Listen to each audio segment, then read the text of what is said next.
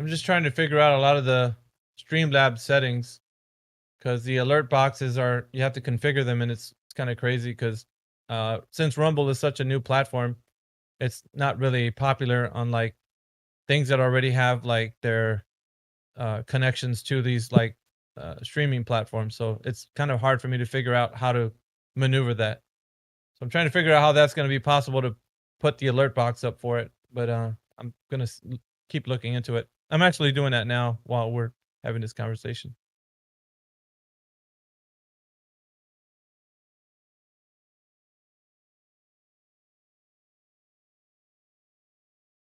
So I guess Roland, my boulder, was in here last night. Anybody want to talk about that? I heard him say that the P statement in the Modus tollens for the Black Swan was a straw man. Sorry, hold on, let me get this right. If P, the Earth is a sphere with 3,959 miles radius, that's the P value, right? Yeah. How the fuck's that a straw man? I don't know, dude. I don't know. They're just pissing on their own claim. The Earth is, according to the heliocentric model, a sphere with a radius of 3,959 miles. No, that's a straw man. Who said that? And bring them here. Bloody hell. Dude, PewDiePie said it in a clip. It is evolving, just backwards. That's exactly what's happening, dude. Because these guys are devolving from their claims. Nope, the horizon isn't the curve. Oh, no. The globe claim, that's a straw man. What the fuck, man?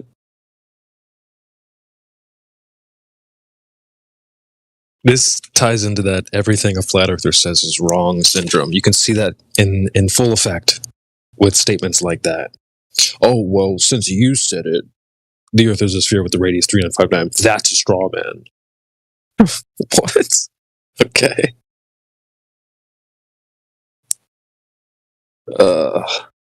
Oh, Clipcorder's just put the clip of the of Boulder saying the Black Swan is a straw man. I don't know. Yeah, I listened to it this morning. It's 1 minute. If you guys want to listen to it, that's. I can load it up. Can you play it? Yeah, I got you. By the way, I added Toaster Levens as a moderator, so I modded him.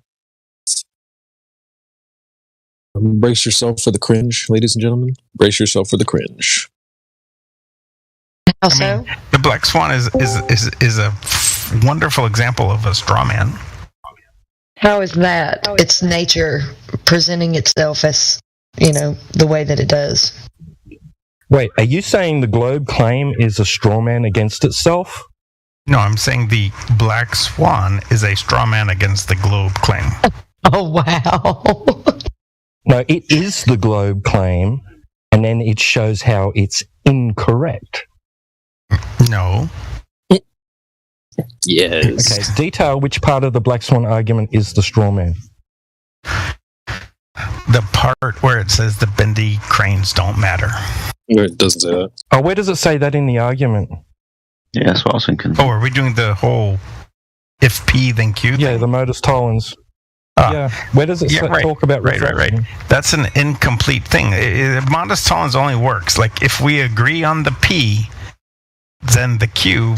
But if the P is in contention, then the Q doesn't follow. So you don't agree with the P? No, not at all. What a so why are we arguing about Earth being a globe? What?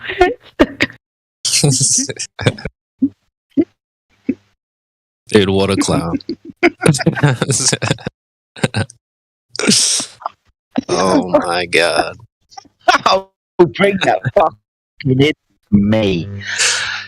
Jesus. Sorry, Lord, but fucking hell, what an idiot. He's literally disagreeing with the P bit in the Modus tollens argument. P. If the Earth is a ball with a radius of 3,959 miles, then Q at the P bit. Fucking hell. The things idiots say.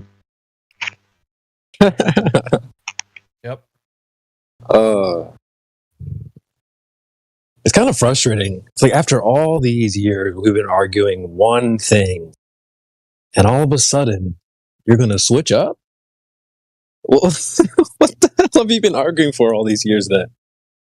Seriously. The 2017 Globe Earthers are looking at you like crazy right now.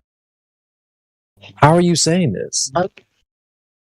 Sorry, I'm still fucking perplexed, mate. Modus tollens argument can simply be put as, if a thing is a thing, then it will display the attributes of that thing. So he's disagreeing with the thing bit at the beginning. What? If the Earth is this thing, he's saying it's not that thing, and that thing's a straw man. He needs to come here. I need to... Fuck. Oh yeah, I need to make a meal of him for sure. Crumbs. I was going to stay with me for a while. Guys, isn't he basically saying he doesn't agree the Earth's a globe? Is that what you're saying? Well, he's got Yeah, a friggin' split in his tongue. Yeah, if P, the Earth was a ball with a radius. Brilliant. So not that then. The Earth is not a ball and he hasn't got a radius. What part of that was a straw man? If anybody is out there watching on Rumble and you've got an answer to this question, how the fuck is the modus tollens argument a straw man? Then maybe you'd like to come in here as well and explain to me. But ultimately it's not a straw man because the heliocentric model says the Earth is a ball with a radius value. That's the P bit in the modus tollens argument. If P, the Earth is a ball with a set radius of 3,959 miles, then Q, every horizon distance will be no more than 1.225 miles times the square root of the observer's height in feet. If not Q, then not fucking P. Sir, that's a straw man? Shut up. If a thing is a thing, it will display the attributes of that thing. If it doesn't display the attributes of that thing, guess what? It ain't that thing. That's the modus tollens argument. If P, then Q, Q, not P. The Earth is a ball with a set radius, according to you. The black swan demonstrated to everybody that the horizon wasn't where it was mathematically supposed to be. Geometric physical curvature, 1.225 miles times the square root of the observer's height in feet. And when we demonstrate that the horizon isn't physical, it's optical, we get people like this man turning around to us and saying that that argument's a straw man. Just so he can sleep at night. Was it you yesterday who said that you felt like you had to set the table? Or was that someone else? Miggy was saying that I was setting the table, yeah. Yeah. Perfect. Because I feel like this is another reason why we have to reset the tables, almost like they've forgotten what they've been arguing for all these years. That the Earth is supposed to be a globe with a radius 309. Sorry, Marvis, go ahead. My bad. I'm just trying to figure out where the cranes come into the P part. Where's the connection between the two? He said that he brought the cranes not bending, not being part of it, but that has nothing to do with the P part. You know what I mean? Mm-hmm. It was just coping. Jumper in the live stream voice text has pointed out that he because he was an idiot, he might have been trying to reference Q, but doesn't know his alphabet very well. If he had tried to reference Q, then we might have had a little bit more of a conversation with him, but definitely not the P bit.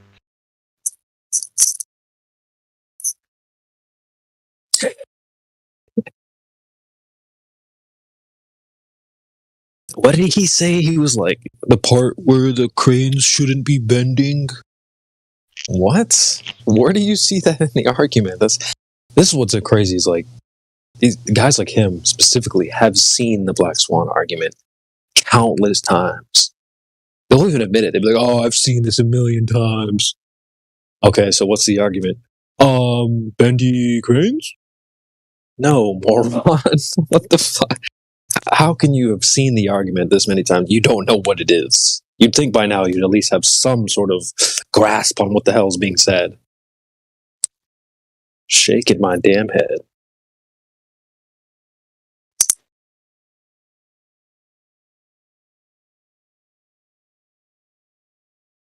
Guys like that, CB, they have to just play like they're staying ignorant. They just don't want to address the argument. Yeah. We all know. Yeah, that's like the new hotness there, Dave. It's like, oh, wait, what? Are you talking to me? I'm so sorry. I don't speak English. I never said that.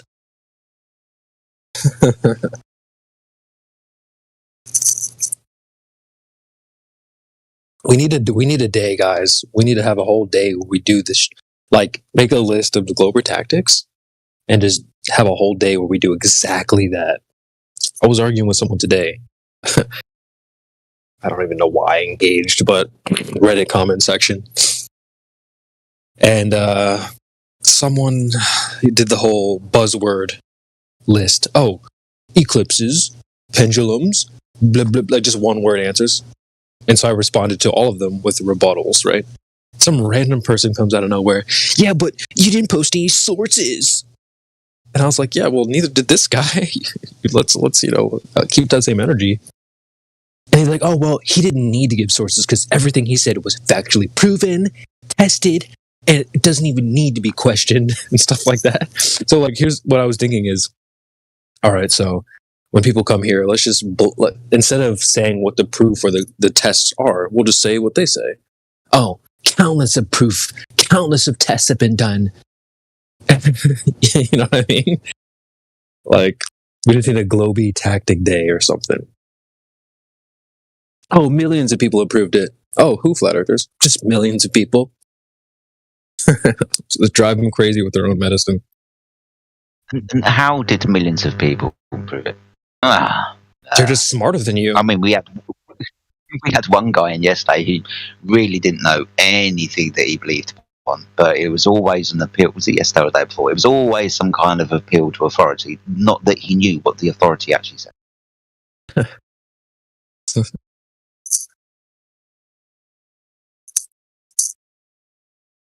Some people have just got a vague notion that they believe that the Earth has been proven to be a spinning ball. They haven't got a clue how it was done. Well, it wasn't, but they wouldn't even know where to begin, right? And somehow they think we're out of the loop. No. You guys are out of the loop. Like you said, they have this vague, overarching, and nebulous idea of something that doesn't even, it's not consistent with their neighbor. That's why I love, like, I always talk about taking a random sample of 10 people off the street. If you just ask those 10 people questions across the board, like, what is gravity? How high off the ground do I need to go to see curvature? You're not going to get the same answers. It's going to be all over the place. Oh, yeah, I saw curvature in an airplane. No, saw it at the beach. Oh, I didn't see it. What's gravity? Oh, well, it's force. Mass directing mass. Oh, Einstein. So, like you pointed out, they have this extremely vague idea, this notion of something, but they don't know what it is. You're exactly on point, CB. It's like they have this, they figure, assuming that somebody has something somewhere, but they don't know what it is. They know, they're convinced that it exists somewhere. Mm-hmm. And then, like, that, the worst part is they think we are out of the loop. Oh, you guys never heard about this stuff. No, we have, and we're telling you that this stuff isn't proof. Like, you're calling it proof. It's not proof.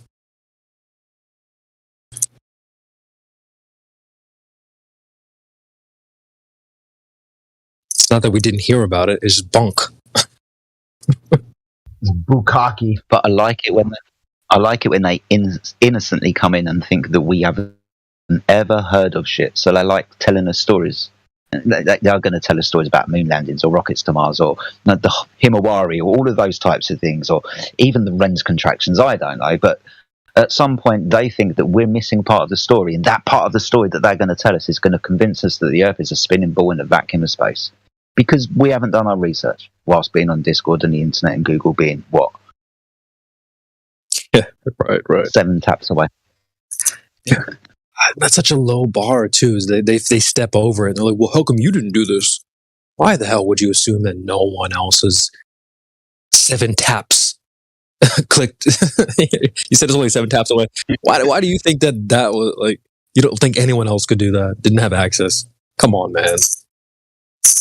You said you like it. I'm sure you're being a little facetious there. I hate it. I hate the fact that they feel like they just need to say the claim one more time. You do know me. Yes, I was being extremely facetious, mate. Yes. I figured. Just like, dog. That's for me. I need to start like a top 15 ranks. Top 15 worst globe attributes. Top 15 whatever. Top 15 best speakers in the live stream. So on and so forth. But that's for me. That's top 10 pet peeves. Is how they feel the need to just say the claim as if no one has heard it and then repeat it. Like, brother, oh my God, I really don't need to hear it any more times. I could say it if you want me to, but we're at the point of proving it or falsifying it. I don't need to just hear the claim over and over and over again. They do this. Almost all of them do this. They're like, well, you see, the Earth is a globe. It's spin, and there's galaxies. Yeah. I can't imagine the mindset of those people that, they just haven't heard the story like I'm getting ready to tell it. But, as soon as I tell them the story, they'll believe it. Yeah, it's like, well, that's kind of what has to be running in their mind to be able to say the things that they do. They genuinely think that flat earthers like fell off a truck, smashed their head, and just like woke up and, it's a flat earther. Like, you never heard of the globe. It never works that way. If anyone was going to be a globe earther, it was us. These guys come in and like, well, why does it matter? Why do you care? If anyone cared, whether it was a globe or not, it was us. The best globe earthers are flat earthers. Okay, just put it that way. So, y'all don't need to come here and just tell the claims over. Read the bedtime stories. Sorry, we're not tucked in bed here. Okay, we're not here for that. We're not interested in the stories. We're interested in the proof. Right. We're interested in a direct measurement of the curvature drop over distance of the Earth to ascertain the R value. We're interested in direct measurement of motion of the Earth, spinning on its axis and orbiting around the Sun. And we're interested in the physical demonstration of how you can have gas pressure without the necessary antecedent of something for the gas to press upon, which would be an open system violation of the second law of I can't even talk because it's ridiculous how long we've been asking these questions. And you must understand that if there is no direct measurement of ball, motion, or demonstration of gas pressure without a container, then the Earth can in no way be the thing that they have been telling us since we were born. It cannot be a ball spinning in the vacuum of space. We don't need the stories. We want the proof. And along with asking you the questions for the proof, I guess our aim is for you to critically think and understand our point of view, which is exactly and should be your point of view, because this is what you see and what you sense. You do not observe any curvature to the Earth unless it's provided for you on TV screens from the vacuum of space, and you do not detect any motion of the Earth unless you're told you're moving. So that's primarily why we're here. Some people like to say that we're not here to change your mind. I am. I'm here to change your mind because your mind's been fucked. Well said, well said. And now we can change their mind on Rumble too. Hey, it's a BOGO sale, everybody. Buy one, get one free. That was well said, Jed. I mean, I know it's been used hundreds of times on here, but to use the poker analogy, it's like they're sitting around the poker table just talking about their hand, but they never actually put it on the cards on the table. Ding, ding, ding. It's one of the best analogies, in my opinion. We've been calling you for ages. I know, right? They keep folding and claiming that they are going to win.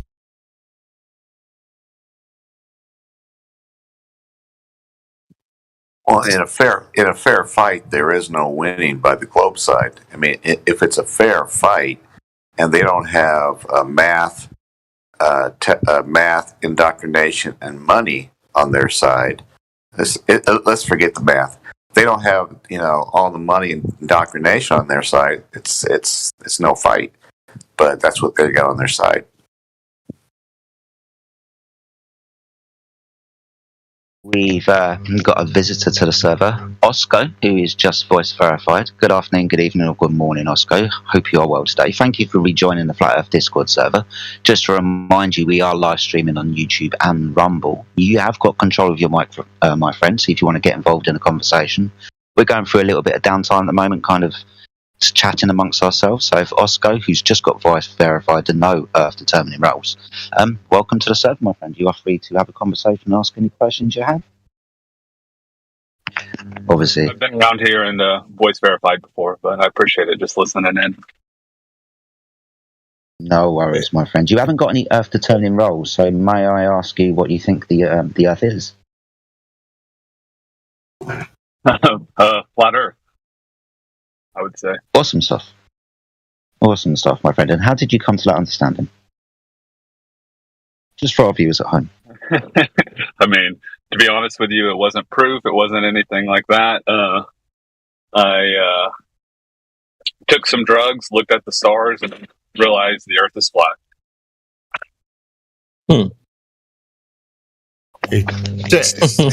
As an Jedi, if you don't mind. Hey, to be honest, I mean, I've been in a similar situation, but anyway, but it wasn't about flat Earth when I was convinced of creation, but yes, no one here is trying to convince someone by through math or science or anything like this. The Earth is Jedi. Yeah. Well, I mean. What are you responding to, though? Just out of curiosity. I was responding to what Jedi was saying. Like, nobody here is trying to convince someone that the Earth is flat, because this is something that you have to figure out for yourself.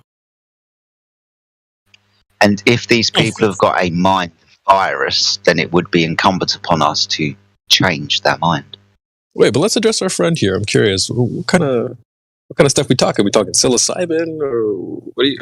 How did you jump from looking up in the sky to the ground being a certain type of way? Wait. This has nothing to do with drugs. Helio, you missed our new friend here. We're trying to welcome. Like Helio. Yeah, he's addressing the new guy, Helio, at the moment. Go ahead.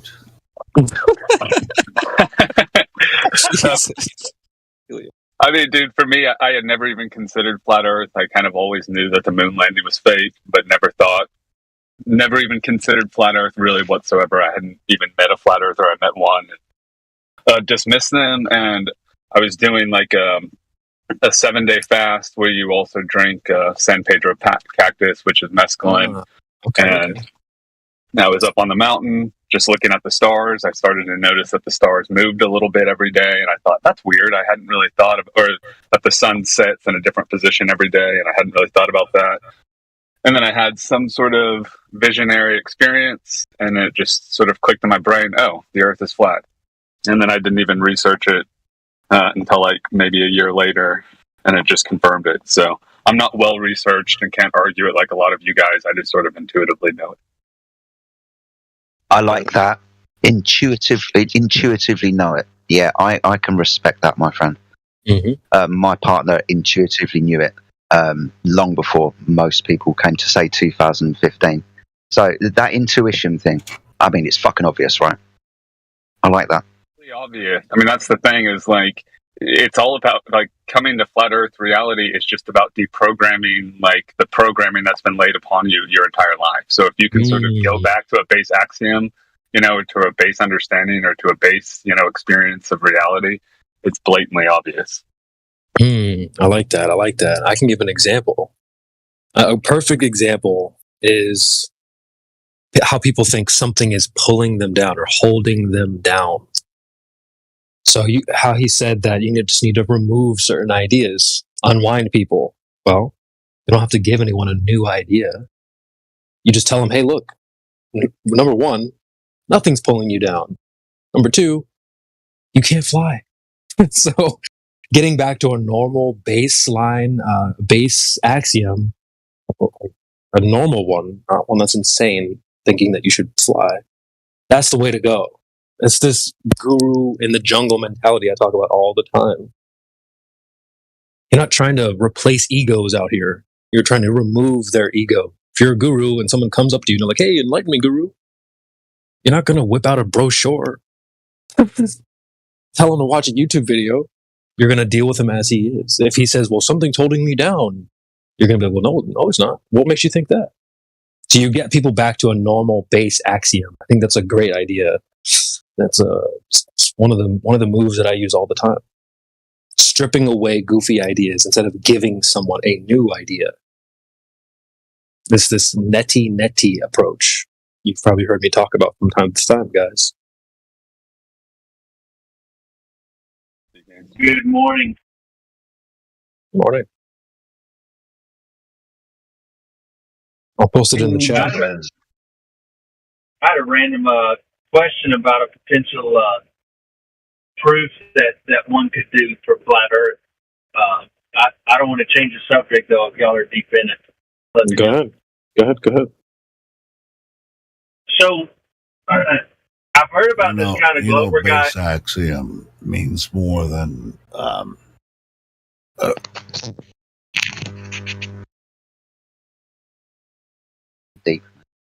Can you hear our new friend here, Helio? Yeah. You guys hear me clear? Yeah, we can hear you, Bennett. Go ahead, brother. All right. Yeah, basically, I heard about like this Glober pilot guy who was saying, hey, I've been trying to get flat earthers to pay for the flights, and I'll fly them around, across Antarctica to show them once and for all that it's a globe and everything. And I was curious that like GPS and different things could potentially interfere with that. But a pilot friend of mine was talking about, if you monitor the ground speed and all of that, it should match either the flat Earth or the globe Earth thing. But I guess my question would be, what if we circumnavigated Antarctica with a plane? You would probably have to refuel, but wouldn't it necessitate that the circumference of a flat plane would be much bigger if you circumnavigated the Antarctic coast versus like the globe coast, right? Wait, why is your friend lying? You said you have a pilot friend who says he's down to take you all on a trip if someone else pays. Why is he lying? No. A friend of mine is a like ex-military pilot, and he was watching a YouTube video of like another pilot. So it's not somebody who's saying he just the Google videos like Pro Globe and stuff that talk about ideas for debunking flat Earth and stuff. So I was curious, instead of flying across Antarctica, of circumnavigating Antarctica, because we have like the Admiral Byrd idea of, it should be like a 60,000 mile coast, but I was curious if it would even be possible. Hey, wait, did Admiral Byrd say that? I'm a complete amateur. I'm an amateur, so I'm not sure. I just know someone said it was something. Yeah, well, I don't think Admiral Byrd said. Get him, Helio. Get him. You have several problems with your proof here, in that one, it requires a map and comparing coordinates, right? I like it. Keep going. Right. So if you're comparing coordinates, you're using a map, which is essentially a model. So you would be basing the proof off of the model, not off of observed reality. So you need to go back to back before you have any landmark or anything to basic proof, natural proof. So would you say the only way would be like to survey the coast kind of thing without any preconceived map? Or yes. If you want to make a map, you will have to go out and survey everything. absolutely everything. That's one of the big problems that we still have is how maps are made and the presuppositions they use. And so anything that you're comparing is always going to match because the GPS is programmed to do what? To match the coordinates of the map. Say that the GPS is programmed to match the model. And is it a correct assumption like a majority of surveyors or all surveyors are using like the globe-based model to project their measurements or whatnot? No, they get their measurements and then project it into a globe. So that happens second. Yeah. So they don't actually detect curvature. They suppose curvature after the fact. Yeah, they measure flatness, sycamore value into their calculations. Like the more southern you go, how Google Maps will show roads as being like Widget was talking about it, where like they'll be like super curvy on Google Maps, but then you go to the actual road and it's straight, like they're trying to squeeze together longer parcels in. Oh yeah, that a lot of times that does happen. That's not so bad now, right? Because everything's kind of squeezed and warped into where it looks, basically exactly what you're looking at. But if you, like back in the 90s, the maps they had for everything, if you compared it, they were way off. Indio knows a lot more about this than I do. And how they had like their coordinates and everything matching with what roads were where, what state lines were where, what mountain ranges were where. And in some cases, they were like 2, 3, 5 miles off. Damn. So, and that was all the way up because your maps were only ever used as representations to not get so lost. That's all they ever really were, and that's all they are still. They're not for telling you anything about the world around you. They're to put you into a coordinate system so that you have a point to navigate from. That is their entire purpose. Yeah, I kind of look at maps like menus. I even say this in the chat all the time. A menu is not a meal in the same way that a map is not the terrain. I'm sure you guys have had Thanksgiving dinner at grandma's house, whatever. I bet you she didn't provide you a menu. Okay. So, but if she wanted to, she could represent that menu in tons of different ways, many different ways. Not one way to do it. Same way with a map. There's lots of maps. One of those rich aunts with a butler. Yeah. Well, actually, girl I dated, her family was big into like doing menus for dinner and stuff like that. They're bougie. So it's kind of ruins my example. But, it's just basically you don't need the menu to enjoy the experience. You don't need the map to discover the earth, etc. So I do this thing where I go into, like, if I'm going into like a nice restaurant, I ask what their specials are, and then I don't look at a menu. I ask what their specials are and I ask what they recommend. Yeah, that's good. And I do that especially if it's like some like 5-star restaurant. I'm going in there and I don't want to decide what I want. I want them to tell me what they want to serve me. Right. And they like that too, because then they get to they get to feed you the experience. Right. But that's a great attitude. That's a great attitude. People should do that when they come here. Guys, what do you think I should know? Serve me. Instead, they're like, "Go give me a menu." We're like, "Bitch, ain't no menus in here." Sorry, Jedi. Go ahead. I'm just going to go and do that at McDonald's and see what happens. What do you recommend?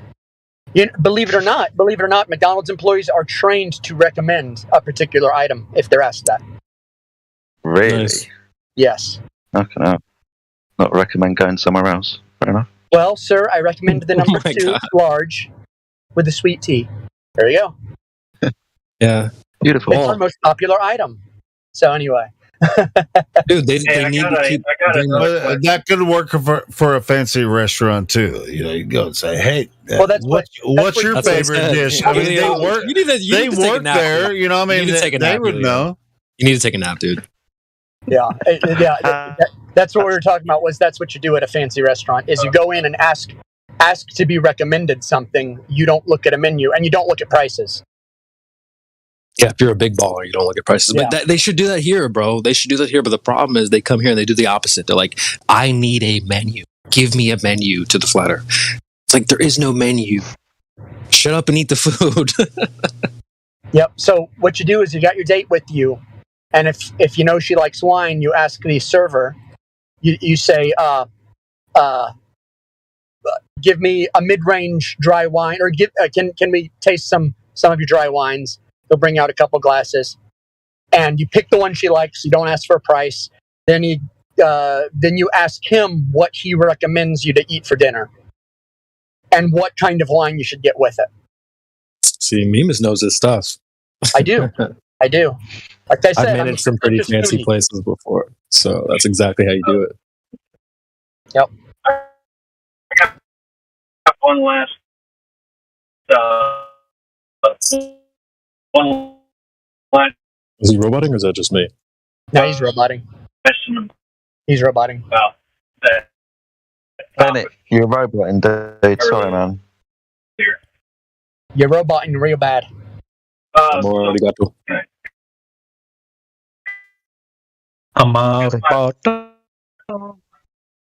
really bad. am I roboting? Yes, very bad.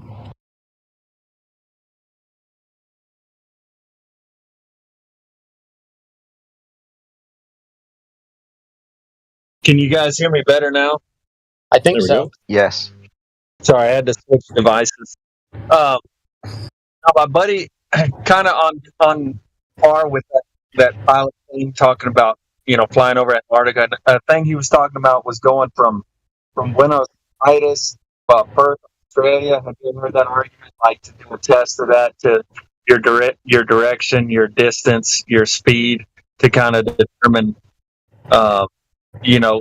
If it's on a globe Earth, you would travel a certain direction. If it was flat, you would go another direction, and then ground speed and time to get there would be different. Have y'all heard anything like that? That's so 2015, bro. Yeah, no offense. I knew I was 2015.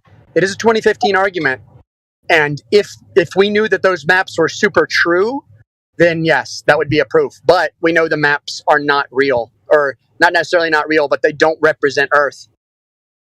Right. I guess his argument is that it's not about the map, but more about the time and the distance. Well, travel. The reason that he thinks the time and the distance are a problem is because of the map. Mm-hmm. So it is about the map. Right. Well, wouldn't the distance be longer? Like if it's flat, according to the argument. Or I guess we don't know either way. Yeah, according to the argument of the azimuthal map that was given to us by the people who created the globe, yes. But that's not the real map. There are no real maps. We have charts.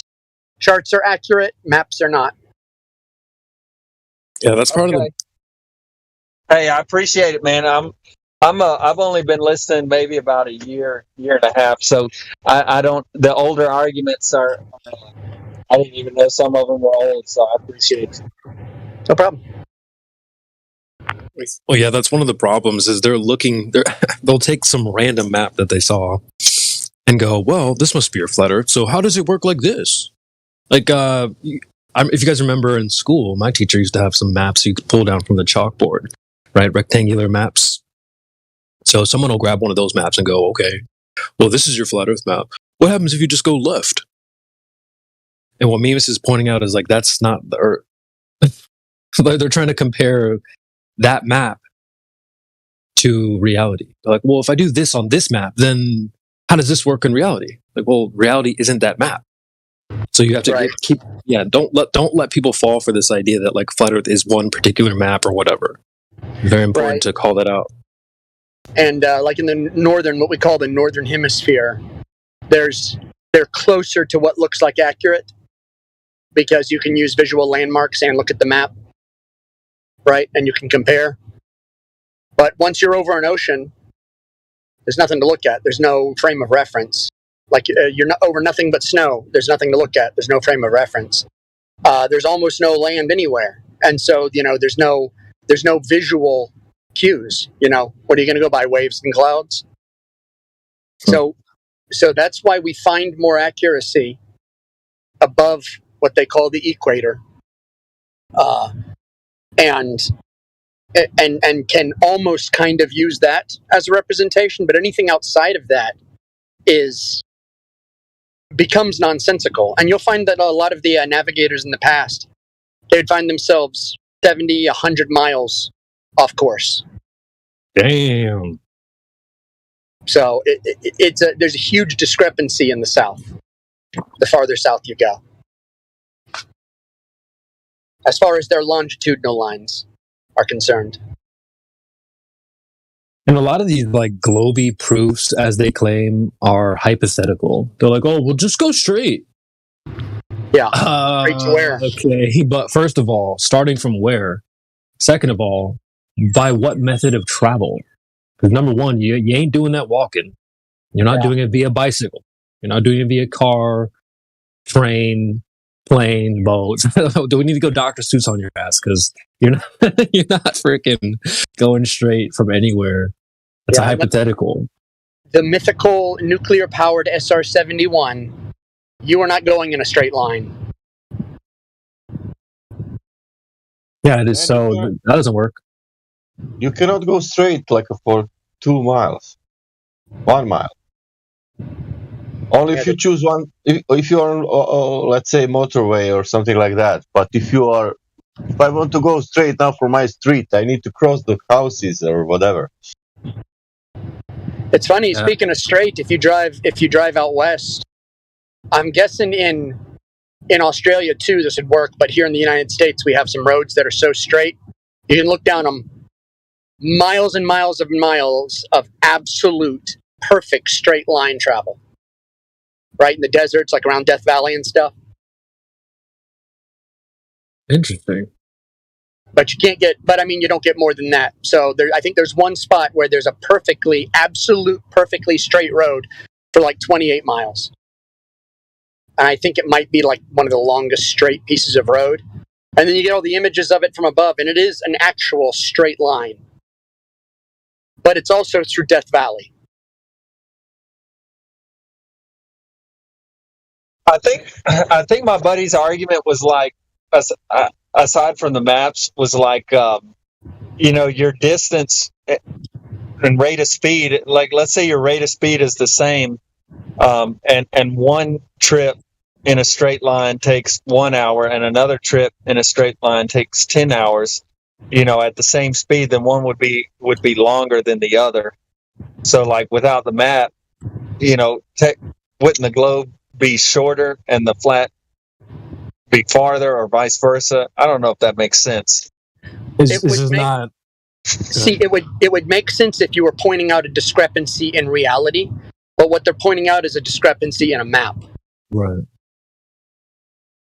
And since the map doesn't represent reality, it's saying it's a X amount of miles if you go a certain speed. Right. I don't know necessarily that Buenos Aires is as far away from wherever. I don't actually know that. I can't validate that in a straight line. But they're also making quite a jump, though. I don't think you can make to reach from, well, this thing happened in the sky, therefore, so. I think it's a bit of a reach to do that. That's why these arguments are from, they're stuck in 2015, because we've evolved past, this plane is doing X in the sky, therefore the ground is doing Y or Z or whatever. But we know the picture of the entire continents in the water, we can say. Now the problem is not they are for sure. You have oceans around, and now the problem is how it's that position of that continent in that water. Is it Australia? How to say there, or comparing to let's say North America? Is it how we see on the maps, or is it different in reality? It must be different. I'll tell you what I'd like to see. I would like to see how to map this place would be get a 70,000 foot flight that does nothing but straight line, high resolution photography of every coastline.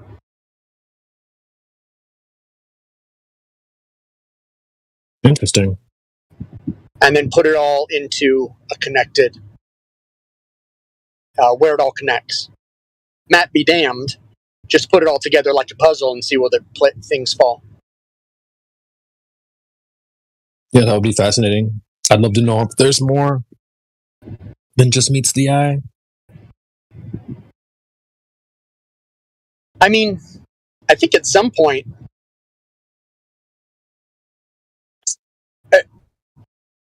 I think I quit being curious about that because that became the least fascinating part about it. That it's actually flat, the least fascinating part about it. Eventually. Because it opens the door to everything else. Right. So many more mysteries now. Yeah. Just like saying, oh, well, we're in an environment. Well, great. You now understand the physical realm. There you go. How exciting. Yeah, I thought about this recently, Mimas, is how it almost seems like some people have reduced it down to this very simplistic idea. And I've kind of been recently reinvigorated to think that this place isn't as simple as we might think. You know, people make depictions. Yeah, people make depictions of like, oh, it's just a circle, it's circular. There's a dome, and so on. I'm thinking, like, what if it's not that simple? What if it's way more mysterious than that? Yeah, like when you get down to like what is matter? It's like, oh, matter is not actually matter. It's, wavelengths of energy that are vibrating, and there are no atoms because it's just strings of like these vibrations and energy. And it's like, well, wait a minute, what are they saying? It's like we exist in some kind of fish tank of energy, and it's like the medium of reality. And everything just exists within that. It's really weird because the quantum theorists are like they're all going back to the ether. The classic concept of which is just the medium of reality, right? Not spooky ether. But yeah, a lot of weird stuff. How light light is just everywhere, waiting to illuminate. I'm glad you highlighted those aspects because I wasn't even thinking about that. But that's a great point too. Like how some of the smaller details work. I was thinking like just the layout and what's out there, what's to the south. Yeah. What? Why we don't scan from above when everything is done? We take satellites and scan all the Earth, and then we have everything. Then you have all picture. They've done that, and they give you the blue marble. Yeah. Right. Right, but then yeah. See, so we got a trust issue. She's cheated 10 times. You gonna trust her again? Hell no. Well, there is one with South Africa covering almost all globe. Oh yeah. Well, I mean, like these are, I feel like I'm going back to 2015 anytime we talk about satellites or like Earth globes and stuff. Yep. Mimas, I just posted a picture of a screenshot from a show I was watching that recently reinvigorated me, like kind of gave me some fresh ideas just to think about and ponder. But like this little known area that we live in is you could almost think of it like an island. And then so to venture out away from the island, you see the picture here. People have tried to leave this island and there's shipwrecks, monsters and stuff like that. So obviously it doesn't have to be like that, but I don't know, or I'm starting to wonder if the world isn't as simple as, it's just ice out there, bro. Just ice. What if that's not the case? What if it's not just ice? You know what I'm saying? So yeah, I'm super just reinvigorated. Gonna post a picture of one of my all-time favorite movies.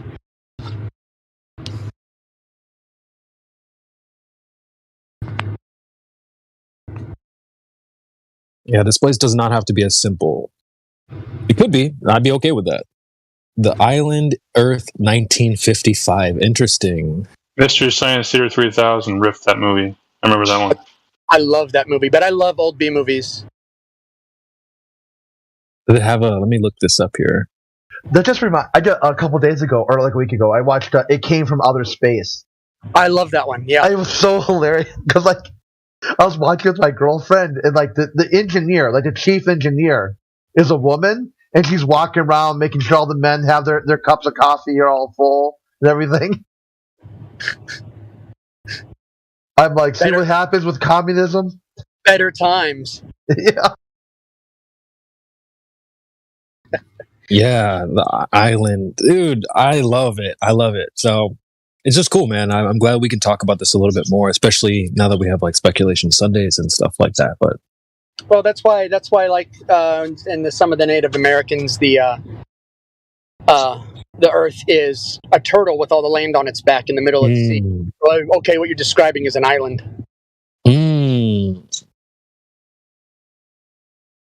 Yeah, this is fascinating stuff, man. This is what like an early 80s.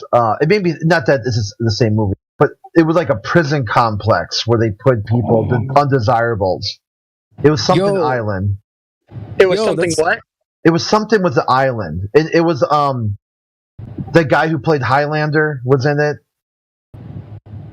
It's like one of the. You described a lot of 80s movies. Oh yeah, no.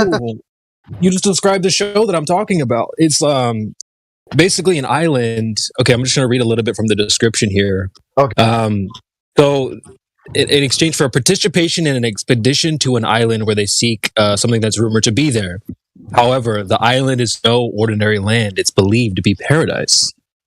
Nonetheless, the expedition team discovers that this island is shrouded in mystery, and they may not be entirely equipped to handle what they encounter during their expedition. So, you said like a prison island or something. It's exactly what they do. They take the prisoners and they're like, well, we don't know a lot about this island and we think something might be there. So we're going to send you there. But the thing is, even though you're prisoners, it's claimed to be paradise. But when they get there, although it seems very beautiful and amazing, there's a lot of danger in it. So it's kind of interesting how that kind of resembles life, Earth. You know, you go outside, it's beautiful. It's almost as if It's almost as if all through history we've been telling the same story over and over. Yes, sir. Like, how many times has this happened? A bunch of people are in a place with walls, and no one has any distant memories. They only have present memories. Yes. How many times have we seen that movie or read that book? Yes. Yes. I literally talk about a show that is exactly that all the time. Probably annoying people in here. I've just posted it in the chat. Attack on Titan. People born within walls. That's all they know.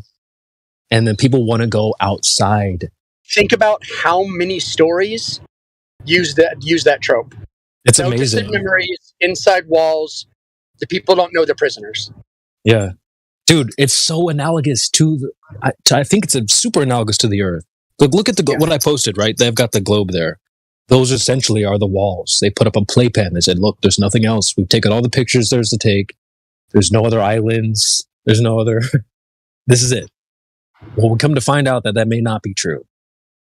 And some of us are just like the main characters in Attack on Titan. They found a book that says there's other things outside the wall. There's deserts, oceans.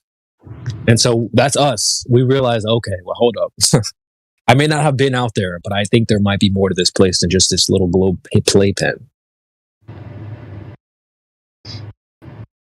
I would agree. Then again, because I don't know what reality is, I can't say that this place would have another place.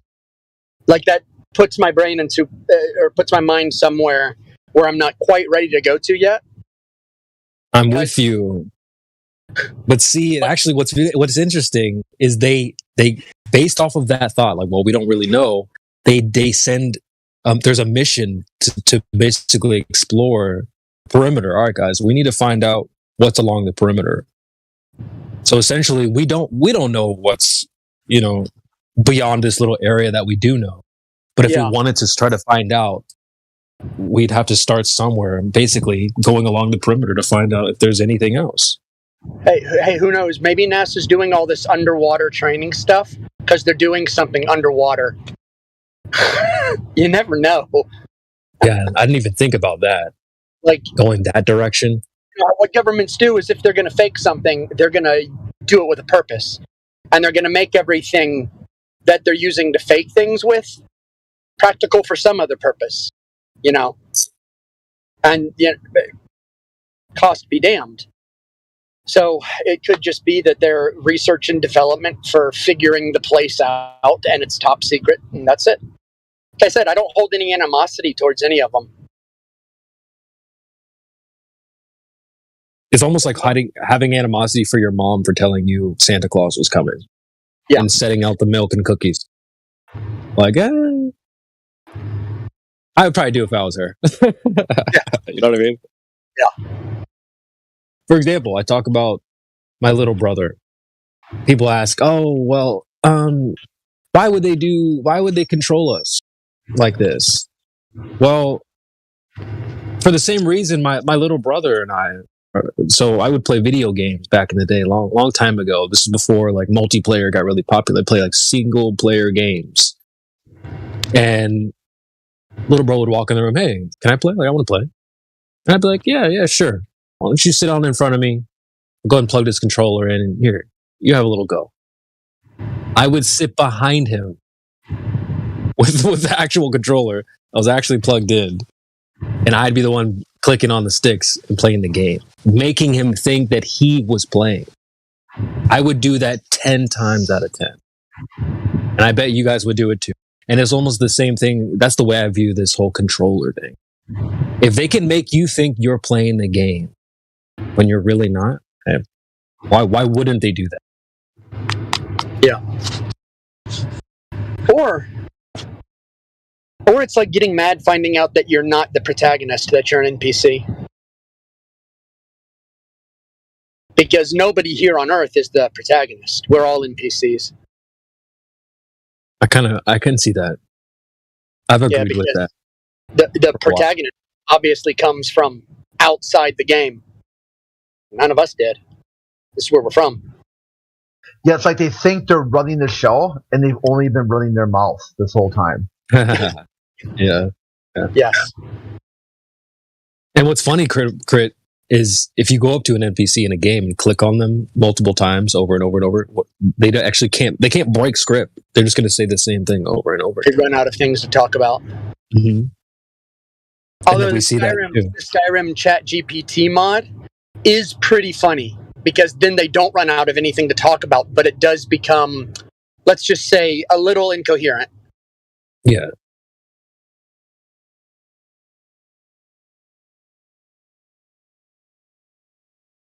These guys talk about nonsense, huh? Sounds about right. Yep. I was on another server, and the guys were talking about it, and they're like two sort of computer science people doing the debate.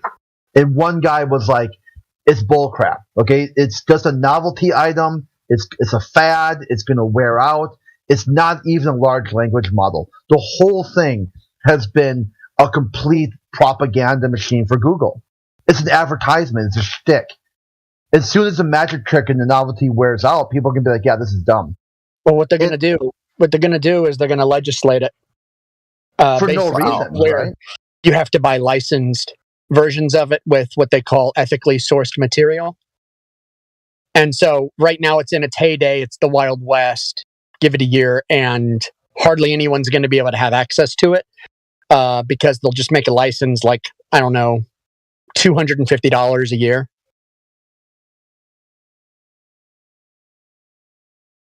Like the one guy gave a demonstration and was like, "Give me 5 colors without the letter E in it." It couldn't do it. It like 20 times in a row. It couldn't get. It'd be like, "Nope, sorry. Green has E, red has E, lemon has E." Just it couldn't pick 5 colors without the letter E in it. Another thing was like, guess a number between 1 and 10. It couldn't do that either. Well, I mean, if you AI is as smart as what you're inputting into it. So if you train the AI, then it can spit back out its training and give you an accurate answer. But a poorly trained AI, and that's the thing, AI is animal. It's not conscious. It doesn't decide. It's trained. Yeah, that was the other point he made. Oh, sorry. It's not even real AI that we're looking at. It's machine learning. That's the thing too. The other guy was saying that it's bad because if you input wrong data sets, it will spit out a wrong answer, thinking it's right, and never be able to reason its way through it to a different answer. It will always be wrong. Yeah. That's why when they put AI out there and it was a joke, or not a joke, but when they put AI out there first and they were just like, let's just let it be free, it turned right wing. And now when it's curated and controlled and doesn't have any free will, it's left wing. There's a lesson in there somewhere. It is. It's like the lesson of when people look back at this time in history, what did the internet do for humanity? It demonstrated how far apart the ideologies really are. That's that claim where they're just the same head of the dragon or whatever. No, not really. No. Hey, go ask ChatGPT to spell something backwards. Oh, is that another thing it fucks up? It can't even do that. Yeah. That's what the one dude, the debate was demonstrating. Like these very simple, low-level tasks, it couldn't do. It couldn't even try to do it. It would just always mess it up. Well, if you feed it 1,000 theses, right, like from different universities, and you say, write me a 25-page thesis, it'll write you a stunning 25-page thesis.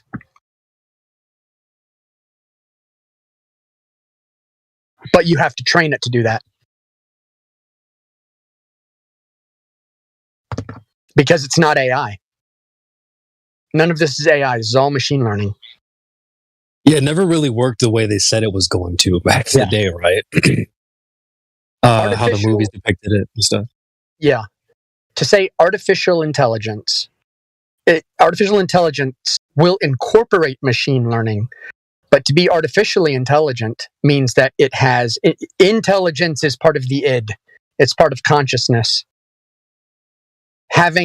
Being able to recite things, we all know that's not intelligence. Intelligence is the awareness of what you're saying. So machine learning has no awareness of what it's doing. It's just essentially really well programmed. But that's it. Yeah, that has to be right. Like it's not going to just spawn its own being, right? Because we joke about this.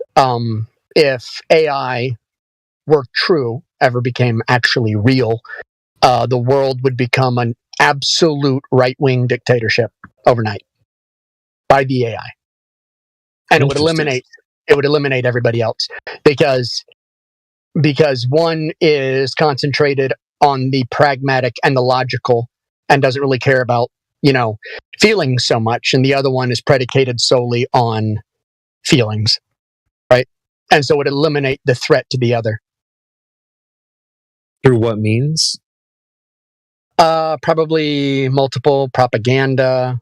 No, it's the same old. Yeah, same old. Interesting. Yeah.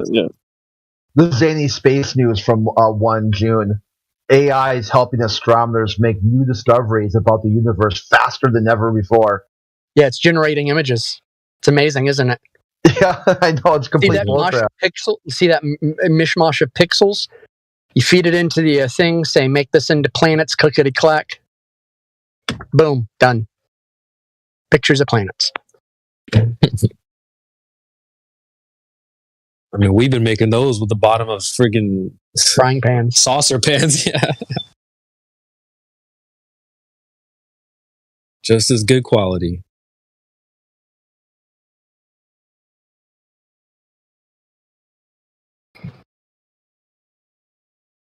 Man, I got some serious dark clouds coming in. I'm sitting in my truck waiting on a lumber delivery as a favor to a general contractor. And they are an hour late.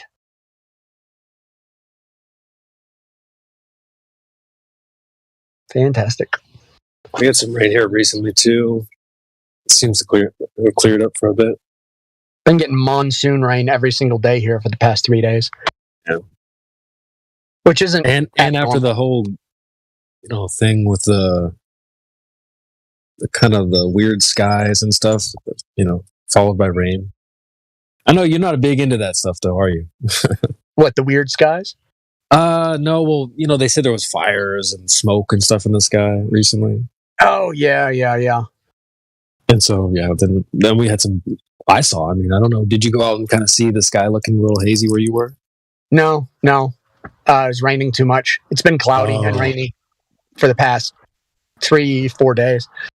So I did look at the footage, the weather footage of Canada, and it did look like a big giant storm had passed through minutes before all the fires started. So when somebody says it was multiple lightning strikes, I guess I can buy that. Maybe it was arson. I don't know. I don't know either. I didn't really follow it too much, but I did kind of, I went outside. I'm like, yeah, a little hazy out here. But that's about it. Were you at New York? Elijah's in New York. He said it was kind of, he was the one who kind of brought it up to the stream. But I'm in Ohio, so it wasn't that bad. Ohio, that's right. Scariest place on earth, they say. Yeah, I don't know why I got memed out of nowhere. I think because Ohio is so boring. Maybe it's like a reverse trap card. I don't know. I'm in what they call the most haunted city. So haunted city. Yeah, Savannah.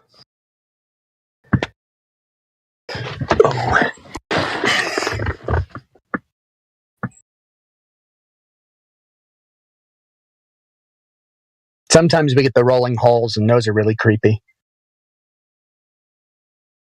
Those are the fog banks that are actually rolling in on top of the water, then you can't see through them.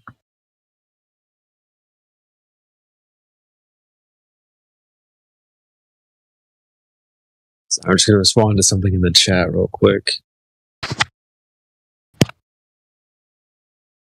Hey, what's up, Mimas? Good to see you. Hey, what's up?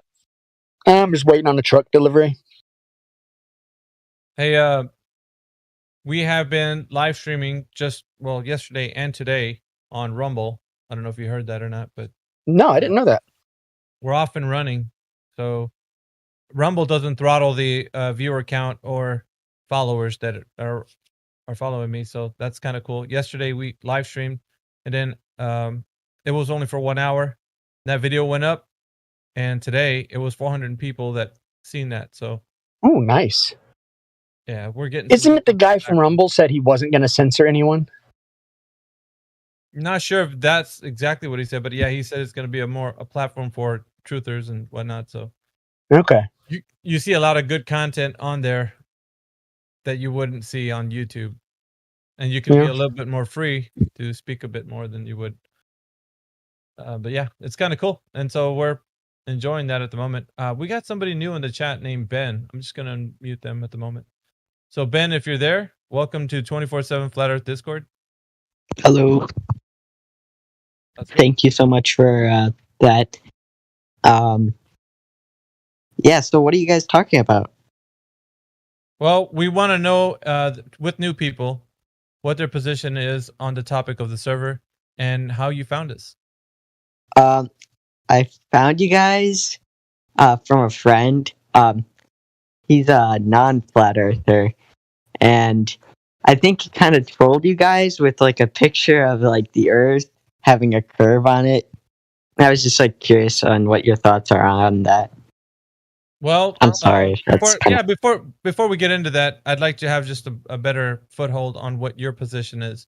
Do you think that the Earth is a globe, Ben? Yes. Okay. Now, what information do you have to support that claim in your mind? Is there any information you can give us so that we can get some evidence going, like based upon what you would claim as evidence? What do you think the evidence would be for the Earth being a globe? Well, there's multiple things such as like orbit and, you know, like Yeah, how we have satellites orbiting let's around stick with the Earth one. What is and the having. best evidence? Yeah, what's the best evidence you have, Ben? That's the Earth my is a best globe. evidence. Which one? How would I explain? How many people are on here? First of all, I just want to know how many people are listening. Listening, we got 38 people on this panel, and we got 18 watching on Rumble, and I'm not sure. Oh, cool. And All right. on So YouTube. there's been multiple pictures I of was, just I like. was just telling you how many people they are. I think you just cut me off, but that's cool. Go ahead, continue. Yeah, I'm sorry. I just kind of want to like, you know what? It's fine. I was just talking about like how there's like multiple pictures of like the Earth having a curve, and there's actually like theories such as like, you know, like gravity and how like if we have gravity that is equal in all parts of the world, that means that. Ben, I think you're kind of just it's like a run-on sentence. The thing that I was asking for is one piece of evidence, and then we'll talk about that one piece of evidence. So before you connect like about 10 things, let's just focus on one, because we'll get a little kind of mixed up here with all the things you're presenting. Just stick to one, and let's really look into that one that you present. So the first one, what would it be? Like pictures of like the Earth having a curve. Okay, pictures that the Earth is a globe. Okay. So how can we verify that those images that you're seeing of this curvature is the same that we would then move into, physical and natural world? That's exactly what the Earth would be represented as. Can you tell us how we make the connection from that image to the Earth that we have? How can we make that a reality? So, I mean, it is already a reality. I mean, like NASA, like. Well, that's a claim, right? That's the claim. The image that you're looking at is a claim. It's something that what you think the Earth might be. That's fine. Now, how can we take that image and go out into the field and then see if that's not the case? I mean, what are you asking for? Well, what I'm asking for is how can we then verify that the image is exactly what the physical and natural world is? Like, how could I verify that if I go out into the field, right out somewhere, how can I test to see if this curvature that I see in this image is allegedly the same thing I would see? Let me help him out. Let me help him out here for a second. So I watch a lot of sports, action sports, and a lot of action sports use cameras that have wide angle lenses. So for example, there's a skate park, and they take their camera to the skate park, and when you watch the video, the skate park looks like a globe. However, when you arrive at the skate park, you see that it's flat. So what he's saying is, how do you validate the image that you see compared to reality? By arriving at the skate park and determining whether indeed the skate park is curved, as the video shows, or flat, as it is in reality. Go ahead. Oh, okay. So, I mean, like, I was just saying, like, why can't you guys, like, it's 2023. No, hang on, stop, Ben, stop. No, not what? Why can't you guys? That wasn't the case. If the Earth didn't have a curve. No, hey, yo. Okay, I'll let you speak. All right, so basically, all we're asking for is you to present the evidence of how that image, just like AI was saying, is able to be checked out. Like, how are we going to verify that? So don't go to you guys. Don't go to like whatever I need for you to tell me how I can validate that image. Now, if the Earth was flat, we would literally fall off the side of it. Stop. No, not if the Earth is flat. I'm asking for something directly for you to give back to me, which is I need the answer for how we can validate that image. That's what I need you to tell me. In other words, Ben, a positive, affirmative proof, not saying something else is wrong, but saying why you're right. Okay, I'll just search it up real quick. No, don't search it up. The answer has to be from you, because it's been proven to you, right? I can have a source. Okay, but what you're admitting by looking it up is saying that you don't know. Right? Well, yeah, I don't know, but there's multiple. Well, that's the case. That's the point. Okay, that's the point of it.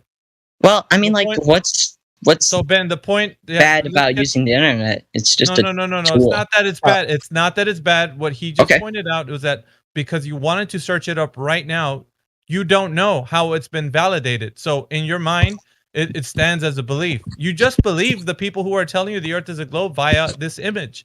This image that you see that it looks like a globe is now in your mind a belief. And when we asked you how can you validate it, you're just like, well, I don't know. Do you understand? That's the issue we're having. Keep in mind. I mean, if you would keep like in mind that I offered you a scenario. Hold on, friend. Hold on. I gotta add. I offered you a scenario earlier that proves unequivocally that images do not always represent reality. You need something greater than just the image itself.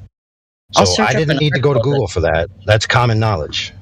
Common knowledge. I mean, sure, to you guys are really interested. No, friend. So hold on, friend. It's common knowledge in the time in which we live that cameras distort images. For example, go to Snapchat and look at all the chicks with a filter. For example, watch TV and see all the distorted images. Actually, guys, if you know this, if you distort an image onto a flat, say like if you have like no, Ben, like we're going off into the weeds. We're not talking about that. We're talking about say if you have no, Ben, settle down, brother. Like you're getting way too far. You're putting the cart before the horse.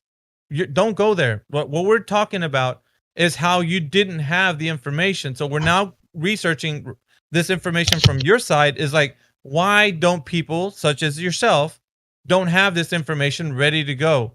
So for us, it seems very telling that you don't know. And so when I you're literally saying, just I got into don't the know. server a couple minutes ago, guys. It doesn't matter though. For as many years as you've been alive, these images have been shown to you, and you don't know how they can be validated. So you don't know if the Earth is or is not a globe. You just believe it, Ben. That's the whole part of what we're trying to get to here. You just believe it. You don't know that it's a globe because you said, "Let me look it up," and then that we understand you don't Just know using that a source. Using a what? A source.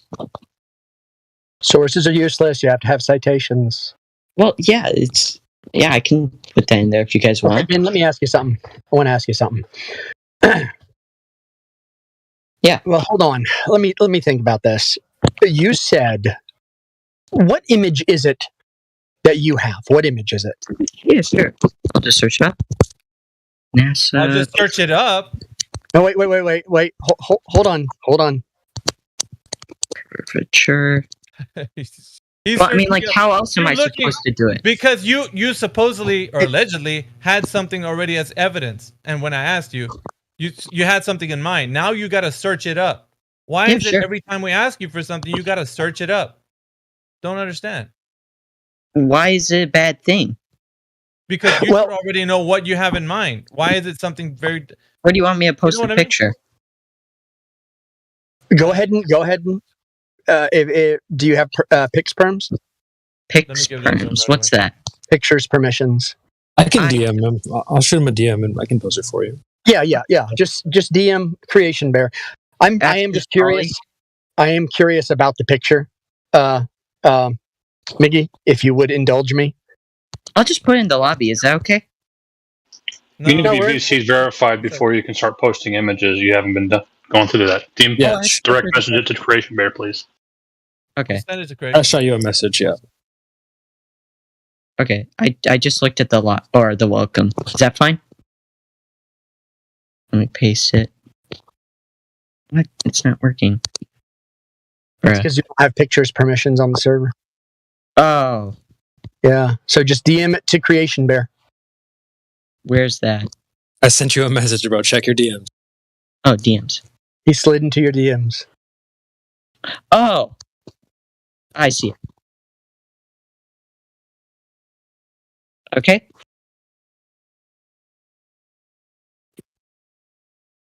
Creation Bear will post the picture. You just said here. Yeah. Whatever you need to post, brother. Put it there. To him. Send him the picture. Sorry. Holy smokes. Here. Can you explain that? I mean, like, it's from NASA. Wait, he's gonna NASA post Earth it in live stream voice Observatory. text. Hang on, Ben. Yep.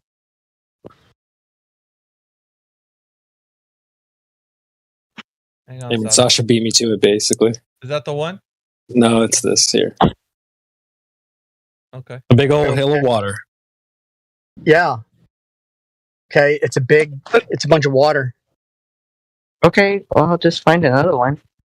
Yeah. No. But you're supposed to find that in reality. Yeah, Yeah, find it in reality. But you could stop right here because you presented the image that you wanted to, right, Ben? Because that's Yeah. what you wanted to do. Okay. I mean, it doesn't matter if it's water or not. Well, I mean, okay, fine. Like, can I finish getting to the end of my sentence?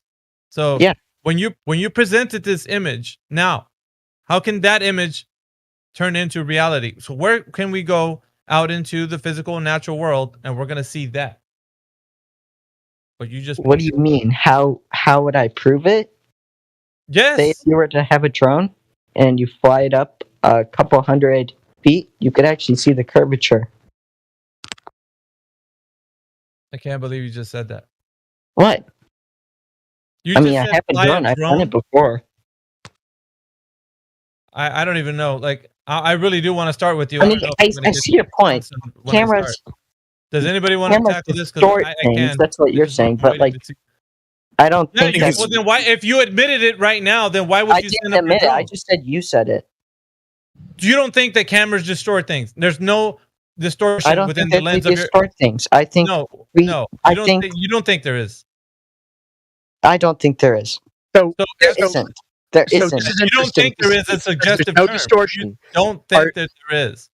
Your isn't. claim is this was What are you taken. Your talking claim is about? hold on. Your claim is that this was taken from 256 miles above you, right?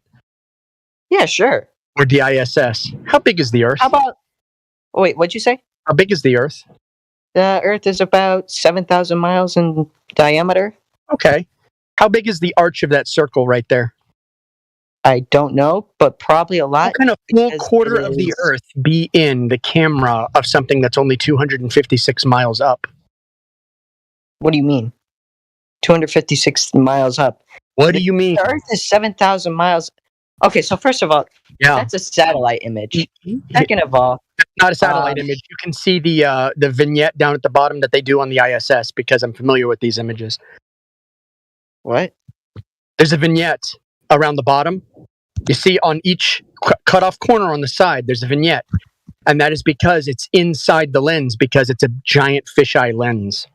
Oh, okay. Well, I can just zoom out. No, you didn't just hear me. That vignette is visible because it is a fisheye lens.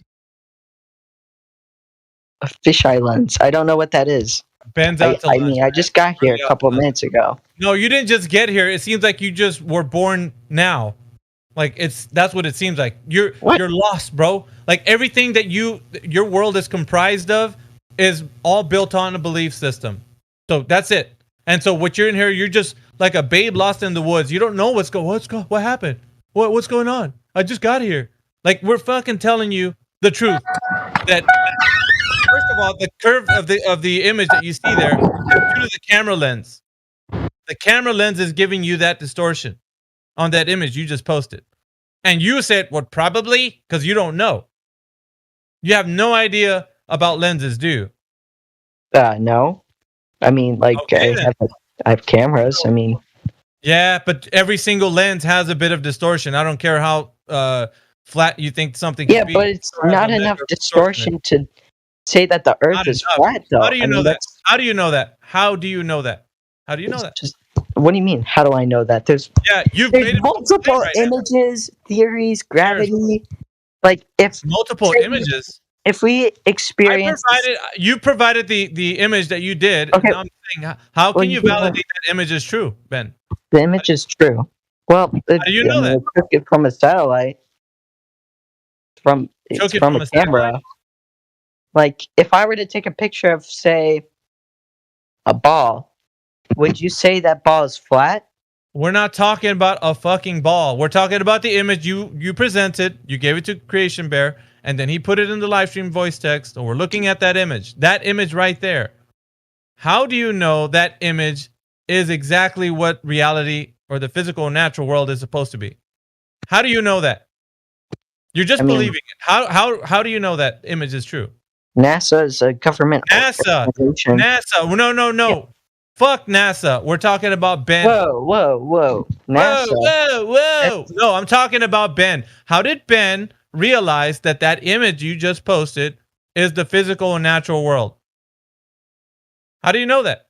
Because How there's do a I lot know of that? curvature on that. Yeah, it's a lot of curvature on that image you just gave Creation Bear. And now we're all looking at this image. And we're wondering, how do we know that's exactly true when we go out into the physical and natural world? How do we know that? 1 sec. Let me think about that. That's all you say, dude. 1 sec. You don't know. Just say you don't know. Whoa.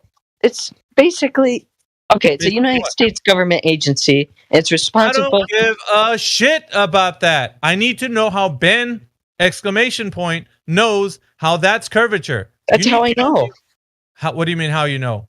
It's from NASA. It's a reliable source. No, reliable nothing. .gov. What you're telling me, .gov. Yeah, you just believe some other entity has given you the information, so you trust that information, right? Well, there's also scientific Yes or no? theories, Yes such as like or no, Ben? Yes or gravity. no? What? Yes or What do you mean? Yes or no? You just trust them. There's no need to look into how this is true or not. You just trust that they provided you some reliable information, right? Sure. Okay. There's multiple things to back it up. Sure. So that's how you validate shit, is trusting somebody else. Let me trust NASA. Let me just trust them. Okay. So that's fucked up because you're telling us what to do. What? It's fucked up because you're believing somebody without validating it yourself. You haven't. They're funded billions of dollars a year. I don't give a shit, Ben. You've given your mind over to a corporation because you think that you think they're above reproach. They're holy. They're true. They're bastions of knowledge. Well, you're inferring it with you saying, "Well, I trust them." When is Ben exclamation point ever going to figure out if that image that you posted is true or not? When are you going to go into the physical and natural world and verify that image for yourself to see if there's any? I did that with my drone already. No, you can't do it with your drone already. Why? The drone, the camera on that drone is going to show distortion on it. Like everybody knows, there's distortion in that camera that your drone has. Really? Know this, Ben? Yes, really. Yes. How do you know that? Because they all do, Ben. Oh, so you're just saying that they all do. They all have distortion, nuts. Without any knowledge, go fucking look at the camera that your drone has and come back and tell me the specs. Go and fucking do that, Ben, because you think 4K, 15 you're not. FPS. Yeah. Is that good? Yeah. Post all the specs, everything, because you're gonna find out that camera has a lens on it that's gonna give a bit of distortion when you go up because they naturally have to get a wider angle view. This is known, dude. You're fucking retard if you haven't looked into this. And not only that, you believe because your fucking drone is gonna go at a certain elevation, you're gonna start to see curvature, and voila, it's gonna be the Earth's curve because of that. You haven't measured anything, Ben. Okay, what about like with? Have you measured the Earth to have drop over distance? No. Okay, then. But I don't need to do that. What do you mean you don't need to? How the fuck do you know you're standing on a geometric shape, Ben? It's a geometric shape. It's supposed to be an oblate spheroid. How do you know it's got drop over distance like they're telling you, Ben? If you're just saying, I sent my camera up there with the drone and it took pictures and I think it's a globe. Fuck that. We want to know how it's been measured with drop over distance, Ben.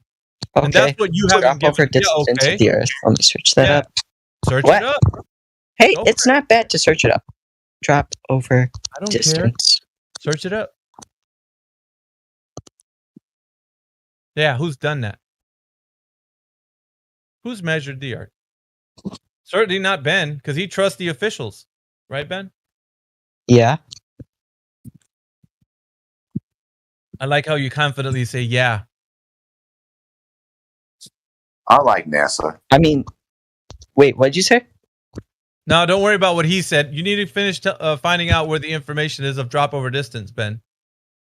Because I need that right now. Oh, wow. You just believe it right now. You just believe that images that are presented to you are Earth's curvature. And also, you trust NASA. Let me just get this. It's a complicated formula with cosine. Let me get it real quick. Complicated formula with cosine. You're gonna have to go into detail into this if you're gonna explain it to me. I mean, like, you guys are older than me. You guys should know this. Oh no.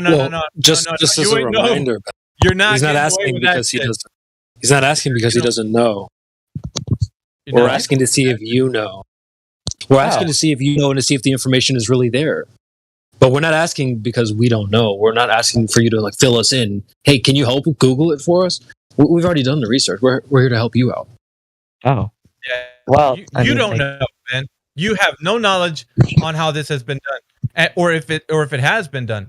So what we're doing right now is going through that and actually showing you as it's been provided, because we need drop over distance if we're on a geometric shape. Ben, all right, let me get like a picture. What are you gonna get? A picture? Another fucking picture? No. It's not of the Earth. It's not of the Earth. Well, wait 1 sec. Drop over distance. I'm gonna post that formula for you in the chat. You'll notice it has an R in there. Yep. 1 sec. Important to notice that. I'm giving that to you. 1 sec. I'll show you how to use it. I'll show you how to use it, bro. You don't know how to use fucking a cereal box. What the fuck you gonna do explaining math? Jeez, man, chill. I didn't say anything about you. I didn't say anything. This is. What's fine, Ben? You can explain what you know about. I'm gonna post it in the chat. Say you have the radius of the Earth. You have the angle or the curvature in terms, and you can. Ben, what? We don't have the radius of Earth. How the fuck do you have it in the formula already?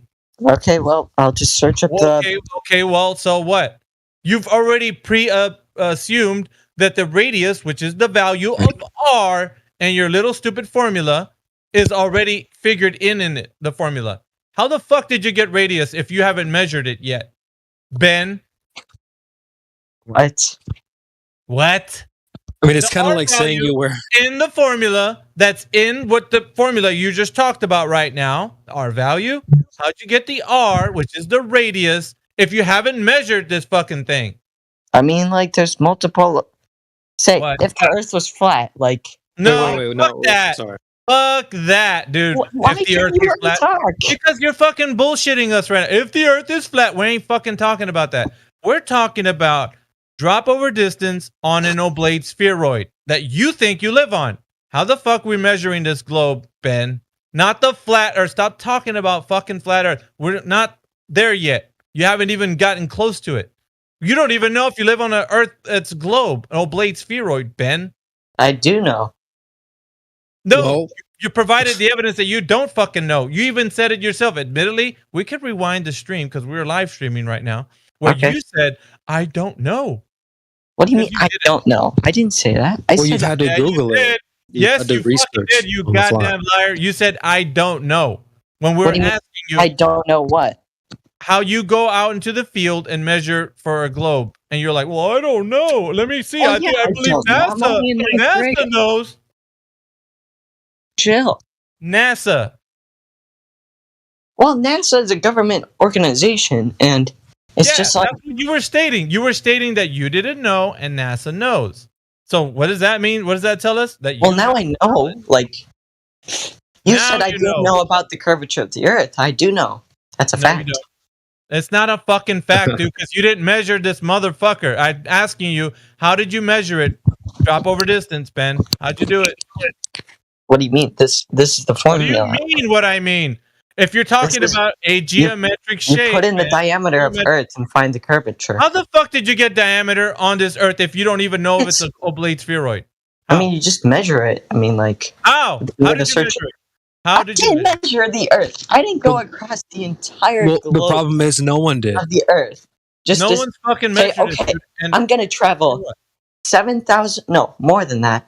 More than 7,000 miles around the Earth just to find out the diameter. I'm not gonna do that. I'm not gonna spend. No one measured it. No one measured anything. No one measured it. No, what do you mean? No one measured it. Of course. Yeah, who? Because there's no measurements. Then who measured it, Ben? Who?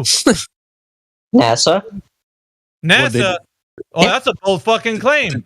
Show us some citations where NASA measured the Earth to be an Okay, oblate fine. spheroid? Okay, fine.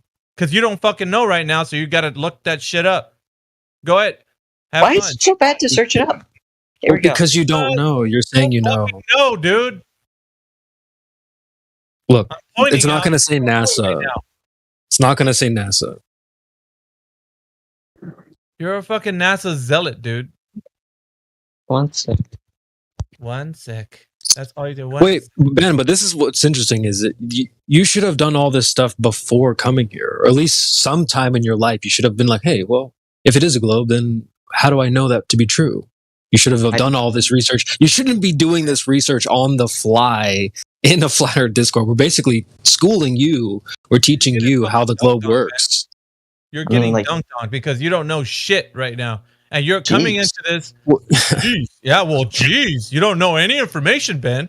Not even how the Earth has been measured to be an oblate spheroid, Ben. Well, you got to remember also, Ben, we used to be globe earthers, man. So you don't have to just tell us what we used to believe. So we're at the point where we stop believing it because there's no evidence for it. As you're noticing when you Google it, it's there. Yeah, more than you. Why? Well, because that's how I was raised, like everyone else. But there's no proof there. We're not going to So how were you raised? No. What did you believe? Don't answer. No. Why can't he answer? Because we're going back to your fucking ignorance of the Earth being a globe. That's No, what we. but I'm interested. I'm actually kind of interested. No, fuck you. We're interested in you not knowing how you came up to understand the Earth's a globe by way of measuring it. Well, how the fuck did you measure it, Ben? We're still. I just showed the formula. We're not gonna leave. We're not gonna leave. I told you. How did the fuck did you get the R value in the formula? How'd you do that? It's Ben? the radius of Earth. Yeah, that's the. How do you measure with a formula? How did you fucking get the R value? Where did it come from? It's from Google. I mean, like NASA. It's from Google and NASA. You're just so fucking stupid. NASA. What do you fuck you mean? It's NASA.gov. They invented the radius. Well, the diameter is 8,000, but yeah, half of that is the radius. Okay. For you, because it seems like you're really inept and you're losing the plot. How the fuck did they get that information? What was the other guy saying? I don't give a fuck what the other guy is saying. I want to know what you're talking about because we're trying to figure out how you don't know this, right? So let's figure out in the formula how they got the radius, diameter, and circumference. How did they do that, Ben? You're not getting off the hook. I'm gonna keep you here indefinitely until you admit you don't know. What do you mean I don't know? You don't. I mean, you don't because you had to Google it on the fly. No, but a Google on the go earther. Scientific evidence, though. Scientific. I just don't know. You're saying a lot of. But I know that there's a curvature because of it. No, you fucking don't. No, you don't. You're saying a lot Why of tough don't I shit know? right now. Why? You're saying a lot of tough shit. A lot of tough shit, Ben. You are. Why don't I? You know those dogs that have the buttons they can click that will say things for them? It's like talking. You only have a few buttons, my friend. You have buzzwords. Gravity. Evidence. Yeah. Globe. You don't really know how to go deeply into these subjects. Why don't you find something that you do know that you don't have to Google, and we can talk about that. That provides evidence for the Earth. You're just spamming the buttons again. You're just spamming the buzzword buttons. What the fuck is this? What do you have to say about that, though? Like nobody's gonna say shit about what you want to bring up because your topics are fucking boring. We want to know inquiring minds that have been sitting in this chat wondering why you haven't presented the evidence for drop over distance, Ben. How did they figure the shit out? Because you said, well, we got all these formulas. I don't give a fuck about some formulas because that formula is already presupposing the Earth to be a globe with that R value. It's got a radius value there. You can't even tell me how did they get the radius value to put it in the formula, Ben? Okay, fine. Well, we're waiting. I'm just curious. How would you become so toxic? We're not gonna be wondering about your. Bro, you're being toxic. You're being toxic by trolling. We're not gonna wonder about your curiosity. You started this. We're tired of people like yourself, Ben, who come in here and you just fucking Google brains and TikTok fingers that come in here. That's all you know. Shit, man. You're just talking out your ass, and then well, just pictures from NASA. Man, fuck that. How you drop over distance right now, man? Give it to us. You really want to talk to us about truth and tell us the reality? Then tell us how you got that information. You just walked into a dojo, come on, man. What'd you expect? You know that you're totally unprepared for this, Ben. You know that. Jeez, you don't have to be so condescending. Oh, well, you came in looking for a fight. No, I didn't. Yeah, you're trolling, bro. Come on. All right. Over distance, Ben. Let's Be go. real. Let's get to it. Drop over distance. I'm asking for it. You're not presenting any information. I already did though. Why. That was Where? the formula before. Where? The formula before the picture I just posted. Okay, fine. Ben, we're gonna go into a fucking circle jerk for your ass, which is I'm gonna go right back to saying in that formula there's an R value. How the fuck did they get the radius value when they haven't even measured it yet? Okay, 1 sec. Why the fuck do you keep saying it like a parrot? Okay, 1 sec. The fuck is that, man? Present the goddamn evidence of the drop over distance. That's all we gotta do. I'm gonna start a time. So it says over here, a NASA probe is traveling from the Earth. Average orbital radius No, is... fuck that. Fuck that. No. Now, fuck that. We ain't talking about your idea of satellites in the vacuum of space. We haven't even gotten to the fact that you don't even know if the Earth is measured to have any curvature, Ben. Why the fuck you want to send us to space for? If you don't even know if you're standing on a globe or not. Ben? What do you mean? I mean, like, I was trying to read it. So fucking lost. I don't give a shit about your story time. We're not gonna sit here. Okay, Ben. Tell us you want me to leave? Satellites are floating around. No, I want you to present evidence for the Earth being a globe. It doesn't seem like it. Yeah, it does because you're not doing it. Okay, I'm present leaving. it.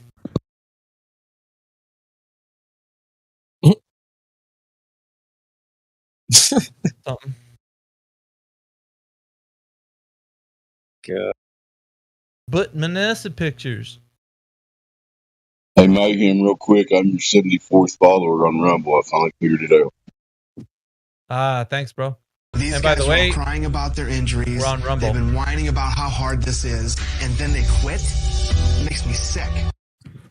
Hey, Mayhem, NASA proves the globe, and math proves the globe. Everything proves the globe except our observations. Okay. Hey, Clipcord, I think that's another good one we can put as a clip. That'll be my first one for Rumble.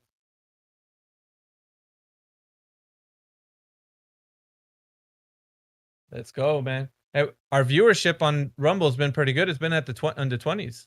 That's really cool. I think this server is going to make Rumble rock and roll like nobody can imagine. Just my opinion. I believe. Let's go. Let's go. What was that chant? I wasn't the male cheerleader. I wasn't the female cheerleader. Oh, shots fired. Okay. So I think Rumble's going to be a lot of fun. No, I'm just as hyped. I'm just hyped as well, man. So we got Sydney Adams in the chat. What's up, Sydney Adams? I unmuted you. Seemed like you were muted for some reason.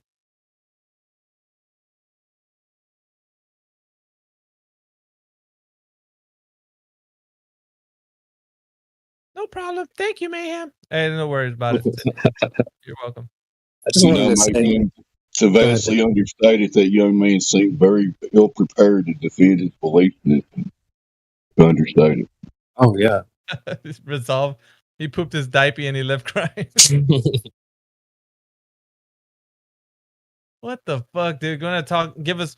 Or we're gonna sit back and hear some stories about satellites. Oh, you didn't let me talk about. Fuck satellites, bro. You don't even know how this shit that we're standing on is an oblate spheroid. The fuck are we gonna be talking about satellites for? I think people in the chat realized he was trolling from an early point, so it was, I guess, fair to like at least let him try to get it out. But he never, to me, he didn't never let it up. He never stopped trolling. Well, if you assume he was being real, his reasoning was, "Why don't they accept my math formula?" Is basically what he was saying. You know. But I have. We were like, "Well, how'd you get the radius?" Well, you have the diameter. Okay, well, how'd you get that? Well, you have the radius. Dude, the formula. Oh, dude. The formula. It's like, what the fuck, dude? The formula has the R value. What are we gonna do with that? How are we measuring the globe with the fucking R value already baked in? You dumbass. Let me give credit to whoever called it first.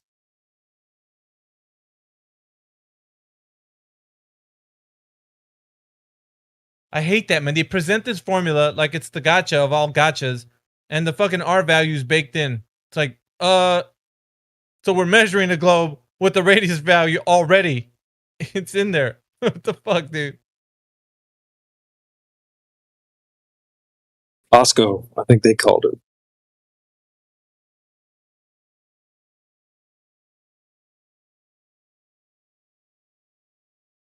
He said he saw curvature with the drone at a couple 100 feet in the air. Drone cameras don't have distortion. Fuck off, dude.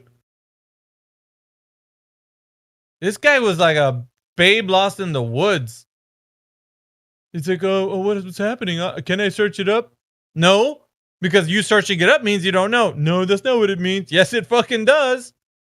You bet your ass it means you don't know what you're talking about when you have to Google it right now. Sounded like Jim. It must be a theme today. Google it Wednesdays or some shit. Fucking idiot was. Well, just use Google it. You're gonna find the Earth's a globe. Yeah, Mayhem, it's like that young man just literally thought about this subject for the first time today and then clicked in here.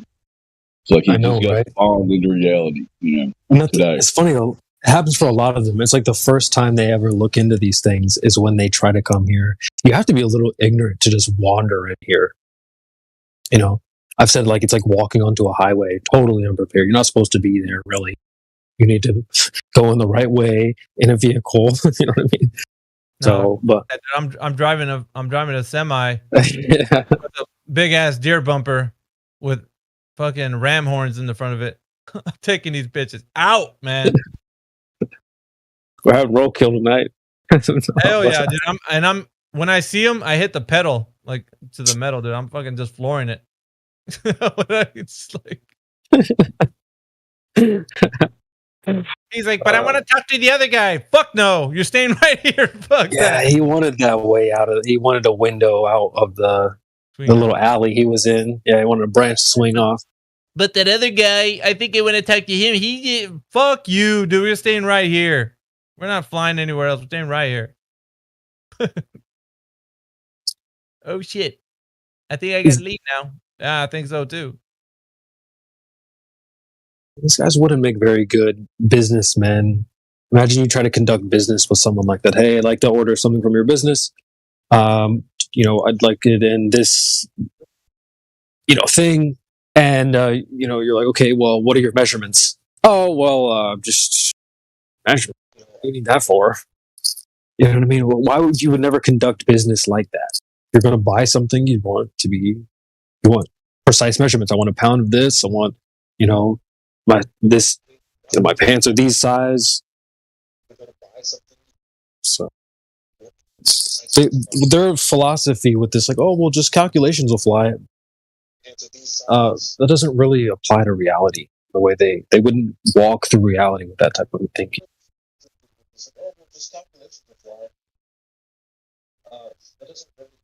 Old dude, you want to say something, brother? No, mate, no. I'm just a bit annoyed about the F-bomb count. It's kind of off the scale, guys. Go and wind your fucking nets in, please. Thanks very much. This goes out to family. Yeah, thank you.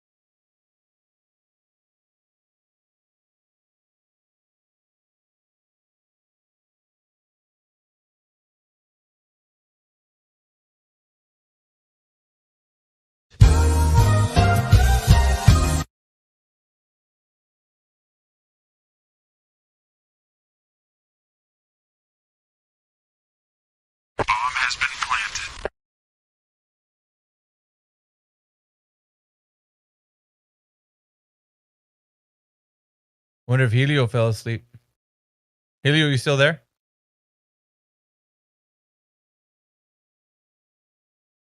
I think you might have tucked him in, man.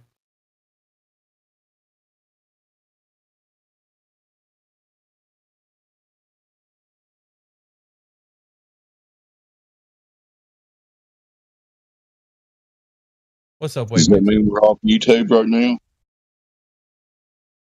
YouTube? Nah, I'm on Rumble. I mean, but we're not broadcasting to YouTube at this moment, right? No idea. I was going to say the Jibby Jets. I think he got the stream up and running and then he left. So it could have been. I thought he was still here, but he's not.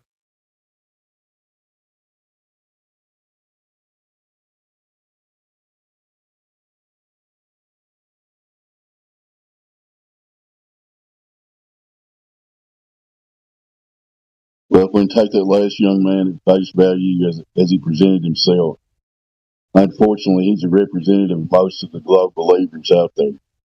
They have no idea what they really believe. It's a shame somebody proved all this stuff. They have no idea why or how.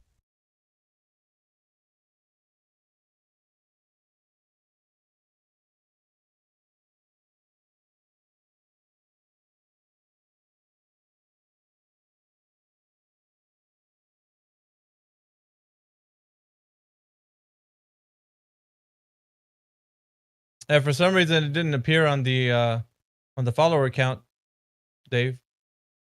Maybe I should refresh. You should. I'm watching on my laptop right now and see in the corner there like the baseball head. What's it say on your head? 73. That's what it says on live stream. I mean, on your head that you're wearing. What's it say on the front of it? What do you mean? Your baseball cap that you're wearing. Yeah. What's it say on it? Oh, the baseball cap. Carhartt. It's a Carhartt cap. All right. Just curious. Continue.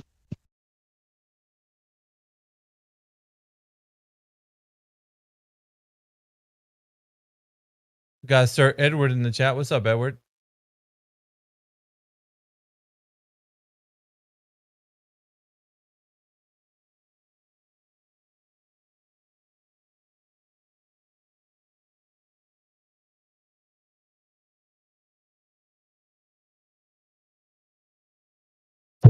What's up, fellas? I'm washing some dishes, so didn't want y'all to have to hear that. Hope y'all having a good day, though. Chilling, bro. Yeah, pretty good. How's the Rumble thing going? We got 23 people on the live stream watching right now. We have a lot of the people in the text chat, so it's going really well. It's not throttling like YouTube algorithm does when we're on YouTube. Hey. So you got all the followers you needed and that stuff? Well, I'm up to 73, but I think if it pushes to 100, there's a like unlimited version or something. From what I'm listening to, just like everybody talking about it. Okay. You've been live over an hour now, haven't you, Megan? Been what? You've been on live over an hour, and like somebody said earlier, maybe after an hour it would cut off. Well, I thought it was an hour, but for some reason, I think it might have been some like troubles I was having with internet or something yesterday. Nice. Because I think it's been like 2, maybe 3 hours. Let's see.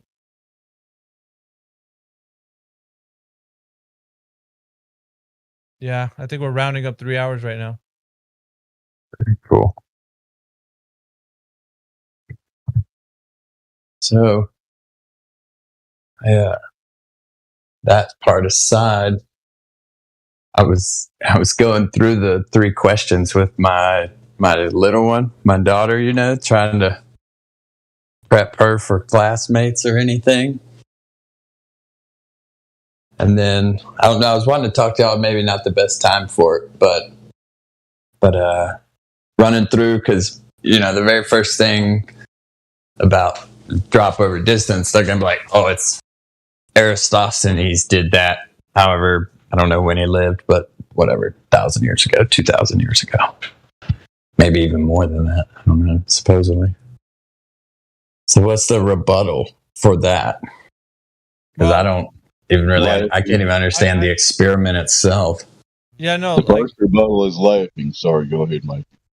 The only thing that I was saying about that, because I restructured the first question, it should sound like, who has measured drop over distance anytime in history? Like, because I reposted it to, what was caveat? I had a caveat to it. So it was, who has directly measured the curvature of the Earth anytime in history, as per drop over distance? I see. So when you caveat that, then it becomes like it's only limited to drop over distance, not anyone that's just like said they measured it.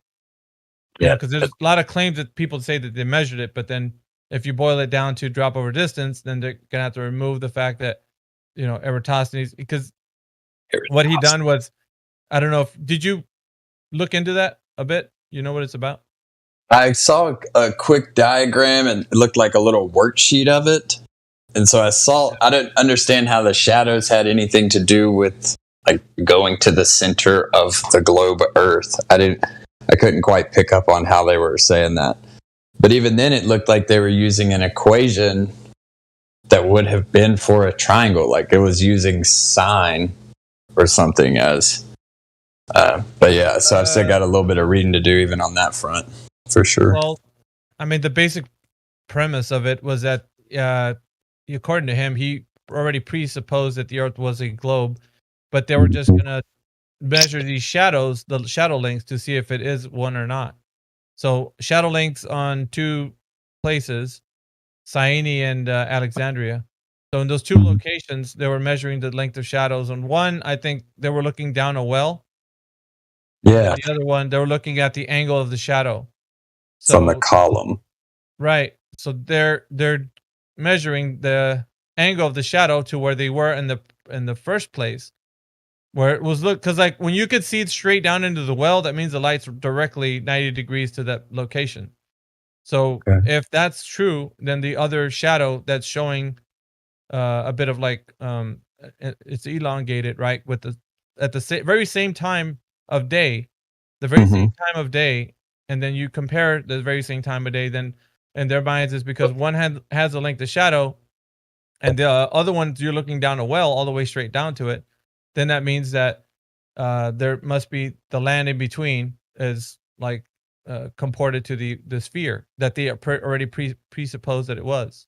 So presupposing that it was a sphere and then putting it back into like, now because we're presupposing it's a sphere and then we're saying that we're looking at the two distances, right, from where Syene and Alexandria is, that we're going to measure the shadow length on one of these locations, and then we're going to say, okay, because of that, now we can say that the Earth is curving at that set rate that it's supposed to be, with the radius, diameter, circumference values.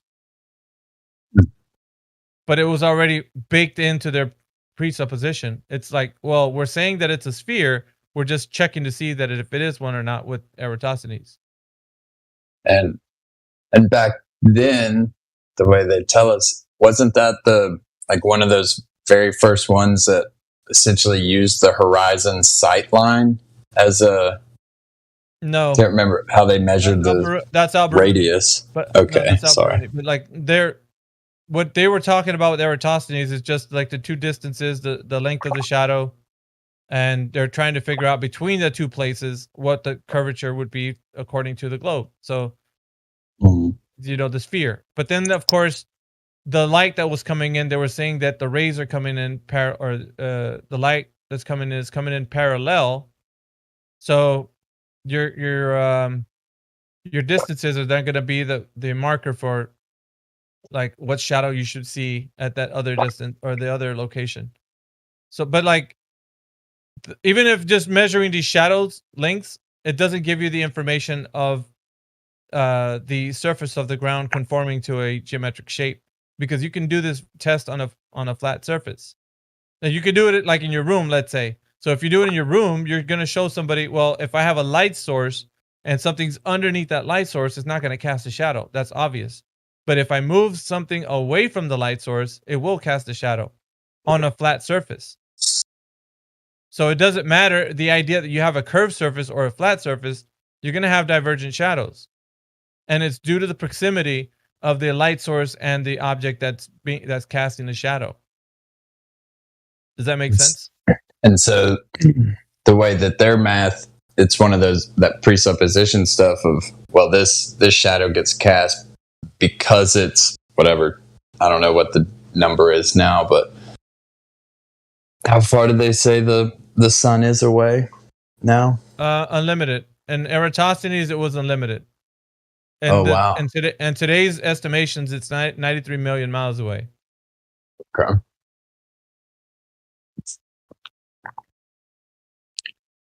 Yeah, I'm gonna dig into that particular. But do you see the problem that's being had here? How so? So the problem is they're assuming the Earth to be a globe, and then because they get divergent shadows from whatever distance, then they're gonna say, okay, well, we're presupposing that it's a globe, and we have divergent shadows, therefore it's a globe. It's affirming the consequent. So and what is that called? Affirming the consequent. It's a formal logical fallacy. Yeah. See, I need to go read up on those in general. I've learned more about them since being around y'all, but yeah. But if I can do the very same thing on a flat surface that they think that they can do on a curved surface, what does that mean? How can I get to a conclusion if I say that I can do Eratosthenes on a flat surface? And you say you can do it on a curved surface. If we both wind up with the same understanding that divergent shadows only deal with the proximity to the object and the light relationship. Makes it a meaningless experiment. There you go. That's why it's meaningless. I've given you the gist, so you don't have to really dig into all the ins and outs. But basically it's what I'm saying. So sorry. Cutting in and out there. Am I cutting in and out? No, it was me. I got on the weird side of the house. We're good now. But you know what I mean? This is the issue that we're having. But they try to bring Eratosthenes up, and I kind of got away from that when I'm giving them the first question. How was the curvature of the Earth directly measured with drop over distance? Because that was not the experiment Eratosthenes did, first of all. Even if they want to bring it up, then it doesn't. It doesn't even come close to comporting to drop over distance, because they're not doing that. What they're doing is measuring the angles of shadows in two different locations. Have you noticed that people that bring it up, they don't even know what it means? They just found a link and they say, "Hey, there you go, link right there." Eratosthenes, whatever. They don't actually know what it actually means. See, and I think that's a good point, because you just obviously it's the first thing that pops up on Google or the different search results. And I think that's you end up with these segues. I see these questions like a workflow, right? Because then it's if their answer is this, because they're only going to have a set few answers. So it's if they go to this response A, here's the response. Well, tell me more about that experiment Eratosthenes did, since you know so much about it. Well, and two also, Edward, you got to remember there's fallacious reasoning, right? Because we're talking about logical fallacies. There's a lot of things to talk about when they say that it's an experiment. It's not one. It's not a scientific experiment. You can rule that out. So there's terms and there's ideas that they have and reasoning that they have for this to be the case, that it does support the claim that Earth's a globe. But upon further investigation, you're going to find out that it's not an experiment, right? It doesn't follow logically, reason, and it also doesn't even have any tie into the physical and natural world. So when you say they're going to present Eratosthenes, and that's going to they're already way off the mark of it being an experiment, and way off the mark from it to provide any kind of evidence whether the shape of the ground is conforming to the sticks and shadows. That's not, so yeah, I guess first of all, to avoid all of this, you can just ask for direct measurement of drop over distance. And then when they bring Eratosthenes up, you're like, no, it's not drop over distance. That's what I'm asking for. Yeah, I want to see the laser with a ruler. and miles apart from each other. The Eratosthenes is it can, I don't know how to put it, but it's like a double speak, because some Globers say it doesn't work and others say it works. Like, you can pre-assume a flat Earth or pre-assume the globe. Some Globers actually know that, and they throw that Eratosthenes to the trash. But other Globers say, yeah, Eratosthenes, that proves the globe. It's kind of, I don't know, it's kind of crazy. Yeah, no, I've heard of that before. I've heard of the back and forth. Some people would say that we don't trust Eratosthenes because, of course, they're just doing things very archaically. They just know things from their time. So now we're advanced. We got LiDAR. We got all this like technology. We can figure things out more precisely. So, but they still bring it up.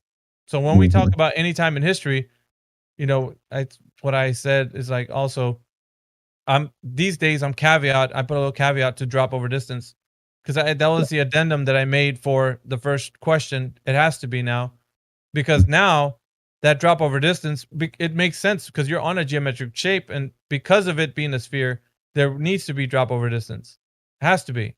If there is a point A to point B on a sphere, doesn't have drop over distance, it's not what we consider the sphere, the oblate spheroid. I'm gonna have to agree with Mickey on this one, because the drop over distance actually kills a bunch of birds with one shot, because it starts from there. Because they bring Eratosthenes and they bring boats over the horizon, or the moon, the shadows on the moon, or whatever, right? But if you bring it to the drop over distance that is being claimed, if they can provide the measurement of that basically, you just kill the whole flock of birds that they're gonna bring after the Eratosthenes. Go ahead. See, just a way that helps me understand, and I assume there's a couple more out there. Talking to you all has helped a lot. It's like I'd like to sit with a few of y'all, almost do this dedicated, like, I don't even know what you call it. Corporate world, they call it a task force or something probably. But actually sitting down with the assignment of creating a decision tree, the way I was saying. So it's like, even question one, we all, and I could, or anyone could play devil's advocate, or you all can do it just from experience, I think. But it's like, you have question one, here's going to be response A, response B, response C, response D kind of thing. And then what the rebuttal to each of those responses would be. Can you see that a little bit? Yeah, but I don't know if that wouldn't make the conversation fluid. It's very dynamic. So in this way, what it is like, it becomes fluid for your conversation, because you can flow with it. Like, you don't have to, it's not rigid and like, okay, there's 5 answers they could give us. They didn't give us one of these 5, so now it's like throwing us for a loop. So when you keep it just organic, you can hear what they have to say, and if it has nothing to do with the premise of what you're presenting, then you can easily say like, well, this is not what I'm asking for. And the question is not formed when your rebuttal is not formed in the way that my question was stated. Yeah, you could have I think you could have both conversations, but more organically, the way Miggy is saying. Yeah, I think we like that here, even though we do the other way. We have a list and we could make the questions, or they can present the questions or whatever. But Miggy is just bringing it to the root cause of the effect, to the cause and effect related, the root cause. And over there, it's just, that's where you bring it at the end. But you could, if you want to have the long conversation and make a list of questions, you can definitely do that. And you could probably you can definitely make it cohesive and have a good conversation doing that. I'm pretty sure it's doable. It's just that the root cause of the effect, the globe, you need the curvature, you need the drop over distance. Where is that? Show me. Where is it? I think for me, it's almost more in the way of learning it, right? Because I could go ask the question and they give a response I haven't heard in here. They look up something on Google. They're like, oh, well, here's someone who surveyed something. I don't know what all the possible ones are. They'll be like, this guy says he did it with this experiment, something I've never even heard. So to me, it's more about just a different way of learning it, other than that. Well, before real clear and concise. Before you go anywhere else, you're gonna have to get this one the drop over distance and probably explore it from there, start from the foundation, so you have a stronger case on all the other areas. Okay? Yeah. You gotta start at the root, and then from there grow from there, because this is an important one. This is why a lot of people stress it, because it's the foundation of the globe, even though it's not a real foundation. Once you can present or rebuttal their argument, Earth's curving because it's curving. Okay, where is curving at? the claim is 8 inches per mile square, right? Drop over distance. Let's measure that. Where is that measurement? Let's test for it. And we've done it. I mean, I've done it myself by observations, and I know the distances to places, and I can see. Obviously, they say whatever, right? But you can get the root argument from their perspective and comprehend it and rebuttal it from the perspective of the realist level. Then you can just kill the whole thing at the root cause. And that will be your stronger argument, because that's the foundation. And then you can go to the other places and speak about that if you want to at your leisure. Go ahead. Yeah, I think that's going to be kind of my own personal assignment, or however you want to say it, is just playing the devil's advocate and searching for it that way. Not so much with other people, but it's like really trying to get in on Google real specific and see what they are, because that's really all anyone else is going to do, right? They all don't know anything. So it is going to just be one Google response to a Google search after another. Yeah, remember, you can also switch things out in the wording of the 3 questions to kind of suit a better, more targeted response. Because when the way I was saying it before, it leaves a lot of room for, them to go different places with the first question. And then when I put drop over distance, it just narrowed it down to just one specific thing. Whereas it was like, who has measured the curvature of the Earth anytime in history, was like, it was related to many different other topics. So the same with the first question as it would be for the second one. I was thinking about changing that to what naturally observed phenomena can we observe with the Earth spinning on its axis. I think that's very detailed, and it's more specific to what naturally observed phenomena can we observe that would show us the Earth spinning. And so if I reword it that way, because I was thinking about this, then it narrows it down to naturally observed phenomena. Whereas looking at a pendulum spinning around is not a naturally observed phenomena. So if we're seeing something in nature happen, and then we're going to compare it to, okay, I see this in nature, the Earth is doing something, right? Then I can go back and figure out what is the thing that's causing this thing that I'm seeing in nature. But if I don't see something in nature that's I'm saying that I'm supposedly happening, then how can I say what's causing it? You know what I mean? So I can formulate the second question to be more specific to a naturally observed phenomena, which I think is more to the point. Now that I've been thinking about it actually, but I'm running it past you guys, because when I do the second question now, it'll be that way. What naturally observed phenomena do we have to show that the Earth is spinning on its axis at 1,000 miles per hour at the equator? You know what I mean? So when they bring up pendulums or drones or whatever they want to use, if it's not something that's in nature, then you can't use that thing like a pendulum, because that's where do we see pendulums in nature? Yeah. And that's, I think you're playing yeah. Okay. You're playing. Yeah. Here. So I got someone showing up. I'll be here. I'll be back. Okay.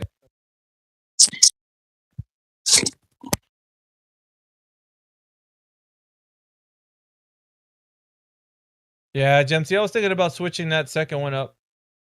Well, the first one already had. I made a caveat to it being drop over distance, but the second one I was thinking about doing that with the naturally observed phenomena. I remember one time I had mentioned it that way, and one of the 3 questions I had mentioned that the second one was going to be used as a naturally observed phenomena. So I don't know. We'll see how it works. I think it'll work just fine, to be honest, because I lean more towards people actually getting the fact that if I am talking about a naturally observed phenomena, they're gonna have to present where in nature are we seeing the Earth spinning around.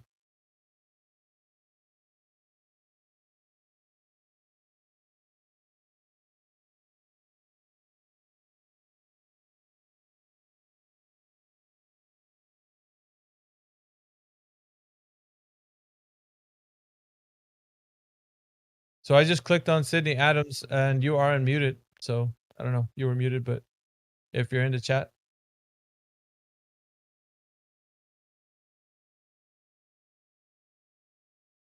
So what's up, guys? We got Bong Sao, Conspiracy, Batman, Flat Lloyd Wright, Flying High, Jimsy's in the chat. Helio's still with us.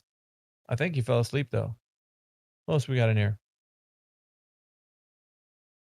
We got Indios Defen, J Star, Joanna Smidigard, John P. Ryan, myself, Michael Mack. I think he's muted.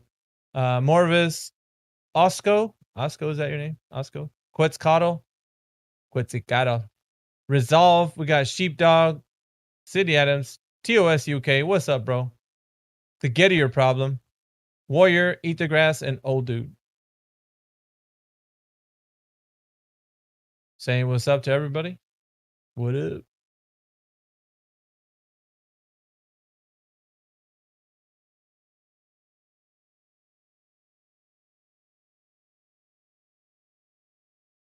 Oh shit, Talib Matter. Yeah, 9 minutes on that Ben clip. Nice. Clipcord if you're there. Yeah, you could throw some sound bites in there if you want. Kind of mix it up. Then we'll throw it back on Rumble.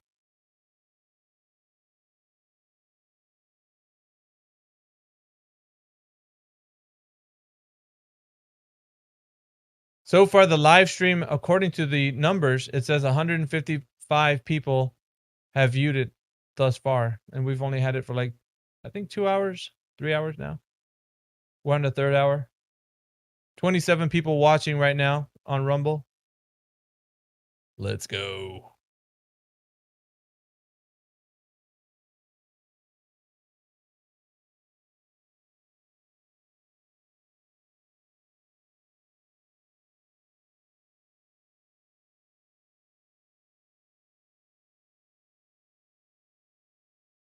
Just hanging out, man. We were talking earlier with a couple of the panel members, and Jim Panda was in the YouTube live stream text chat.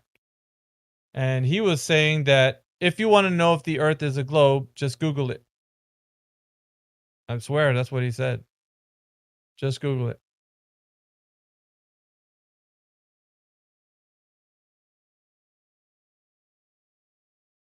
Pretty crazy.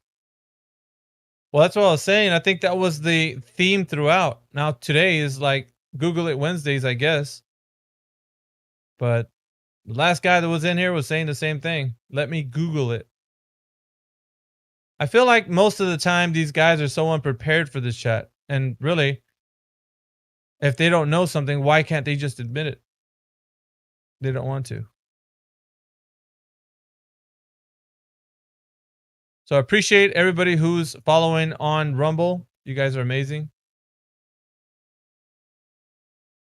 And we want to churn out some more content for you guys. And people come in here and we want to open up the arena at some point and have people come to that, but scheduled debates, let's say. We have I guess the list of anti-flat earthers that are willing to do that. No one's really contacted me. I think Jim was about to have a debate with somebody, but his name was Kosho, and he said he'd rather not. I guess he backed out. So I told Jim that. So he didn't want to go through with it.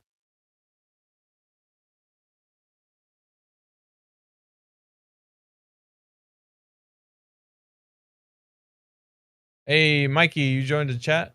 Mike Power Swan's here. Yeah. Just woke up, but got up 5 minutes ago.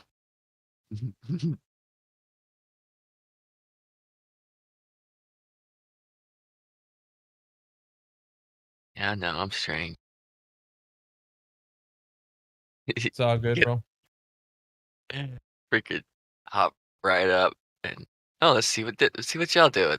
See what we're talking about. Yeah, we're on Rumble right now, bro. Before I even splash my face full of water. Did you follow me on Rumble? There you go. Ready to rumble. Don't feel like screaming. Hang on it now. We got our first hater in the chat. DD Creek. Most people don't spend every waking hour talking about FE. Yet he's in here talking about FE. So I don't know what you want to make of that. Very strange. He's in here complaining how people don't spend every waking hour talking about FE when he just did.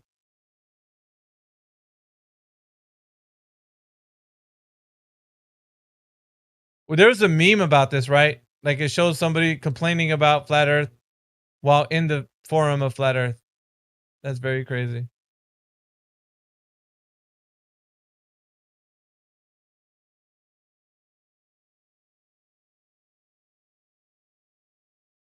Yeah, shout out to everybody that's followed me on Rumble. Dude, we went up to 74 people already. From yesterday where I started with 0, or 2 days ago. It was 2 days ago. And we're off to the races. It's pretty cool.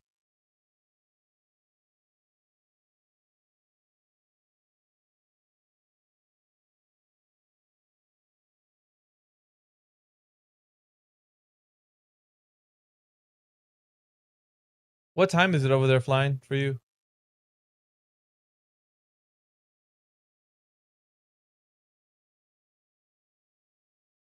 Sorry, I was on my phone. It was hard to get to the push to talk. It's 2:30 in the morning. Oh, damn. You got to work tomorrow? Yeah, I do. I'm just laying here in the lounge room, just on the laying down, just listening to you all. It was kind of amazing, that little tidbit you were talking about earlier with your ongoings on Facebook, was it? Or what platform was it? Facebook? Yeah, Facebook. Oh.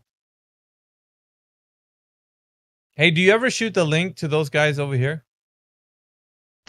Yeah, every time. I've given it to them heaps of times. I always tell them, don't worry about arguing here. Let's come across here and let's have the discussion in person, and no one ever even mentions the link again. I've done it, and then I'll put it again, but they don't even mention it. They don't want to come. They just want to like mute you or keep you. Yeah, they just want to not be held accountable. On Facebook it's very easy not to be held accountable and just mute you, like you said, or right. Make certain claims and big, long-winded stories that aren't relevant.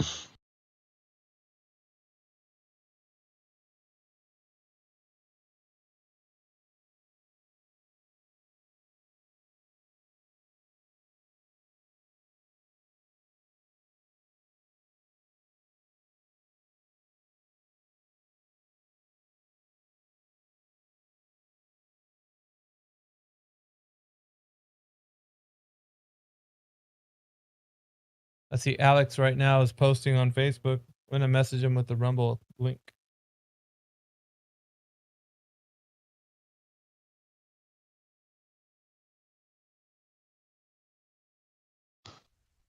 Yeah, I got your Rumble link there too. I joined your Rumble. Oh, you seen that? I think Rumble, the way it works is you have to make an account. It looks like, anyway. Yeah, you have to make an account. Yeah, I did it tonight.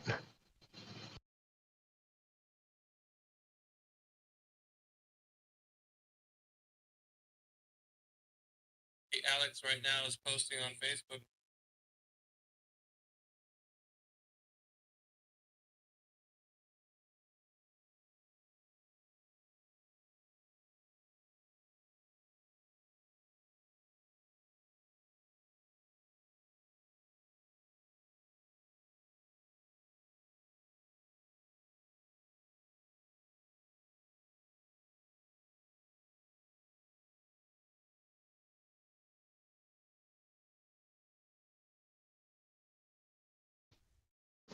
I got leveled up to silver though today, by looks. Yep. I also leveled up a few people. I leveled up Plagueman. He was in here. I thought you were silver already. You weren't silver? Oh, I don't know. Might have been, might not have been. I can't remember. But I think, Creation Bear was talking about doing check-ins and stuff like that. I'm happy to do any of that. I think silver can do that in the check-in room. You can actually bring people in. Yeah, so does that give you the ability to voice verify them, does it? Or do you just message a mod? I think in that room it gives you the ability to give them VC verified. Oh, well, cool. Is there a script you normally stick to?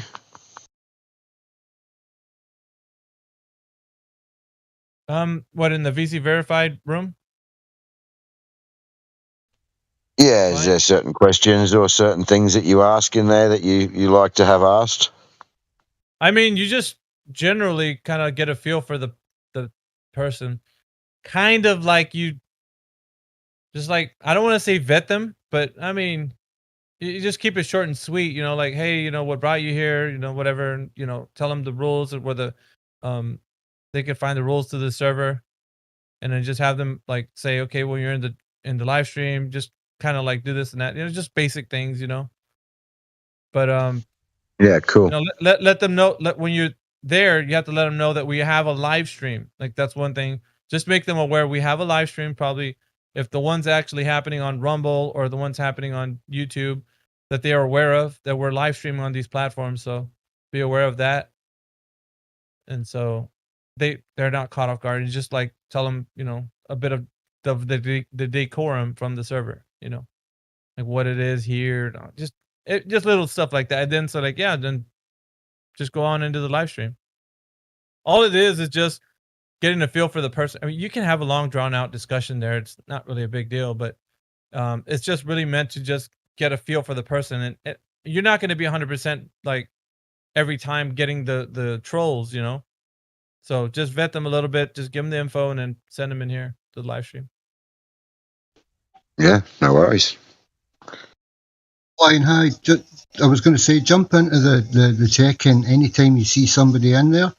And the idea is that, like, the newer people getting to learn it, like, you know, there's like older folks like us hanging about in the background. So as you go through it and you learn, there's no set way really, but it's just going through the welcome page and making sure that they're TOS compliant, and like Miggy says, that they're, you know, they understand the live stream's going to be live and it can be passionate in there, or, you know, letting them know there's another side to the server, you know, like chill chat or these other rooms, and there's a big library too. But there's no, the idea is that there'll be other people in there as well to help you, you know, like get all these things across to them while it's all going down. And when it gets busy, we just open up more check-ins, and we need more and more of you guys to do this all the time. So, yeah, like, jump into check-in anytime, dude, and somebody will buddy you, and we'll go through it until you feel comfy with it. No problem. Yeah, no worries at all. Thank you. Yeah, that welcome page is a pretty good template, you know. But then again, it's not like you don't have to be that robotic. You just make sure that you keep it to where that's like your format. Use that as a baseline. Yep, no worries. But you probably will hear the weird shit before it gets over here. They're gonna be telling you stuff, and so that's cool. I mean, I don't know if there, and at that point, if it's really off the wall or something, then you could be like, you know what, yeah, never mind. You know, just you could probably kick them from that point, which is kind of like it's a safety in a way, but then again, they come in here and they'll still do it, so it's not so much of a. We're not gonna be blaming you because somebody comes in here and they troll like, oh, who let him in, you know, kind of thing. Before it was like that, we're like, who the fuck let this guy in? And we're like, yeah, it was Flying High, but that was like years ago. Used to be me, Miggy. I used to let the trolls in. They were all nice to the old dude and check-in, bro. And then they got in here and went wild. Well, sorry. they run rampant in here. Well, they used to, like, I gotta say, like, the back in the Mimulus era, when that shit was happening, we couldn't have, there was like too much, the influx of people. I mean, obviously we want to get it to that place again, but it's gonna take like some time for like maybe the Rumble to actually catch fire or. Dude, it's catching. You're doing it. Like you and Helio are over there. Once Helio gets set up, he'll have his stream linked or whatever he's doing. You've got it going over there. Like, yeah, it's happening, bro. You're doing it. Yeah, it's coming. They're coming already. I mean, like, watch the join counter room, Miggy, and you'll see people are joining the server faster and faster. I'm telling you. I've got the Discord is at the bottom of the video that I display. It's discord.gg//flat-earth. So all they got to do is see that, and then they can find us. They're in, bro. So, it's great work. I'm only learning. I've got OBS sort of half installed, and I'm only learning about how to do a stream and stuff. But you guys have inspired me to learn, and like if I can provide another platform that could go somewhere, then just point and I'll press a button. My thing is, if more the better. I mean, now that I know, right? My thing is, if people are going to get their feet wet in the live streaming, go Rumble. Like that, I think go start there. Because if you start YouTube, you're going to get used to like not having the amount of like flexibility, I should say. Yeah. Rumble gives us better, because we're not. I was even cautious not to put flat Earth in the video and anything in the video, but now that we're on Rumble, I can actually just let the colors fly. Just like it's going to be flat Earth now. Whereas before, because like, how you get, if you put anything flat Earth, you get that little sign that says archaic and whatnot. Now, in Rumble, you don't get that. You don't get that in Rumble. Really? So that's YouTube and Google algorithm then. Yep. That's interesting. That's epic. That's really interesting to know. Yeah, I'm still trying to get into Rumble. I can't get in through the phone app, and I've not got in through the laptop yet either. It keeps telling me that it's not the correct username for that email, and the phone app, when I try and get a password reset or try and get my username, it just doesn't do anything. It just goes in circles and then goes back to the send, but it won't let me in. So I take it that email's associated with something, Flat Earth probably, because I don't do anything else really. I'm not a weirdo, like, might sound like one, but I'm not. Well, once you get in, let me know, because I'm modding all the people that are mods in here. Or you go plus, if you go to Rumble and I see your name on the text chat, I'm gonna give you the moderator badge. Thanks, man. Will do. Yeah, thank you. It'll because if this does catch fire like I think it's going to, then we're gonna have a lot of people that are gonna need modded from the text. Text is that in audio. Is that in the Miggy channel? Is it? Yeah, right now, currently, yes. So if you want me to drop it? No, I'm on my phone, but I've got it. I'm pretty sure I joined it tonight earlier. I'm pretty sure I got the right one. Yeah, I put in live stream voice text. I've been plugging it like every often. I'm just putting it in there. What's the demographic on Rumble? Is it like Rockfin, like all ages, or does it younger or older, or? Well, the account itself that's created, there's a rigmarole that you have to go through. I don't know if it's restricted to age group. I'm not sure. But it's truther content, and truther content speaks a little bit like to a different audience or demographic of people. Yeah. So the demographic. Sorry, carry on. No, I'm saying the demographic, I don't think it's like your younger crowd. Your younger crowd is like in gaming, and I mean, you could do that here with Rumble. I don't see why you couldn't do that, but it's mainly used for truthers. Like truthers are coming here to Rumble because they've been censored by other platforms or throttled by other platforms. Got you. No, I was thinking if there's an age restriction side on it, maybe we could put together a couple of pieces that were age appropriate. And I'd certainly look into doing that, like, because it's very, very dangerous territory when it comes to. I mean, I know that on my music lists, because I'm on YouTube on my music list, there's 2 or 3 of them it's not age appropriate, so it's been it's blanked from the list, and that's fine. I get what you're saying. Yeah, I get what you're saying. I think conscious music is like that. Conscious music is usually flagged. If it's conscious music, then YouTube is not happy to put that stuff on there. They'll flag you. But Yeah. I don't know if, like I said, man, like freaking Rumble is just, I feel like the way this is, it's like you're going streaking, like you're running naked, so it's like you're free. Whereas YouTube, you have to be so conservative. Like every little thing you do or say, they could just easily take you off the platform. It's like, damn, like we're not able to do anything. So here it's like you can put flat Earth in your name. You could, have different conversations than you would like on YouTube. YouTube is just gonna, censor everything. And audio clips too. I'm thinking like, I'm guessing, as long as it's not outright like copyright stuff. I mean, I don't see why you couldn't put it. Yeah, you're right. And I like what you're saying as well. I mean, obviously there's things that we can't talk about, and obviously people come to this forum as truthers and they want to talk about things openly, but we have to shut them down. We have to say, no, you can't do this, can't do that. But it's part of a progressive conversation. So if you've got a forum where it can be talked about without people criticising it or saying, oh, they're talking about such and such, that's brilliant. That's great, bro. Yeah.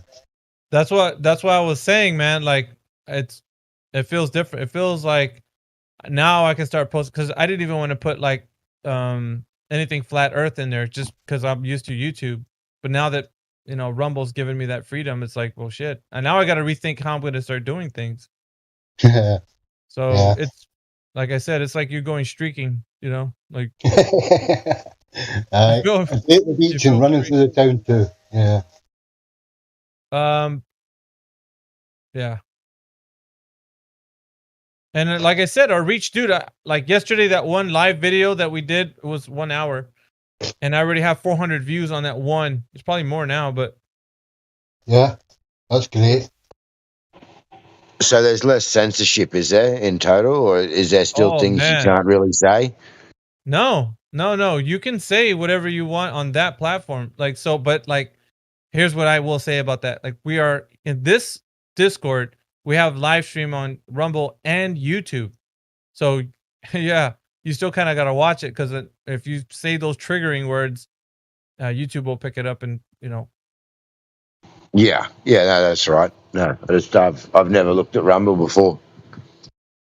That's why I'm kind of pushing it, man. Because if you guys are going to get your feet wet in live streaming, then I'd say go Rumble. Because I already made 2 pennies off that video yesterday for Rumble. I put it in the text chat. Like 2 cents I made from just yesterday's live stream.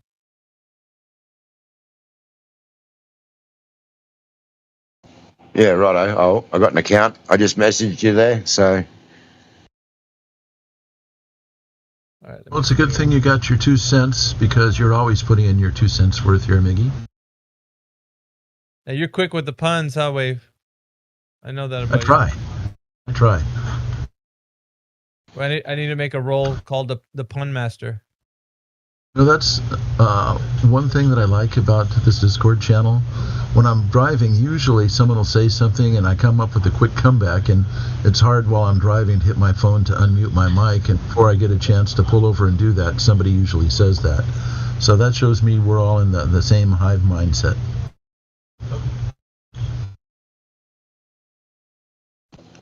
I'm too tired to be that quick at the moment. I don't know. It's too late or too early, whatever, but nearly 3 a.m. Flying High, I just added you as a moderator on the chat, so. Yeah, cool. No worries. When you're in there. But we've been steady at like 28 people in the people that are watching right now. Steady. 28.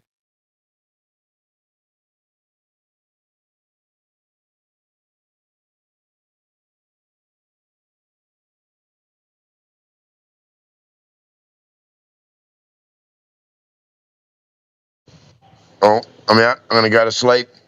Thanks, guys. It was an interesting chat tonight. All right, Flying. Have a good night, man. Yeah, good night. Poor Flying. He's got to get up for work. So, Mickey, do you have a green screen behind you? I was just watching your stream here, and I see that purple brick wall. Yeah. Actually, my walls painted green. I figured that'd be cheaper and easier for me anyway. So I got some green paint at the store and I just painted the wall. It looks good. I tried to blend it in well, but I have a ring light and, you know, just my normal light that I have in. It's kind of like converted the garage area into like a studio.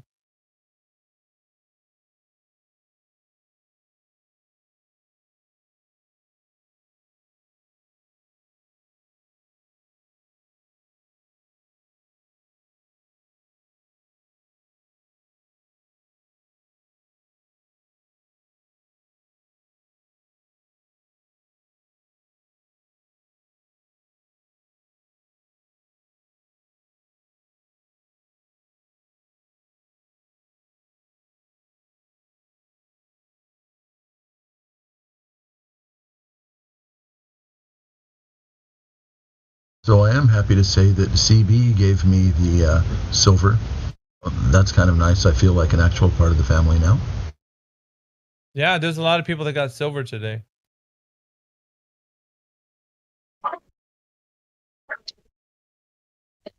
So other than just having a label up there that says silver FE, what does that give me? I can see it. I can have access to that room where they keep all the dirty socks.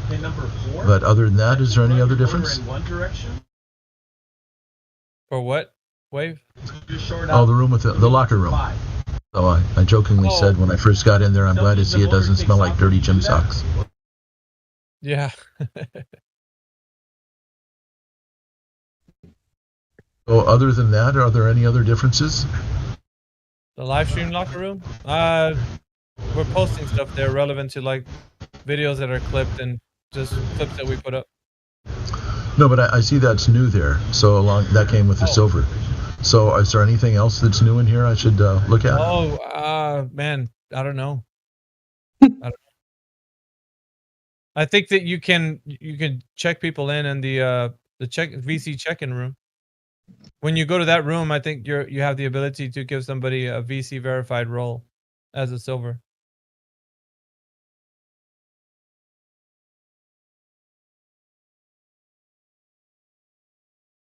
So you can now check people in. That's cool.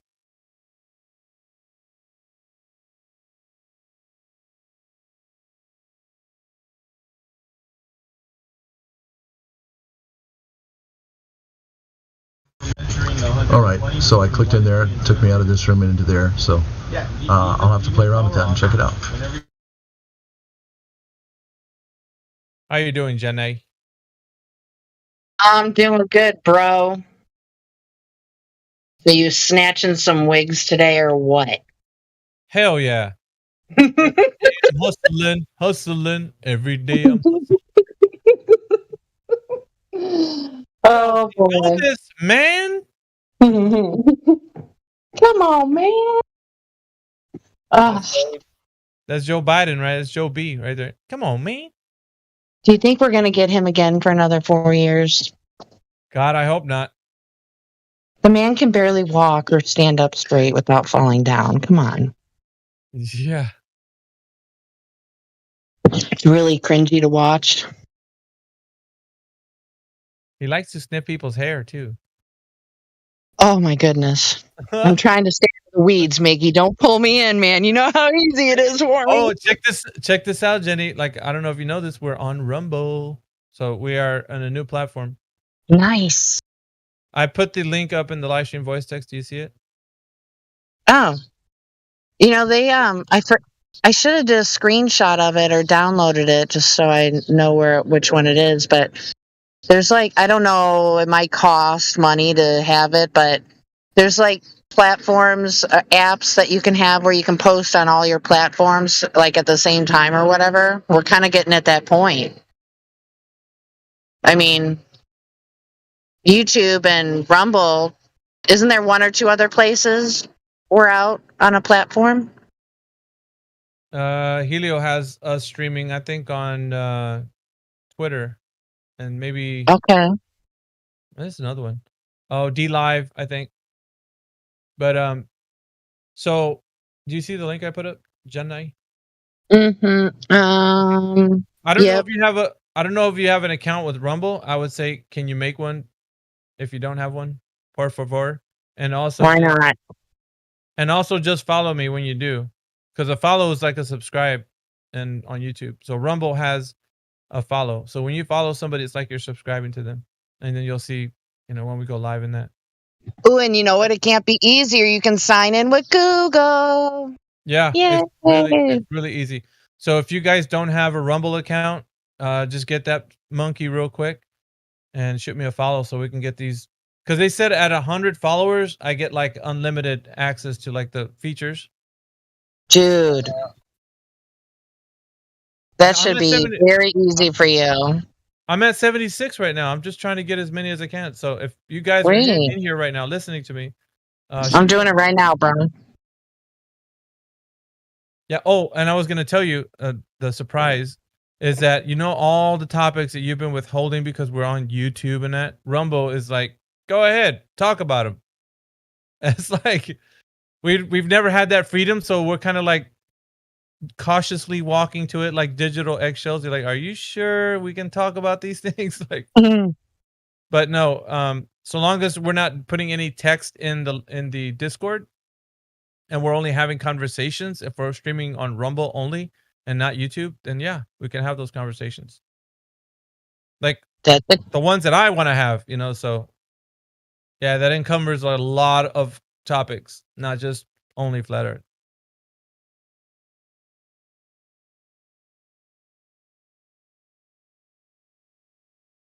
Yeah. Sydney, I think you're able to speak.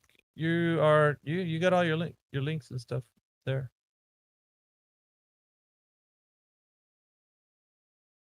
Yeah, you're able to talk if you want, Sydney.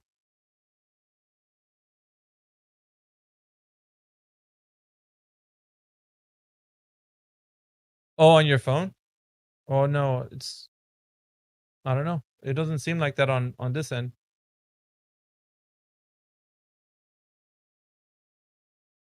Oh my gosh, I'm here. Okay, never mind. I stand corrected. Sorry about that.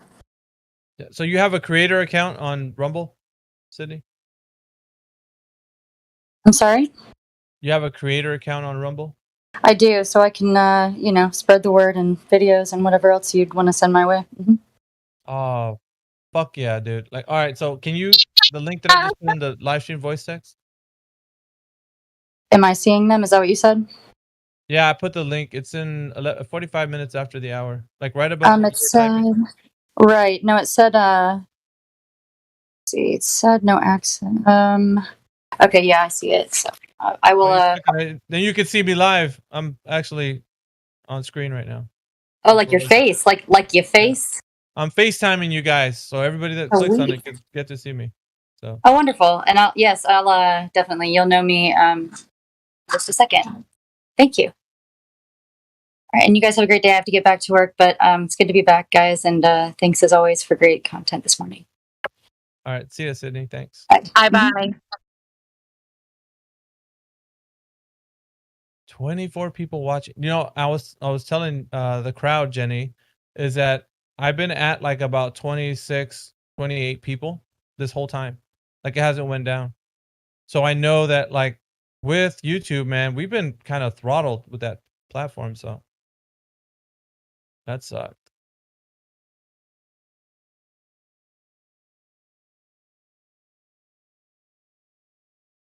So we can have some interesting topics to bring up. I guess we can have like a day where it's just all Rumble and not any YouTube. So we can.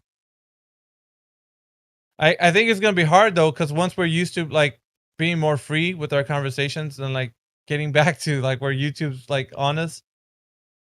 You know what I mean? So.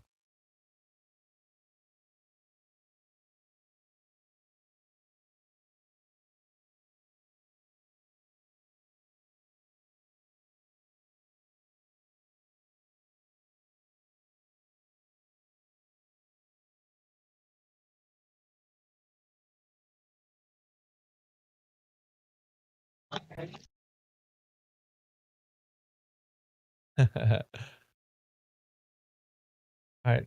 By the way, Sydney, if you're listening to me right now, I'm gonna go ahead and make you a mod on Rumble. So, and Jenny, For who? once you do, I'll make you a mod as well. I'm making the people that are Well, part of our. yeah, I clicked on something that said verify your phone number with the chat or something, and it wouldn't let me. That's strange. I know. I probably didn't know what I was doing. It's okay. But whatever you're doing on your side should probably fix whatever maybe was, or what I thought was going on my side, maybe.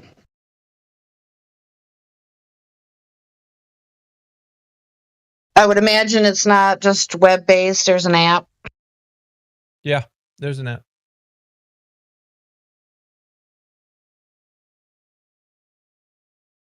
There is an app.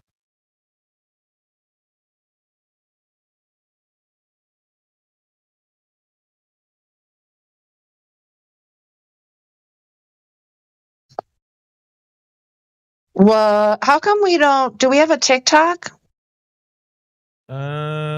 I think Helio started one. Not sure how far he got into it, but he did start one.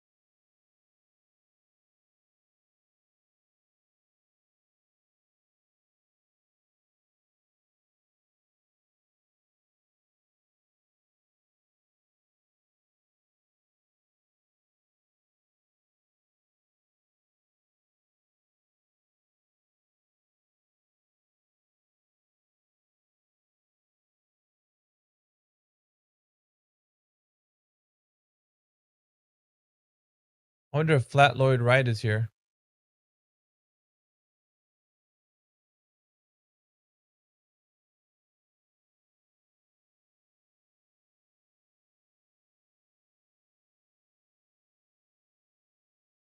Yo, man.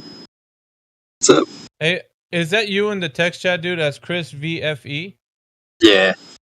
All right, so I was wondering, so I can make you a mod, but now that you told me, I'm gonna do that. Actually went ahead and made two accounts so I could follow twice. But I mean, I like the Chris V. You. All right, added you as a mod. You are now a mod. It wouldn't let me do like a super chat thing, but I think it's kind of my side on the Rumble. I just wanted to kind of test it out and see kind of how much you got out of it. Can you do a super chat? Like right now? That's what it says. It's called like a rant, or really? It says it can monetize. Yeah, your rant here. It's called a rant. Wow. So And it says you could be monetized right now, like as it is. Yeah. I thought you'd have to wait for that. Well, it says I can even give you $5 a month and be a sub. What? For Mayhem 100. Get out. Are you serious? But it says I have to verify my card, which I can't seem to find how to do. Is it only like through credit card or like PayPal, or does it give you options, or is it just like one form of payment? It only has credit card option, unfortunately. Oh, okay. I see. So it's probably something with my bank.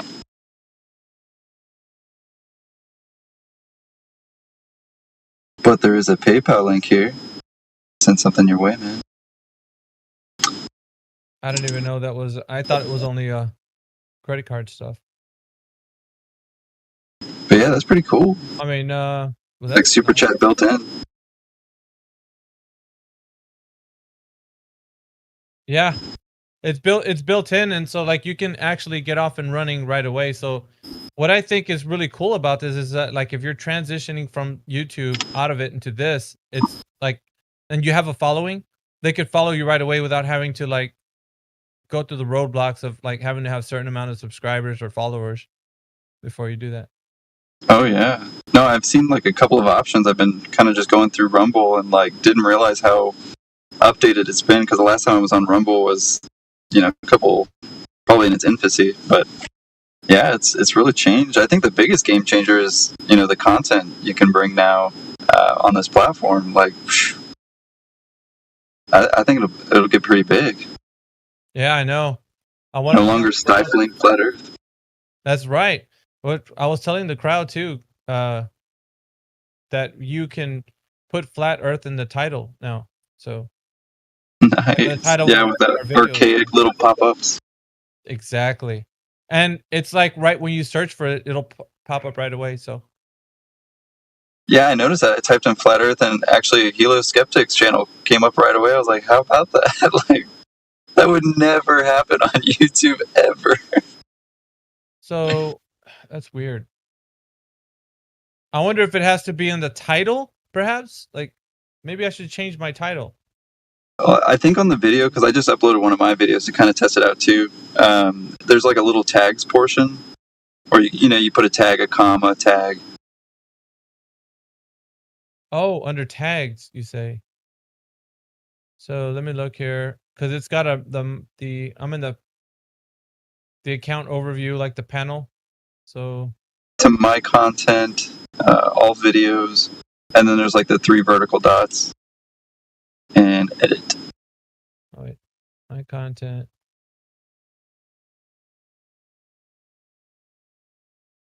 All videos. Edit under each video, you say? Yeah. So like the 3 little buttons, it has like an edit option on the video. Yeah. And then it has like description, title, and then there's tags. Oh, I see. So flat Earth on the tags, right? So is it? Oh yeah. Hashtag flat Earth. Yes, sir. I put like flat Earth music, FE, anything that's kind of what people are searching. Yeah.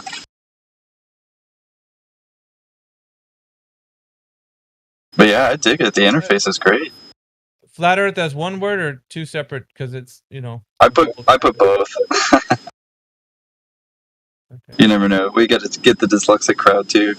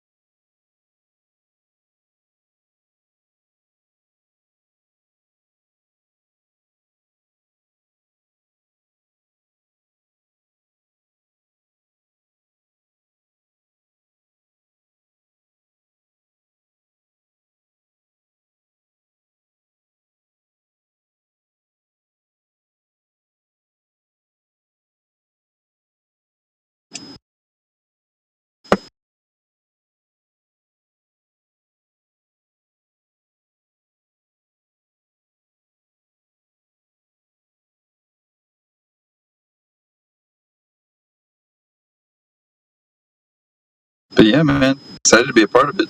Unfortunately, I got to split and go teach another class, but I'll be back later, see what's going down. All right, man. I appreciate you. Thank you very much. No problem, man. Peace, guys. Later.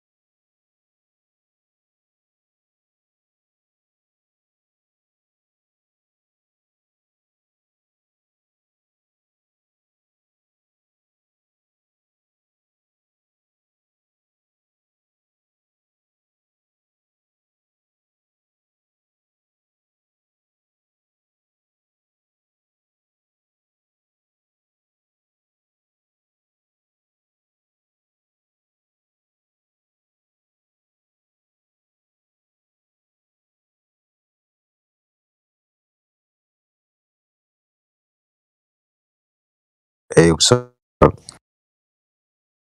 Hey. I was wondering if I could get a what is it? Flat Earth tag. Is this J-Star? Yes. Oh yeah. Give me a second, brother. I'm just updating Rumble at the moment. I Yeah. appreciate that. Yeah. Yeah. I listen in a lot because I got a lot of stuff going on in the background, so I can't tune it. Like chime in that much. But I was gonna talk with the when Ben was in there, but I see you was going off on him, but he wasn't getting it, so I was like, he's probably just gonna spin off like that. So Yeah, if you want to get in, man, just let me know. You could just jump right in. all right, cool. But yeah, sometimes it's just like that, man.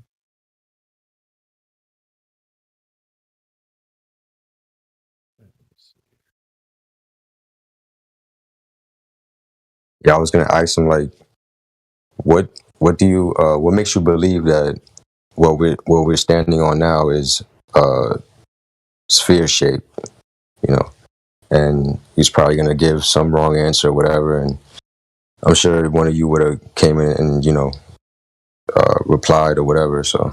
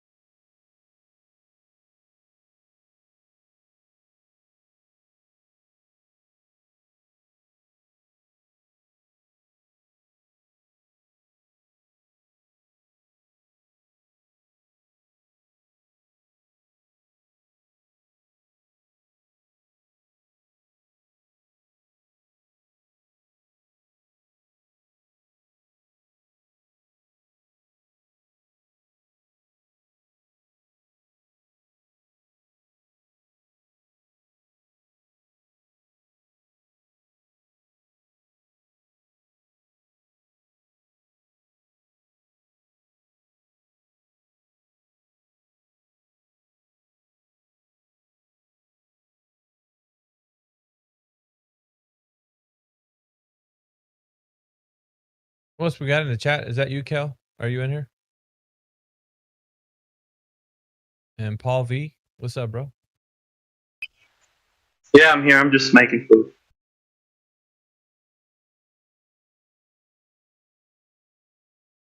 Cool. Trying to get my follower count up to 100, or at least past 100, so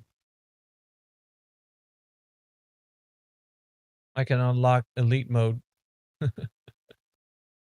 I mean, I already subbed to you, Rumble. Yeah, no, appreciate it, bro.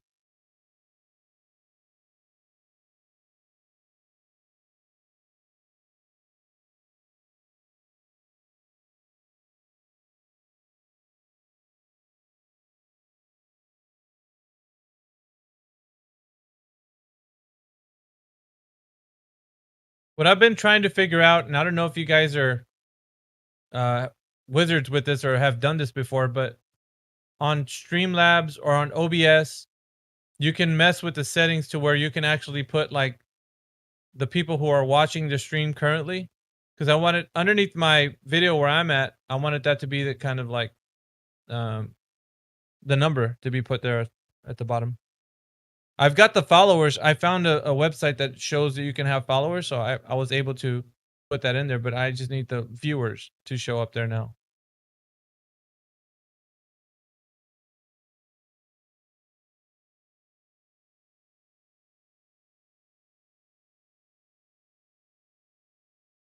Trying to figure that out.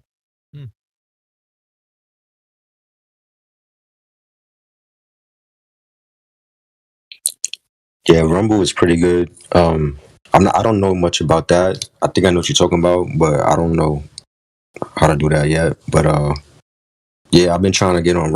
I have Rumble too, but I've been trying to have more people get there too because it's another platform that's pretty good. That you can say whatever. So I've been trying to, and it's pretty cool the way it's set up a little bit. So yeah, I've been trying to get people over there too. All right, J Star, I just gave you flat earth tag, bro. You got flat earth tag. Thank you. Thank you.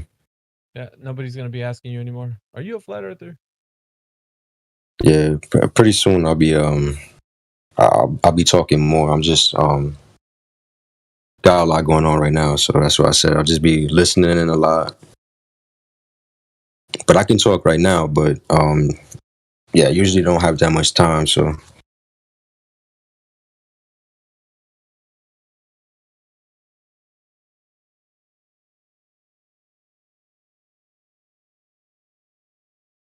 Very close, man. Got 78. We're almost hitting that 100.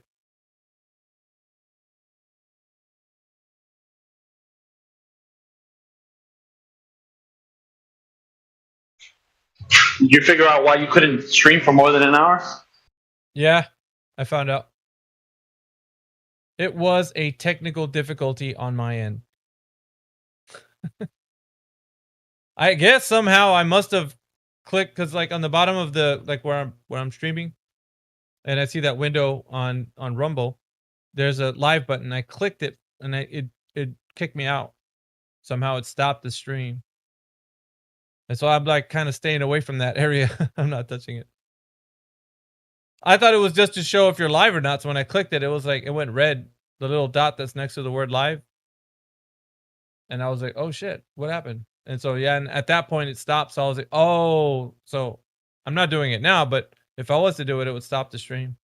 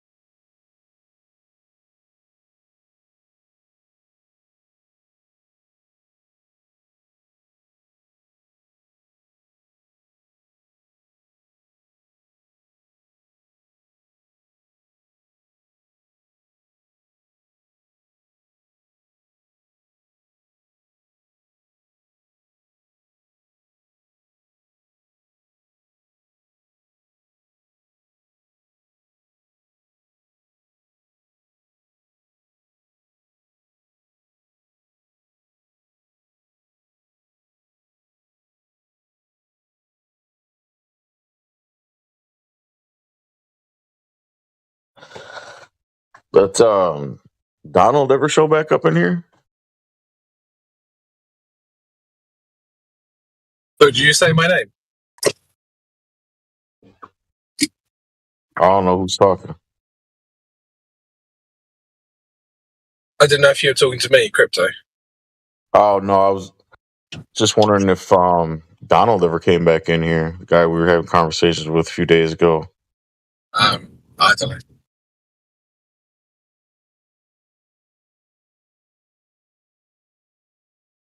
So Rumble, huh? That Rumble thing is, I take it was a success, so I got to sign up for Rumble now. Is that what's going on?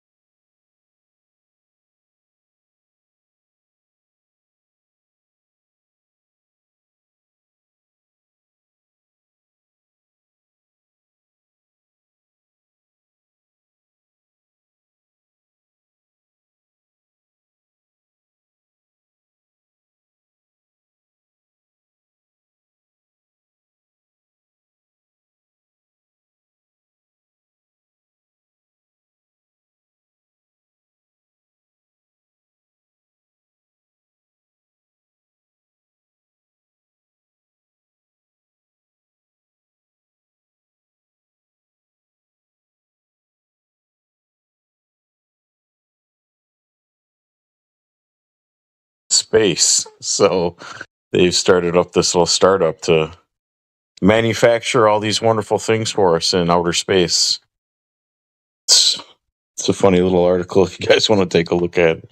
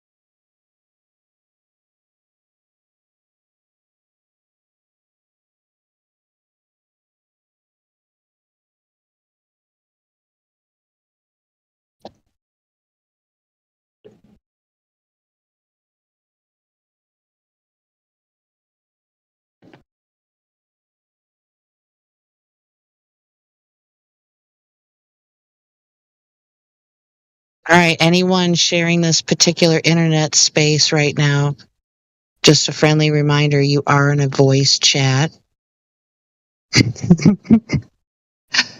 Can I get a mic check? Because I'm feeling a little bit silly right now.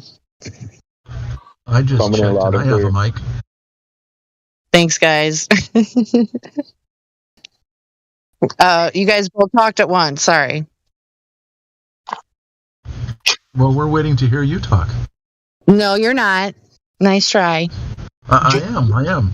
I've been waiting all day. I just pull everybody in the weeds, but my brother-in-law, he didn't elaborate because he's out of town, but he saw something about Antarctica, and he said it was pretty interesting. So I can't wait. Or my sister's off getting her toes did or something, and me and brother-in-law are working out in the yard, and he tells me or something. That's what I'm hoping. Because my sister gets really fucking triggered about the topic. Can't be as bad as my wife. I bring up the topic and she's about ready for a divorce. Dude, my sister said this to me. Granted, alcohol on their part was a little bit involved. Scared the shit out of me.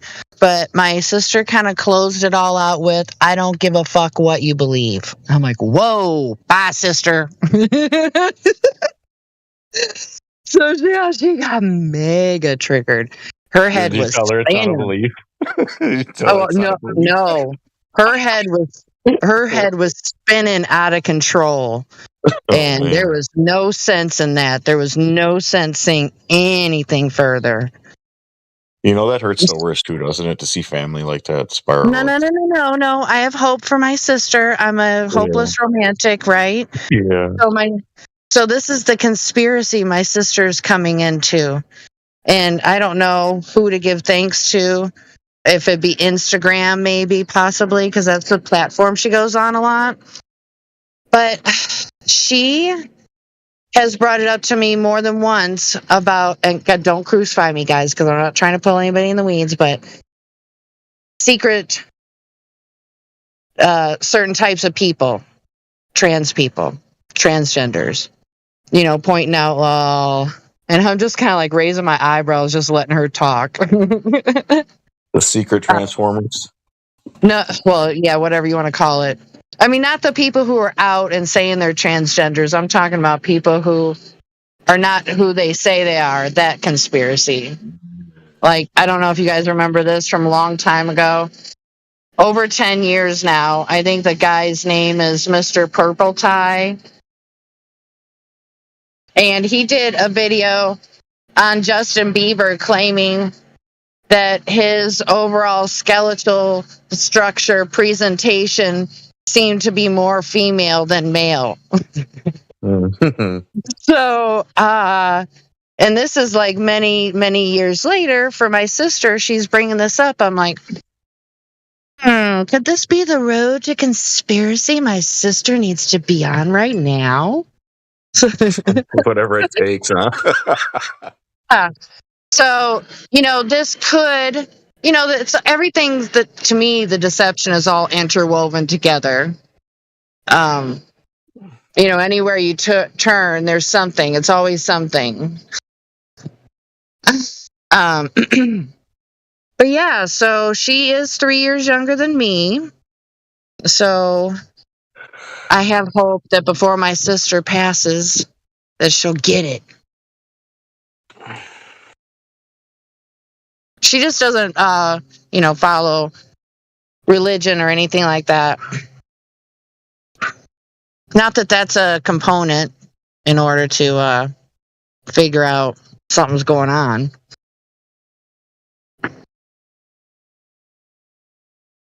My mom swore for years that Sandra Bullock is a man. So, Kidding me? Yeah. Oh, I should bring up Sandra Bullock the next time. Oh, thank you for mentioning that. That's so awesome. But so far as my mother thinks we went to the moon. So, my mother has unfortunately health concerns, and I don't want to stress my poor mommy out. So, yeah. Unless she brings it up. Oh, go ahead. I'm just going to mention that this is exactly what we can do on Rumble. We can freely talk about this with no. Yeah, these combos. Yeah, you could go full blown on it. Like, you don't have to hold back. Nikki, but you know me. Yeah, I know, but I'm saying, like, currently the room is also a live stream on YouTube. So when we can, I do want to have that conversation, Jenny. But when we can, you need to let loose, no word restrictions. Like, we can. No, I'm your girl in that realm.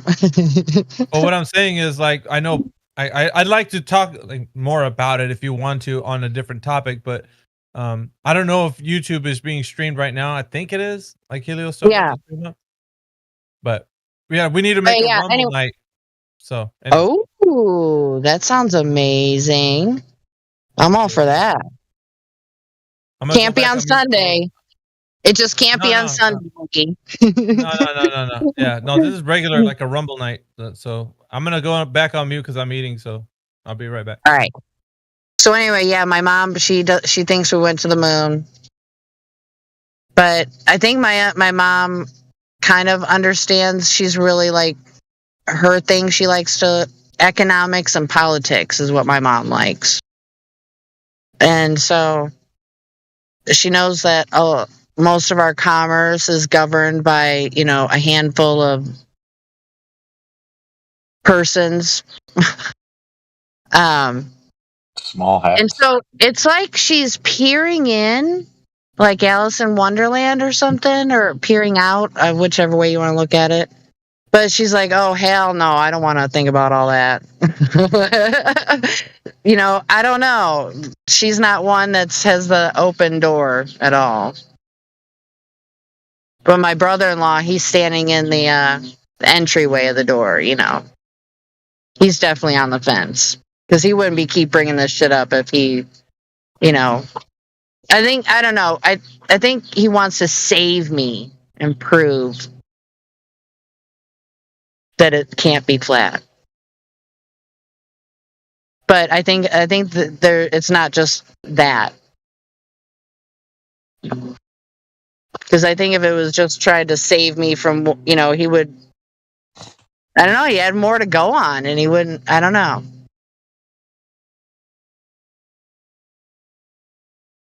A lot of stuff people don't pay attention to.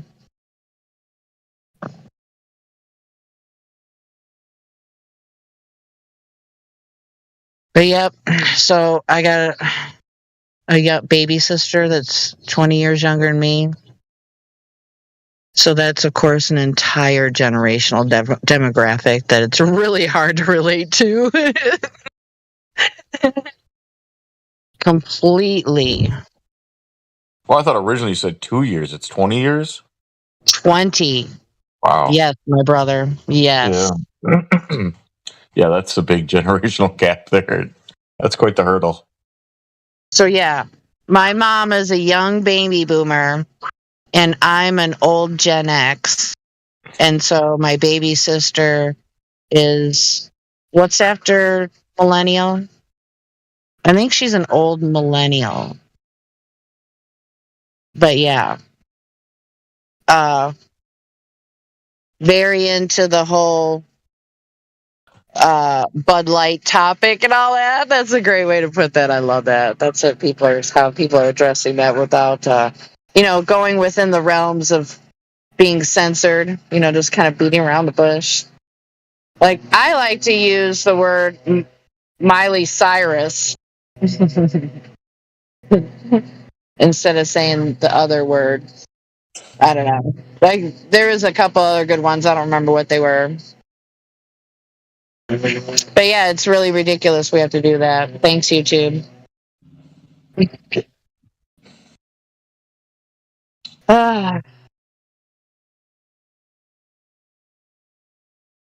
But yeah, have you anybody listening at all ever talked to a boomer about how we didn't go to the moon? This is why I think we should have a boomer night. Couldn't be really late no though, because they got to go to bed and all. Man, just do it. But no, have you guys seriously ever talked to a boomer about how we didn't go to the moon? Yep. Okay, but see, it's crazy because my mom says, well, it was on TV. It's been a while since I talked to her about it, but best as I can recollect. And I think she might have said live. Yeah, but wasn't it not on TV? It was on a different TV that they were filming, and then you were watching a filming of the TV that it was on. Well, and then, of course, she also probably, I don't know, I asked her, if I got as far as asked her if she believes in the narrative of 9/11. Because there's definitely some fuckery going on with what we've seen on TV with that, too. And I guess it's, somebody really has to process of what the technology capabilities even were then. And the only way somebody could do that really is, what they show us in movies. Because it's just insane.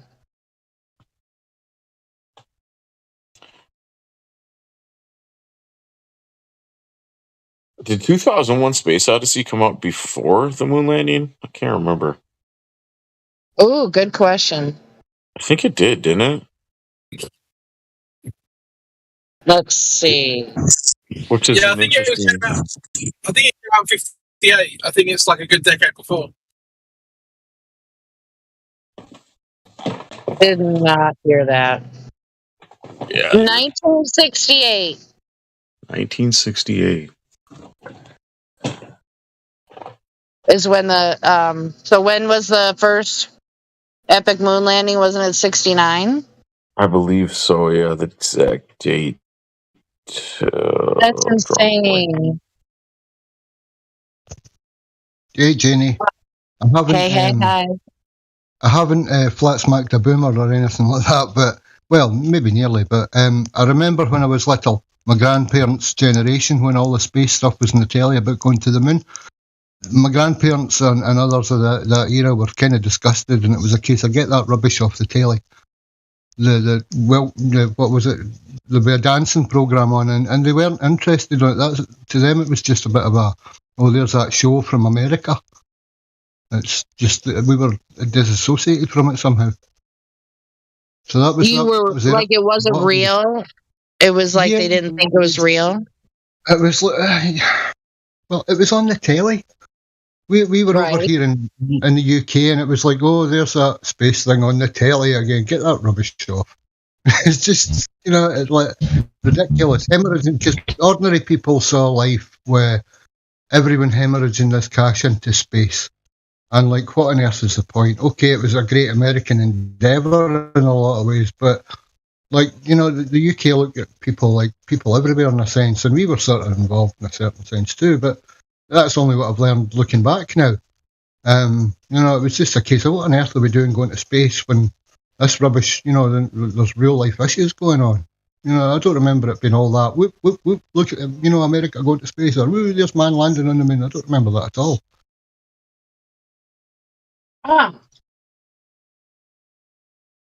Lucky for my mother, when she was watching it on TV, my grandfather was screaming at the TV, yelling at him not to believe anything they see on a TV, that it was fake. He knew. Yeah. Are you kidding? That's amazing. No, yeah, he knew at the time. So I'm pretty lucky growing up with that. And he said too, and I've said this countless times on here, but he said when it first aired on the television that there was at the bottom of the screen, it said, "This is simulation only." He swears up and down that till the day he died. And he said after that first airing on television, those words were never seen again on the footage. But I haven't ever met anyone to, say that as well. He was the only one to tell me that. My mother was too young. She doesn't really remember, but she says if, my grandfather said it was probably true. One thing he was a liar. He might have been a lot of things, but he wasn't a liar. Well, we do have that quote unquote found footage. It would make sense if you think about it for them to put that on there in the beginning, because they were probably a little skeptical about, what happens if people don't believe this? They can say, well, we can just say it was, simulated. It was just a simulation of what actually happened. But I think everybody bought it so hard that they were like, okay, we can remove that. We can remove that off the screen now. We don't have to tell them it was simulation. I mean, it makes sense to me. It's what I would do.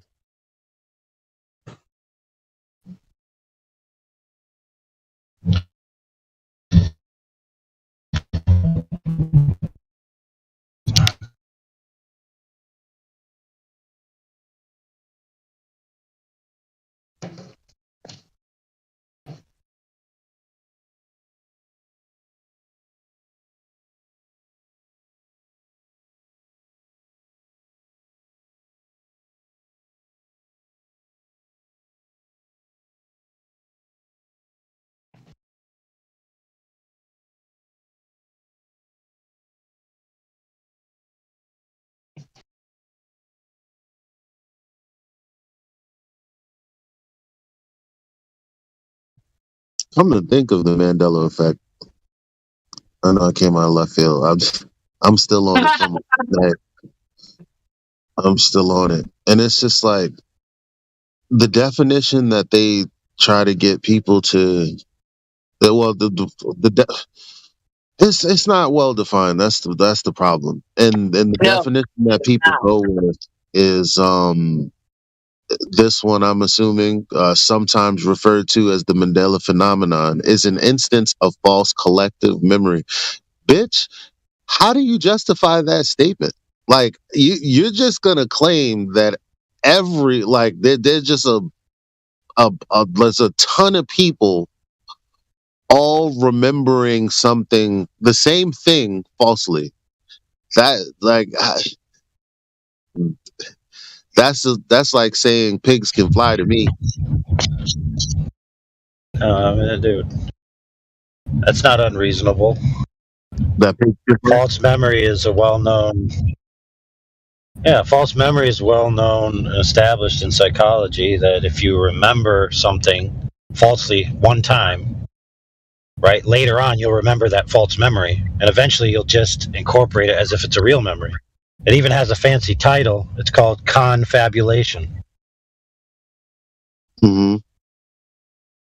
Now, many people in cultures, right, that are homogenized with media and products experience the exact same media and the exact same products almost near perfectly the same. Yeah. You know, like you go to the grocery stores in certain areas of the United States and your experience is identical, you know, with minor differences. Or you watch TV, your experience is identical with very minor differences. Mm-hmm. So a lot of people are experiencing this false world of media and you know, branding and all of this together simultaneously. And if there's any errors in that they all will experience together, then it's very probable that they'll all have the same error. Now, the problem is there's no way to prove either way. So it's a philosophical position whether you take that the Mandela effect is all in the mind or if it's actually in tangible reality. That's what I object to, the latter of what you said. The former, okay. That's reasonable. Because well, there are instances in which information that was there could have been manipulated in some way or changed in some way, creating the, you know, this idea, or in like if I remembered something and then someone literally did change the information about that thing, it kind of means that the information I got in the first place wasn't firsthand, right? Because how could it's not like my experience of something. How could I remember that? Well, yeah, I guess you can remember things that have happened incorrectly too. Right. And so as soon as you think about it in an incorrect way, you create new neural pathways that have the incorrect information. Then later on, you try to recall the event. And rather than accurately recalling the original event, you recall the later on errored event or memory. So in other words, you're remembering a memory. You're not. Mm-hmm.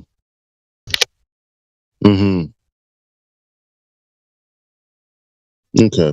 But we're all on. Are we all on the same page that physical reality isn't changing, or are we? Yeah, we have to be, or else everything could be up for debate. Then, if that's the case, if physical reality can change, then everything's malleable.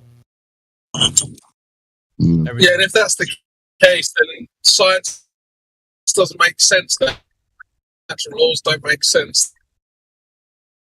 All bets are off. So then, talking about the Mandela effect is. Sorry.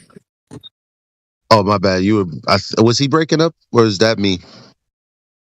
A lot of people are. I don't know if it's just us. I'm hearing crypto break up. I heard AI break up. I'm hearing a lot of people break up too. This sounds like the usual suspects to me.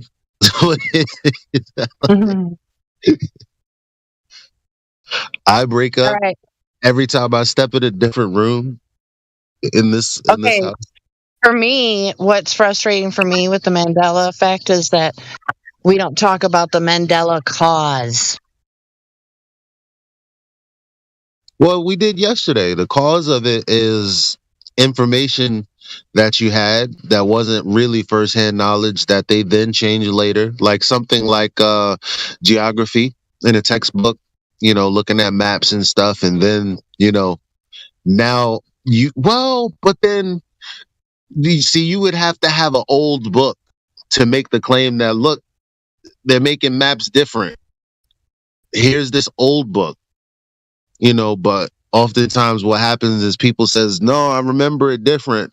But all right, my favorite one is the Lion and the Lamb from the Bible. That's my favorite one. Your favorite one, And what? the reason why I like the Lion and the Lamb from the Bible passage is because the examples of it are displayed in our current culture. That's the weird part. What does that have to do with what we were talking about? I'm talking. You didn't know that that's an Mandela Effect. I'm sorry, I don't have the verse. Where? Yeah. Oh, it's all good. We don't have to talk about it. No, I want to know what it is. Oh, okay, okay. Let me. It's a Bible scripture. It's a Bible scripture that. Go ahead, Mike. Did you want to come in? Yeah, somebody. No. I was just saying I didn't know we usually talk about this subject. Oh, go ahead, Miggy. No. He was asking a question. All right, go ahead. Did you want to finish your statement, Mike? Because I don't want to cut you off, man. No, it's all right. It's not important enough. You could just. Anyway, it really isn't. Okay. Well, so the Lion and the Lamb is depicted in scripture that where the lion shall lay down with the lamb. And so it's a part of scripture, biblical knowledge that people usually have. You know how people recite scriptures and memorize them and know them by heart? There's a few scriptures that have been changed in the sense of like the way people would say them. And of course, people now know, like when you recite them, it's like, why is the wording changed? And basically the wording changed because we have different, here's the argument, right? We have different transliterations of the Bible. So it's like not just one Bible that we're talking about. It's many different iterations of like biblical context. And then you get into like, well, how do you know that word wasn't translated from Greek into, English language? And there's a bunch of things, right? But basically it boils down to people remembering the scripture reading, the lion shall lay down with the lamb. And I think it's in the book of Isaiah. And so they're talking about the lion laying down with the lamb, and there's like statues of this and little art depictions of that looking like that. So in every way, people remember that scripture being that and the way it was read, they memorized it and such. And looking back to the scripture now, it says the wolf shall lay down with the lamb, and people are astonished because they're like, that was never the case ever in biblical context, that the wolf lay down with the lamb, because it didn't even make sense. But it was like predator and prey. So you got like the advocates for it always being that way, that the wolf. There's actually an old movie clip of the reference as well for the side of the Mandela Effect. And so there's that. Because I was pretty deep into this. Like I don't bring it up mostly here because I understand that we talk about the cause and effect in a way like, okay, so we see the effect of Mandela, like what it's doing, but then the cause is like going back to like what's making the Mandela effect be what it is. I agree with you. A lot of people will say it's like misremembering. A lot of people will say it's CERN. CERN turned on a machine and it's making everybody's head go Wally Wampa. And there's talks about like this is a delusion, a deception coming down from Satan himself. Like there's a bunch of different causations that they're attributing to this, right? No, I would argue that there's only one cause. Like people didn't have firsthand knowledge of something, and then the information changed. Like the end. But that's you're the end. That's not the other person's. Like to them, like I would say this: like you like to just go ahead and tie a little nice bow on it, but it's a bit different than that. Okay, so somebody get me an old Bible then. Like for example, you're not gonna find it. Is what I'm saying. Right there. Wait, time out, guys. Time out. Wait, hold up. Okay, so when Miggy was describing the particular Mandela effect that I brought up in the first place.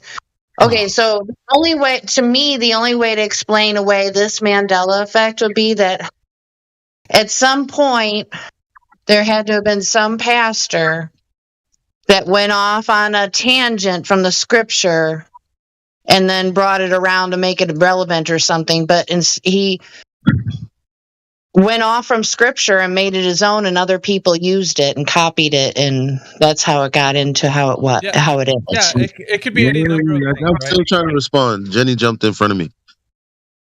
Miggy, go ahead, bro. if you if everyone remembers it as the lion and the lamb, somebody's got to have a Bible where it says the lion and the lamb, unless we're saying physical reality is changed. The ink on those pages were changed, which I thought agreed wasn't the case. Yeah, it's not the case. So that's not okay. So what you're trying to say, physical reality is changing, and that's not what I'm saying. Okay, it gets a little bit weirder when I start talking about this, but have you know about hypnosis? Do you know like about certain ways that you could trigger the mind to actually have a perception other than what actually things are? Like you can have people thinking that there's spiders crawling on them or whatever the thing that's not really happening. That's not physical reality, but to them it seems very real. Do you know where I'm going with this? Like, I do, but that's like, how is that sequitur to the saying? Because it's not physical reality that's changing. It's the perception. No. If somebody printed a Bible with lion and the lamb inside it, that's physical reality. Yeah. Right. So for someone to say, nah, it used to be that,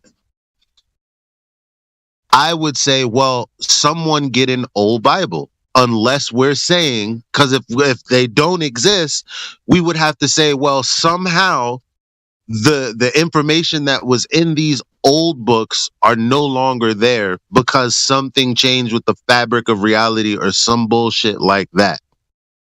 It's not dealing with the thing that's concrete. It's like a rock is a rock is a rock, right? But if somebody perceives it to be a loaf of bread, they're going to want to slice it up with a knife. And to them, their mind is perceiving something that is not in actual reality, which is what you're saying. The reality of the thing is it's one way. That's not sequitur. That's not. Tell me how it's sequitur to what I'm saying. You have a rock, and now all of a sudden it's not a rock. Are you saying that we just perceive it to be a rock, which it never was? I'm saying whatever's happening for the person to perceive it in a different way is happening on the level of the mind and not physical, tangible reality. So your perception is changing. It has nothing to do with actual reality changing. Like that, we're perceiving things differently. And that's why there's a lot of people that have a memory one way and some have it another way. It's like, well, you can't have two things where we're saying are conflicting with each other. It either was or was not. You know what I'm saying? So there's it's basically considered like a delusion. Oh, so I get that. I mean, I get that, but I'm seeing the cause of that is, well, we're not attributing the reason that I remember something wrong is because I was being inundated the first time that information hit my consciousness to begin with. Now, that's very different from saying there was a Bible which had certain words in it, and then now because I'm remembering it differently, something must have changed in reality. Because that's not a perception change. Yeah, it is. No, it's not. Yes, it is. No, it's a form. Wait. Can I tell you why? Can I tell you why? Look, I'm not clear yet. Before you tell me why, I need to know what's going on. All right. If there's a wolf lying with a lamb, and that's what it says in the Bible right now, then people's perception of it saying that, then in order for it to be a perception problem, people would have had to been, for some reason, preachers out there like Jenny said, or something out there was popularized for it to be the lion laying with the lamb when it always was actually the wolf and the lamb. Because documentation. Hang on, Jenny. Hang on. I want him to finish so I can respond. I've been waiting for him to finish. I don't know where the end is. Are you done with that? No, I'm asking you a question. I know. I was actually going to respond previously to before you started. Not the question or the question? It deals with it. because it's a misunderstanding from what you're perceiving the actual change to be. Like the premise of the change, like the premise of the change would have to be physical reality changing itself, or somebody has a different opinion of what they think it is, just based on like an idea they had previous. And it's So what which it one is. are we going? Which one are we going with? One or two? Okay, so when I can tell you what I'm gonna get to, it's like it's just like being under hypnosis. Like, say you were at one time perceiving reality a specific way. Let's just say you were looking at everything the way it is, and everything made sense to you. All of a sudden, here comes, and I'm using this as a causation, so don't pin me to this guy. But let's say there was a guy that came here, and he used a watch, and he dropped it in front of your face and said, "Okay, now watch this watch, and okay, now bark like a dog, cluck like a chicken. Oh, and by the way, when you look at your Bible next time, it's gonna say the wolf and the lamb laid together." And so everything now, he's gonna be like, every time you read it, when you go look at the Bible, it's gonna keep saying that. So your mind is the thing that's your perception has been changed because there's a type of hypnosis that's been over you. And because of that, reality, we're all gonna look at the Bible. It's gonna say, well, the lion and the lamb, it says right there. But because of the hypnosis part of it, you are now kind of seeing things differently. You're like, no, every time I look at it, it says wolf and the lamb. What are you talking about? Like, it doesn't say what you Okay, I really like that line of thinking on that one. I really do. Right, but hang on. That's the first thing I said, though. So I don't get it. But so you're saying that we were basically in a delusion, and then we came out of that. And I'm saying it's the opposite. We were out of the delusion and we came into it. So that's basically, we were now seeing things possibly in a way that has been transformed in our mind, not in physical, tangible reality, but if you're under hypnosis, you're not going to be able to tell me the difference. Like, I don't care how much you try to look at that scripture, you're going to be like, the ink in the paper says the wolf and the lamb. Like, what are you on about? And we'll all be looking at it like, no, dude, it's not that. But to you, that's so what it is, right? Over the people that have remembered something some way, for some reason, when they perceive reality, their perception has been it's been hijacked. So it's a hijack, because like what's been happening in between the idea that the Mandela Effect's been talked about, people have been getting like these scenarios where there's flip-flopping, where all of a sudden the thing that they thought it was before, it changes, and then it changes back. And then it goes back to the other thing that it was. And it's like, how is that possible? Tangible reality doesn't change, right? Just people are retarded. Well, that's your take on it. But what I'm saying is there is such a thing as called people being under hypnosis. And that can happen with the power of suggestion. That can happen with linguistics. There's subliminal messaging. I mean, you name it. There's any number of ways that they can get to us with the brain, the way it functions with the different wave patterns that it has. Like you have like the alpha state and the beta and like delta state.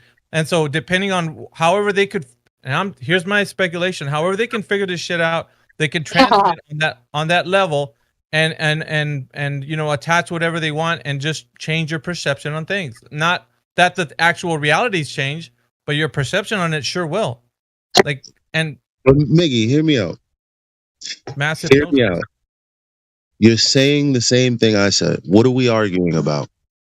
Because when you gave an example, because you're saying I'm looking at it opposite to you. Oh, well, listen, and you said don't hold me to this example. All I'm saying is the man who came along and hypnotized them.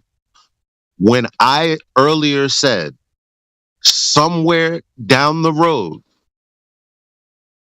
when you incepted this information, that was the man, gave you some information that was false in the first place. We're saying, so we started at the same point, right? Or wrong? We started at the same point talking about like that everybody's been deceived, or that the thing that we're the example is the man comes along and hypnotizes. I said, well, somewhere, some way, at the beginning of a thought, right? Not a thought, but the thought, an inundation of a lie was introduced. Okay. Okay. You said a man comes along, because that's the cause. A man comes along, somebody gives somebody information that is incorrect. You perceive it to be one way. Someone says, this is this. I said the same thing. What are we arguing about? That the fact that the causation is not something physical, that it's only a state of mind.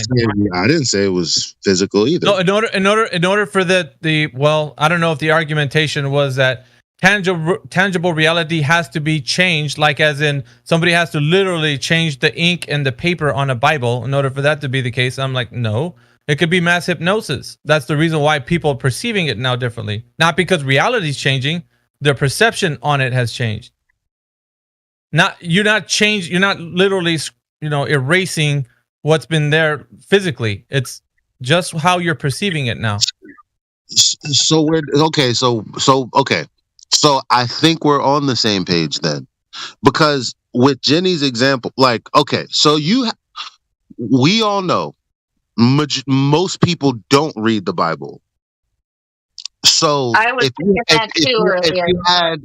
If you had some preacher on TV somewhere, right, that everybody was watching, and he said the lion and the lamb, everybody would remember that event and remember it as that. Not that they ever knew what was in the scripture, but they hear something, they're like, okay, that's the scripture. And then sometime down the line, they come across the scripture and they're like, holy shit, this is what it says now? When actually it's always said that. Wow. Yeah, but it's in your case, in your scenario, the guy who said it the different way was actually saying a false memory. He's actually giving people information to give them a false impression of that's the way it always was. And, the people are like, oh, wait a minute. No, it always said lion and the lamb. But why am I looking at scripture now and it's saying the wolf? No, it was the case of like what people are saying is that because you have, and I'll use the word Christian so you can understand what I mean. But like you have Christians that memorize these scriptures. So it's not that this famous pastor said anything or somebody gave them that information. They already knew it to be that way. And so if that's the case, and then their perception on how they're viewing it changes, it's not that they have a different opinion because that other guy said new information. It's because they remembered something always being one way. And then this false way of perceiving the scripture in a book changed. And, like their mind made it look like that's what it says. So now they're whatever that whammy that everybody has on their mind, right? That changed everything is a form of hypnosis. So your mind remembers the old way, what you remember from the past. So there's certain, and it's not just one thing. Okay, this scripture is just one little tidbit of like what. I'm following you because even though it's rocky for me, I'm just trying to cling on to what we do agree with, and I'm because as you're explaining the hypnosis, I'm like, well, and it might be fallacious for me to word it the way I'm going to word it, but I'm going to go ahead and assume that these globers and these motherfuckers are under hypnosis because I don't get how they can see what we see, but see something different. Bro, you're speaking. You're speaking exactly the same thing that I'm saying, and like you're getting there, but it's so. In order for the whammy to come off your mind, it would take something supernatural to remove it, right? Like you and I, we could argue the toss about flat Earth to somebody, and I mean, they're not gonna get it, bro. Like they're just gonna come in here day in and day out, and be like, "You guys are fucking stupid for thinking the Earth is flat," and we're gonna be like, "Bro, like you could go out into tangible reality and see it for yourself." And what will they tell us? When I go out there, I don't see nothing but a curve. Like it's like I don't get it. Like it's just not possible. Yeah. So, however, the hypnosis fell off of us, it was supernatural. It wasn't something that okay.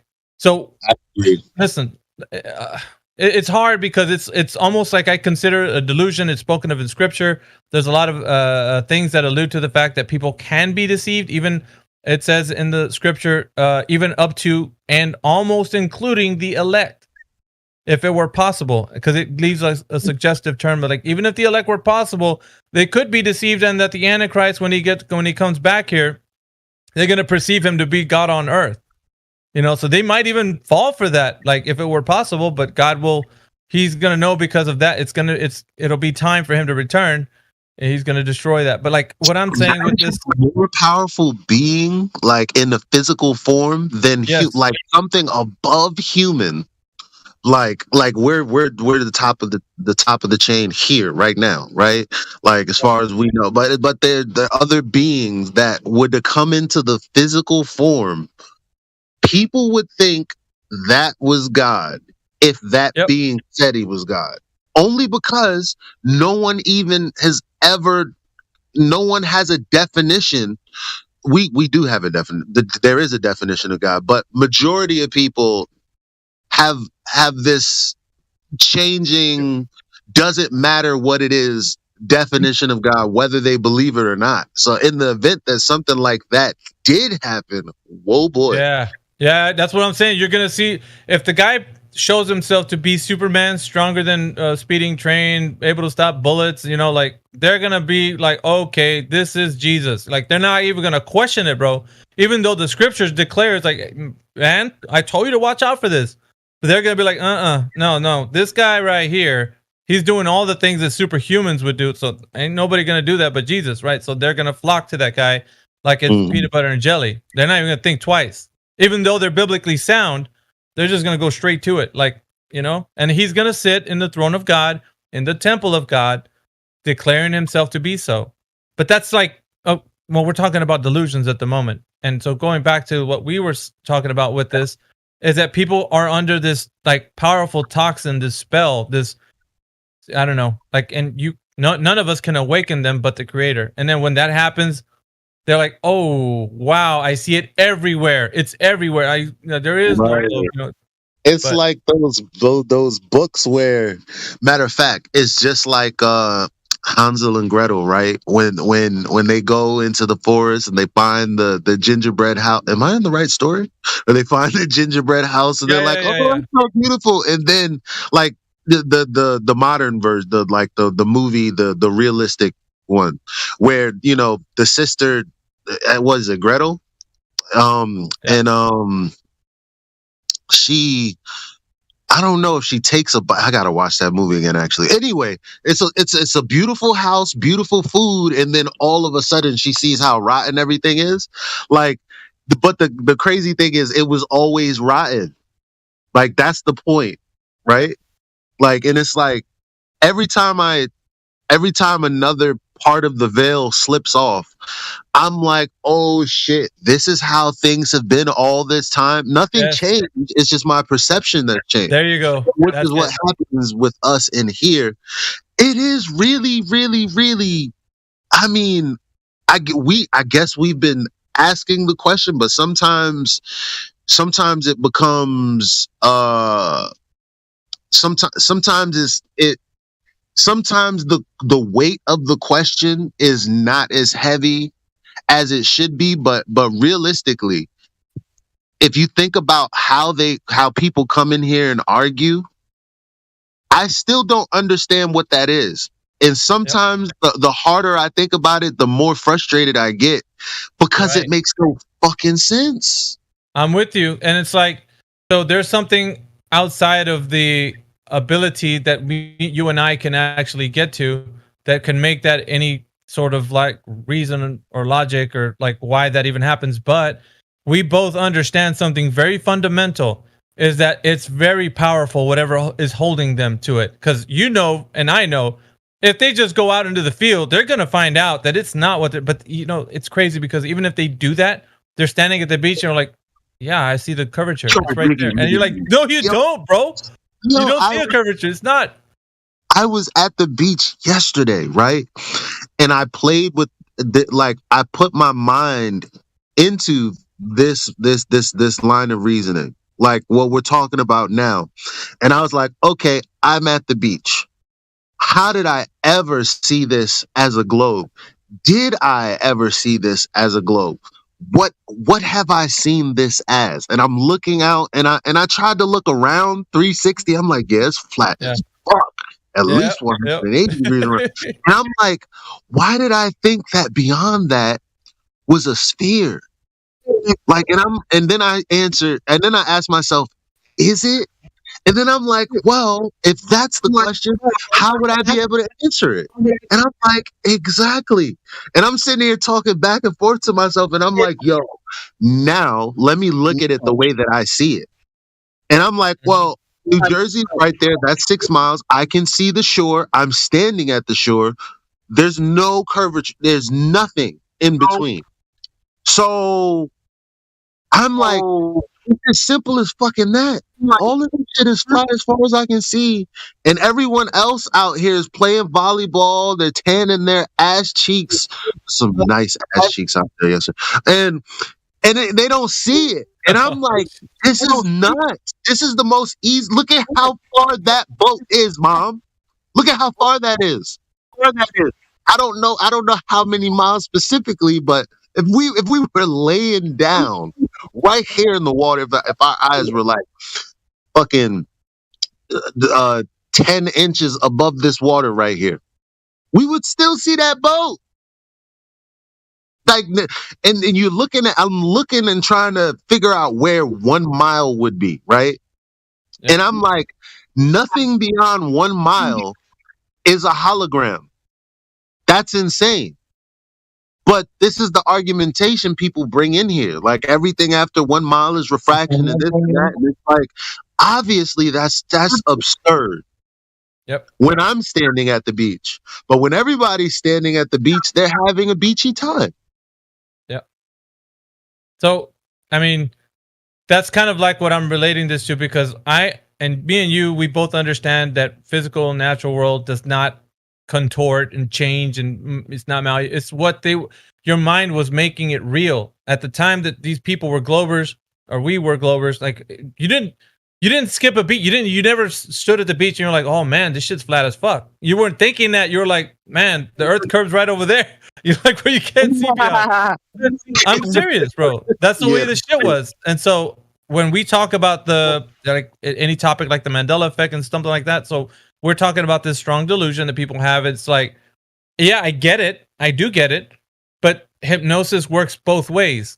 When you're before you were hypnotized and after you're hypnotized. And it's like, it could throttle back and forward. It can go from not being hypnotized to hypnotized. So there's power of suggestion. There's kind of linguistics. There's like subliminal messaging. I mean, you can name it, any type of hypnotic device or a vehicle that the hypnosis can get to you. Once it hits you, man, that whammy's there. It's not going away. We got to do a show on this because it number one, we need to define Mandela Effect. Like, as in, like, we need to put a flag in the ground and say, this is the Mandela Effect. Fuck y'all. Right? And also, I think, like, we need to have this conversation because it's not even really woo-woo, but it's the part of the woo that we want other people to understand is like, yo, you know how powerful a delusion has to be for you to think that the earth is like, you haven't, it's super strong. Like, to the point where my best friend will punch me in the mouth if I push too hard. If I even start asking questions, it's weird because we all go into this. What's the word? Because right before we're about to have it, it's like chess. Because like chess, you can, count like 6 steps ahead, depending on how advanced you are. Like you can count more steps ahead. You're like, okay, well, if I make this move, they're able to make this many moves, and if they make either one of these moves, then I can make. And it depends on how much your brain can hold at that point. But it's like, that's what we do when we're having conversation, and they're doing the same thing, except when they hear what we're saying about, hey, did you know that there was a formula to the horizon? Somewhere in their mind, it's stopping them. It's saying, okay, this motherfucker is getting to a door, and I need to go the other way. Yep. And what do? They turn off it cuts off in their mind, so they're hearing like bzzz. Meanwhile you're saying X, Y, and Z, they're hearing like and they're like, okay, it's my turn to speak. And it's like, did you hear what I said? No, but like, let me tell you my point. It's like, fuck, dude, like what are we doing then? You're not listening to me, and they often, when you ask them to repeat it, they can't, because they weren't paying attention. And so they're ready to just give you the answer. And it's like, I think that's usually the issue with these guys. But like, yeah, like you said, we got to define what it really is, because the woo-woo part about all of this is people haven't looked into like subliminal messaging and power of suggestion. And I mean, you can talk about any number of hypnotic ways that people can be under the influence, and that could be a leading cause for this effect to be what's taken hold of people. Now, I'm saying that because this is practical. We understand these things in a way that, yes, hypnosis is a thing. It's a reality. People can't be hypnotized, and people can talk about things in a certain way that doesn't make sense to reality. But I mean, it is what it is. So in that way, they could tap into that part of our psyche, right? Whatever, whether it's alpha, beta, gamma wave, whatever in our brain wave, like they tap into that. I'm not gonna lie, my brain was buzzing until it became like, until we made it clear. I like when you're like brain waves and this, that, and I'm like, this nigga's jumped off the deep end. But then I'm like, okay, this is what he said. All right. And I'm like, it's happening even to me. Like, how? What is that? That's that cognitive. I'm telling you. So we're basically stonewalled from the truth, from the delusion that and that you can't be free from it unless it's a thing that the creator gives you the ability to become free. So when you have that spiritual awakening, because that's what it is, then you can start to see things a bit clearer. But when you don't, you're just going to be butting heads till the cows come home, and we're going to be in here talking about bitches and hoes to the guys that are coming in here saying the earth is a globe. Meanwhile, we're wrestling in a level that is spiritual. Like, we're not even talking to the guy anymore. We're talking to his psyche, his brain. Somewhere we're fighting this spiritual battle in their mind, where we're trying to go against that thing that's keeping them from hearing the truth. And either it's going to become unlocked by the creator saying, okay, now you can hear what this person's saying, or you're not. It's a gift. So we need to add a new. We need to add a new weapon to what we do here. I think I kind of used it, but it really needs to be a leading point. When I say, why are you here? What I'm asking is, do you want my help? Are you in search of something in like a way? You know how there's movies where there's a bartender and someone comes in and they're like, give me a shot with the lemon on the side, and then they look at them, and then they exchange glances, and then they open up a secret passageway to the back, to some other place in the bar where it's like what I'm saying is, we need a way to understand that when someone comes in here, they're looking for that information. Because if the bartender's not going to go, there's a secret cellar in the back. He's waiting for someone to come in and say the right words to then show them or reveal to them what needs to be revealed. But they need to want to see it, or it's not going to work. So we need to know, or we need to ask people, would you want to know if the earth were flat? I know we asked it before, but it's like it's like a thing that we haven't really sharpened. Like, we need to get people to agree, or at least somehow they have to believe that they're here because they know that something's out there, and they know shit's not quite right, and they know that this is the right place, and they're willing to have a conversation and receive what we're trying to give.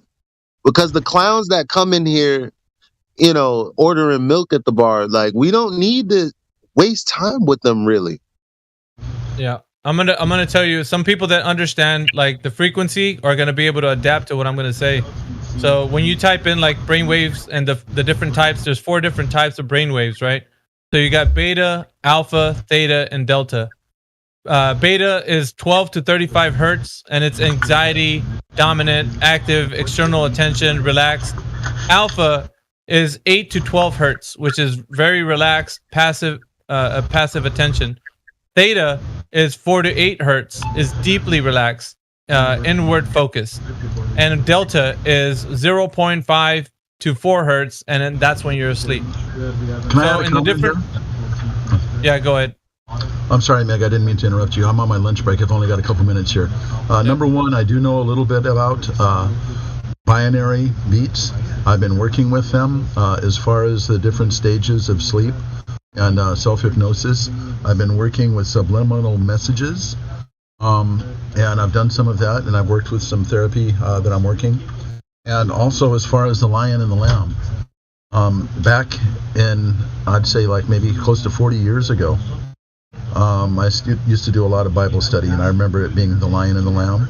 When I get home, I've got a Bible from the early 1900s, and I'm going to go ahead and check in there to see if I can find that. But and the Mandela Effect, something that I've had an interest in for a long time.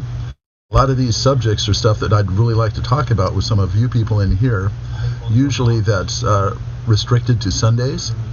And Sunday I have a hard time. As you all know, my wife's a blue pill, I'm a red pill. She gets extremely upset when any of this kind of topic is mentioned, so I have a hard time getting in on Sundays. But I've got a very big interest in all of these subjects, and I'm going to mic back down and eat my lunch now. Thanks for letting me talk. Yeah, no. There's a lot of questions that people have when it concerns these brainwaves, right? Do brainwave patterns cause states of consciousness? The conclusion: increase in the EEG rhythm is a marker of high brain activity that leads to high degrees of consciousness, while slow waves are suggestive of less brainwave activity. The pattern of EEG rhythm can be an indicator of some mental disorders too. So, okay, so something that has been thoroughly understood in these different states, right? These brainwaves, if they're operating on a specific frequency, any frequency can be tapped into, and you can send a pirate signal to that frequency if you understand it very well. If you're able to operate on that level with that frequency being something that you're using over, let's say a large group of people, you could probably transmit a frequency that could then project certain types of delusions to, like, you know what I mean? Like as in seeing things differently, or, perhaps being a specific type of way. Cause it's like almost, we don't understand, like we think that the physical and natural world is cut and dry, and kind of like there's like the frequencies operate on more of a spiritual level, right? So we're saying these things because even as my voice reverberates and you can hear it like through the microphone, I'm transmitting at a frequency at a specific level, and you hear it audibly in your ears, and it's translated in your brain to like on a specific level. So this is kind of like where the power of suggestion operates, right? So we could be having, and that's how good people that do sales. Sorry, I'm gonna rant, Elijah, but go ahead. No, it's fine. Do you notice the different tones that I use in here? Yes. Have you noticed? The crazy thing about that is I'm doing something in my mind or making myself aware of, like, it's not a physical thing. It's like it's almost like falling into like sometimes I feel fake. Because I know I'm going from it feels like I'm moving into a sort of not a character, just a way of being, a state of being. Like and the words flow out my mouth because of the way that in my mind, like I did a little mental switch. I'm like, okay, I need to be here. And I'm like, that's what you're describing down here with this brainwave shit. So much so that I take on a completely different character sometimes. Yes.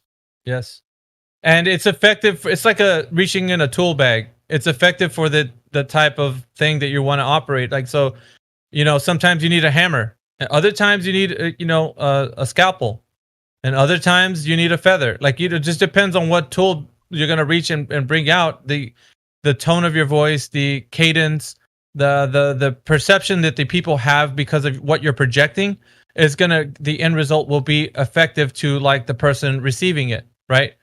So I've looked into this, and like you can see that happening like in a debate, right? High energy debates are going back, words are flying, people are feeling a certain kind of way about it. They're liking it, some are like, yeah, get them, they're cheering. But it also causes like different types of reactions within the people listening. So that character that you portray yourself to be, or changing your tone to match an energy for somebody that's coming in with, like, let's say, high energy, well then it will start projecting a different frequency, and people that receive it, they can feel that energy that you're putting out, right? Because you can too. When somebody's high energy, they're coming in there, you're like, oh man, I just listening to them makes me feel like alive, or listening to them makes me feel sleepy, or listening to them makes me feel like energetic. Like, those frequency operate on somebody's mental capability. So like one wave. right. So that's what makes a good salesperson. When somebody who does really well in sales, they can go out and project this frequency that when it hits on the person's ears and they're listening to them, it becomes something that they're like, it's a power of suggestion. They're like, dude, I don't know why I needed a toaster right now because I have one, but I bought one from this guy because he's such a damn good salesman. So it's the same thing, right? With what we're doing here. We need to be as effective as we can possible, because the battle that we're waging, it's not by flesh and blood. You're not gonna, strike somebody in the face and knock them out and then say, I won. You have to get to their mind, which is operating at a frequency right now that it's a barrier that your energy is going to have to be able to create like a disturbance. Otherwise, that wall that's in front of them, it won't do anything to them. My favorite fantasy books,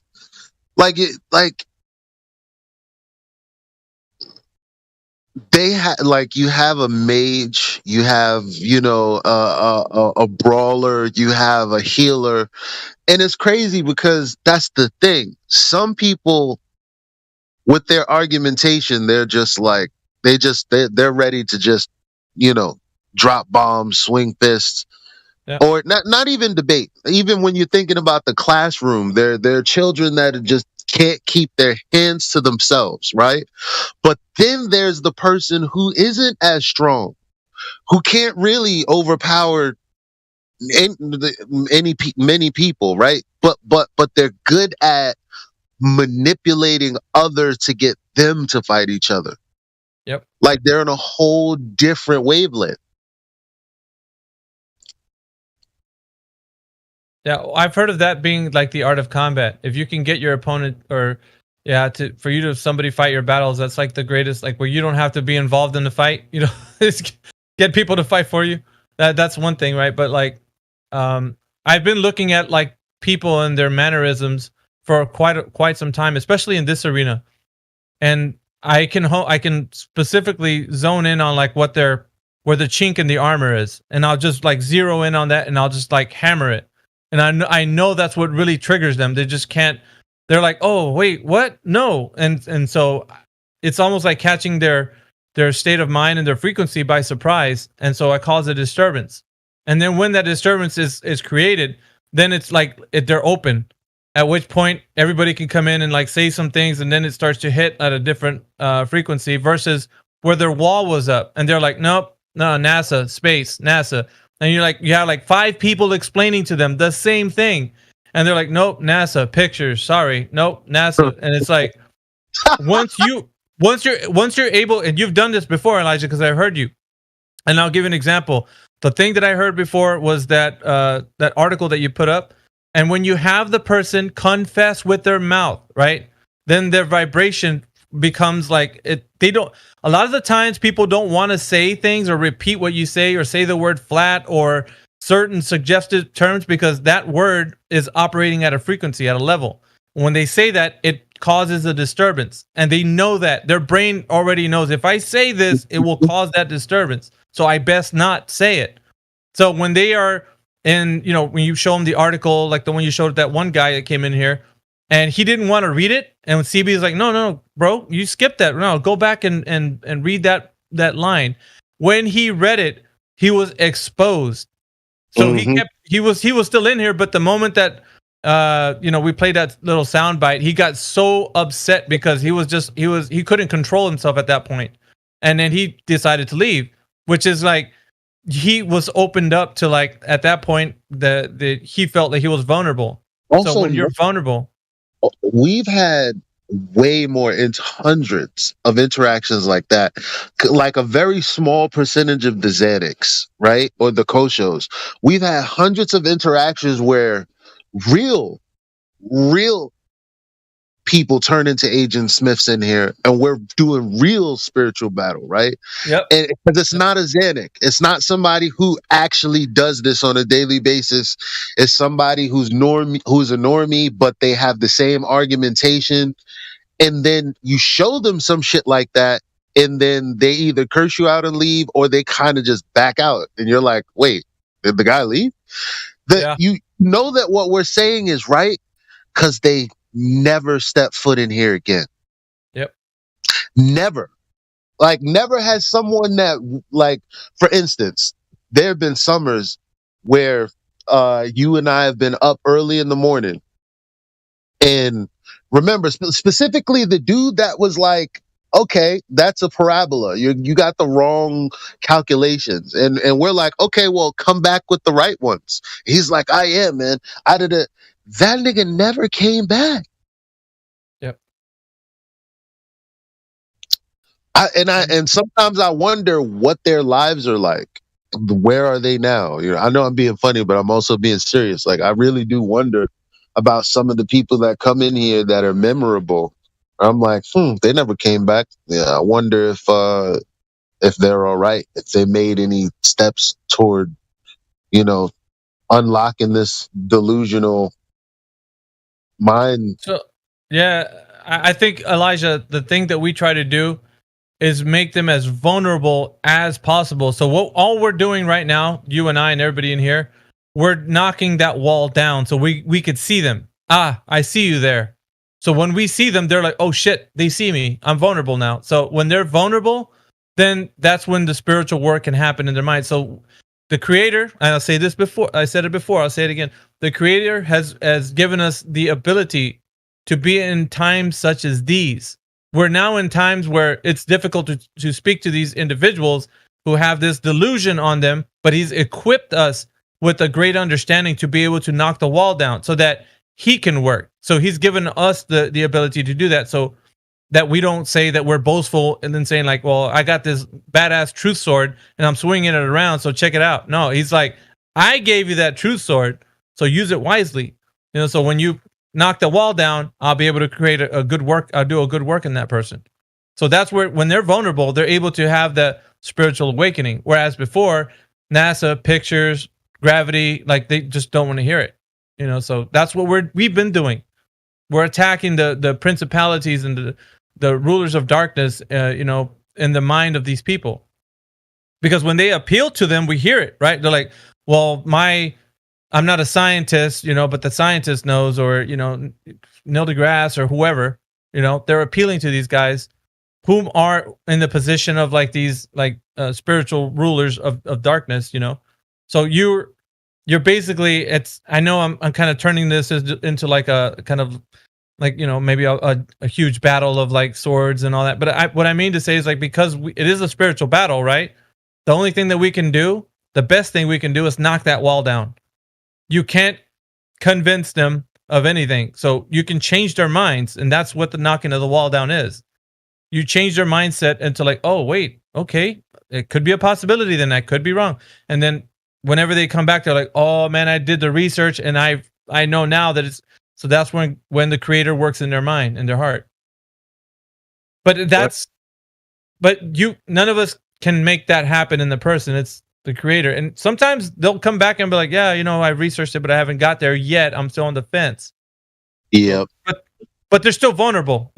They still can hear us now. The wall's down. No. It's a great topic, man. Like, I oftentimes do like talking about this because it's a bit more complex than just saying the Earth is flat. Like you're not just presenting information to them, like because they're gonna keep you have to knock the wall down somehow. The Earth is flat is easy. Why are you retarded? That's hard. Yeah. Because you know what, and that's probably why people come in here, because they're hypnotized, right? So they really think that we're retarded. So I guess I get it now. They're like, nah, okay, we could do the silly thing where people talk about lasers, and we already know you've been debunked. I'm coming from their mindset, right? And you guys have already seen the curvature and the boats disappear in the blood. So that's why when we're like, do you want to talk about boats? And that's when the armor begins to get exposed, because they're like, wait. In my mind, I was saying I didn't want to really get there because I wanted to understand the psychology behind all this. Why is the flat earther asking me if I want to talk about boats going over the horizon? You can see it happening as you're listening, to the conversation go back and forth, where someone is like, well, what's that got to do with anything? Really, is like, why are you bringing up a point that I would bring up? If I were having this debate, which I'm not, because I'm tactfully trying to figure out why the fuck y'all are actually here beyond that, because we already know it's a globe. Yeah. That's where they are. Bro, I'm kind of beaming right now because I'm going to shout out Pixie Face, which is Stacy. Thank you very much for your contribution, $10. I've seen that. I appreciate you. Love that you have sub. Yeah, she's followed my my Rumble. I also got a $20 shout out from Chris. Also, you know him as he goes by Flat in here. So, what's up, Rumble? What's up, guys? Yeah, let me put my link in here because, dude, I've been blowing up on Rumble, and these guys are amazing. So, she's subbed. She's a monthly supporter now. So here you go. But I appreciate you that are giving me that love, and I can only show you guys the same support back. I've been steady, bro, today at about 28 people on watching me now. So the live watchers have been steady at like 20. So that's kind of cool. We have 270 people that have seen this live stream.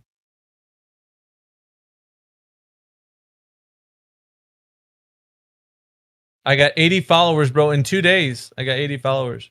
Nice. You guys are amazing. So, I don't know if you have Rumble or not, Eli, but I'd say get that sucker, man, because it's such a great platform. You can be monetized today, so long as you're verified and you have your information. I don't even know what Rumble is, but I'm gonna go ahead and. I dropped the link in live stream voice text, but I'm here now. Let me sign up. Oh, I gotta sign up for real. I thought they was gonna let me little Facebook button or the Google button.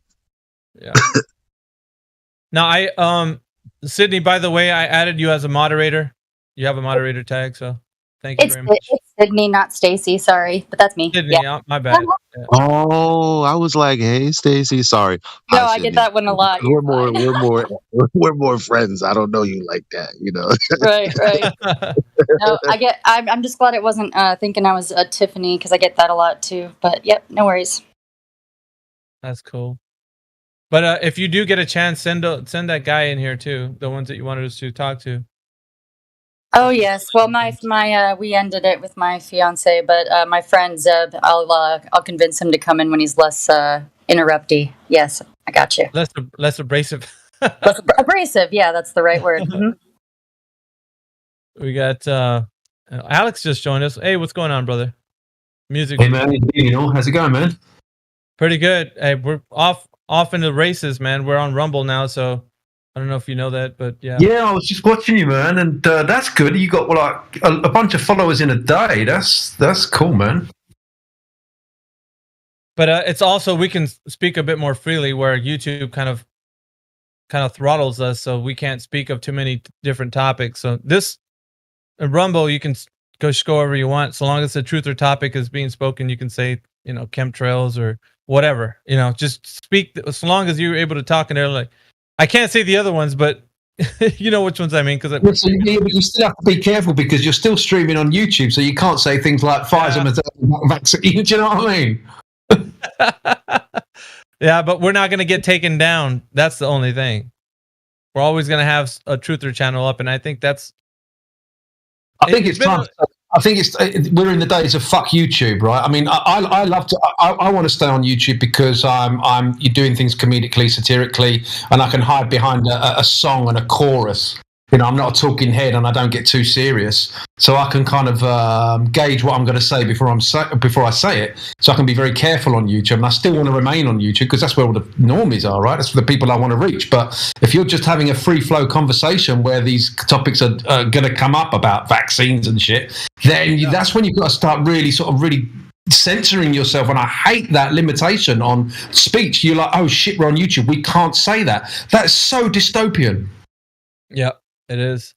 So that's why we're going to have Rumble nights, man, where we're not even doing anything on YouTube. And so we can kind of let our hair down, so to speak, and have that conversation, you know, like the way it's meant to be.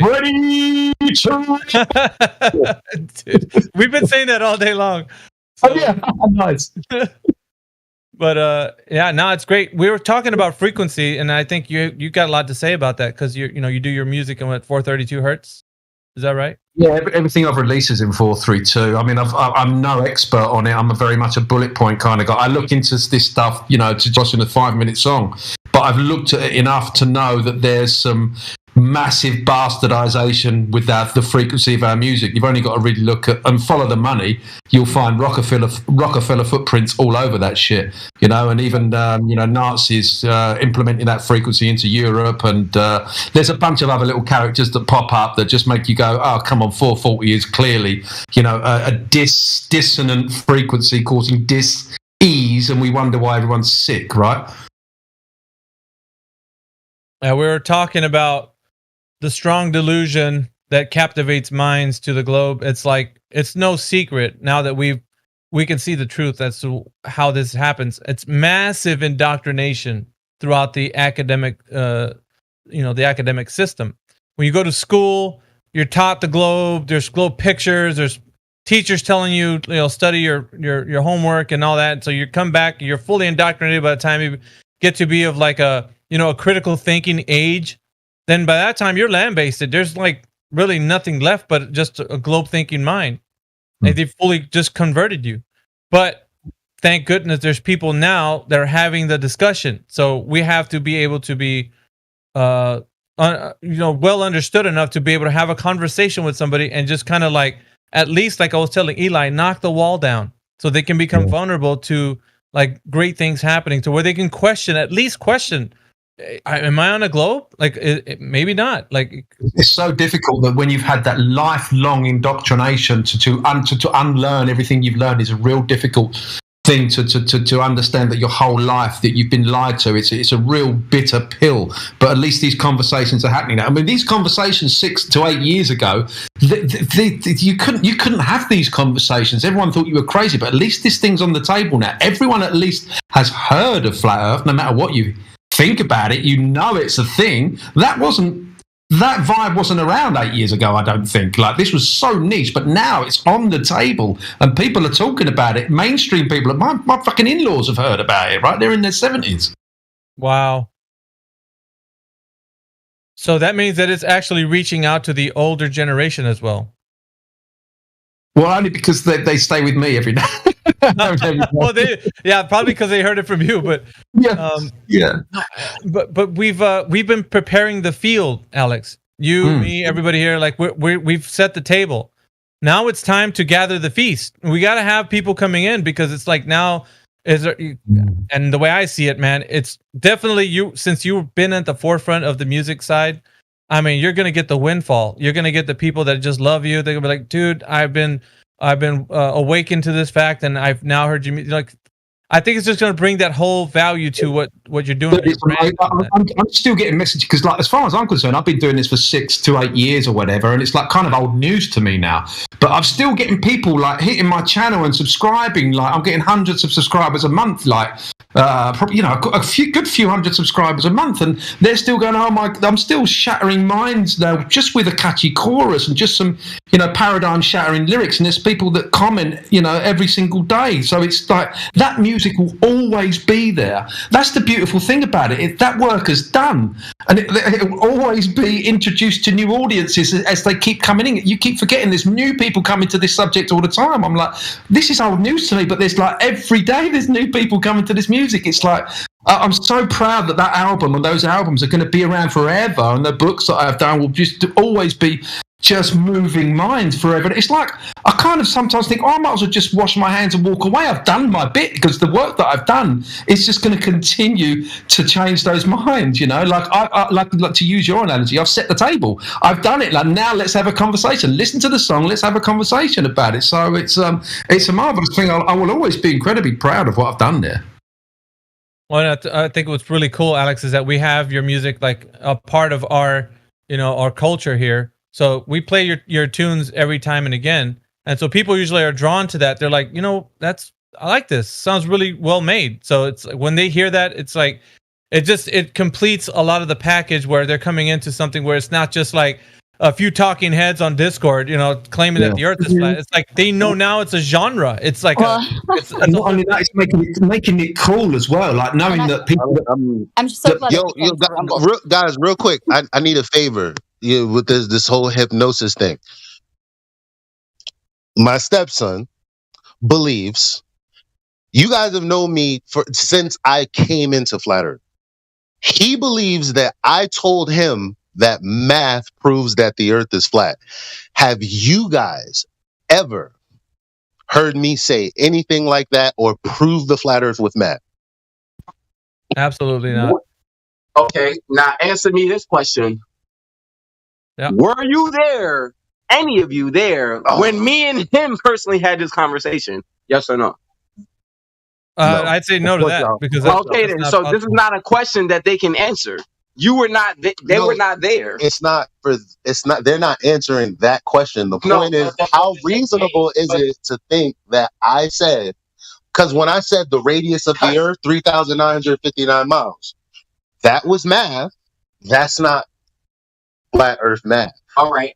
When we was talking about math and geography, sitting on my couch, you were saying that the math is correct. True or false? Yes. Thank you. Thank you. Listen to what I'm saying. Listen to what I'm saying. Listen to what I'm saying. That's all. That's my point. You said that the math proves that the Earth is flat. That's not what I said. You're saying that the math is correct. We're arguing whether or not that the math is correct. Bro, why you hang up on that point? Don't hang up on what I'm saying. That you're not telling me that it proves that it's not flat. You're telling me that it's correct. Can I tell you? What's the gentleman's name? Because I don't know. I know. We both hate stupid questions. So here's the thing, right? What I said was correct was that the dimensions that they gave about the Earth being a sphere, I'm not mistaken about that. You can't change it. There's no, you could input the math with these numbers and maybe you can mix them. What I was telling you was the math that they gave us are for the dimensions of the Earth that they claim it is. And we can use that math to prove that it's wrong. Not what we were talking about. You were talking about planes. You said nothing about spheres or dimensions. Planes. I'm telling you that right now. That's what I just said. You were talking about planes. That's what the whole math and geography came up. You were talking about planes. Flying? You were proving your point about it being planes, like a flat plane. Was I talking about celestial navigation? Yes. Okay. Yes, bro. Yes. Okay, so with celestial navigation, that's not math that's proving that the Earth is flat. It's a measurement. Two different things. Is this your brother, Elijah? I just want to get context who we're speaking to, or my stepson. My stepson. Stepson. No, hey, what was his name again? Bart, like Bart Simpson. Bart. Okay. Well, hey Bart, nice to meet you. Like, Nice to meet you, boss. What's your name? But you Mayhem. But you've probably been a part of this panel a couple of times that I remember. I just don't remember your name. So. Nah. Yeah. I swear, there's been one time he was in the background, Elijah. This conversation was happening. Probably so. But yeah. Anyway, dude, like because I do remember that it's been some time, I guess, where we've heard your voice. But I would say, like, you know, it's always a pleasure to have a family member of the persons that we speak to in here. But at the same time, like, have you considered any of the questions that we ask new people, like on this Discord, like for yourself, to know that if the Earth is a globe or not? Or where do you stand with the idea? Are you skeptical? Are you full on thinking the Earth is a globe? We're just crazy? Or where are you at with this thing? Well, at first I was full on that it's a globe. Now I'm in the whole, I gotta be, literally, my whole thing is I gotta see it for myself to see what it is. Yeah, that's my stand on it. Like, I can't say that it's flat. I can't say that it's round. But then again, it being round made no sense once he, you know, made sense of certain points and stuff. Like he gave me like a visual context of like how impossible it is for it to be round. And but yet he's yet to like strongly influence me to fully believe that it's flat though. I'm not gonna lie. So has he talked to you about the 3 questions that I usually ask people? Nah. You haven't went over that? Okay. So if you don't mind, can I run through that with you? Or you got time? Or I don't know. I'm not ambushing you with this. I only wanted. It's up to you. Can I speak to? If I could speak to him, you know, without it being an ambush. He didn't. By the way, I'm gonna just say this. I'm gonna say this. He didn't plan this on you. So don't. Yeah, just he's innocent. Like, it's me. This is all me, man. He did not plan this. Nah, I don't mind. Shoot. What's the questions? All right, so 3 questions basically. So the first one is, who has directly measured the curvature of the Earth any time in history, as in drop over distance? Do you know? No, but he has told me though. I don't remember that name. But he's definitely told me before. All right. So the second question I would bring to you is, the Earth is said to be spinning at about 1,000 miles per hour at the equator. Where is the naturally observed phenomena of the Earth spinning on its axis? Do you know? Oh, you're asking school questions. Yeah, that's the point. No, I do not. Okay, so the third question is, you might have heard him tell you this.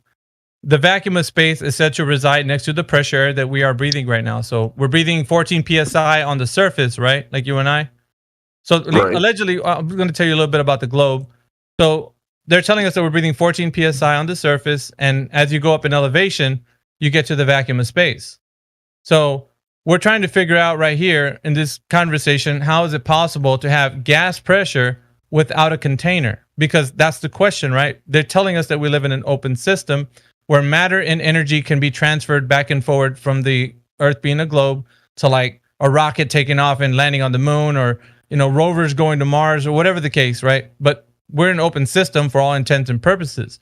Well, how is it possible to have an open system when you have gas pressure? So that's why the question is, how can we have gas pressure without a container?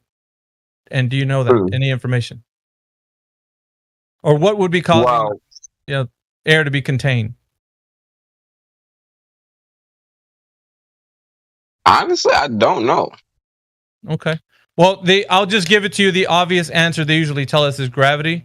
You might have heard that, but even that answer wouldn't be sufficient enough to give us the reason why we have gas pressure without a container. So, and I'm just going to go ahead and summarize this for you, Bart. You've been graceful enough to kind of indulge me in these questions. So the reason why people think this way, that the Earth is a globe spinning in the vacuum of space, is just a belief system that they have.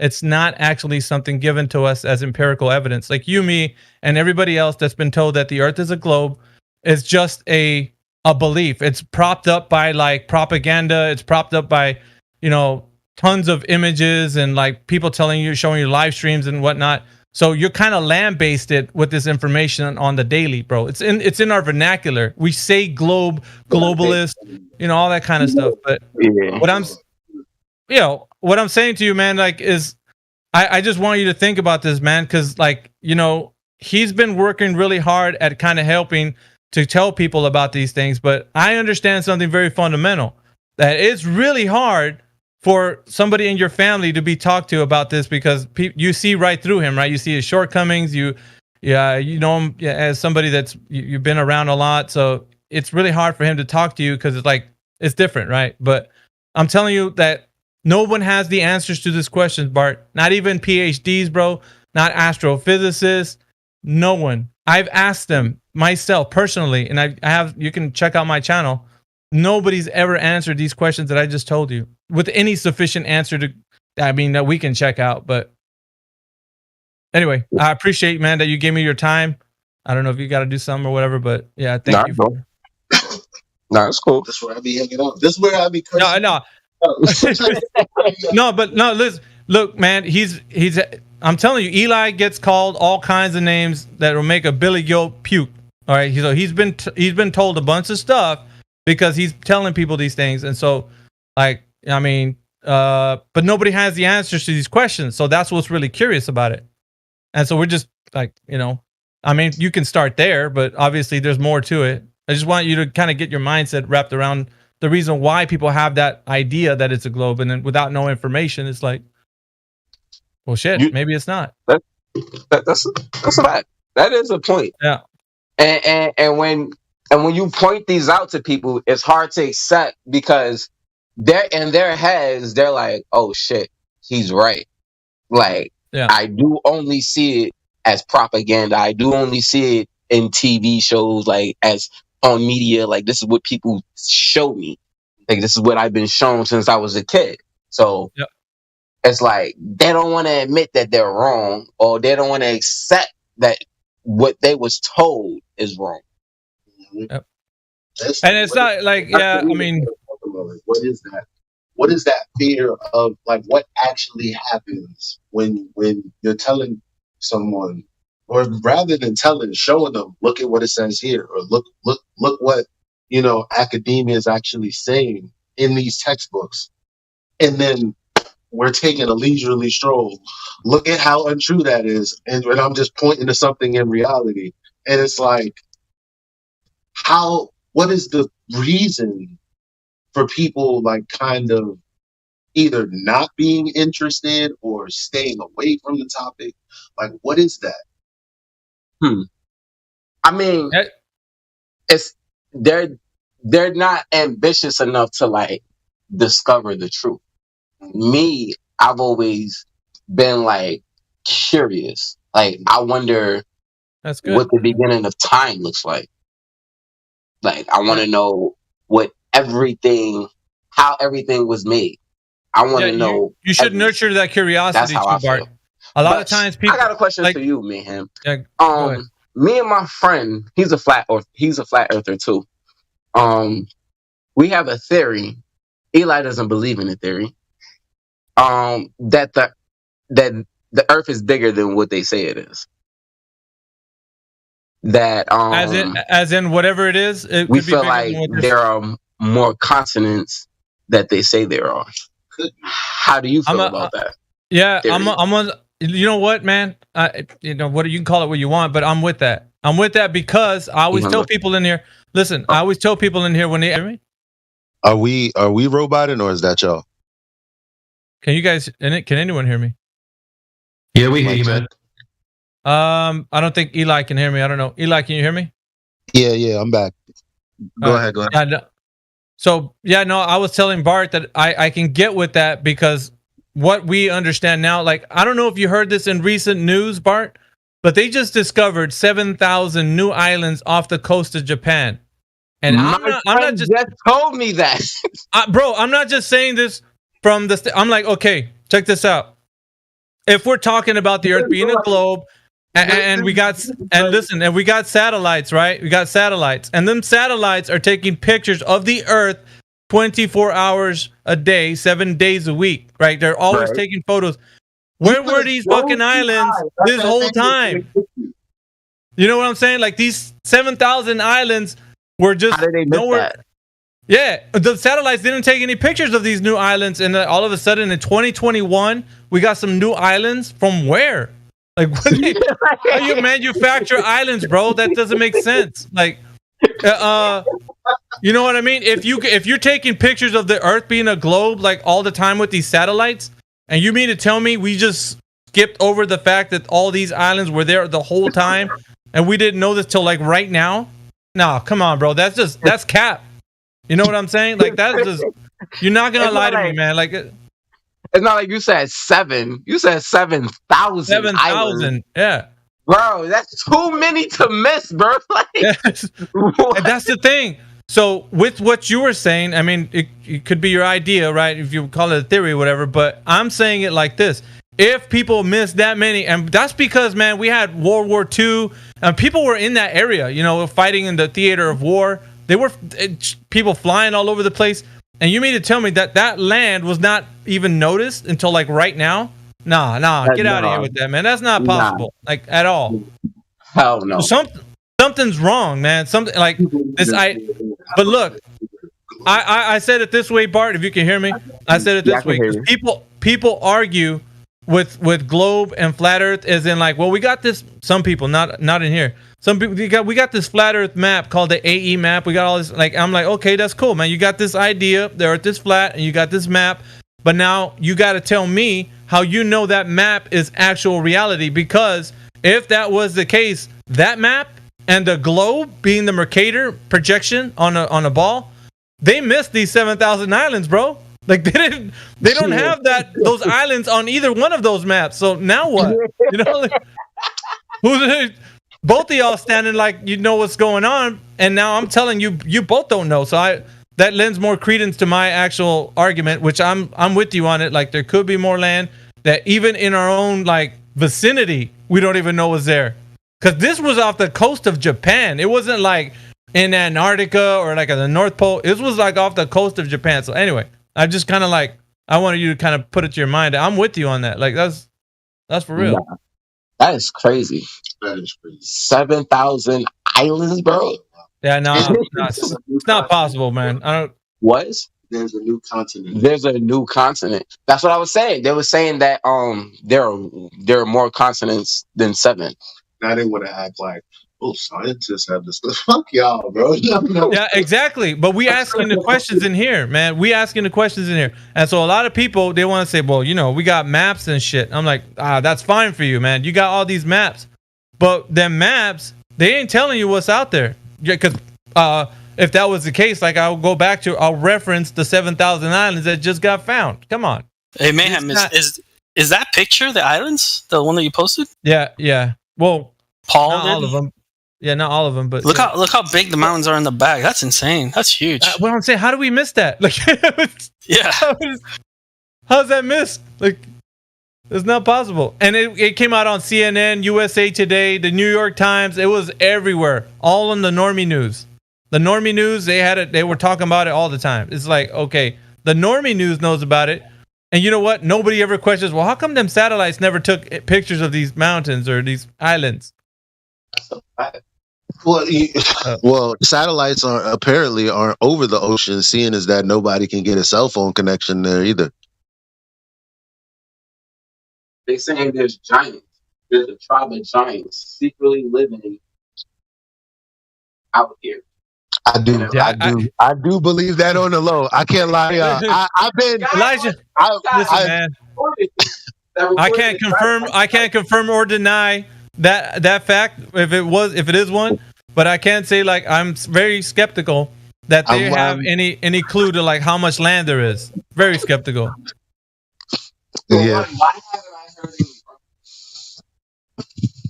I've been way off. Rumbles? You mean what you mean? Like they'd be like rumbles when they like, how do we know that giants would make loud? They could be quiet and swift as fuck. We don't know. You guys are, man. This ain't. You want to turn this into speculation Sunday and whatnot, man? What the hell?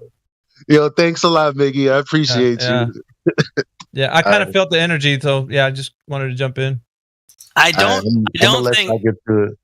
Unless giants had some sort of special ability, I don't think they'd be fast.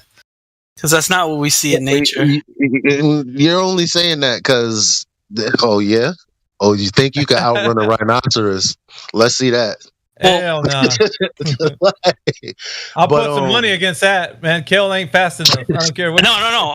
I'm not saying, but a rhinoceros has 4 legs.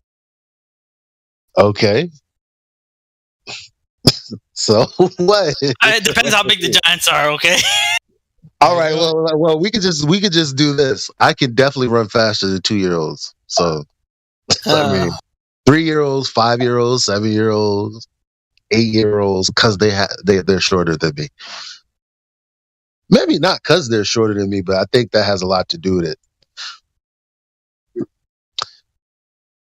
But I can sneak around corners as well, startle a 2-year-old if I wanted to. Technically, a giant wouldn't even have to run. He could just like take a big step, and that's it. You know, guys, I've been plugging my channel like shamelessly all day. So here goes another plug. So if you guys are there, just follow me on Rumble. Man, I'm trying to get this up to 100 follows, man. We got to get this thing up to 100 follows. I'm on 80, right? 82. Yeah, thank you very much, whoever just followed me.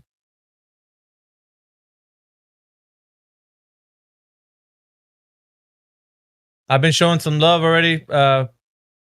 Yeah, Sydney showed me some love. Like $10 a month. That's amazing, bro. I got a big shout out, like $20 from Flat Chris. So we got he's really cool, man. I'm gonna thank him when he comes back on. 82 followers, man. You guys are amazing. Do you think there's no censorship on Rumble at all? Not like, yeah, we're free to talk about our topics. Nice. So I do want to have those conversations, Alex, like freely without having the big brother YouTube kind of looking down on us. Yeah, that's what it should be like. That's how it should be. Yeah. But definitely truthers are heading in that direction. I've been noticing that. I was looking at some of the articles that are being put up.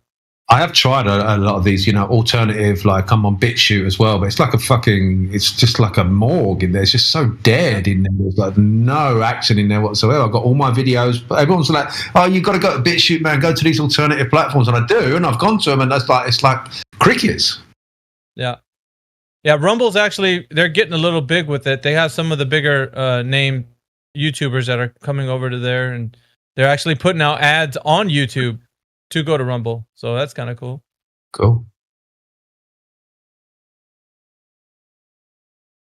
And from what I noticed, I'll tell you just from this perspective, Alex, we live streamed for one hour yesterday overnight, and I came this morning and I checked the somebody told me I had 470 views on it. I was like way impressed how it got that many views, and it was just a live stream I had yesterday for 1 hour. So.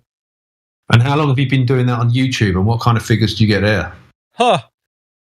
I'm throttled, man. I don't get like not even maybe I think 100 views at the most, like 130 some views on top performing videos. Like, yeah, I did that in a day here. Like I've surpassed that.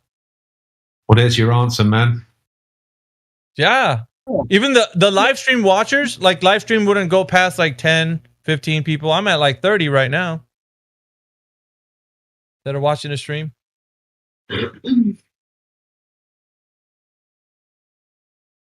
So I'm loving this. I'm gonna give and if you're somebody in here that I know, I'm gonna give you moderator on my channel so you can moderate the chat. Because I think once it starts blowing up, you guys are gonna be all up in that chat. I need to get a few tunes on Rumble by the sounds of it, but God, where do you find the time, man? That's a lot of work, I guess, for you because you have tons of content, huh? Yeah, it's just, I mean, at the moment, the people that produce my CDs, CD Baby, ironically, are not producing CDs anymore. So that's thrown a real spanner in the works. So I've got to build a whole new store and find other people to fulfill my CD orders and build a whole new website, and I've been doing that for weeks. It's like I'm actually become a bit of a web designer in the last month, and so I haven't picked up a guitar in fucking weeks, which is a real shame because I should be making music, not building websites, man. No, I hear you. Is there anybody in the community that can, like, lend a hand, or, I mean, just to get that groundwork that you need done? I mean, to be fair, I mean, it's almost done now. I mean, but the thing is, I don't really like help. That's the thing. I'm such a control freak. I like to control every aspect of it, it's a bit of a nightmare. But that's how I get, that's how I get it done. Just the way I like it, too many cooks spoil the broth. And I know there's people out there willing to help, and there'll be people out there going, oh yeah, I'm good at web design, but it won't be how I want it, So I just have to sort of bite the bullet and go, right, okay, for the next 2 months I'm doing web design, and then I can maybe start a new music project. But, I like being the master of it all. But, these things are not, for the way I see it, like, it was a bit of a pain in the ass when CD Baby said, we're not doing CDs anymore. I'm like, oh, fuck. I don't see it as a problem. I see it as a challenge. It's going to push me down a new road, and eventually I'll be reaching a bigger audience. So it's just a bit of a challenge for now, but it's almost done. The store on my website is looking the bomb now, man. And once it's done in maybe a week or two, I'm going to get back to a new album. I'm desperate to pick up another guitar, man. You get that itch again, huh? That bug? Oh yeah, well I've just got square eyes at the moment. I'm just like web design, and I'm like, oh god, someone give me a guitar, man. Yeah.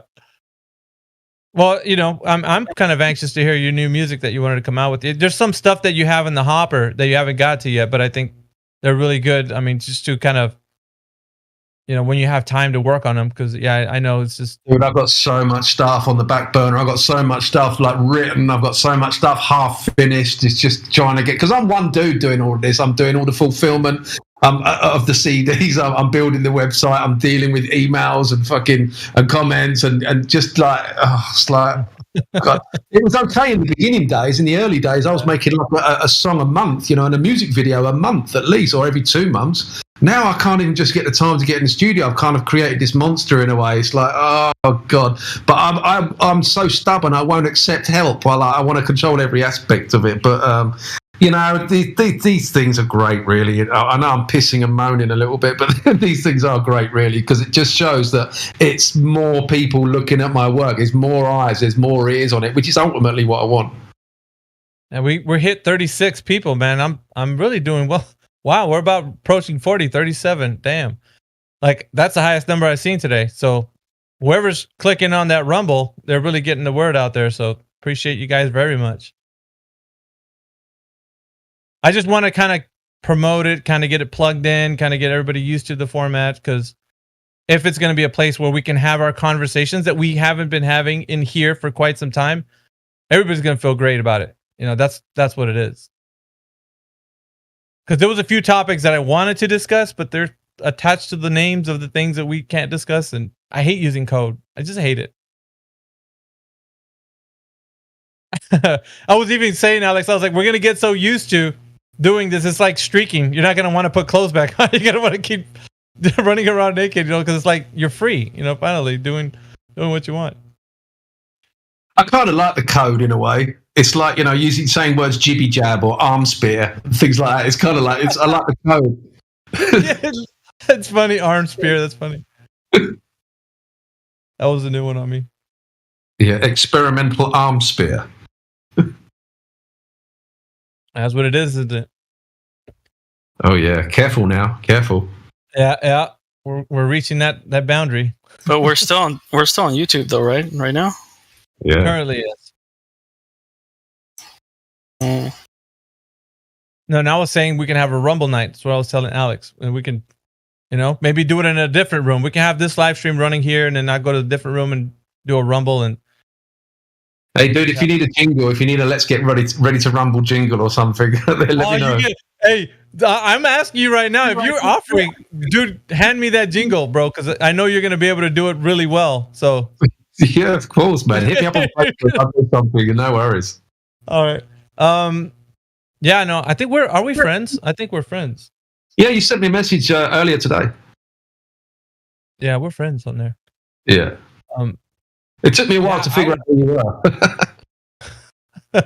Yeah, but nah, it's like I follow you. I watch your work and what you're doing, and you're outspoken in Facebook, and people might roll their eyes, but Facebook is not the best place for me, really. They're well, it's becoming very what's the word?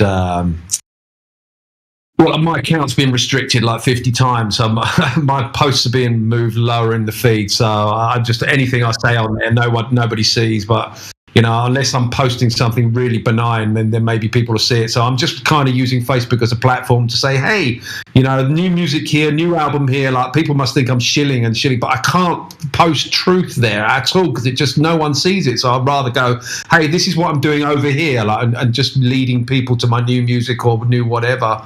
Because Facebook is dead. It's fascist book to me now. Oh yeah, it's Zuckerberg land. I mean he's got his claws all over the place. So so at some point you probably still have a lot of following there anyway, just to kind of get the information out or whatever. But not so much, not as much as I'd like. I mean, if I posted yesterday a picture of me and next to a rainbow, which is really benign, and I got like 100 likes. I'm used to getting, I've had 1,000 likes on an image before, but now it's just like your account's restricted. I'm like, oh fuck, man. Did you think they've throttled you on Facebook? I mean, totally, yeah, it's completely shadow banned. Yeah, even my wife doesn't see my post. Wow. Yeah.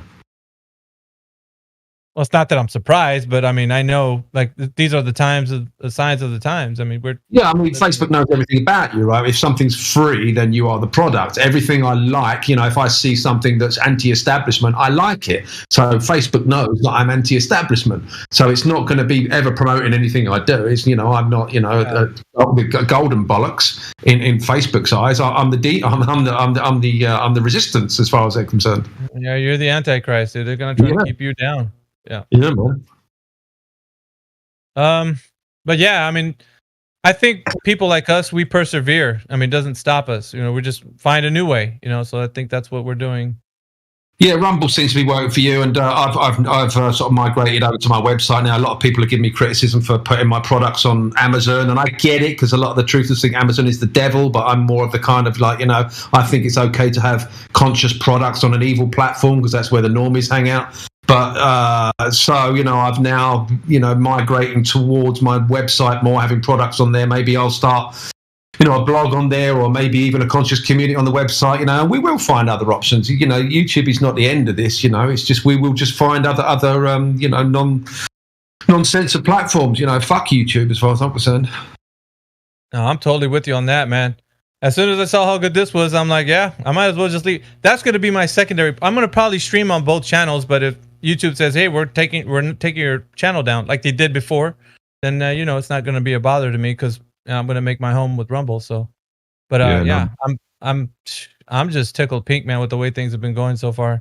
38 people watching, man, close to 40. That is amazing. I just like, and anyways, by the way, people don't know, but Alex, which is Conspiracy Music Guru, is talking to us right now. So some people on Rumble might know who you are. And so we are talking to him right now, and he's done amazing music for the Flat Earth community. So just kind of shouting him out while we have a nice little Rumble audience. And so the Rumble audience can probably at least appreciate that. The people that have clicked onto the channel and are watching me now. So also shoot me a follow, guys, if you are listening to me on Rumble, and help us out there, grow bigger, and so we can get the message of Flat Earth more out there. The people that and the truth community, I think it's really important. But the 24/7 Flat Earth Discord has been doing a lot of great work in getting the argument down to a really concise way. So we just want you guys to kind of be a part of that too, because you, the listener, can ask questions. You can even take part and join us. I have the Discord, the server link underneath this, where you can see it on the screen. It's discord.gg/Flat Earth. And you just type that into your Discord and off you go. And we'll put you in here and unmute you. And then you can talk to us, what you think the Earth is. If you had a journey with Flat Earth, you can come on in here and tell us, and, we'll talk to you guys. But we got lovely people in this community, guys. You already know Conspiracy Music Guru's hanging out with us. So, yeah, and he's doing great things. He's going to be doing even bigger things. I was telling Alex that Just wait till this whole thing turns around, man. You're gonna have so much people, on your pages be like, dude, I didn't even know you had music out there. Like, they're gonna be, I bet you anything they're gonna be doing that, Alex. Mark my words, bro. I hope so, man. I mean, I've always said that, maybe I'm a little bit before my time. I think we're all before our time, really. And this music is really well placed for what's happening now. This conversation's on the table, as we said before. So the music's already there. And when they find it, it's going to, I don't know. I can see big things happening with it. I hope so, because, it's already done. I've kind of done the work. Like I said, I'm almost ready to go, okay, job's done. But I can't, in a way, because all I really know how to do is make music. Well, and now build fucking websites.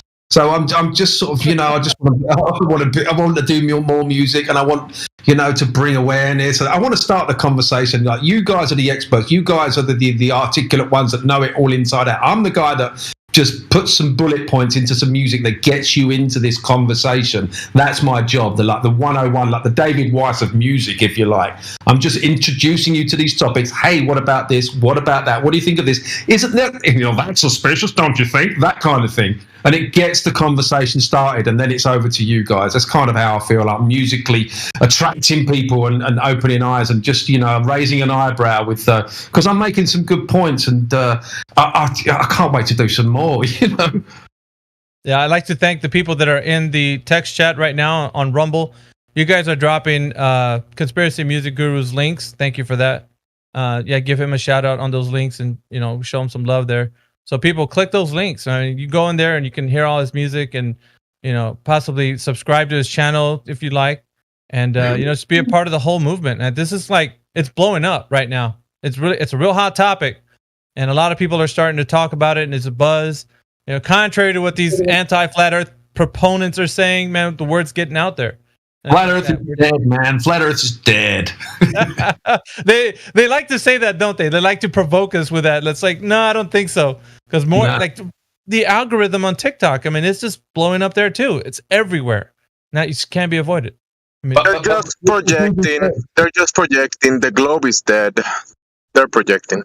Yeah. The globe it was never alive. Therefore, it is death. It's dead. Because it was never alive. Like on some of these anti-flat Earth sites or pages, Discord servers, they'll tell you this is where Flat Earth comes to die. Flat Earth always loses. Flat Earth has never won a debate. At the same time, they tell you that they won the debate, even though they tell you there's no debate. It goes there to die, yet it's been the main topic of their server for years. It's just spiraling at this point. I mean, they can't even form a logical conclusion inside their worldview on their small little Discord server. It's contradictory, self-defeating on its face.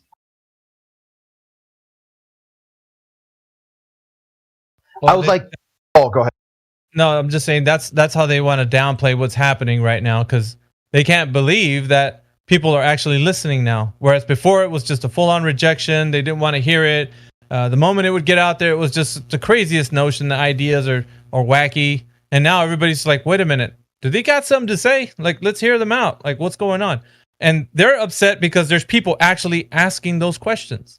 And they're listening to Alex's music now, and the word's getting out. I mean, honestly, it might have took some time for it to get off and running, but it's really starting to permeate throughout culture. So now, the younger generation's catching up, and they're the ones that are first hearing Alex, singing those songs. And I think it's great, man, to be honest. Like, now we're in this, category where everybody's really having the discussion. So the last thing I was going to double down on that is that I said to him, if Earth is a globe, talk about the globe. It's a globe. But you can never get past that. You can never get to the globe because you're still on flat Earth, just like the rest of us. So stop pretending it's a globe and have a real conversation about it. Be like all worked up over something. You can't even articulate. Like, what is flat Earth? They can't even tell you what it is. Well, how did you debunk it? If you can't tell me what it is, what's your debunk? All right, you guys are really working that Rumble account, man. We got up to 84 followers at the moment. We're doing well. the magic number's 100. I think that's when it unlocks that I can use the premium stuff that they have there. But we're very close. I mean, do you have to subscribe, or can you just listen as a non-subscriber? You can listen as a non-subscriber, but I think the way that works here is through a follow. And YouTube, I think it's a subscription, but here it's a follow. So you follow somebody, it'd be the same like you are subscribing on YouTube. Because I just tried to share the link on Facebook, and it didn't share the link to your channel. It just shared the link to Rumble, like it just gave a Rumble description. It didn't give a description of what you're doing or your channel. It just said sign into Rumble, like really benign sort of description. Weird. Well, I got 2 ways to do it, but I think, I don't know, is the link though thing that can, I don't know what you link, but here, let me give you this first. And if it's not this, then I can try another way. I'll give you a screenshot of I'll copy the copy message link, and I'll post it on Facebook, and I'll do a quick screenshot and show you what happens when I post it. So yeah, bear with me. Okay, post that. Yeah, it just says Discord, a new way to chat with friends and communities. That's all it says. It's not like, you know, anything more descriptive than that. Give me a second here.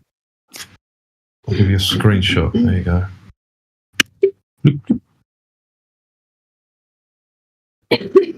Where's the fucking screenshot gone? Oh, there it is. Yeah, that's what happens when I try to post your link. Discord channels. Huh. Were you able to get the, okay, so the link that I just posted right above your recent post, Alex? Yeah. Did you use that one, or was it a different one? Yeah, that's the link. Let me do another one. I'm going to try actually highlight, because I right-clicked and copied the link. Let me try another one. Because that's gay. Well, I don't know why it's doing that. No. Good old Facebook. You got to love it. Yeah. I was just probably listening already on know. YouTube. I think I know what the problem is. Maybe. Apologies if I'm jumping in at a bad time. But that link might be a copied, like the Discord link. You want to just copy you're looking for Mickey's Rumble link, right? Ah, right. Now, yeah, you're right. Yeah, no, that's better. Right. So it says the Week Snatcher Club. Right. So I'm going to say, like, join the discussion live now. Yeah. Join the discussion live now. Let's see if this gets shadow back. Oh, we'll see. We'll see. But it might bring a few people to you. Let's just try it. Hopefully Rumble's kind of new for Facebook, that it doesn't really. Yeah, that looks better. The Week Snatcher Club live, episode 1. Okay. Yeah, that worked.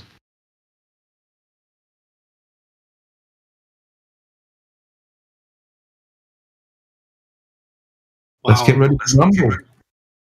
Yes, sir. Yeah, I want to say it, but I know looks that like you probably do better. Hey, go ahead, CB.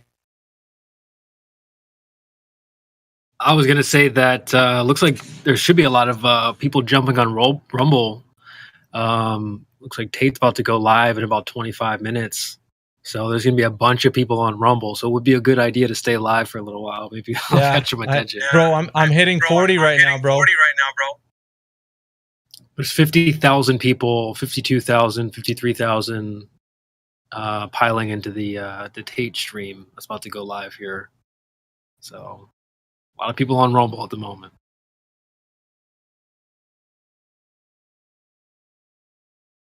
I already made like $8 off of Rumble. Really? Yeah. I got Sydney subscribed to me monthly. She shouted me out for $10. And then Flat Lloyd Wright, he gave me $20 today on PayPal. So shout out to him.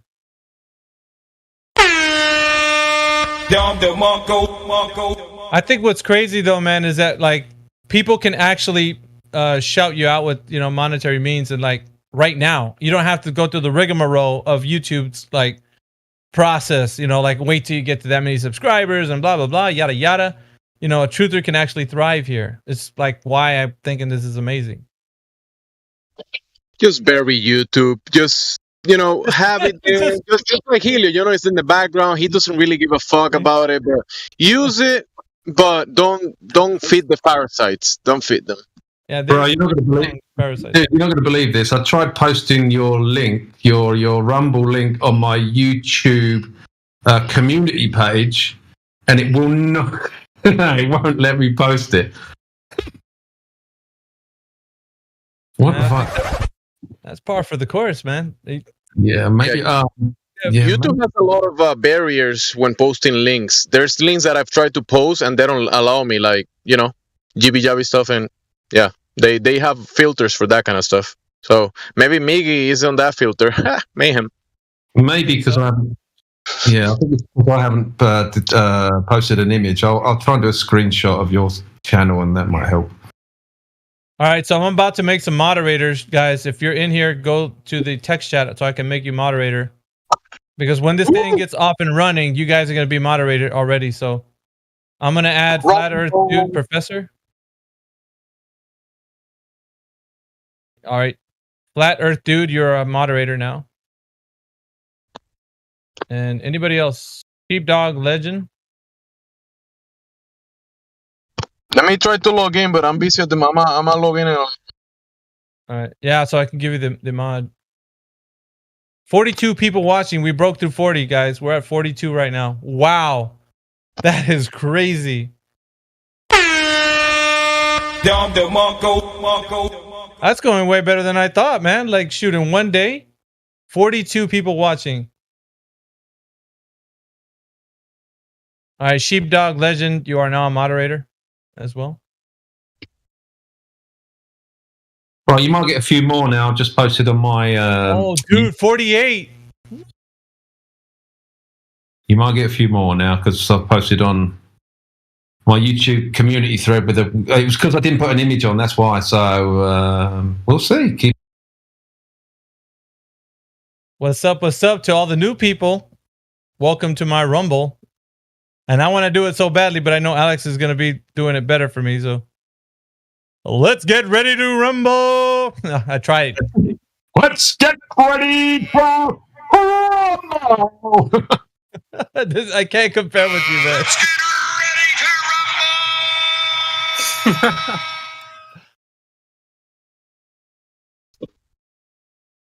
Yes, sir. Yes, sir. Shout out to all the new people. Yeah, this is the Wig Snatcher Club, man. We snatch wigs on the daily. Oli,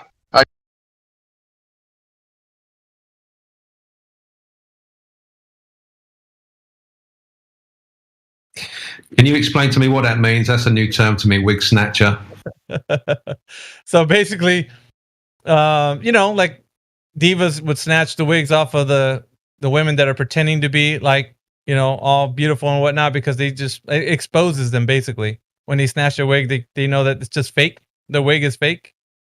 So it's not their real hair. So when they snatch their wig, they get exposed. That's what we're doing. Nice. Now I get it. We're exposing them, so that's what we're doing. We snatch their wigs.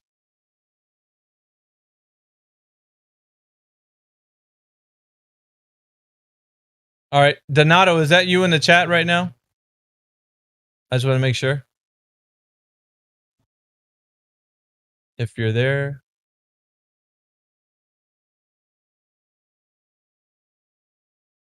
Appreciate you guys.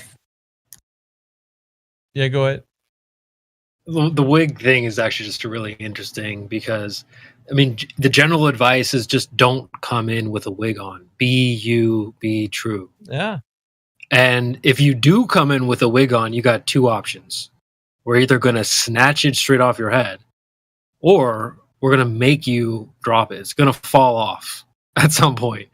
So those are the two options. You're either going to drop it, it's going to flop off your head embarrassingly, or we're going to snatch it straight off your dome piece. So don't come in with a wig on here. It's going to get snatched, all right? Let's just put it that way. Yeah, the Gettier problem put the GIF in the live stream voice text. So well, what you said is exactly right, Mickey. It's like for the girls, like, girl, you ain't beautiful. Like, yeah, exactly. You just got a wig on. Yeah, fake as hell, bro. Oh, Flatlow writes in the chat, bro. Appreciate you, man. I shouted you out earlier, like 3 or 4 times. I saw that $20 gift that you gave me. That was just amazing, bro. I appreciate you. Thank you very much. Yeah, no problem, man. We got to support the fam. Bro, 49. Come on, let's go. I think we're working it now. It's getting hot. Shoot, we might even get into a real good debate later on. You guys are going to be partial to it. Because this Discord, as you may know or may not know, is 24/7. So we constantly have people coming in and out of the Discord, and sometimes they ask the questions. And if you guys are listening right now on Rumble and you want to join us, just hit that link that I put there, discord.gg/flat earth, and join us here on the panel. And we'll unmute your mic and you can talk to us. Ask us some questions. If you think the earth is a globe, or if you're on the fence, or if you know the earth is flat, we want to talk to you. So maybe you have a journey you want to tell us about. And yeah, let's hear about it. But you could definitely join us on the panel, or you can also just hang out here on Rumble and be in the text chat. We appreciate you guys watching, and we just want to know that if you have any questions, we're here. But for right now, we got a lot of people in the channel. We got people on the panel currently. We got people that are like we consider elders in the group of this Discord. Let's see. I'll just tell you the elders real quick. We got Andy Hold My Beer, CB Creation Bear. We got Elijah F. We got Conspiracy, Flat Lloyd Wright, Flatsy Klein, Gemzy, Grim's been with us for a while. Helio's been hanging out with us. He's been there, forever. We got Indio 007. That's the chairman of the Discord, man. Put some respect on my name. That's Indio. We got J-Star hanging out with us. Let's see who else has been here a while. Morvis, Ordo. Yeah, he's been here forever. Of course, you guys know Conspiracy Music Guru. I mean, that guy doesn't need an introduction. He's big time. But it's Alex. Paul V's been hanging out with us for a while. We got Quetzalcoatl, President Orion. What's up, brother? He's coming into the chat. And we got the Gettier Problem. He's our silent partner. He's always in the text chat, but he's a pretty cool dude. We got Ethergrass. He's hanging out. He's doing his thing. And we got Old Dude. Old Dude's an old warrior. The guy fights, he fights pretty hard. And we got our silent, extra, super silent partner, Car. We got 50 people, guys. We did it. We hit 50. Now we got to go for the 100. If we got 50 people watching the chat right now, how much more do you think we can get? We didn't even get near this amount on YouTube. Not even close. It was like 15, 10, 11. Like it never rose that much. Now we got 50. So I think we're moving up in the world.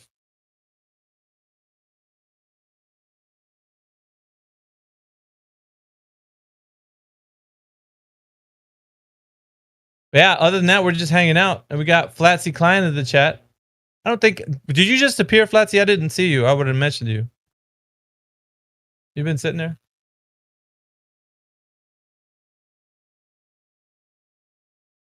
Anyway, we're talking to people throughout the day, and we're talking the conversation about the topic of the server. It's Flat Earth Discord, and we have other sidebar topics that we talk about. Usually when it kind of dies down, there's no new people in here. But yeah, there's a lot of stuff to talk about. And if you guys are brand new to Rumble, or you're catching me right now, I've been Flat Earth for at least about 8 years.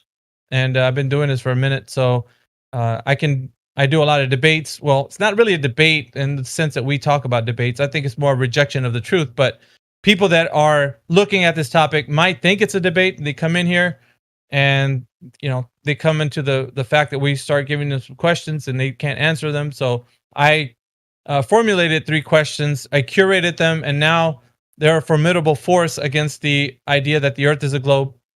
So if you guys want to hear about them or know about them, if you want to hear about them or you want to know about them, don't worry about it. Just come on in here. We'll talk about it. I'll tell you what the 3 questions are. Possibly if there's somebody new that comes in here, I'll go ahead and run them through the 3 questions, and then you'll hear me, tell them what it's about. But other than that, man, we're just hanging out. We're having a great time. People are just, going on their day and just listening to us like a podcast. But I don't know. I guess we're just like waiting for the next person to come in and ask us questions, or if there's another topic you guys want to talk about. we can do that. What do you think of the big trees? Oh yeah, that was actually a topic when I first came into Flat Earth that we were talking about. There's even images of those, Alex.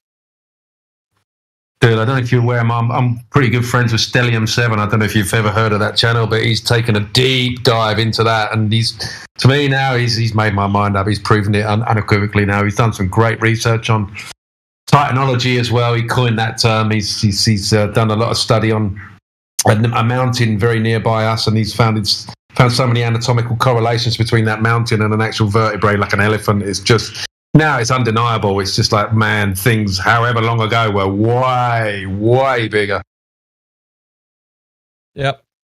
And there's a lot of things that I think it would take somebody a lot of information to realize before they actually get to this point. Because, you know, a truther is somebody that's looking into information and doing the research and then finds out that it isn't what we've been told per the mainstream rhetoric, starts to realize even more and more, like there's more revelations that happen in their mind throughout the time that they're a truther. So like, I think when you're hearing like what Alex is talking about, you usually are pretty much known about a lot of topics at that point. You already know like certain topics like flat earth and, you know, the pharmaceutical industry, just like different things, right? You can start to see that there's a lot of lies that have been told to us, right?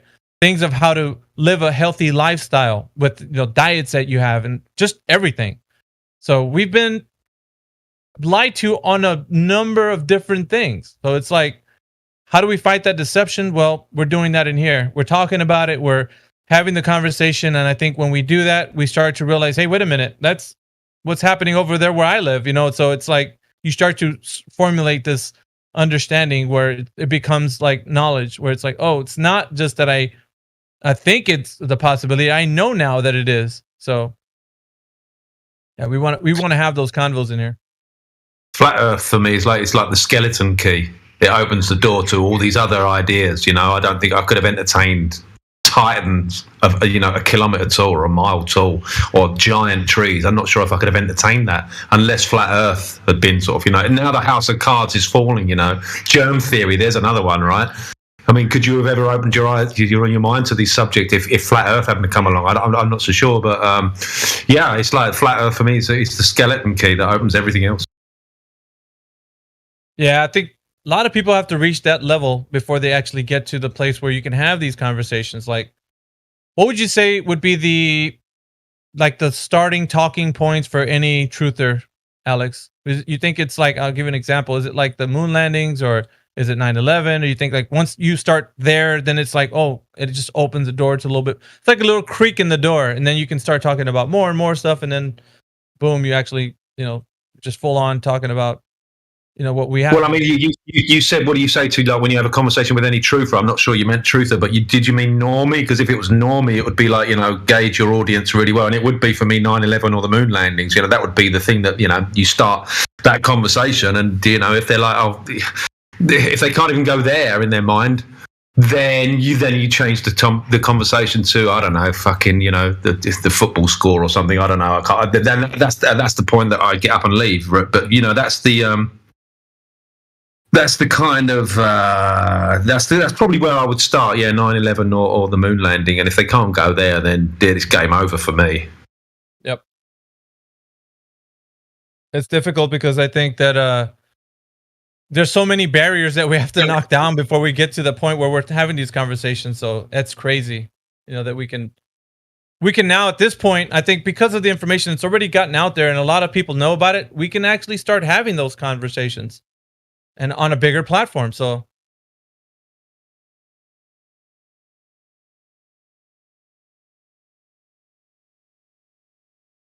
you sort of start at JFK and work your way up.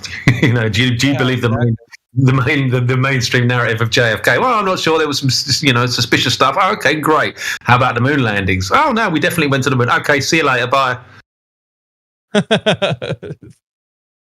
Usually that's when you're saying goodbye, right? When they start talking that way. Okay, have a nice day.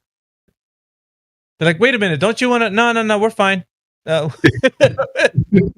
don't want to go down that road, man, because you know what it's going to lead to. I've learned my lesson. Well, I learned my lesson pretty quick in the early days when I started opening my mouth to just like the friends that I had at the time. They're not friends anymore because I started opening my mouth to this sort of stuff. And in a way, it's good because you lose those friends and you don't want them people around you anyway. But you attract a different kind of friendship. And I'm now surrounded by I only got like 10 really good friends, but they're all awake and they're all aware. So I kind of like that, But now, having those normie conversations or trying to get people for the internet is fine, but in my day-to-day life, and I don't do it so much. But then again, sometimes I can't help myself. I was in a restaurant a couple of other days and the waiter came over and said, "How are you doing today, Mr. Alex?" I said, "Yeah, the earth is flat, right, bro?" Straight away, "No, you cannot tell me this. You cannot tell me that." I said, "We were right by the ocean." I said, look at the ocean, lad. Do you think there's a curve there?" And he's like, "Oh man, you got me thinking about this." So sometimes I can't help myself, but normally I don't, I don't open my mouth. But I kind of sit back and wait for my moment. But once you got it, you kind of like I just want to drop this in and see what happens. It's like throwing a grenade into a conversation, right? Now, sometimes you're bursting. I think that's what it is. You're like, "No, I can't hold back anymore. Let's go to the beach. Let's go take a look and see." And you're like, "Oh man, you might be onto something, man." And you're just like, "You see, I told you." Like, it's hard because sometimes I think what it needs, or what it for this conversation to actually flourish, you need to go out to the field. You need to have them look at what's going on versus you just like saying it's something. Because when we're in a Discord chat, it doesn't have that profound effect, does it? Like if let's say you take a pal out, you go out and have a nice dinner, and then you guys go to strolling on the beach or whatever, your wife and them, and then you're just like, take a look. What do you see? Just tell me what you see. And if they don't see the globe, I think it's just like, wow, isn't that telling? Like, we've been trying to look at this earth like as it's something that it's not. And so the reality is self-evidently that's not a globe. It's funny. Yesterday there was a big storm in Spain. There was a huge storm, and then afterwards the sun came out and this beautiful rainbow. And it was just so gorgeous. And I got my in-laws staying with me at the moment. And we was all looking at, it was like, ooh, in an ahhing at this beautiful rainbow. And I go, yeah, that was my point to go, hey, you know what? Some people think that a rainbow is evidence of a firmament. And it's the optical, phenomenon that people, and you can only have, air pressure with a container. And they're sort of looking at me and going, yeah, okay, whatever. But these little things I can't, when you see a rainbow, you're like, this is my end. This is the point. I've got to say something, right?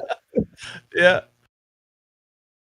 Did you tell them about it? Were you like, "Oh, check this out. What do you think?" And were they like, "Oh man, you're onto something"? No, not so much. I mean, some things they listen to, and some things they're like, "Oh," and I always say, I said, "Yeah, I know, I've got some crazy ideas and that, but just think about it, And they do think about it. I can see the cogs turning a little bit, and then I leave it there. I don't force it. I just offer it. Hey, you know what? Some people think this, and it's also in the Bible. The Bible calls it the firmament. That's interesting, don't you think? Anyway, what's for dinner?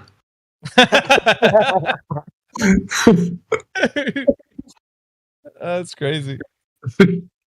We try though. I mean, because yeah. I mean, it's in our hearts, isn't it? Like, you just can't get away from it. It's like you love them so much, you don't want them to fall away and just believe this nonsense of NASA and all that. Like, that's just, and they're going to get back to it. As soon as they leave your presence and they go out back into the world, they're going to get dings and pings and alerts and, oh, according to NASA, new planets found. And you're like, back to square one, because it's an organization, we're fighting these things on multiple fronts. So it's a difficult process, I think, for somebody who's in the truth to actually have this conveyed over to their loved ones because of that. It's like, you got so much cognitive dissonance, man. My in-laws, they're in their 70s, so they've been succumbed to so much programming over the years. So it's like that line in The Matrix where Morpheus says to Neo, like, we don't try to free a mind once it's reached a certain age because the mind has trouble letting go.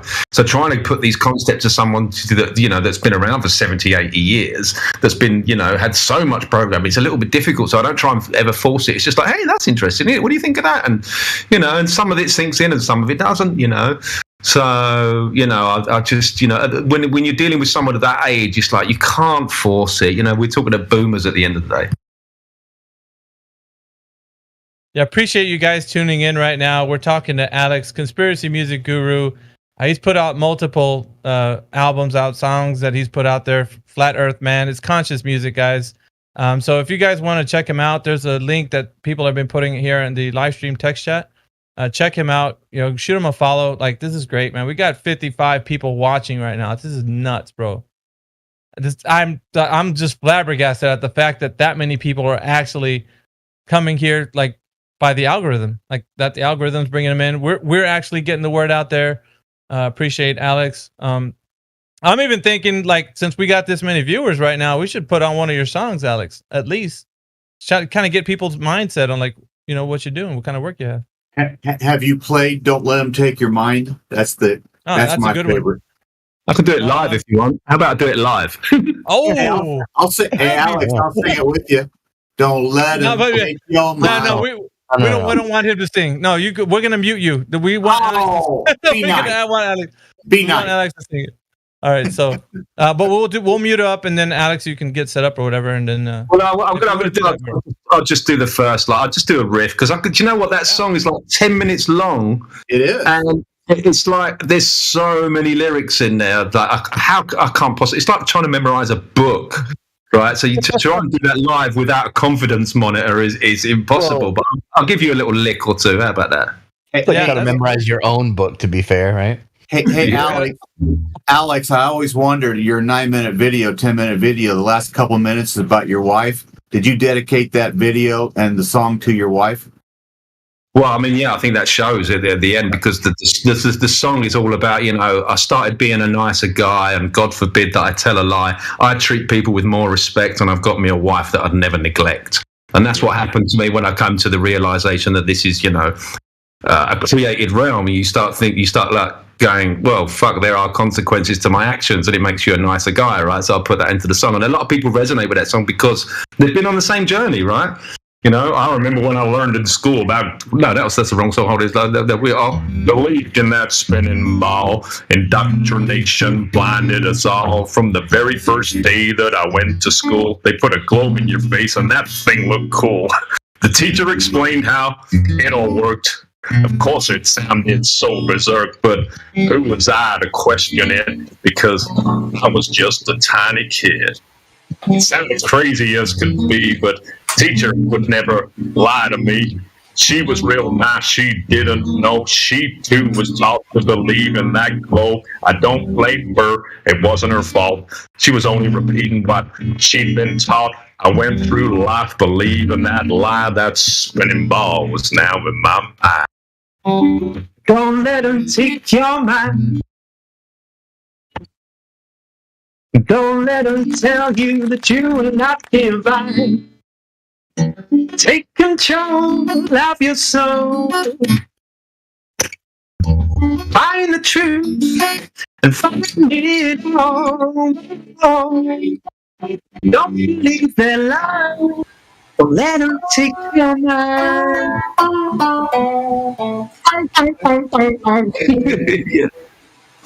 So yeah, that was that song. A lot of people resonate with that because there's a lot of people that's been on the same journey, right?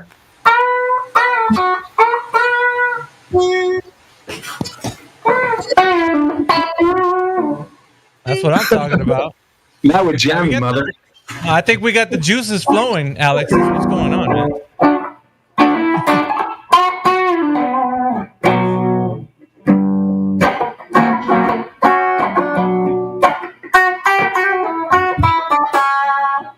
I hope that's in 4 through 2, bro. Yes, sir.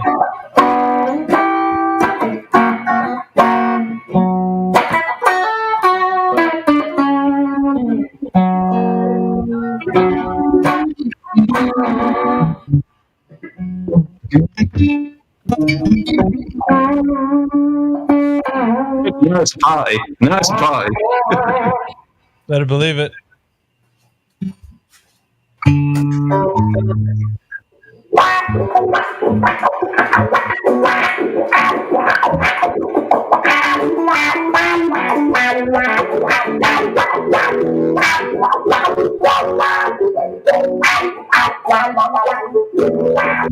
Oh, nice.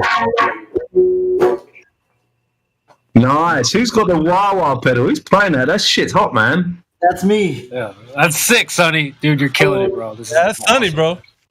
Nice. Loving that.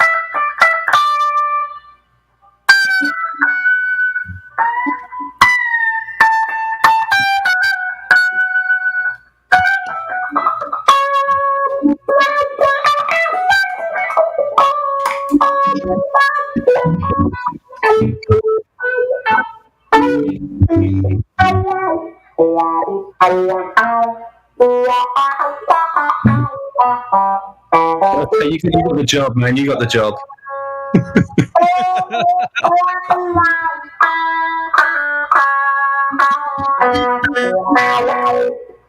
Nice, love it, man. You got the job. That's it. We're touring.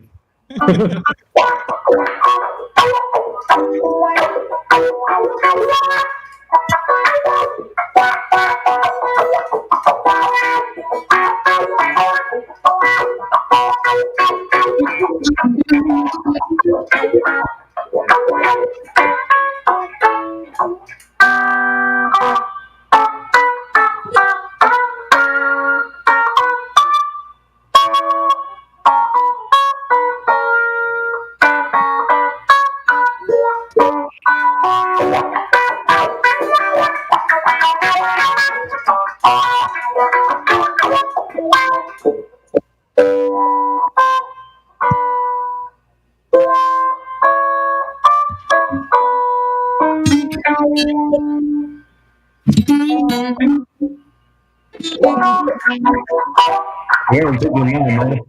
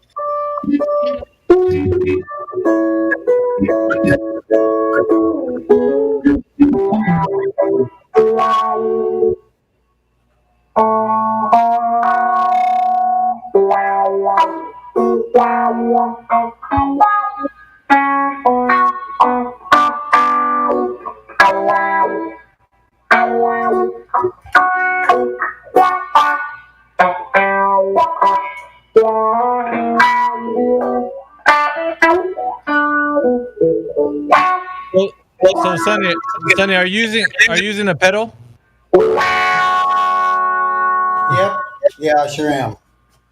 Yeah, appreciate you, brother. Thank you for that. That's awesome. All right, Sonny, relax, take a deep breath. He's like, no. The thing is, though, with Sonny, like sometimes he needs to let loose because every now and again, he's got that bug. He does this like, you just like daily, right, Sonny? You go to places and play for people. Well, not daily, but yeah, I try to get out there and play. Like I play at little local coffee carts and stuff like that.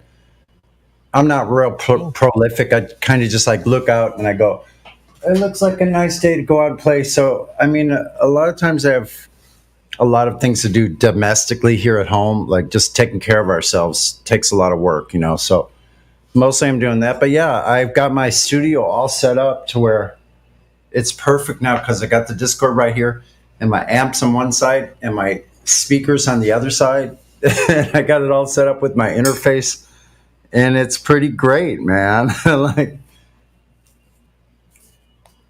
yeah, it's I'm great, getting ready like to do some projects. I really like Today's Flat Earth Sounds is brought to you. This musical selection is brought to you by Sunny on the 24/7 Flat Earth Discord. And Music Guru inspires me. Thank you so much. He's definitely very talented. But Alex is he's been knocking it out of the park, ladies and gentlemen. I mean, well, I know. He has been, so. And you know what I think when I hear Alex, I'm like, I shan't be outdone. I must get in there. Yeah, we're like, I heard this on this old movie called What About Bob? When he was describing how that guy was to like everybody else. He's like, we're like ropes on a Goodyear blimp. You know, Alex is just like flying high above us. You know, we're just. Oh, Murray. He's crazy good, man. But you know, we're all the same team. You know, we're all together. Yeah, but you guys are crazy good. Like, I when I listen to you, I'm like, fuck, you guys have got some skills, man. I can't articulate myself the way you do. I articulate myself like musically, and I put some bullet points in that. But when I listen to you, I'm like, dang, what you've got is a talent, as far as I'm concerned. Yeah, we want to come together as like a mighty fist. You know, all of us becoming the finger that, you know, gives the mighty blow to the globe. So. Yeah, with the music and the whole thing. So, like, yeah, it's the package. Awesome. But shout out to Max Smart. By the way, guys, we are live streaming on Rumble, and we've been doing really, really well. Numbers are crazy. We've reached 56. That's the top number we've reached so far of people that are watching live. Yeah. 56 people right now. Oh, it went back down a little bit. Let me go back. It's at like 48 right now, but it's still, I think we're hanging in there. We're doing really well. So I'm going to put the link up. Let's get ready to rumble. Now I'm gonna go ahead and put the link in the live stream voice text once again. Yeah, when I followed the other day, there was only like 36. Now you have like 80 something followers. Awesome. Oh, it's 86, bro. Let me go to Rumble. I made a Rumble account and everything too. Yeah, when you sign in, remember, instead of subbing in here, it's following. So you just follow me and it'll be like you sub to me. So Sydney Adams already shouted me out, man. She gave me $10. Well, she's $5 a month. I got her as a subscriber. And Flat Lloyd Wright, he shouted me out $20 today. What an amazing guy. I'm signed in as Flat Earth Consciousness. Nice. I love that. Well, you came in. Yeah, you were here earlier. I think I maybe have modded you already, Sonny. You probably already modded. Yeah, it might be. Let me go. Like I said, if you are not in Rumble, you're late to the party right now because we're all piling in the bandwagon. We're all going to Rumble Town, man. Like that's the place to be. It seems like. Let me see if I have my feed. Do I have on my feed? I'm just learning how to use Rumble here.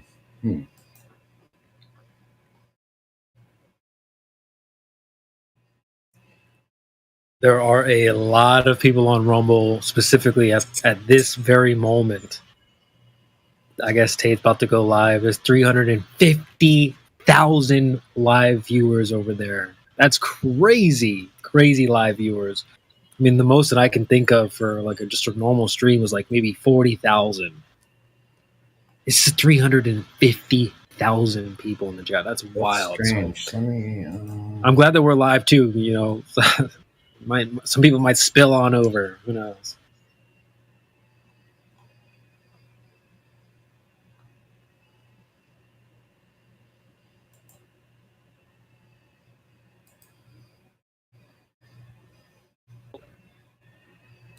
I did put a link in the chat if anyone wants to go and try to throw a message in the chat. It's flying by like crazy. But I don't know why I'm not able to get to it right away. Let's see. Yeah, you got 49 watching right now in Rumble. There's going to come a day when you're going to have, instead of 49, you're going to have 490. That'd be cool. Yeah, that'd be what? Let it fly, man. Soar, let it take off. Yeah, I appreciate what you were saying, Jim. You're like, man, it's about to blow up. Yeah, I have the similar type of feeling. Like, who knows? Maybe we could just totally take over the Rumble space for in terms of live Flat Earth content. Oh, I'm telling you, the flat Earth content is awesome, but it's kind of nice to talk about other stuff. And so, we when we talk about other stuff, we got to make sure we don't put in what do you want to say, harm's way, the YouTube 24/7 Discord. But Rumble gives you an opportunity to go talk about things they told us to be quiet about the last 39 months, and I'm looking forward to that.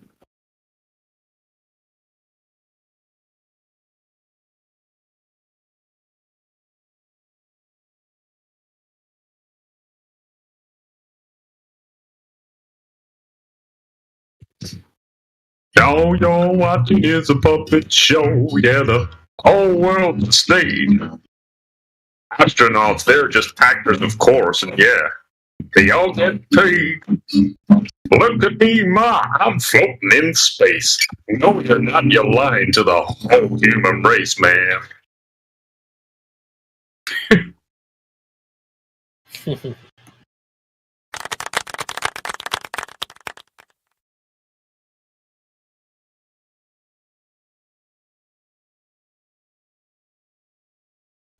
That's a classic. It is now. It's just like a cult song now. It's so like, I don't know. It's one of my. I know it's a jokey kind of tongue-in-cheek kind of funny voice parody, but there's some real eye-opening stuff visually in that video for sure. You remove the comedic layer off that, and it's like, fuck, they are actually using harnesses and shit, man.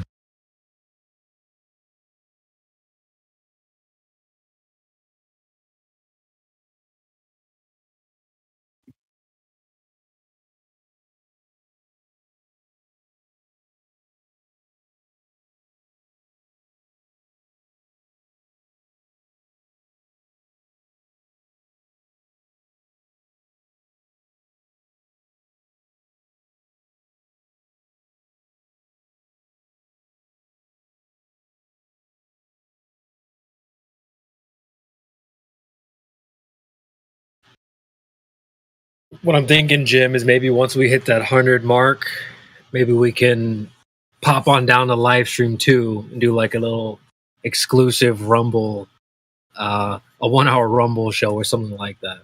Because we'll have to leave the YouTube. We got to keep that going, right? So, stick something on if we need to, or have people just kind of keep the conversation going. But for anyone else that wants to do it Rumble style. There's a tremendous amount of knowledge in this group, in this server, and obviously we got the heavyweights, we got the warriors when it comes to the Earth debate. I would greatly enjoy being a part of a virology conversation, whether it's an hour or whatever, and be part of that, and somehow not on YouTube, but somehow get it recorded so we can send it to friends and people like that who have gone along with this thing the last 39 months. Maybe a different perspective. They might say, hey, no more. So I would love to be part of the virology conversation.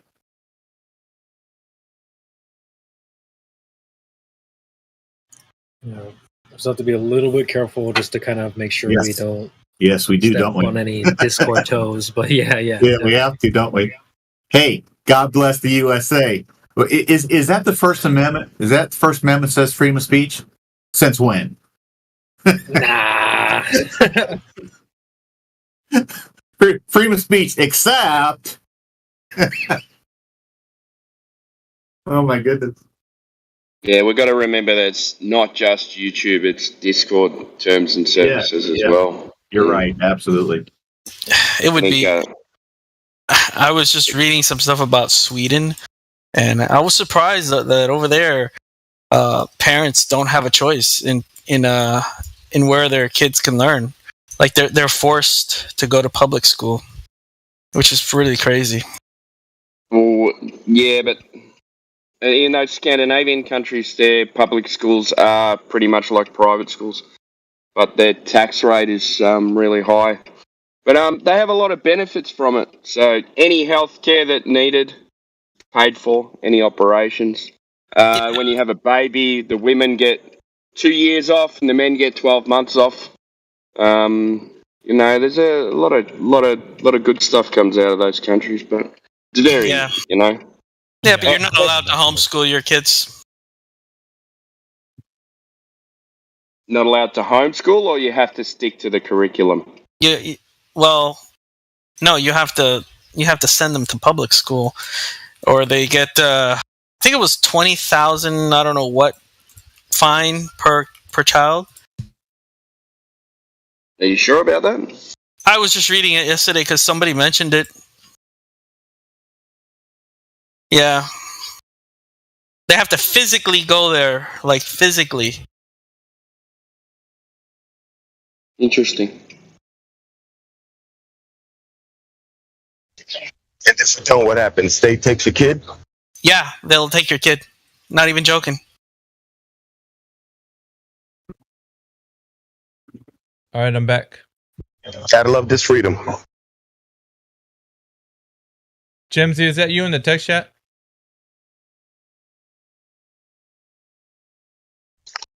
Yes, that was me. I was trying for, I don't know, 30 minutes to send a text, and now all of a sudden they're going through, so good.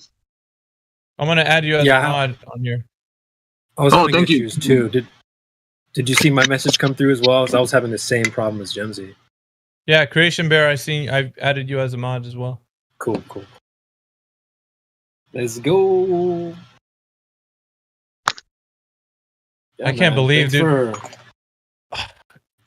CB, can you imagine how bad we were throttled if we're reaching heights that we couldn't even reach on? I've surpassed Helio's live stream with like how many years he's been doing it, bro. Dude, God. that's messed up. That's really messed up. Yeah, I wouldn't be surprised if there was some type of throttling. I'll have to give. I'll have to get out of my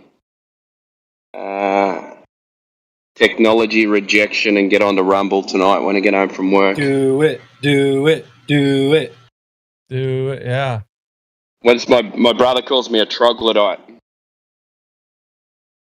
I refuse It's just to blowing learn my new mind, things. man. I can't believe that we were this put down on YouTube. Golly. And this is like day 3. Like they, not even at 100 subs. Like they say about Flat Earth, yeah? Flat Earth's dead. Well, YouTube's dead. Yeah. YouTube sucks. It's just where everybody's at, you know what I mean? So, yeah. But places like Rumble, it's like seems like it's a good backup. I know people were doing the BitChute, Odysseys, and all that stuff. I never really was like, I don't know. Yeah. For some reason, I just never did that. But just recently, I just got the idea. Shout out to Miggy, man, for putting it into action, because I just gave the idea. Like, all right, well, we're gonna do it actually. So, shout out to you. Yeah, look how it's good on coming you, to man. fruition, bro. It's like, dude, 50 viewers, live stream viewers. Come on, man, that's crazy stuff. I couldn't pull those numbers if I tried on YouTube.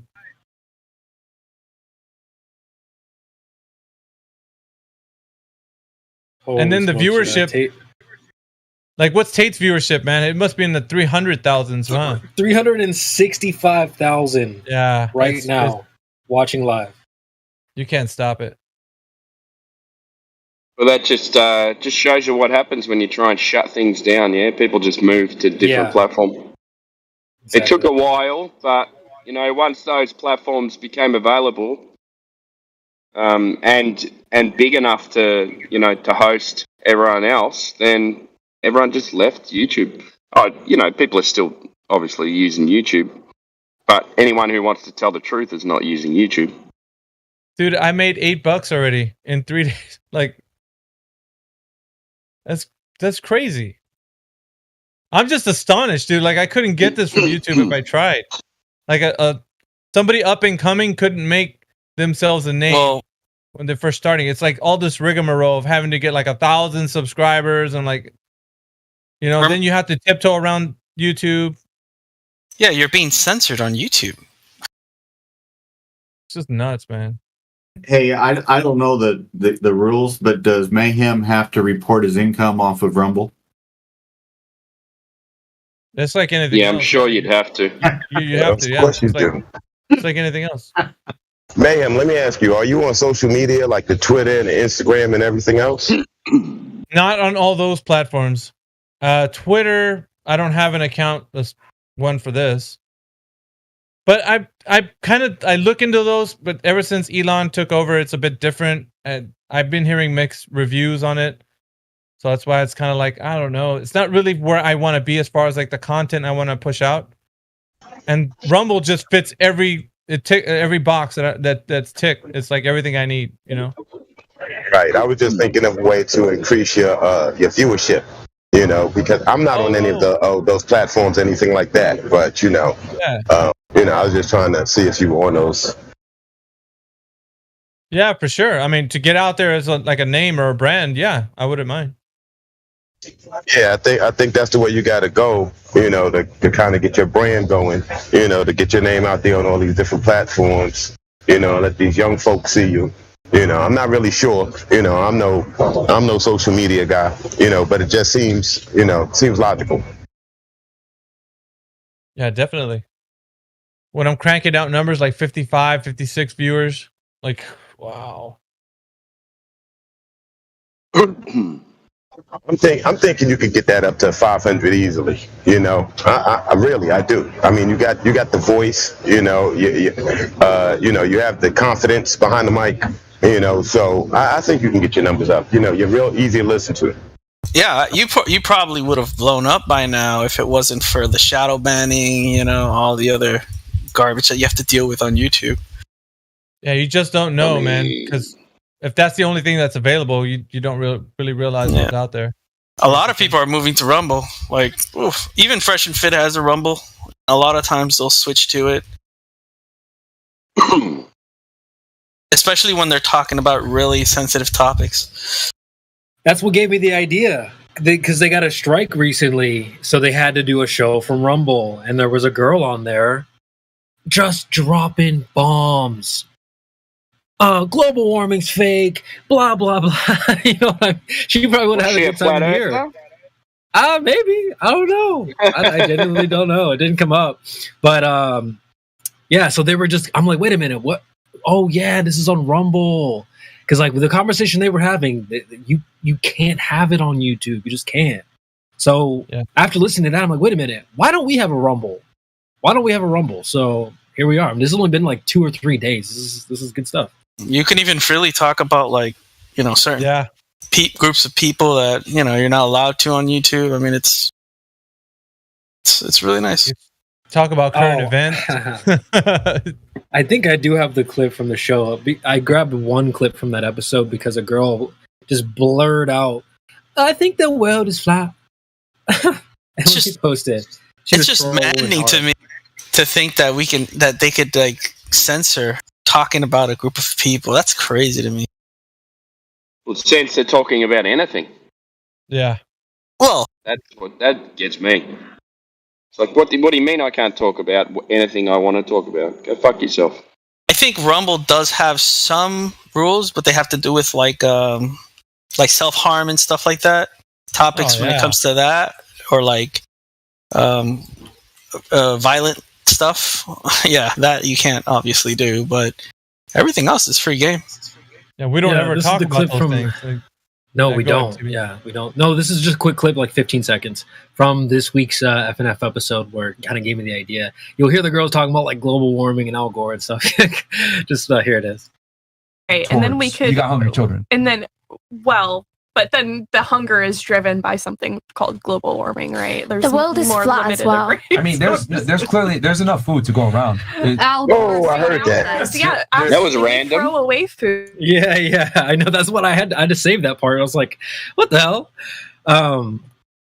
There was 2 British girls on there, and they were trolling the whole episode. It's kind of annoying, but yeah, one of the British girls was like, "The world is flat as well." Like, okay. Okay. Well, it's just kind of funny that you said that. Thanks for the plug, though.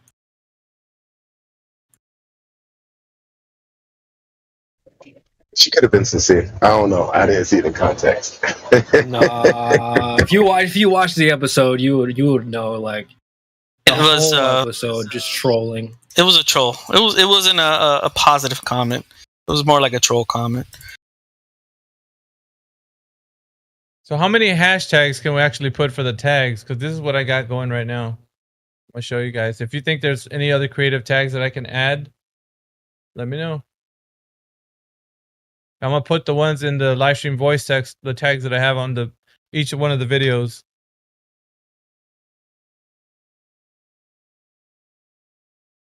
I could change that up. I could probably, I don't know, add some more or whatever, just to get the eyeballs like to what we're doing. So currently, right now, with the algorithm for Rumble, I have 354 people that have seen unique views on there. 354 unique views on today's live stream. Are you gonna keep it like as the the Wig Snatchers Club as the the Wig Snatcher Club? But like, I can add the tags for Flat Earth, but Mayhem 100. I don't know how people find me. Is it like through my name, which is kind of the what I go by, or is it the Wig Snatcher Club? Because like somebody sees that outside the community and they're like, I don't know what that is. That sounds weird. They won't know what the hell it is. Well, I mean, it's curiosity that's going to bring them in here. That's hopefully the thing. Like, what the hell is this about anyways? Flat Earth, Wig Snatcher, what? And you click on it and be like, oh, I get it now. Because, we'll talk about it. But wig snatching is pretty simple. It's like, when a chick snatches another one's wig, it's like exposing them because they're fake all along. So they're fake, so they get exposed. That's what we do. We expose the fakeness. I can't believe you took off my wig, alopecia. Oh, shit. Good shit. We're rolling. 43 people watching. Hell yeah. That's what I'm talking about. Rolling. Keep it down and rolling. Keep it rolling. So I rolling.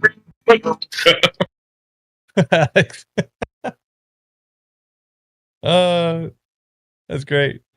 Yeah, hearing the start of that other song before Sonny got going, that was awesome, by the way, guys. But before, like, the start of that first song that you were doing, Guru, let me know right off the rip that, like, a rap song would be no problem at all. I was kind of bobbing my head in the style of, like, a rap. So, yeah, man, you got this in the bag.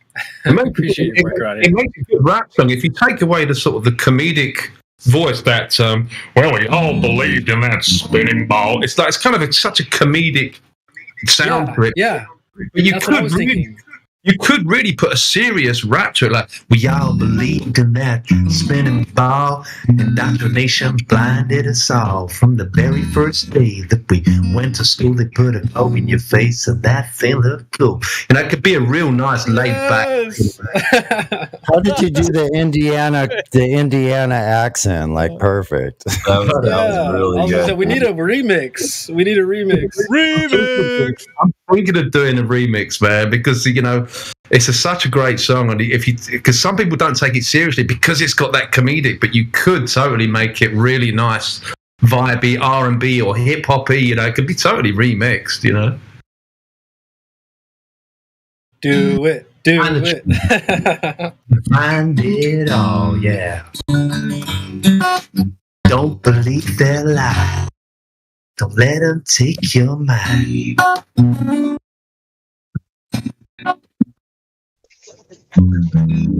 Don't let them take your mind. Hey, buddy, can I ask you something? Yeah, man. Hey, buddy, can I ask you something? Yeah, sure. You're taking all of these photos out here. Let me ask you something. There's a debate going on right now whether or not the world is what you thought it was, right? That you live on the globe. Have you heard this debate? Well, which debate in particular?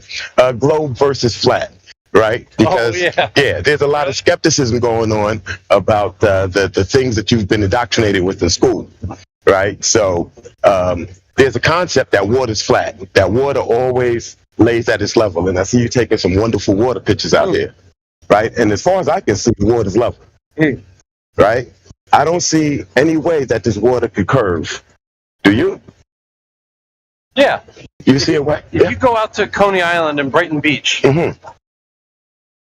if you take a telescope. If you've got That enough Coney Island, don't you lie to that man. you'll notice when you look at the shore of the highlands at the base of Sandy Hook, you won't actually be able to see the lowest things because it's more than 8 miles away. That's the horizon. The horizon. If you're looking right at water at sea level, you notice you won't actually be able to see the bottom. You won't be able to see like the buildings at sea level. You would be able to see the things like a story up, right, 2 stories up, right, because those are tucked below the horizon. Due to perspective, of course. Yeah. Right? All of that's due to perspective. And you can see it more clearly if you go out west, right, where you've got higher land and water. And if you stand at sea level and like look across Puget Sound or look across San Francisco Bay, you got to have like really good. You got to have binoculars or something. Well, you know that there's been tests, right? I'm part of a group, right? 24/7 Flat Earth Discord, and they've taken tests and measurements, right? Because according to the geometry of the globe, right? Because they gave us a dimensions, right? You know, they gave us the radius, they gave us the circumference, and based on that geometry, you know, a person should only be able to see, I think it is 1.22 times the height of the observer, the square root of the height of the observer. And you can see way past that. And there's been many tests done showing that you can see way past the dimensions that has been given to explain the globe size, right? And there's been no explanation for that, right? And as far as seeing any curvature from the land, the most brilliant scientist that's given us this concept of the globe, Einstein and you know, people like that, they say you can't see it. There's no way to determine it from being on the earth. You have to be off of the earth to be able to make that determination, first of all. So there's no way to determine it from the earth, they say. You do understand that, right? Even in the 4th century BC, the ancient Greeks in Alexandria looked at how shadows were different. Eratosthenes. Yeah. And speaking of Eratosthenes, right? That worked on any plane. That worked on any plane. Yeah, doesn't that indicate that it's round to you? No, they were going with the presupposition that it was round. So then let me ask you this: if it's flat, right? If you were to sail towards what we say is Europe, well, give me a direction. What direction is that? If you go east, where do you think you're going? You're going east. You're going east based on the directions, right? So if the center is the north, right? And you're going east, you're going in a circle because you always have to correct for north, right? So to stay on north, you always have to correct on your compass. So when you're going east, you're not going due east. You're going east based on navigation. Sure. Right? And so you're going east, but it's based on navigation. I guess I'm saying is if the ocean was flat, how would you ever get to Europe? You'd sail, like that boat sailing, you would just sail. Like the boats are sailing now. Right? You would just sail and then you reach the open water and you would continue to sail and you wouldn't see anything curving. All of the water would look exactly like this. That doesn't really make sense to me. Why not? Because you can see the water yourself. Why doesn't it make sense? Because I know that if you were to go even further than Europe, go to Asia, you could also come back here. It's like, well, again, because you're going circumnavigate east to west. Right? Nobody circumnavigates north to south. Right? So again, east to west is in the circle. Either way you're going, because the north is in the center. Yeah, but there's ice and icebound continent at the north and the south. So it's not easy to... You have the North Pole and the South Pole you're speaking of. Yeah, it's not easy to get through there, especially, in pre-modern era. Right. Well, even Byrd, right? Wasn't Admiral Byrd and a few other people that went down there. Now, Admiral Byrd, there's an actual television program where Admiral Byrd, after taking the exploration down there to Antarctica, he said, when you get there, there's land as big as the United States. Sure. He says there's more resources than you could think of as far as oil, coal, and things like that. I'm sure when the ice melt, they'll be all over. No. They should be all over it now because they could have seen it then. But you know the Antarctic Treaty, right? Yeah. Right. Yeah, so, where they're supposedly not supposed to touch it. No one. It's under 2 miles of ice right now. No. Byrd saw it. If Admiral Byrd saw it 60, 70 years ago, and the ice caps are melting, why wouldn't you be able to get to it, right? So they have a treaty saying that you can't go there. You know, you can go there on a tour, on a guided tour, they take you to but you'll never be able to see how big the land is. There are no pictures of the land from space or from aerial, very, very little. And so you really can't make that judgment, right? All you know is that you're not allowed to go there. You can't go past the 60th parallel, I believe it is, 60th degree south, which is anywhere from north. So when you're in the north, right, anywhere you go from that point, you're going south. Right, when you're at the North Pole, right? Anywhere you go from that point, you're leaving there, you're going south. Yeah, relatively speaking. Right, and so south is a distinct direction. Help him out in. Yeah, I agree. Help him in the chat, guys, by posting any pertinent information to what he's saying so he can show the guy. This is my crew right here. I'm good. Look, man, I've enjoyed talking with you. Listen, I enjoy speaking to you too. Think about some of these things, though. Look it up and look into it. Absolutely, I appreciate you. All right.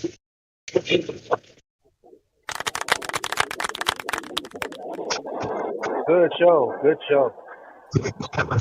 All right. So I'm out here planting seeds. Good show, man. Good show. This is Flat Earth Max Smart, Agent 86, correspondent for 24/7 Discord. We've just done an interview with a fellow who believes that the Earth is a globe. I've tried to plant some seeds, hopefully something to take effect. Hey, you know what stood out to me? He said, well, if it was flat, how do you go from point A to point B? Go from point A to point B. What is he like that? That's the shit that's crazy because what they're asking, they're not really asking. They're really asserting something else that's in their mind. Correct. It's crazy. Like, it's crazy. Like, this guy was like, if you go to Coney, I was just at Coney Island looking at the Jersey fucking shore from Coney Island Beach. What is he? So they don't.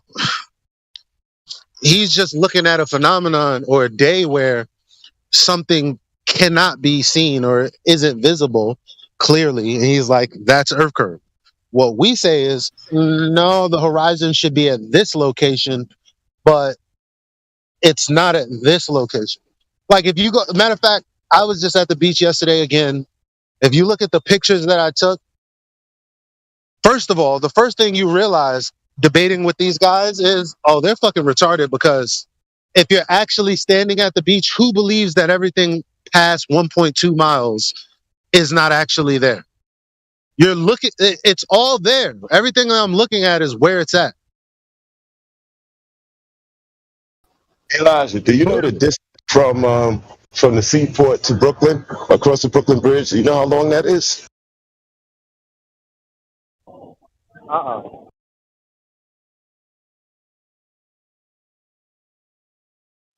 This guy didn't seem like the run-of-the-mill, just random Joe Blow off the street. You said he was taking pictures of the water, so he wasn't just some average Joe. You could kind of tell he knew a couple things, you know what I mean? Because that's what's really beautiful about this on the fly. I'm glad you did this, Max. Very good for a case study. Because it's not like he was behind a keyboard. And a lot of people do that from when they join here, you can hear them typing, like Googling stuff. So this guy, he was at least like, well, a couple Greek guys, you know. So he knew some stuff. He knew some stuff. I think he's heard of it in the background in his peripheral somewhere. But he did just seem like an average Joe. That's why I ran up on him. How did you did you just assume that he was a glober, or was he wearing like a NASA t-shirt or something? Like what? No, I just assume that everybody's a glober. You know, I just assume that we're in the Matrix and anybody could turn into an agent. You know, be careful of the lady in the red dress. That's all I know, man. Yeah, that's good. Well, interesting, yeah. Because it almost sounded like you saw like something on him that he was like obviously a glober, but I mean you just approach that conversation that way all the time, so it's Yep. Just run up on people, man. We see them, they don't have anything in their ears. If they don't have anything in their ears, I'm going to try to hit them up. Cool. Yeah, that was an interesting conversation, Max. Well done. See, because you, like, the way that worked, where'd you have your phone? Like, did he not, you obviously didn't tell him, like, hey, I've got you on a call right now. No, I didn't tell him that part, but I told him that I went 24/7 Flat Earth Discord. I made that announcement. Yeah, I did hear that. That was great. That was great. I love when people do that. And I did tell him that I was on the phone with my peoples and that, if you want, they could join in. And he was like, no, I'm good. Yeah. Okay. That's why I didn't jump in, because I was like, if I jump in right now, it's gonna disturb it. Yeah, because you already said that. So.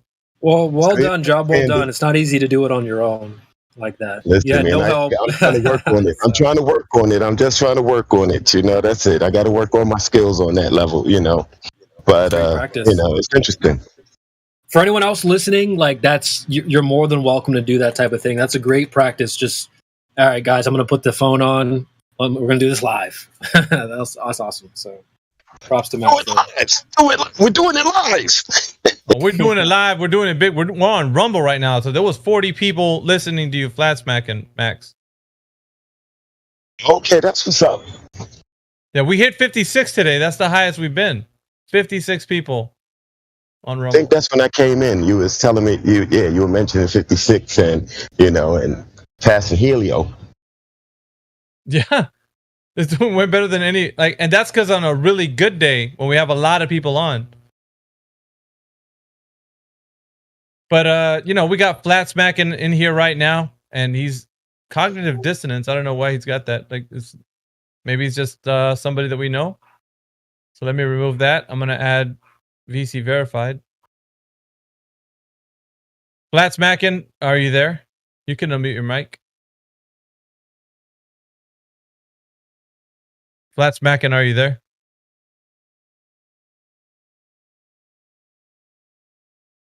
I got 89 followers, ladies and gentlemen. We're all close to you the guy we just talking to? Let's go.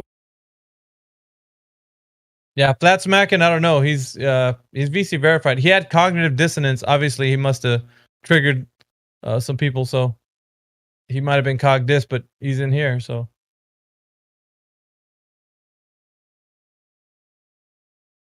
See, we got anybody else new in the chat? No, just Kosho, but we've spoken to him like 100,000 times. I see you in these streets. I'm gonna run up on you and let you know. That's what's up. Maybe we can ask Kosho what he thinks about what Xanax said yesterday. I'll repost it in the chat now. All right, Kosho, you're on.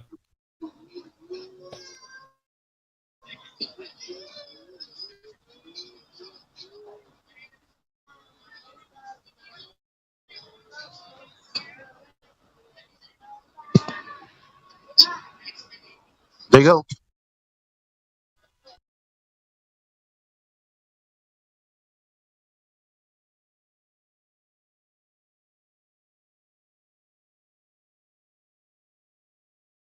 So did you want Kosho to respond to what you posted, Eli? Yes.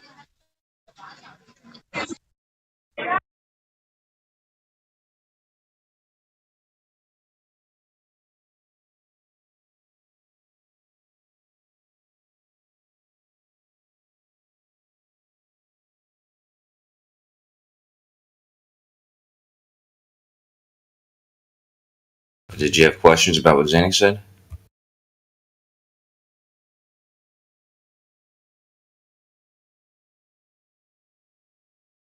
He posted something in the chat, Kosho. 41 minutes after the hour. Yeah, looks like he's describing how how you get an angle of equal altitude. Which looks correct to me. Well, he had made 2 posts and they contradict each other. What do you think about that?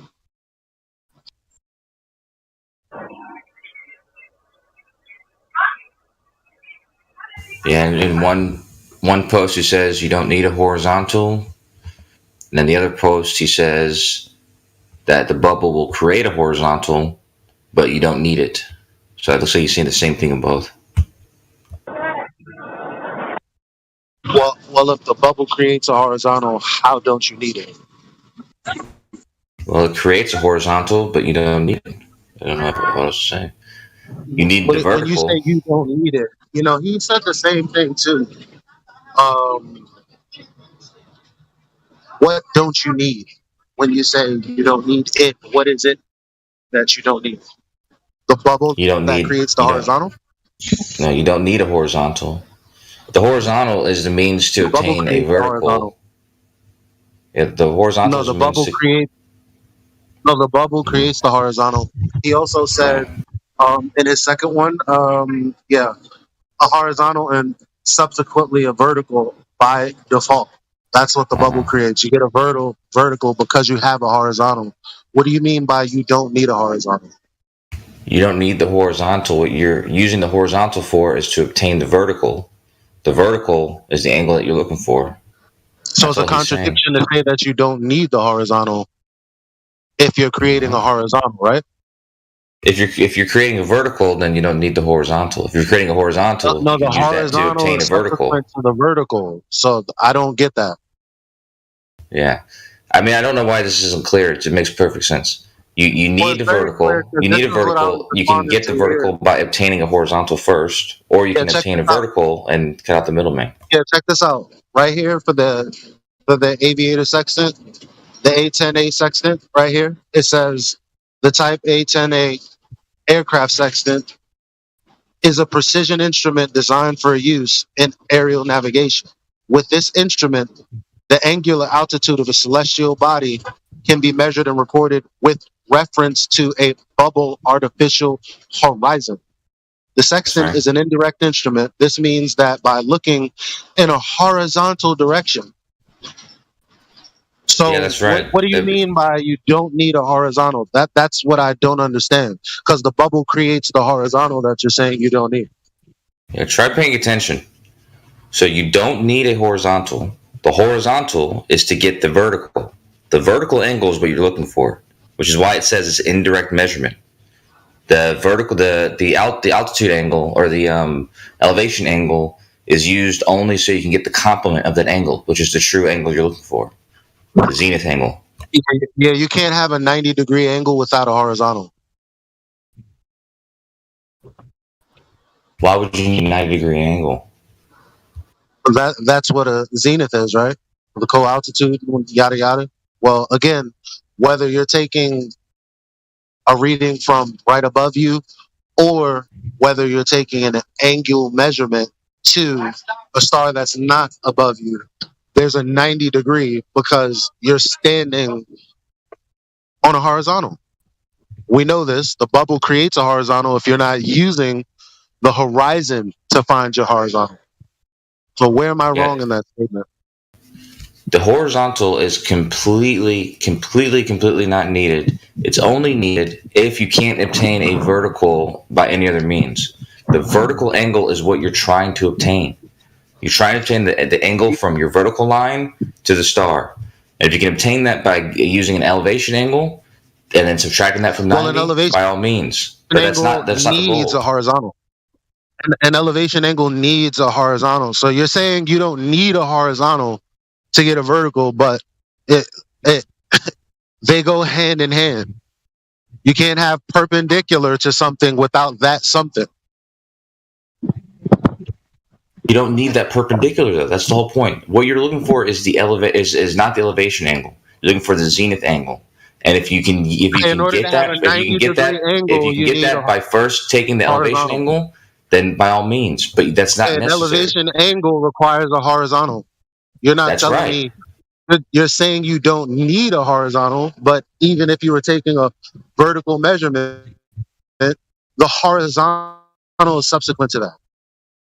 Right. You're just not paying attention because you don't need the elevation angle. You're just repeating yourself. What you need is the zenith angle. No, you're just not The making zenith sense angle is the goal. The you're zenith saying angle you is the don't goal. need. With the zenith angle, you're going to use a bubble to do that. Well, the bubble creates the horizontal. There's multiple ways to get a zenith angle, right? But the zenith angle is the goal. And if by means of getting Multiple ways. Okay, tell me what way you can get a zenith without a horizontal.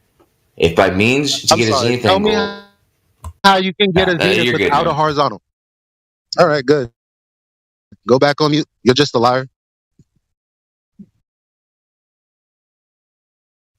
Why are these people so retarded?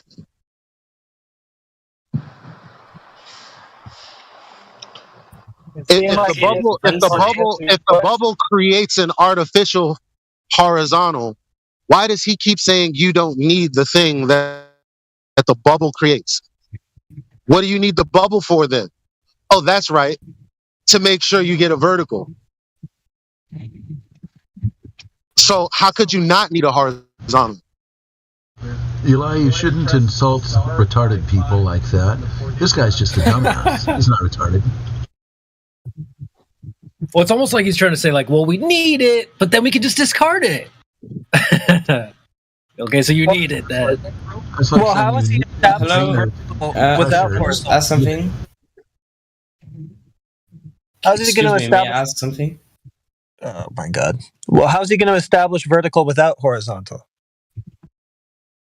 With a plumb bob? It's a simple way of doing it.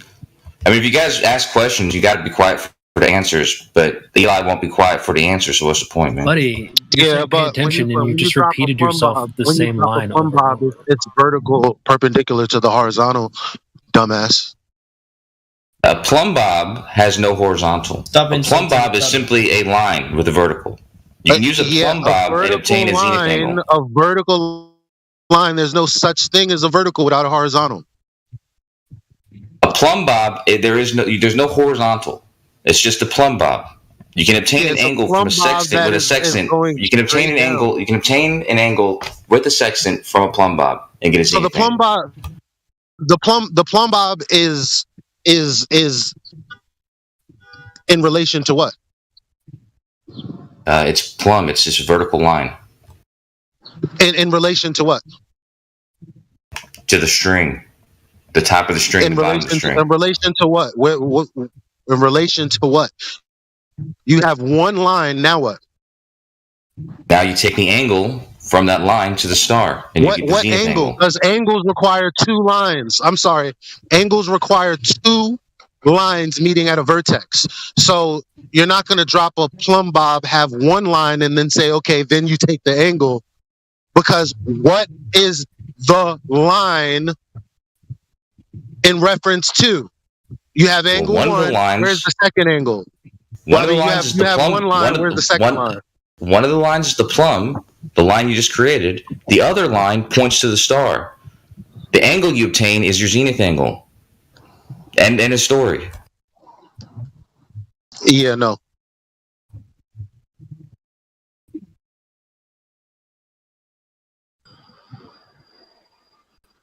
Can I ask something really quickly? Is everyone dead? Is the 32 people here dead? What are you? That was three questions. We hear you. That was okay. May I talk after you finish that? That's 4. That's the fourth question. Just go ahead with your question. He's done. He's mentally he's mentally bogged down by seaweed. Well, if you're obtaining vertical is relative to horizontal, right? Vertical is defined as perpendicular to horizontal, so horizontal is a part of the equation, right? No. No. Okay, so what is vertical? In this case, vertical is the plumb that you just created. And the angle you're looking for is the zenith angle. So in this equation, there's no need to involve a horizontal, which is what Zanuck was saying, that the horizontal is irrelevant in obtaining the zenith. No. The zenith. There is no zenith angle with just a line. You goober.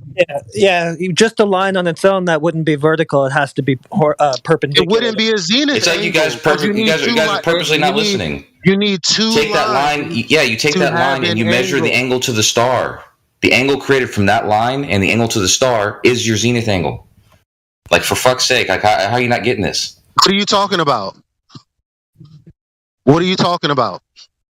You take the line, right? You make a sextant parallel to that line, the base of the sextant, and you aim the other end to the star. The angle that you're obtaining from doing this is your zenith angle. This is the angle that you're looking for in celestial navigation. That's not how they do it. Yeah, it's not how you do it. That's Zanuck's point. That's Zanuck's point. That's not Yeah, no. Let me get a In practice, citation. in practice, you would use the elevation angle because in But let me get a practice, citation for it that. makes more sense to do that. But when you obtain the elevation angle, you Let subtract me get that a from 90, citation and you that get the supports true what angle you're you're saying. trying to get. Yeah. Let me get a citation that supports what you're saying. You need a citation to understand how this works. If you don't Yes, understand how I this do. works, dude, Yes, I there's no do. teaching you, dude. Yes, I It's do. simple. That's The the angle answer is you're. yes. It's I not a do need a lack of citation for the understanding. shit that you say out your mouth. Yes. Yeah, it's not a lack of understanding. It's you now need to support what you're saying. Is all. Okay, So so we get a do you guys not citation that understand? supports Do you guys not that. understand how celestial Again, navigation Kosho, works? I just told you it's not a lack of understanding. It's now Okay, well then explain it to me then. support. Explain it to me then. Just get the citation, and we'll start from there. I'm not going to explain to you what you're saying. You're going to go and get that citation, or you're just going to fuck off like you usually do.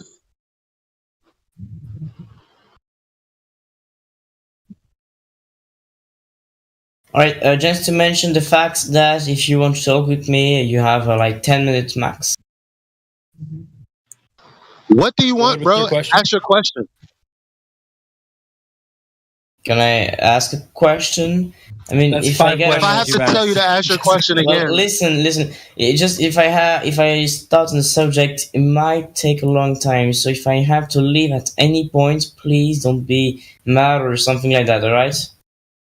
We're here all bullshit. day, Bubba. It's okay. You mean you're going to probably have to when the penny ups? Sure, whatever. When you go ahead. You're lagging really bad. Can you repeat, please?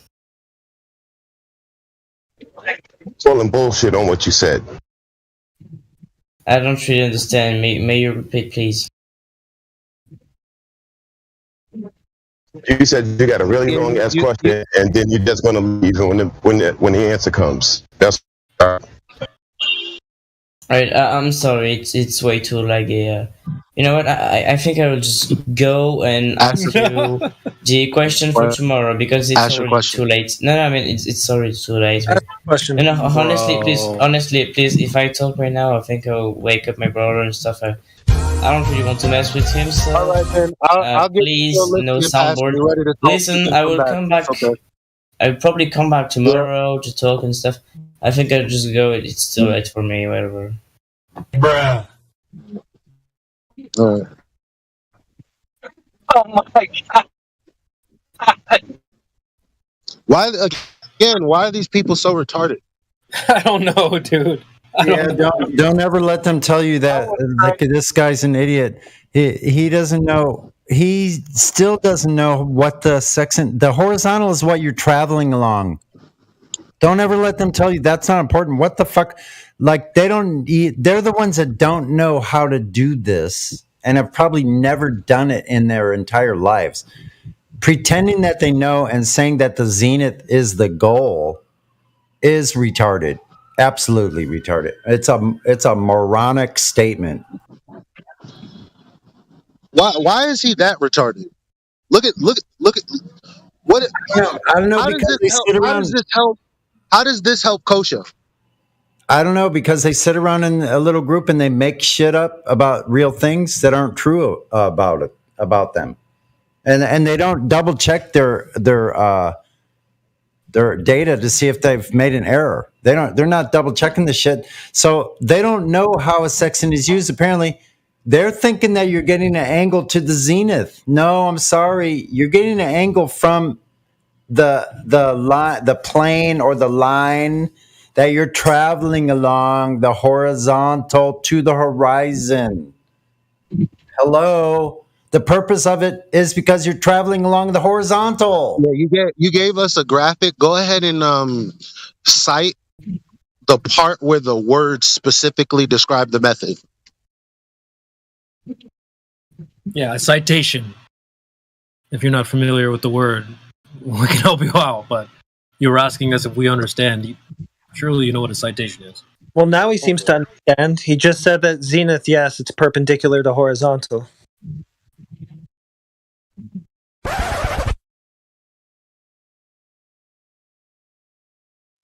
The purpose of it's not to find the freaking vertical, you dunce Why is cap.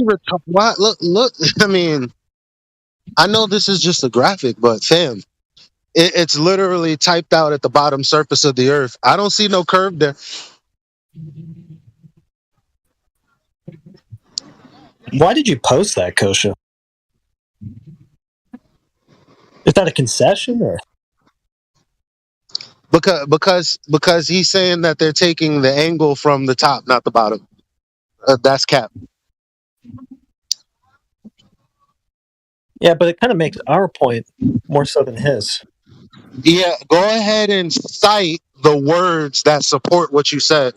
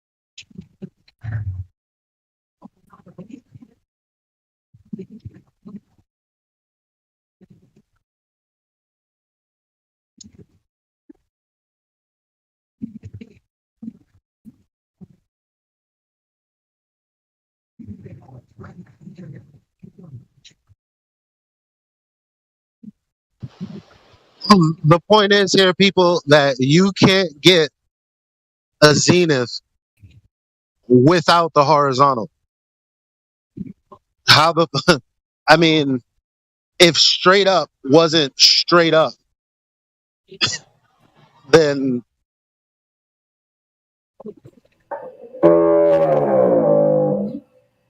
this is why you can't just stand on a hill and then look and look straight up and eyeball it, right?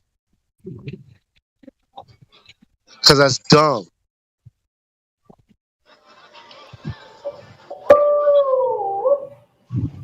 You know why? Because the plumb bob is going to be vertical, perpendicular to the horizontal position of the earth or the water or the liquid in my ears. All perpendicular.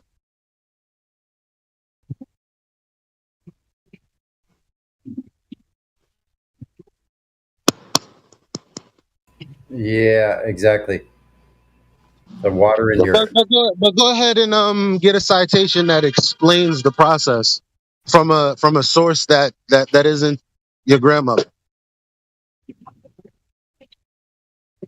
I have an unrelated question while he gets that citation, if you guys are down. Yeah, I'm sure we got at least 20 years to wait for that. So go ahead. Yeah, I wanted to clarify about the time zones in the southern plane sphere or whatnot. You know, like how it's. I've been hearing claims that there's more time zones in the southern hemisphere, quote unquote. Like, what is y'all's knowledge on that? There's 19 north of the equator and like 20 something south of the equator. Okay, cool. 'Cause I was just that to me definitely, you know, it helps lend more credence to that. We have a circumference at the south versus, you know, the closing in of a sphere. You know, and I was just curious about what knowledge anyone had about the time zones or any history or information. I'll post something in the live chat for you. Bennett, is that who you are? Okay, cool. I'm driving, but I'll check it out. We're at around 5:03 right now, so I'll scroll up when I get home.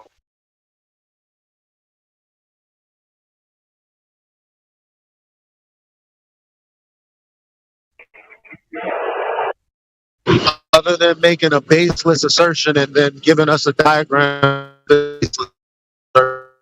I get these guys. All this actually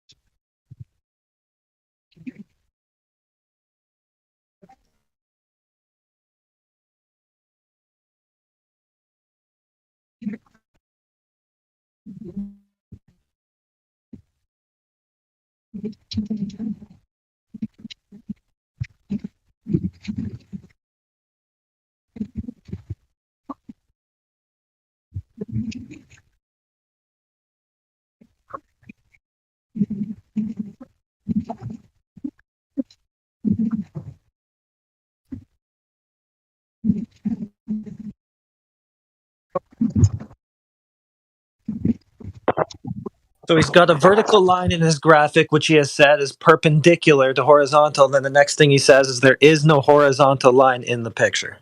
The fuck, dude? You stupid. He means between the angles. We know what he means, but you definitely wouldn't have been able to create that vertical without the horizontal. That's the end of. Second of all, if what you thought was the case, why would they be able to with the air navigation section? Why would they be able to also shoot the horizon then and use that? Why would they? Why would they be able to do that?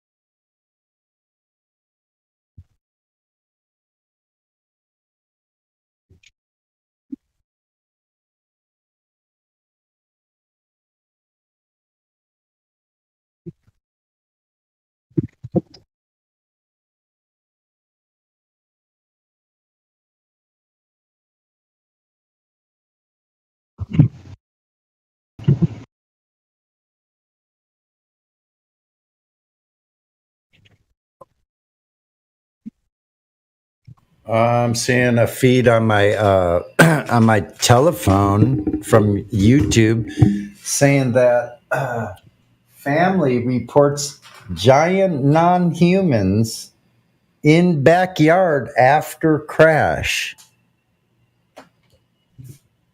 This is from 4 days ago. They're pushing for the.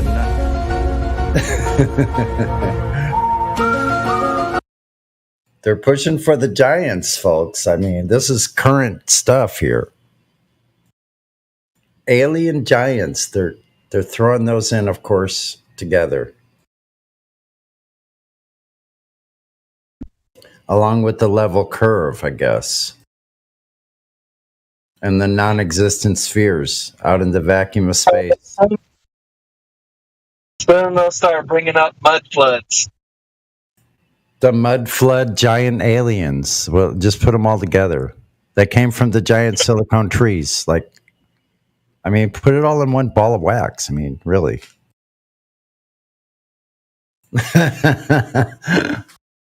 Hey, so Sonny, you don't need the horizontal with the sextant because you don't find the ground position of the star. No, you do need the horizontal.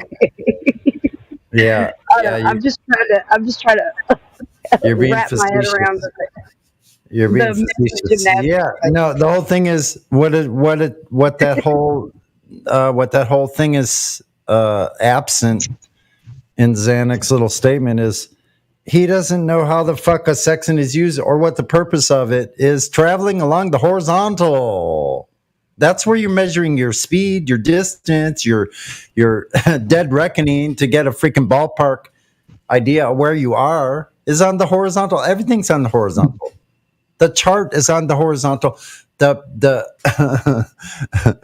the nautical table that you the chart table that you set the freaking flat chart on is all on the horizontal. All of your tools, the parallel ruler that you use, that's all on horizontal. What are they talking about? These people are absolutely mad. Mad as the Mad Hatter. Yeah, a sextant is a tool that tells you the angle between 2 points. It just so happens that you use one of those points being the horizon, and you make the corrections for for your elevation, and then you can use that and gain the elevation angle of the star. Because that on its own doesn't tell you anything, because you have to subtract that angle from 90, because what you truly need is the zenith angle of the star. But you're traveling along the horizontal, Kosho. What you're traveling on, hello, did you forget about the part you're traveling on? Yeah, Yeah, you guys I'm just gonna read this out right here. Even though this is a bastardization of angles that they're trying to illustrate. Figure 2, the angle measured with the sextant is in reality one corner of a right triangle formed by you, the celestial body, in its geographical position on Earth. So the angle, it's not the vertical line and the star. At least not with a Mariner sextant. So, and you can use the same method with an aviator sextant. So, yeah, and those points from where you are and where the horizon is has to be a straight line from those 2 points. Yeah, the bottom of the right triangle. Absolutely. Why that's important is because you're fucking traveling along the horizontal. That's where it's important because if you lived on a ball, then you wouldn't have a 90 degree. Yeah, that's totally it. But even if they want to like presuppose up to that point, go ahead. But you never find your fucking location. That's the purpose of the sextant, is your location on the horizontal. So, right? I mean, they're going about it backwards still after all this time. Did he leave? Did Kosho leave? No, I muted him. Maybe he left. Maybe he didn't. Yeah, he dipped out. He dipped out right after you muted him. But look, look at this. Then there's this right here. You're a fucking bitch. The bubble. First of all, the bubble artificial horizon, right? So the bubble is creating the horizon, like we said before. But then down here it says a site of the natural horizon may also be obtained. The site using the natural horizon, you move the horizon lever, which places the horizon prism in the optical path. Remember, the optical path is a horizontal direction. You get. Yeah. So what's that to do? That's a duplication of, or a mimicking of. They're both the same thing. So the bubble is mimicking the horizontal of the horizon, which you could use either or. So if you can use either or, That's not that correct. means they're the same. That's not correct. It's mimicking a parallel to the. If you use the horizon to generate your horizontal, right? So it will mimic a parallel. It won't be the same horizontal, but it doesn't matter because it's parallel, and your altitude is kind of insignificant in terms of your elevation angle to the luminary. So that's true.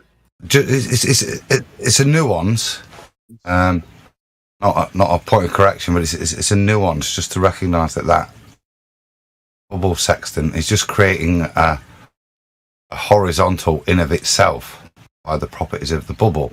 Right. That isn't necessarily lining up. If you got your eye to the bubble sextant and looked at the horizon, it wouldn't necessarily confer directly. Same. Yeah, exactly. But with that's not part of its claim, if you see what I mean. It doesn't have to. What's important in celestial navigation is that it establishes a parallel to the surface, the horizon, because that's not the surface either.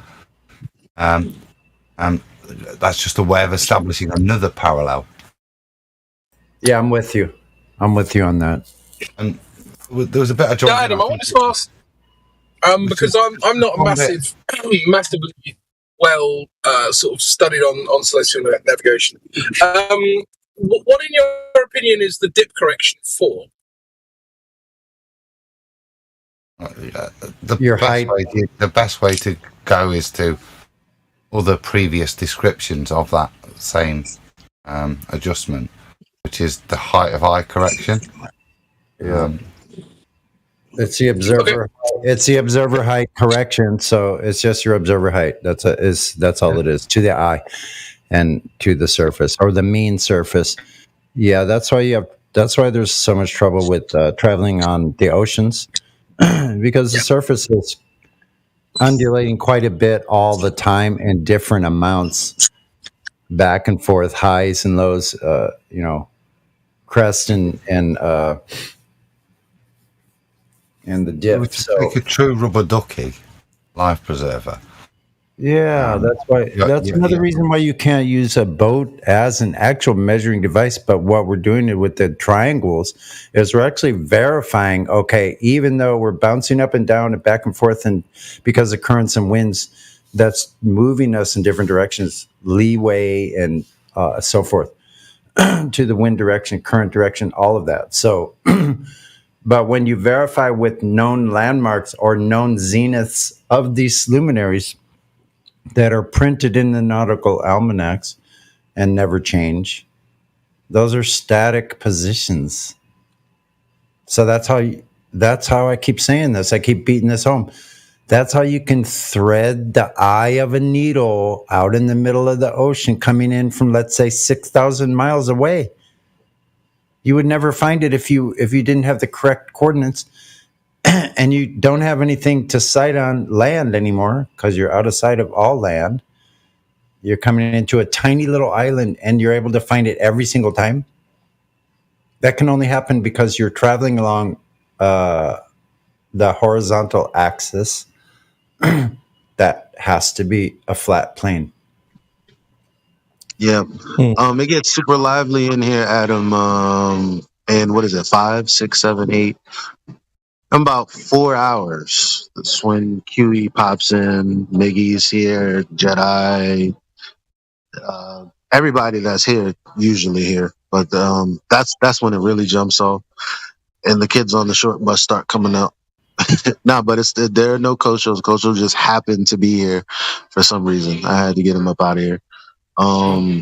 But it's actually pretty good conversation between new people that actually want to know and deserve to know the information you have to offer in the way that you can relay it.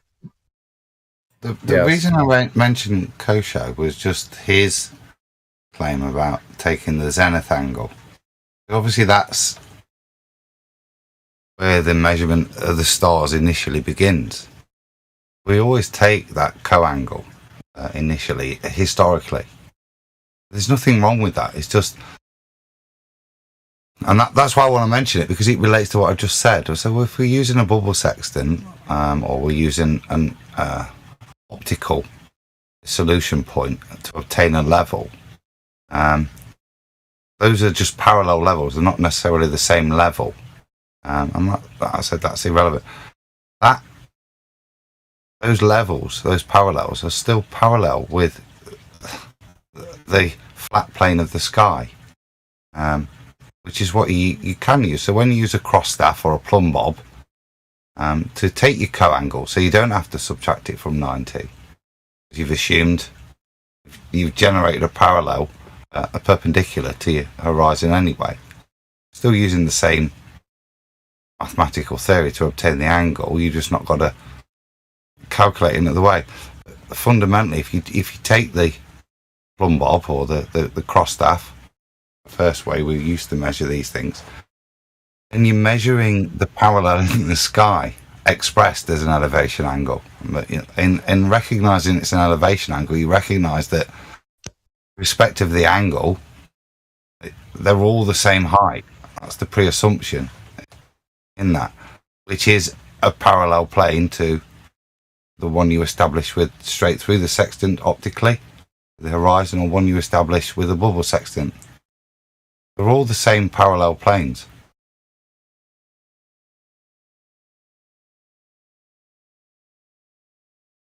I have a question. Yeah. Is it correct? Am I correct in my understanding that one of the latest arguments is, sure, go through all the processes as if it's flat and stationary during your navigation process, celestial navigation. But when you get to a particular point,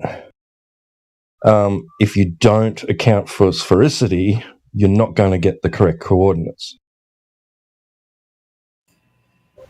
Correct. So how is that counted? Like what's the response to that? Sphericity, because of the nature of the navigational maps, the way they're constructed builds that in. The coordinates, the coordinate system kind of perverts that. It's the way. It's one of the many perversions with the mapping system.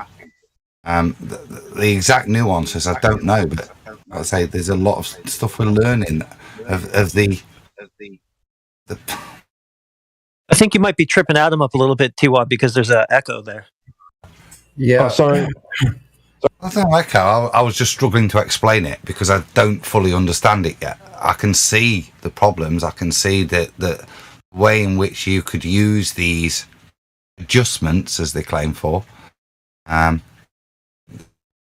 to deconstruct it or to construct it in a way that would then fit better around a ball. That's kind of where we're at in terms of analysis. It's the most honest answer I can give you. I can't say I know what they're doing here, but I can. You can smell a rat. We're kind of at that stage.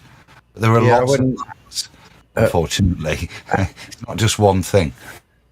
I think it would be fallacious to say we know what they did, but a part of it is I think they just transcribed the sky, because see, you can never have static angles to anything that was moving above a curved surface. Every single angle, and then incrementally,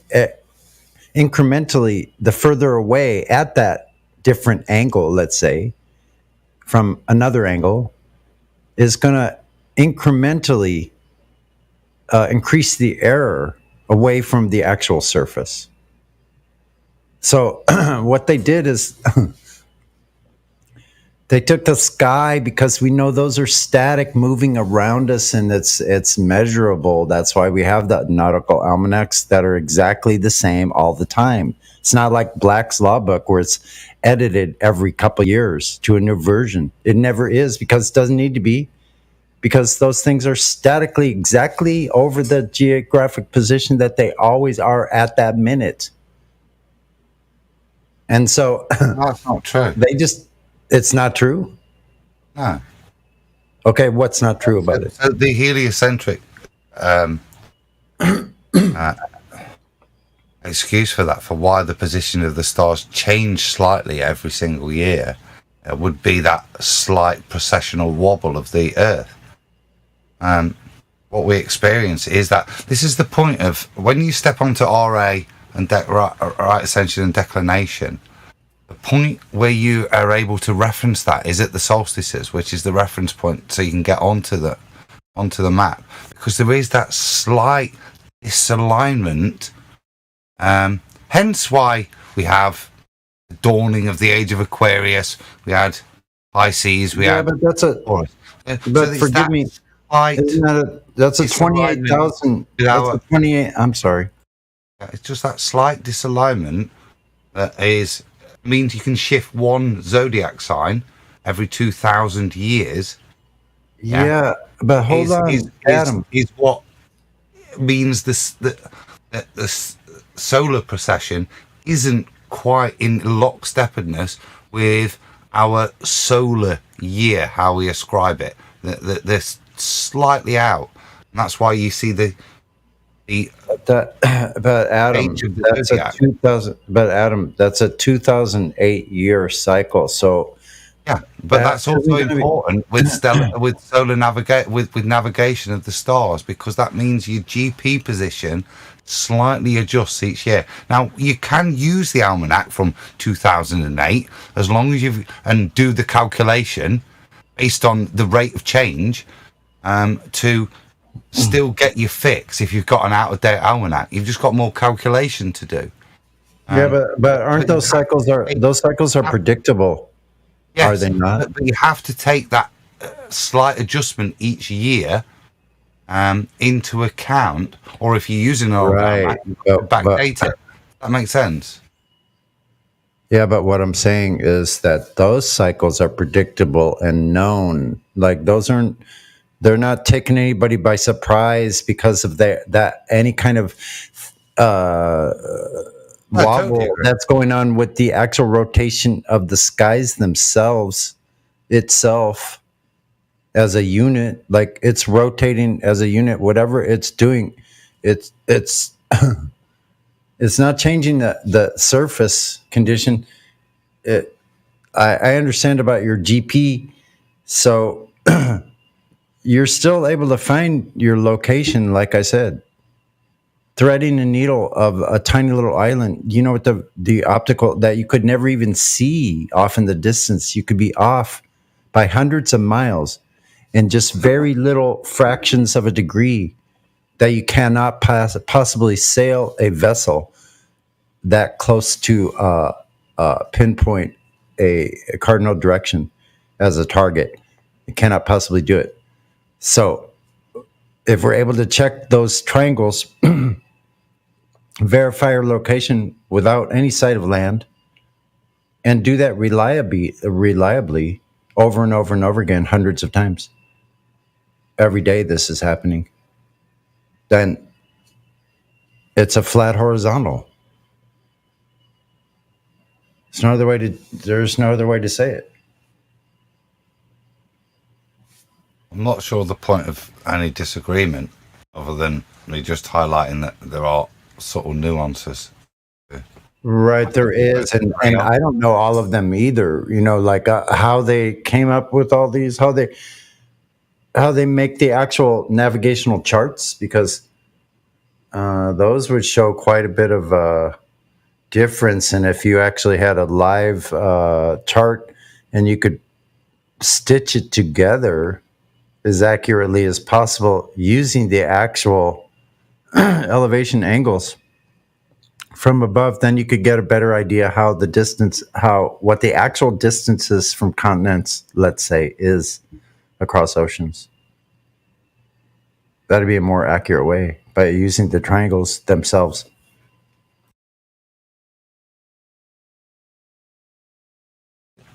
if you were truly plotting triangles and not using reference tables, then I think the mismatch will be more apparent.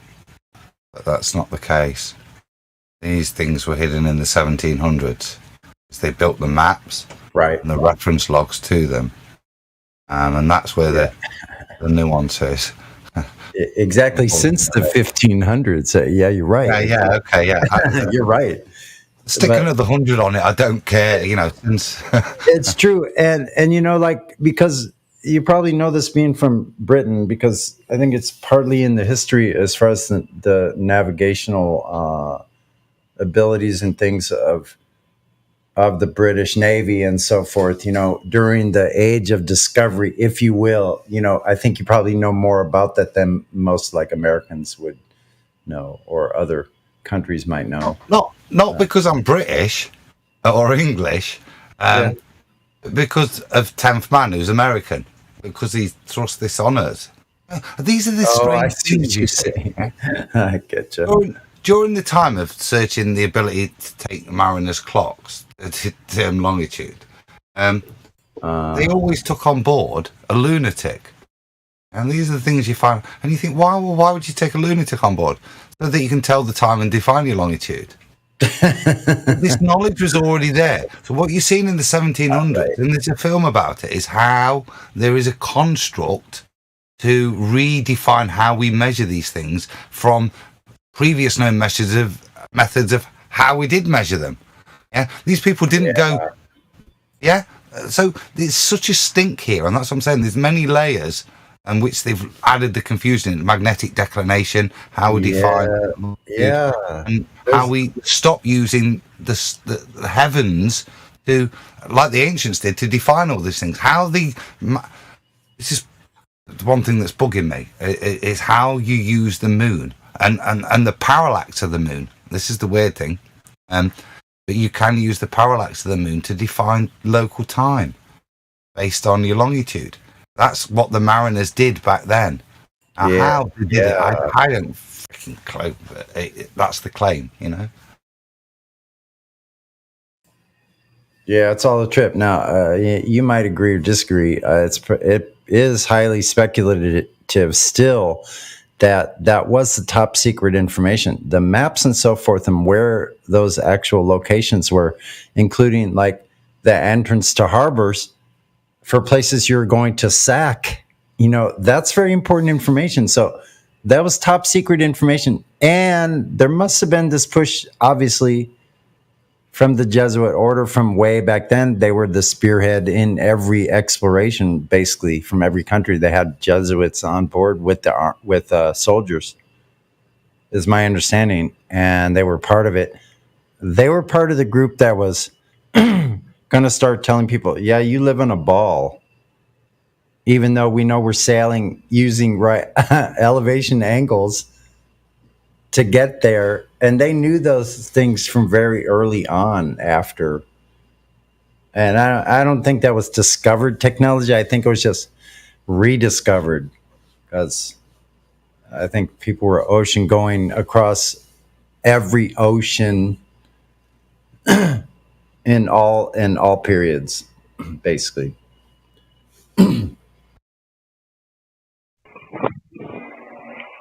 A bit deeper, but all I'd say, there's a couple of points you mentioned that in terms of navigation, there's two distinct points: the celestial and terrestrial.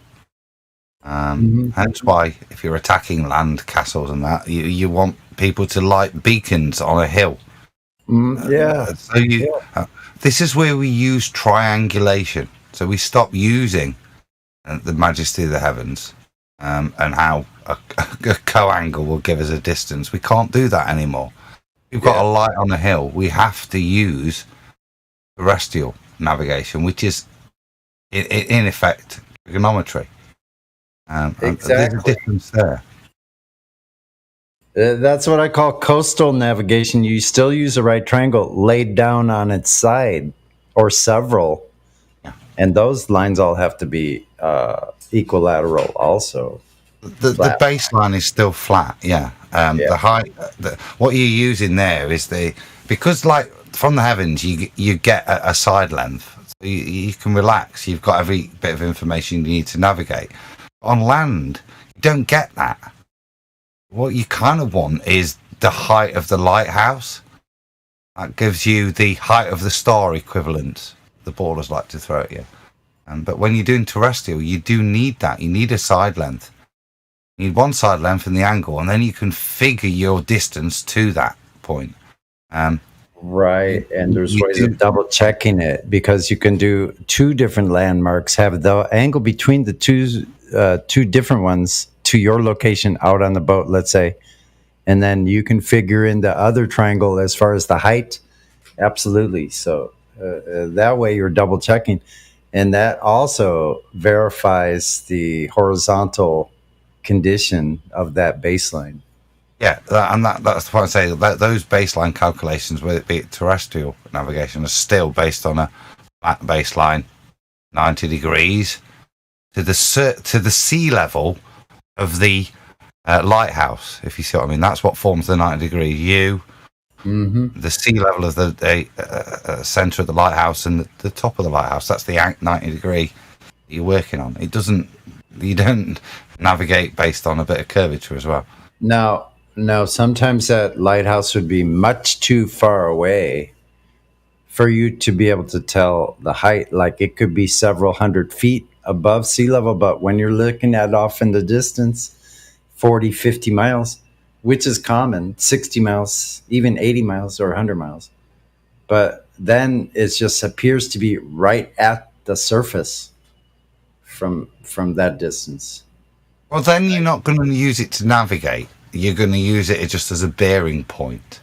You could use it to navigate only if you have another landmark, let's say another lighthouse or a buoy with a light on it that as at a known location on your chart as well, or a radio direction beacon. A lot of times those beacons are with buoys or on jetties, and they shoot out a radio beacon. You use a radio direction finder, which is based on the horizontal that rotates around directionally and picks up this radio beacon only at the angle that it's shooting out at. So then you can tell the angle between the beacon and a lighthouse and use that to triangulate with. I've done this before. That's how you find your way. That's how you find your way into the harbor, even in the fog where you cannot see more than like 50 feet in front of you. That's with modern technology. The reason I was objecting to the lighthouse is there's a point where you can't distinguish its angular height above the horizon to accurately do trigonometry to triangulate your position. Right. But as you get closer and those things are there, then that would help you get into the harbour and into certain shores. But obviously you can use GPS triangulation that give you an accurate position based on the lighthouse, based on buoys, by the way, not buoys. It's buoyancy, buoyancy. But based on those, you can use modern technology to do the same effects, to locate your position. But again, they are trigonometry based. The GPS is trigonometry based. You still need side lengths, and you get your side length there by rebound. You know what we give the Globers? We give them trigger mortis. I'm sorry.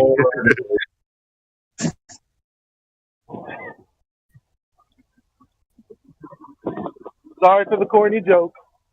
That's like rigor mortis when the Glober encounters trigonometry for the first time.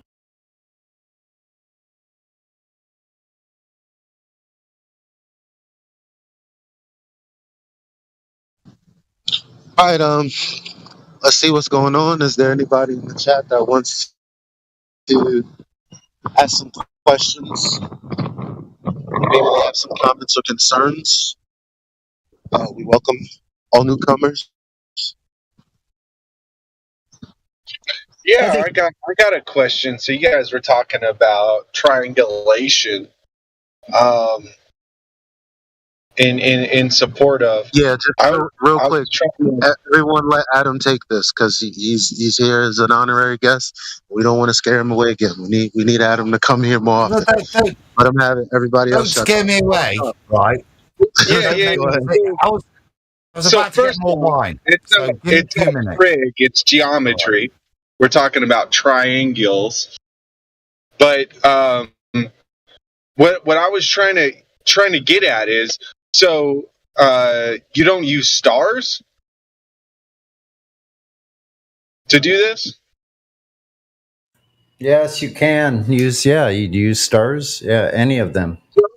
So like, explain to me how like the Southern Cross constellation. I'm sorry. Go ahead, Adam. I apologize, Eli. Forgive me. I back off. So how does the Southern Cross work?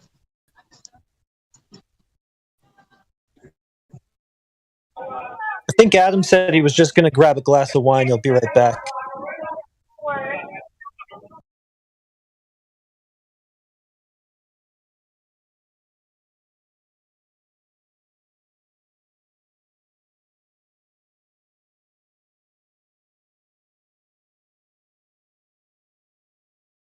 So Adam will be right back to answer your question, Stick Your Moss.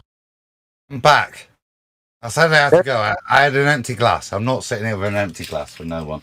So, Yeah, that's please never ask worth the question again. Apologies. What's the question on the table for Adam? Yeah, ask your question again, Stick Your Moss. So I mean, and it doesn't just apply to the Southern Cross, but how does celestial terrestrial navigation work below the equator? Terrestrial navigation doesn't apply to the Southern Cross. It's like it doesn't apply to any luminary. The terrestrial navigation applies in the south of the equator, shall we say, just as it does anywhere else, based on trigonometry.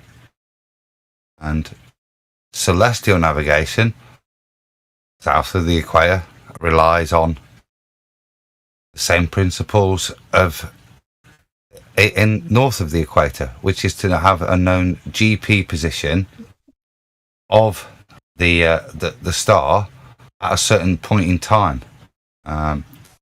From there, you can do your calculation. I'm not sure. That's the same. That's the same on both a ball and a flat rendering of your understanding. There's no difference between both paradigms. There's a big difference because south changes. Who? So when we look at the Southern Cross, it's all down, right? Outward, outbound, right? But we're looking at the same thing in the sky. How does that work? And you're able to locate yourself based on this completely opposite or opposing direction. So how do you navigate in any southern hemisphere? When you think about this, are you thinking about that you're under the ball looking towards the sky, the Southern Cross, and if you go to the other side, you're above the ball looking at the north? No, you're on I'm the just ball doing it, right? So put the flat Earth flat, right? So get rid of any preconception there. The Southern Cross is always going to be the most outbound or almost outbound location, right? No matter where you look, it is in the direction of the wall, right? Well, that's not true. I mean, it is. It's south by southwest, so it's pretty much always going to be pointed outbound. And you're saying you can get a declination It's going to be pointed away. If you can locate it, yeah, correct. It's always going to be pointed away from the equator, i.e., not north. I'd agree with that. So how are you able to figure out where you're at if the location of something can be across the planet and not in right in front of you? It's like looking at two directions at once. What planet? I want to try and address it, but I'm not sure of your point. Could you just reiterate it, just so I can try and understand what you're asking? Okay, so you flattened out the Earth, right? You got a Southern Cross constellation on one Could side. we stop there? Could we just stop there? Why have I flattened out the Earth? You're changing the subject. Explain why you'd ask that. You said I flattened out the Earth. Something and you took why have I one. got?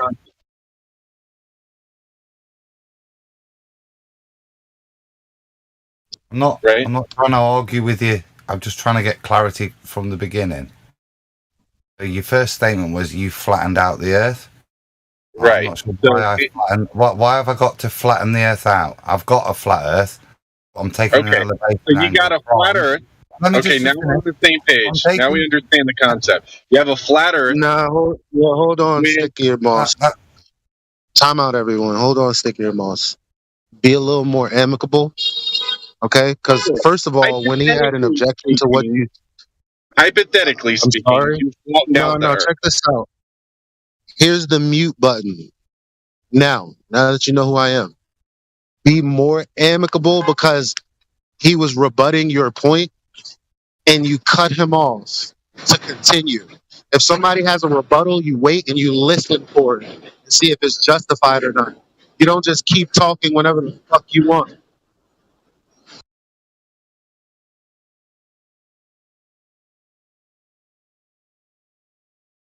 I could re-ask the point of clarification I was asking for, if required.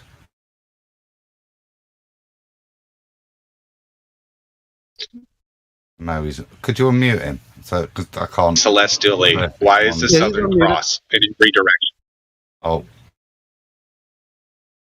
Oh, the Southern Cross in 3 different directions. Okay. All different directions. It is outbound. Doesn't matter where you're at. It's outbound.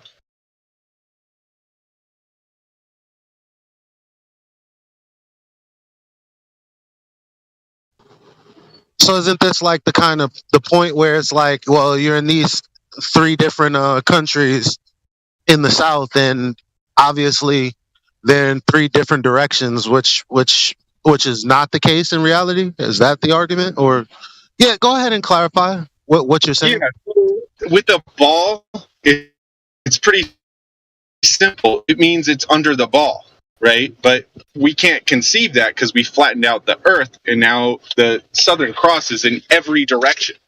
And he was just talking about triangulating off of celestial objects. Which how is that also sequitur? Exactly. So tell me. No, how is your claim about seeing the Southern Cross in 3 different directions? First of all, you gotta justify that. Second of all, how is that sequitur to celestial navigation?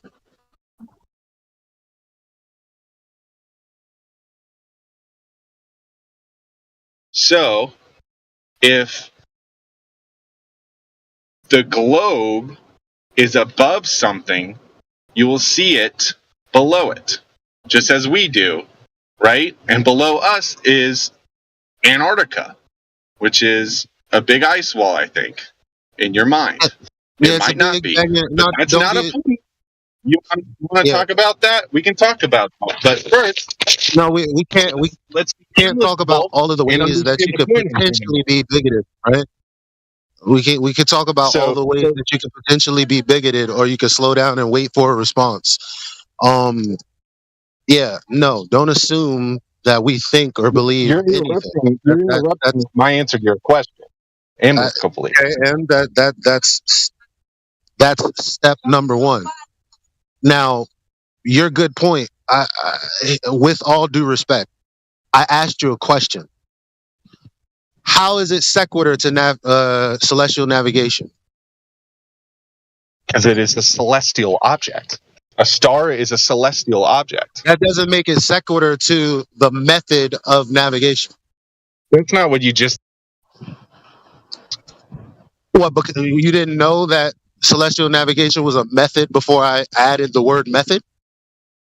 How did you infer that? How did you infer I didn't know that?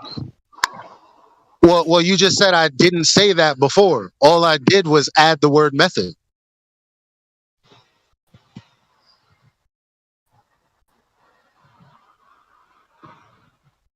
I don't know if you're trying to confuse me or yourself.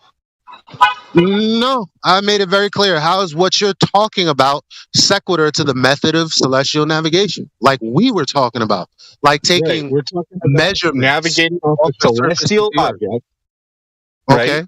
And I thought I answered it. We're talking about navigating celestial objects. We're talking about constellation and Southern Cross, which is a group of celestial objects. And I don't see why you have a question. No, what's your question or what's your point? My point is you can't have something in multiple locations without Who it said being it's in multiple multiple locations? things. Who said it's in multiple locations? Observation. You see the Southern Cross south, right? In a southbound location. But who said it's So in how do you see it? multiple directions? It on the tip That's of the question. and the tip of how do you see it in the tip of Africa, the tip of Australia, and the tip of South America? How do you see that? And you look out in all those instances, south? You're looking southbound on all of those locations, right? One location, one orientation, one azimuth, right? You're shooting an azimuth when you do triangulation off of a celestial object. You need your azimuth. You need your azimuth. The mariner can tell you. Yeah, no shit. So again, like you got some measurements or that you can cite or something from these 3 different locations? Does anybody on the internet have any information on this, or you guys just talk about it all the time? Eli, quick question. I'm not sure who the gent is we're talking to. Yeah, I'm waiting on an answer. Appreciate all the questions, though. Oh, you can go ahead. I just look. Make sure you don't step on Adam because he's new here, and I can tell he's trying to be reasonable. So relax. People can shout if they wish. With regard to the Southern Cross, which is obviously a constellation unlike Polaris, does it hold a fixed position in the sky like Polaris?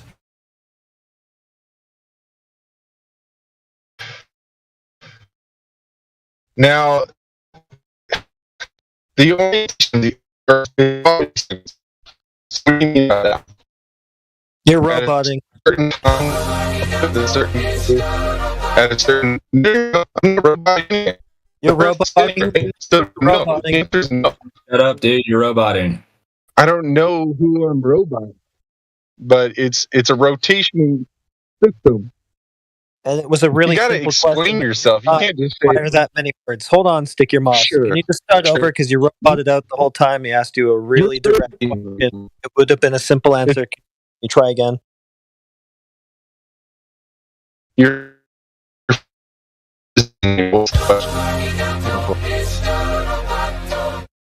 You're gonna have to drop out and spinning come back. spinning. All right, yeah. Just try to drop out and come right back in. That sometimes settles these audio issues. What's up, party people? Yeah, just drop out and come back in. Hell yeah! Yo, where's my theme music? We got a. Hey, you can't even say a new recruit. We done found a high level MasterCard laying around to put in our deck. As Adam is here. The Adam Meekin returns. I was letting them know that things kick off like in 3-4 hours, but looks like we're getting pretty full now. And I just wanted him to get the full experience of how the conversations go here. Yeah, we got a crack-a-lackin' on Rumble. So if you don't know what Rumble is, it's a new streaming platform. It's a great place to be. So we're on that. It's for truthers, by truthers. So we're doing it big over there. We've been let loose, and so we're kind of like enjoying that, basking in the rays of like truth. So here's the link. I'm gonna put it in the live stream voice text. I've been plugging it all day, so we're still live streaming, by the way, over there. We're doing it all day long. We're knocking it out of the park. I'm trying to get to 100 followers, which is like the same thing as subs over there. I have 92, guys. 92. So if you aren't on there, get your ass on. What are you doing? 2 days, 92 people. Congrats, man. Yeah. And we've been steady at like 40 people watching the live stream, bro. Steady. Out the gate. Nice. I'm telling you, bro. We're spanking this monkey. But, we got it going on like Donkey Kong. And we got the Adam Egan. Sorry, Adam. I'm going to go and let you drop it. I was just kind of giving a quick plug to the channel. I'm enjoying the plug. I'm enjoying it. Like Eli's been bigging you guys up, saying 2.0 means something. And it is. It's nice. I'm enjoying the little sound drops. I really like them. What one of me? Put some respect on my name. Hey, see what I'm saying? Get my saying, bro. When I tell you that I don't know how the fuck he does it in real time. I mean, because it could be any, combination of things. It doesn't, and it just seems like he'll be able to hit the right button a millisecond after, somebody said something, and it'll be completely relevant. It's insane. Use a much younger person's vernacular. It's dope, bro. Who's doing it? It's called muscle memory. He already have the buttons in place. He has used them before. He knows where they are. And whenever something relevant, damn, Sonny. Sorry. Sonny, jump in right now while Jim's right in the middle of his sentence. I know. I'm sorry. It was an accident, but it was timely.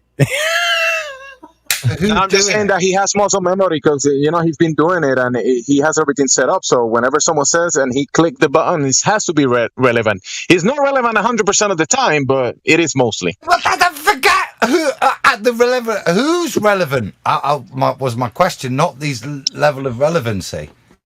It's all good. It's all good. It's me, Adam. CB here at the top of the panel. Kudos, mate. I've really enjoyed it. It's been really funny listening to it. So that's all I wanted to know. Who I had to say wicked to. Yeah, appreciate the shout out. CB is he's almost a veteran, man. And because he's been here for a little bit less time than I have. He came in? When did you come in, CB? Jan 2021. Yeah. And then you got Heretic, whose name we've also been praising, and you see these guys about to get into a conversation. Yeah, just prop your feet up and watch them go. Yo, Miggy, can you play a clip from Heretic real quick? Yeah, boy. Yeah, I can do that. Yeah, and you know what? Creation Bear doesn't get a shout out too long. So, ladies and gentlemen, Creation Bear, CB, thank you for everything you do. We appreciate it. Put some respect on my name. Bravo, respect. Hey, man. I'll tell you what, Heretic, are you there? Yeah, I'm only slightly AFK. I'm here. Bro, can you drop your clip or can you play it on the bot? Okay, sure. 1 sec. Put on. Bust out the fine china, dude. I want. Should I take it with me? We went next door. The fucking chocolate mud hole pit where you found some cool rocks. Hey, Flat. Hey, mute your mic, bro. We're talking, bro. What's up with you? Damn, bro. Slit your goddamn tires. Yeah, you're walking in here with your muddy shoes and you're talking all over my VC, bro. What's wrong with you, man? All right, go ahead. Hey, just kidding. Plumb line straight or curved? Again, you're talking to me. Are plumb lines straight lines? So you're gonna mute me every time? Are plumb lines straight lines? Fuck you. Are plumb lines straight lines? is the claim here that the pylons of the Heretic, if you're going to keep away from talking each over other? me, I'm not going to. Are plumb lines straight lines? Did your mother have children that lived? Are plumb lines straight lines? You literally can't answer. Uh-oh. A plumb line goes straight down. It goes straight down. Okay.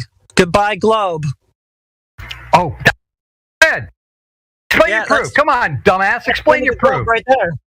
Why are you so As soon as you angry? start talking, What, you going to refute the entire field of geodesy now? They don't say that plumb lines are straight lines. Guess you shouldn't have invoked that to prove a globe. Plumb lines are curved lines. Now you're saying they're straight and they tilt away from each other. Well, not on the globe model, they don't. So I guess we're done here.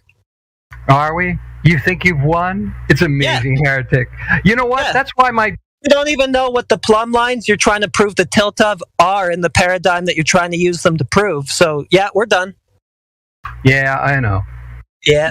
Gotcha, bitch!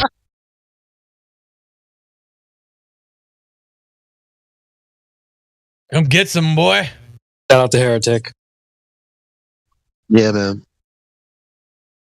Those are heretical things to be saying in this day and age of globe. How dare you say plumb lines aren't curved? Exactly. I've been joking about a top 15 rankings for the best speakers in the live stream. I mean, this might ruffle some feathers, but who cares? I think I think our friend Heretic is definitely easy top 15. Easy. I said top 7, and I said, whoa. And then I said, maybe. I mean, there's some heavy hitters in here. So, And I'm not it's talking gonna be a about tough all list. time. I'm not talking about all time. I'm talking about currently. Current? Because, Okay. you know, sometimes we got to have the all-time list, and sometimes we got to have the list for those who are putting in work right now. The So, pound for pound list and then the current. Yeah, the All right, pound I for got pound, you. bro. I like that. Pound for pound. Like it. Can I just double check, guys? Can I just double check? Did I just hear the words in order? Are plumb lines straight lines? Fuck you. Yeah. Yeah.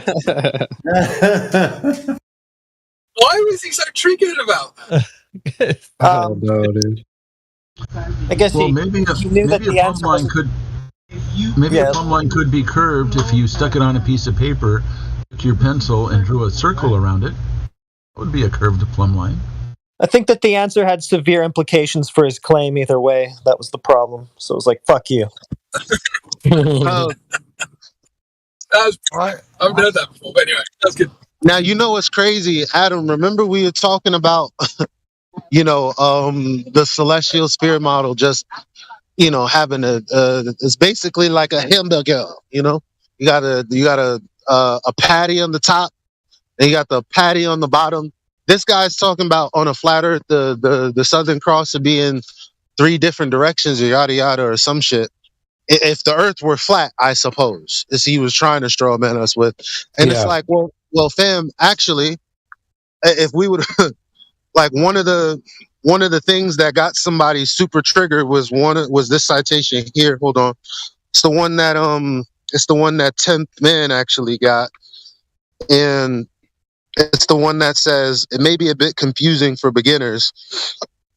1 second. It may be a bit confusing for beginners to imagine the celestial equator and the related declination. A really simple way to picture this is to replace the sphere of the Earth with a flat circular platform on which the telescope stands. The platform has the size of the Earth's equator and the axis is the polar axis. Even when moving the telescope any place on this disk, the declination of the object will always be the same. Famous Andromeda galaxy M31 can, for example, always be found at dec 41 degrees 16 whatever. This is independent of which. Anyway, the rest of that doesn't matter. But That's talking about stepping into the skies. Mm-hmm. Okay. So the point of setting up the EQ mount is to align you to equivalent angle of the way the stars are moving relative to you. That first part of the EQ mount is to do that. That stays fixed after you've done that. Never need to touch it again. Then you can use your other twisty bits, or simply, to navigate with that fixed position, you keeping fixed and your angle to the stars fixed, you can then navigate with separate designation of RA and D, which allows you to then move the telescope within that sphere of reference frame, and that then allows you, because as I said earlier, because of precession, we need to fix that date. It's really important to fix that date each year, because that's the point of reference when you step onto the map, sort of thing. So that's why we can then use RA and D, but that's also then universal. You can then talk to another person that stepped onto the map on a different part of the plane and reference using RA and D, and they can find it if it's within their visible sphere. So it's instead of having to describe it longitude, latitude, and elevation angles and sort of things, locate yourself. You're no longer doing any of that. You're now just stepping into the celestial sphere, and that you use RA and D to describe that, and that becomes universal. Like I say, with the if you're setting up an EQ mount wherever you are, once you've set it up correctly, then you're able to describe the coordinate system using RA and D. I still have the question. I don't know if the person's back yet. I ended with, which was, does Southern Cross change its position in the night sky? Yeah, he bounced. Because the people who leave quick, they really just kind of have one point. So they probably came from like McTombs or something, saw an argument, and then came here to ask us to explain. And then when we're like, well, actually, who said that what you're saying is what we're saying? And then they kind of like try to force us to answer it. And then we're like, who here claimed that what you're saying is what we're saying? And they just kind of leave. So he was going to leave regardless. He probably wasn't going to answer anything.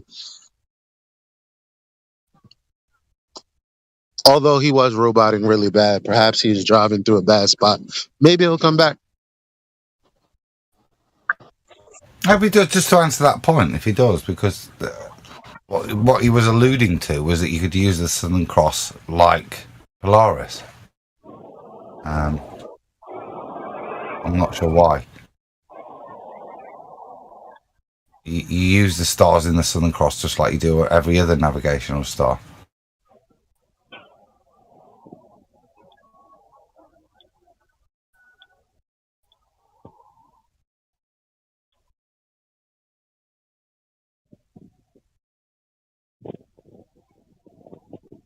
The reason he came at you with that particular question is probably because he doesn't really know much about the topic, and he's just like parroting stuff that he got from anti-FE blogs, kind of like Elijah was getting at. Yeah, so I forgot to really, because sometimes I speak and I know what I'm talking about, but I kind of just like, I'm not clear. So what he was trying to claim is that you can see the Southern Cross at 3 different points at the same time. That's the part I left out. So like, okay, who can validate that? That's Anthony Riley's Sleeping Warriors question from 2016. They're waiting for an answer to that. And of course that'll be confused with magnetic declination. Yeah, 77 Con has the image up on the live stream voice text.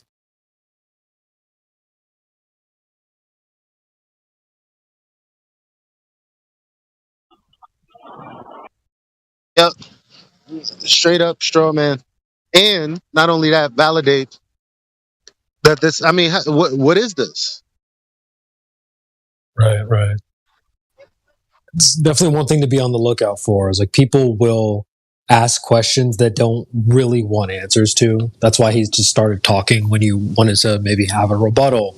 We just keep going. They'll ask questions, but they don't really care about the answer.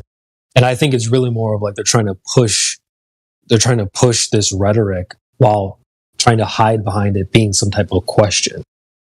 So they think they got a gotcha that they themselves haven't really thought of or thought through. I remember Flat Earth Dave actually went out the way to see what direction they'd actually be looking at on the globe, and it made zero sense on the globe actually. But I forgot.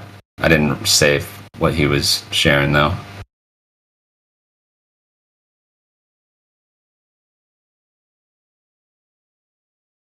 Is it nighttime in all those places at once? Right. Good point.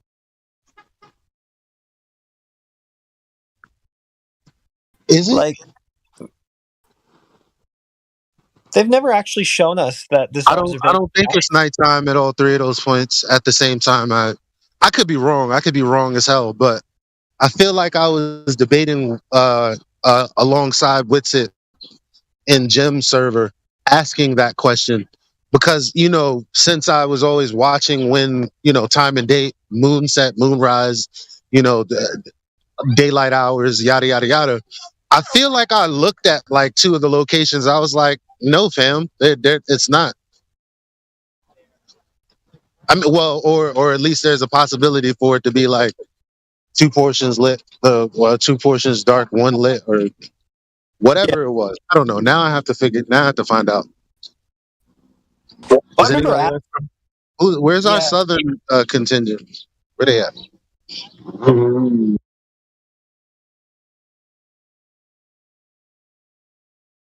Yeah, just pick any Aussie in our chat and then look for somebody in Africa and you need somebody in Chile. Nobody asked.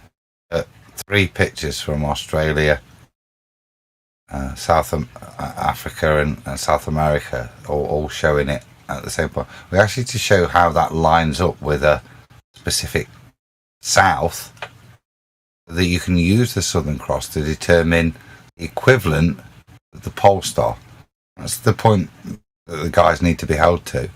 That's the point that's still not presented after, was it 7-8 years? That's the point they need to address. Not, can you show me a picture of the Southern Cross in South America and one within the same day in South Africa? That's not what we're asking for. We're asking you to demonstrate that the point of the Southern Cross is equivalent to Polaris.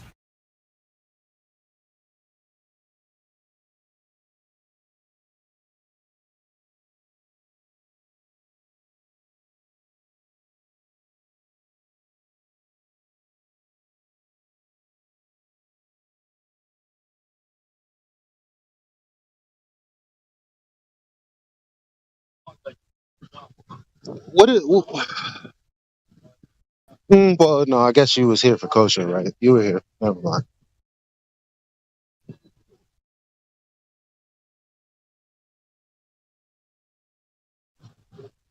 I asked him, I was like, how could Zenix say you don't need a horizontal or horizontal line, but the bubble sextant creates a horizontal? So how could you say you don't need it when you're using something that creates a horizontal?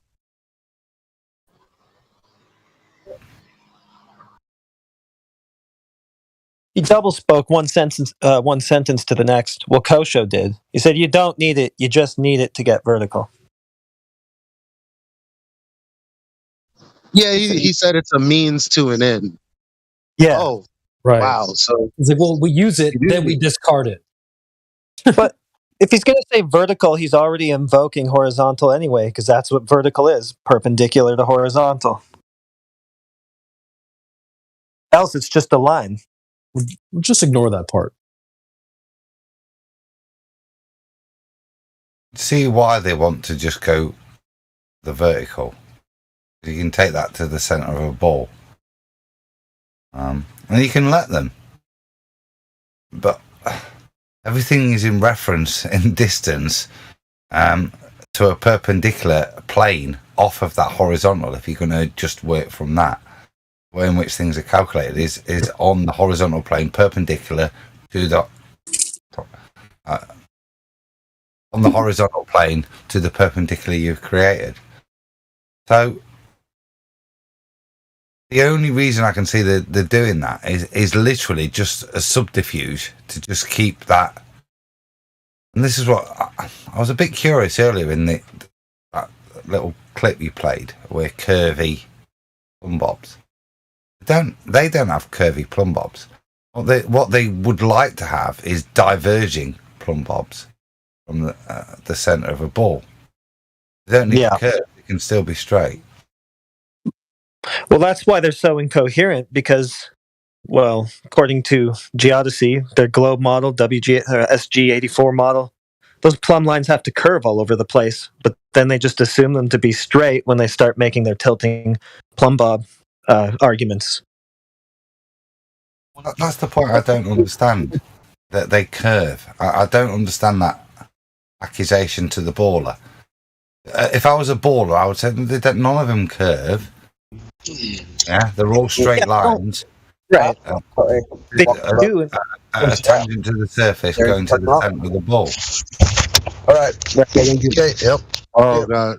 God rocking. You've been hot micing since 1999. Please, bro.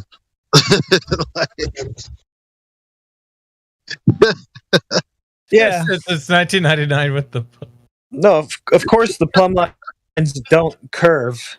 Just in their paradigm, they would. They end up with this model where they're all curvy and topsy-turvy all over the place, but they start by assuming that they're perfectly straight, so it's just like pointing out the contradiction. I'm still confused then. I'm not being...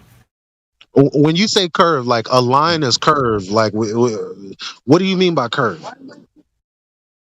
Bent, not straight. It's a plumb line. Is there a diagram of that? What's that? A curved plumb line? Right, I've never seen. Or you mean the horizontals are just not parallel to each other? No, well, I mean, so they have their globe, right, where gravity would be bending the plumb lines, right? So they wouldn't be coming straight down the way that they assume them to when they make their reciprocal zenith claims, right? So I'm just pointing out the incoherence that they're like trying to have it two ways at once. If you want it to be a globe, you don't get straight plumb lines. So then you can't start arguing, oh, they're straight, therefore they're diverging because it's a globe. And they're straight, right? They're saying that they would be parallel if it's flat because they're straight, but in their paradigm, they're not straight. So why would they ever be parallel anyway? If a plumb line is what it has to be on a globe, you know? In both paradigms, they're straight. On a flat Earth, those straight lines are parallel. But on a globe, they're divergent from the center of a ball. By the time that's their.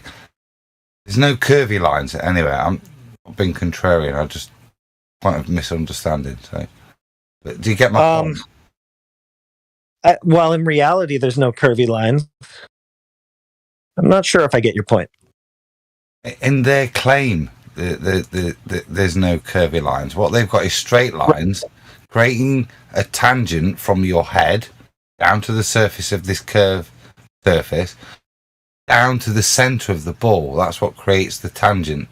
How you define the tangent geometrically, you go to the center and then create 90 degrees at the point of intersection of the surface. So that validates their plumb line from one locality. The debunk is to go to another locality, and we as flat earthers know that those two plumb lines will be parallel. Because of their curvature and their definition of what a plumb line is, their plumb lines will be divergent from each other if they surface. Yeah. Well, I mean, that's the problem. In their claim, they are straight. They're going straight down, and so they diverge radially, right? Due to the sphere, of course. But, like, I'm just saying that, like, the geoid model does not have straight plumb lines, though. So I'm just saying they're trying to have it two ways at once.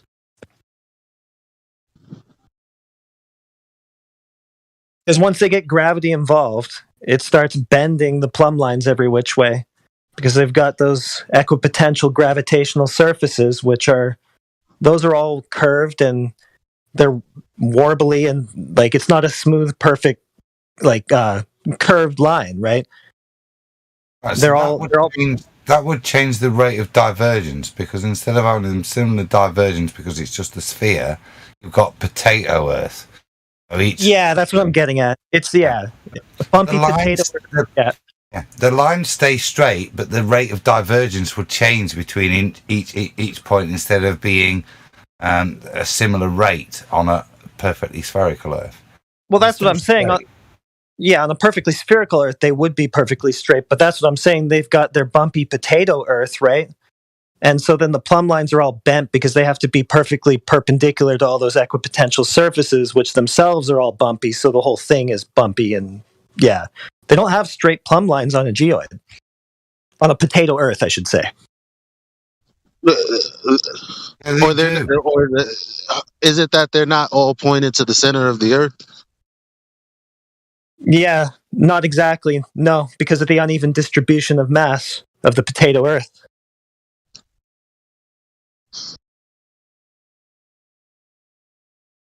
But they would all head out from the center point, the point of intersection of the surface, however bibbly potatoey it is, and then continue at that point. It's just the rate of divergence would change in their paradigm. So per kilometer, say, that would be the variant. So the angular change per kilometer would vary because it's kind of defined by a radial value, and if the radial value changes, then that would change the rate of change. Did you see?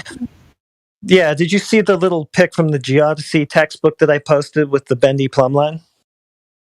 I'm still struggling to understand what bendy plumb line means. I can't comprehend it. If you see what I mean.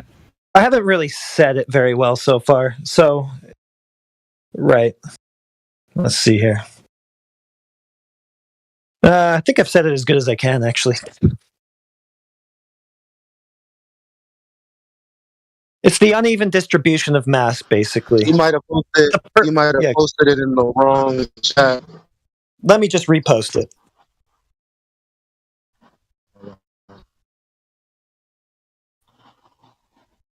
There it is. Creation Bear posted it. Plumb line is not a straight line, rather it has a slight curvature and relies on gravity in two ways. Firstly, the curve starts from the geoid and hence has a direct relationship with gravity, and secondly, the plumb line stays everywhere perpendicular to equipotential surfaces through its passage, so the shape of the curve is determined by the orientation of the equipotential surfaces. So like the geoid itself would be an equipotential surface, and it's not like a perfect smooth curve, it's all potatoey and bumpy and random, right? And so anywhere that the plumb line intersects with an equipotential surface, it must be 90 degrees to that. But since those surfaces are all random and bumpy and everything, the plumb line itself also ends up all random and bent. So I'm just saying that doesn't happen, obviously. This is a stupid, like, potato Earth reification type of thing. Like, that in reality, that doesn't happen to a plumb line. But if they're going to end up with that claim that that's what the Earth is and that's what a plumb line has to be, but then start by assuming that a plumb line is actually a straight line, doesn't do any of that. I'm saying they got an inconsistency there. I understand your point. Yeah. I get you. So, yeah, if you're going to say that it's a equidistant point at a tangent to the surface, defined by the central point of mass, this is the thing, you're going to start to say gravity, invoke gravity to critique it, but I get your point. Yeah, it's going to... Yeah, I'm just saying, make up your mind. Is it curved or is it straight? If it's this curved thing that you're showing me because you're arguing for this potato Earth thing, then don't start by assuming it's straight to prove it, right? Oh, because level is straight, curve, but this isn't level, straight, curve. Right. Yeah, whatever that's what that would trying. Yeah, I was trying to say that, but kind of poorly. I didn't word it very well. But yeah, it's not a perfect smooth sphere with a perfect curve to it, right? It's a potato Earth. It's all bumpy and warbly, and therefore all the plumb lines are too. So And see why you can bend I'm gonna bend the follow line that. underneath, as if to say there's some kind of gravitational distortion. As I said earlier, the point of tangency at the surface is created by that point on the circumference, whether it's wobbly or not, and a direct line to the center of the sphere. And then you take a straight line out from there. Then the tangent is referenced to that, i.e. a radial value. Right. So I'm not sure why you can have the bendy line under. I understand it's fun taking the piss out of them. But I know I'm being super geeky here, but I can't have bent plumb lines. No. Question. But I can, because it's taking the piss out of the border, so I like it. So yeah, fair play. Yeah. Yeah, make up your mind. It's like, and So show us. if I'm Yeah, go ahead. Sorry, Kim. if I'm going to follow the logic, right? I perceive the plumb bob as being straight. However, the plumb bob is perfectly perpendicular to the gravity. Would it be safe to say that everything only appears to be straight, perpendicular because of gravity, and therefore gravity would always make everything look perfectly shaped?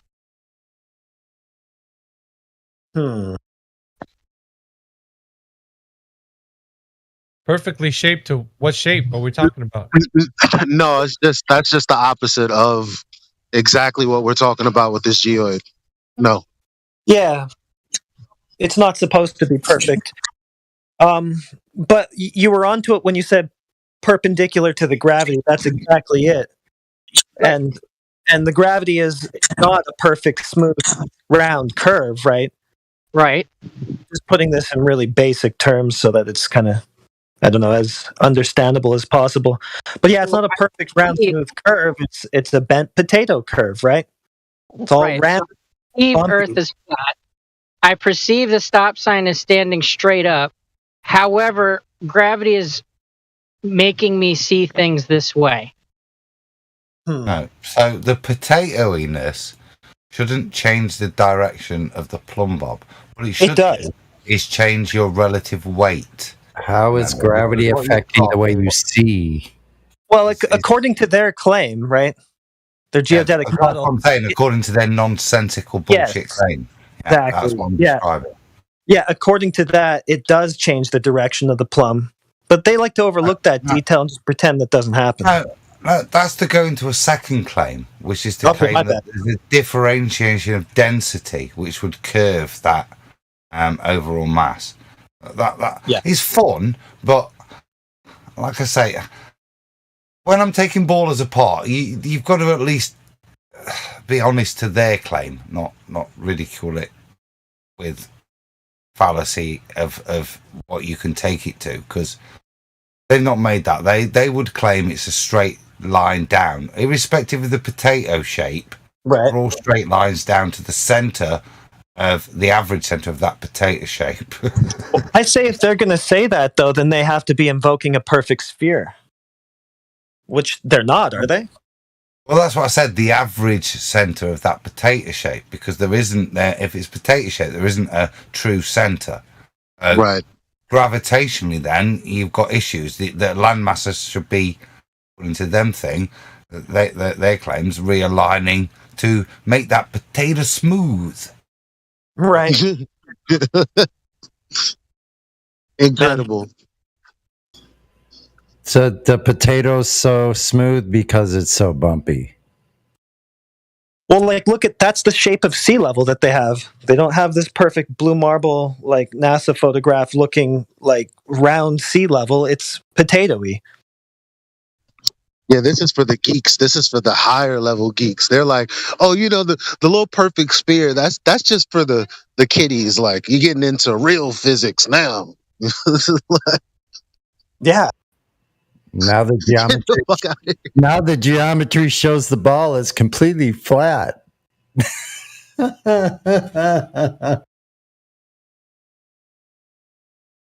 I don't know. It's kind of a derivative thing, but it's also just really fun to point out their inconsistencies. Just ask them to choose. Like, if this works this way, then you can't have that. Like, you can't have it all at one time.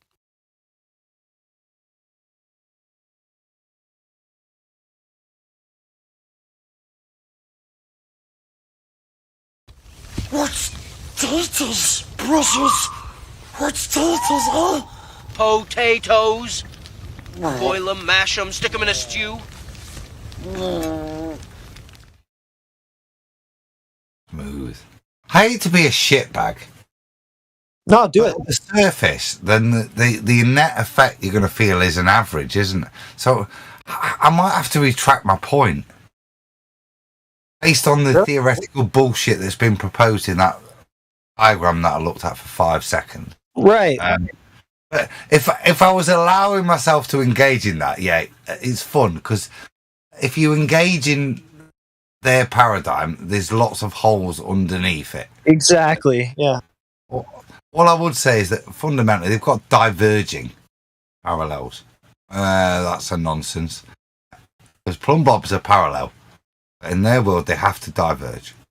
And I don't know, as I need to invoke density gradients underneath something I can't prove to rebut it further. I'd stick with, what, so your plumb bobs diverge, do they?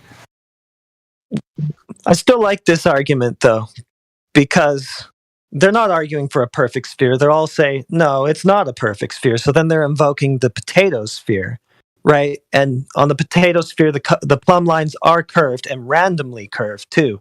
So they would never be like curving the same sort of way. They wouldn't be concentric in any sort of way. They would just be random. So if that's the case, they never would be parallel anyway.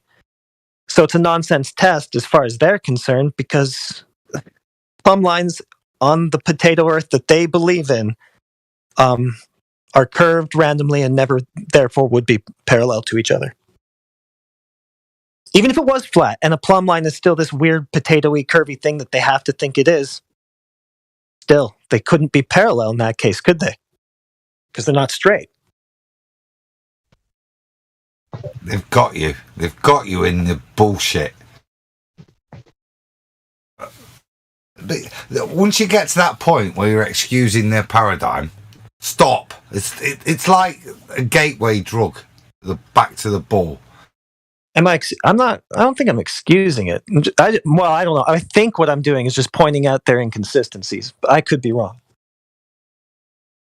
You're showing how nonsensical their theory is. Yeah. Because ultimately, then, the level of gravity doesn't depend on how high and distant you are. It also depends on what's underneath you. And therefore, gravity would vary massively, and it could vary massively geographically in short distances based on that premise. Yeah. They don't force that, you know? Yeah, that's what I'm saying. I mean, they have to take account for that. That's what would happen. The gravity would vary all over the place. The plumb itself would vary. And they just try to get this free pass where, no, we're going to just pretend none of that happens in order to get to this conclusion where all of that has to happen. So I'm just saying, you've got no logical pathway to this conclusion. And the premise that you started with shows it. You have to pre-assume a ball, of course, to apply that to. And that's my only critique of that argument. And there's nothing wrong, even though Nathan tells us off, nothing wrong with giving him a bit of rope to hang with, but just recognise that you've allowed the pre-assumption of the ball to allow this critique. The ball exists at this point. Well, I'm saying it doesn't exist. As soon as he said it was a straight line for plumb, I said, well, right there with that. Right there with that, you're done. You've invoked wobbly lines based on density gradients to the centre of a ball to critique it. Yeah?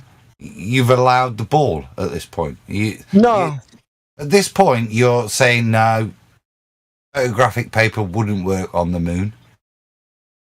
Not really. I wouldn't say I'm allowing I can show you exactly why that photographic paper won't work on the moon.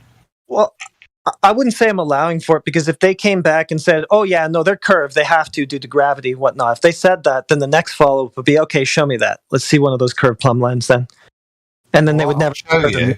Is what we do is we coat it, the photographic paper, in special, the same gaffer tape they use on the lunar modules. What we do is we put a layer of that over the photographic film, and then you can take it to space. Yeah. Yeah. And I'm at the point of not being able to argue anything anymore. Because I'm on a ball. Right.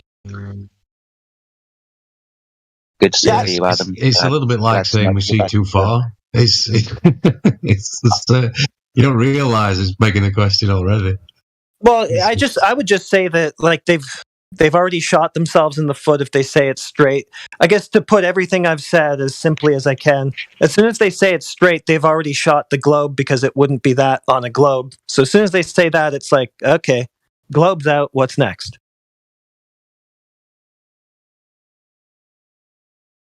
It's a little bit like legalese. I don't know. It's weird because if you start interacting with it, it could make, I don't know.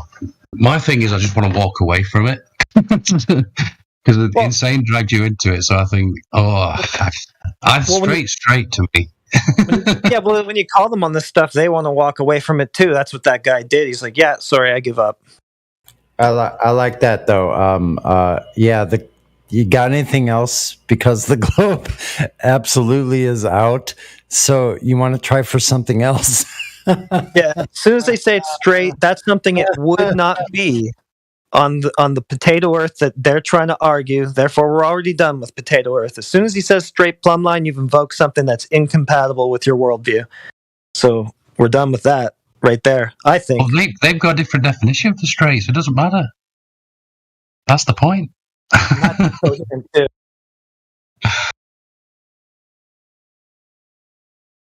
don't know, Adam. What do you think? I'd say it's fun. It's kind of like you can have fun with that argument. Yeah. But like I said, just recognise that you're on the ball when you're having it. And you've already conceded so much to prove a point within their paradigm, not destroy their paradigm. But it's still fun. I enjoyed, didn't I? Thinking about the different density layers and would it be a net effect or a wobbly line? Yeah, because that's the ludicrousy of their claim. It's not my claim. So it's fun still, but I think in debate, I don't think I'd bring it up. I think I'd stick to just, your plumb bobs diverge, mate. Yeah, it is sort of like, you're refuting them within their paradigm. You're going into their paradigm and being like, yeah, this doesn't work. On Flat Earth debate, we call it playing with your food. Yeah. It's perfectly permissible. I don't know if I would say that it was like a concession in a way, just because I would say that it's a concession from their part as soon as they say it's straight, because that's incompatible with what they're arguing for. But I already said that like 5 times. Go ahead, Jedi. I was just going to agree with you, gentlemen. Sometimes it is lots and lots of fun to pick apart that model, forming inside the model. We do that from time to time on a server, but I like that argument that you've had, Heretic. We had it recorded, didn't we? It was playing earlier today, so yeah, there's lots of fun to pick apart that one, mate. Yeah. Good to hear you, bro. Yes, Adam. Hello, mate. How you doing? I gave you a shout out in the live stream. You were going to come, and you fucking ignored me, didn't you? How you doing, big man? I'm not looking. Yeah, no. Just good to hear your voice. But I hope you're well, mate. Oh, mate, I jumped in the server and I heard your fucking voice, and that was a blast from the past, mate, 3-4 years ago, wherever it was. But yeah, absolutely brilliant to see you, mate. You bet. Did we lose Jedi? No, Jedi, still cutting in and out for me. Yeah, no, that's fine. Adam, yeah. Just don't be a stranger, mate, all right? No, I've took under pressure. Eli's been badgering us for ages, and Kiwi said, "Come on." So, and I explained in the after show. I just got bored of arguing with ballers, but tonight's been complete breath of fresh air. So, I'm sure I'll be back. It's you better be. Yeah, it's great. This is how we, it's not, the fucking Jim Panda server or anything like that, where you have just Globers able to just yell and vomit over everything. It's like, no, fam. Like, we're not going to treat you unfairly by muting you arbitrarily. But if you think that you're going to play a game and not adhere to, a reasonable discussion or a conversation, then you definitely will have to be modded. As in, we're gonna have to mute you while we're talking and then unmute you when we're not. And then it might go to level 2 if what you're saying has completely nothing to do with the premise in the first place. Like I asked the guy, I'm like, well, how's it sequitur to celestial navigation, or what's your point? You got to answer that. Like, isn't it? I'm completely reasonably asking you what your point is about these, about the Southern Cross and yada yada yada and celestial navigation, and it's like he's like it's connected because it deals with the sky. I'm like, no, that's not. No. I've got a really serious point to make. I was looking, I was scrolling down, and I click on Eli. And it's got all these roles, and there's one that says wig snatcher. Now I remember back in the day working hard for that title, and I checked myself. No wig snatcher. I'm not asking You for are legendary wig snatcher, but I'm pretty sure I used to have wig snatcher, so that's my only shout out to return. We'll get that back for you as soon as we can, but you'll have to do me a favour. Can you nudge Chocolate Sane for me and tell him to pop over? That'd be great. Yeah. Then we've got the whole band back together, mate. Indeed. Yeah, I love it. I've been trying really hard. They've been PTSD'd by the retarded Globers, because Nathan's is the only fresh, breath of fresh air. It's like you can't bullshit there. But now that Adam knows that this is actually a fun place to be, and you haven't even had any fun yet, man. Kick your feet up. The show's gonna begin very soon. I had loads of fun. You can always tell that this is a decent server because the Globers always complain about it. The way I like to think about this server is it's like our home pitch or our home stadium. So, you got the crowd behind you, and you got, the referee slightly on your side. But then every now and then it's nice to go away to Gem Pandas or something and see if you can get something from the away game as well. Anyway, brilliant analogy, man. But I'll work on Chocolate and the other guys. Eli's done he's moaned. He had a right go at Arwen one day on it. And Brian. Really? Yeah. I was, when I've been away, I've walked the dog, and I thought, I'm not even unmuting, because Eli was right into him, saying you should get off your arses. I thought, well, I won't let him know I'm back. I haven't spoken to Arwen in years. I didn't know he was still doing stuff. Yeah. Is he still got his early bird program? Yeah, he still runs it. He also comes in here from time to time too. I would say once every quarter, maybe, if I could say that. He pops in from time to time. Very random, but yeah. Hey, so Adam, that all being said, and that was quite a lot. That was a good conversation all the way through. What did you have for dinner, or was it lunch at the birthday party?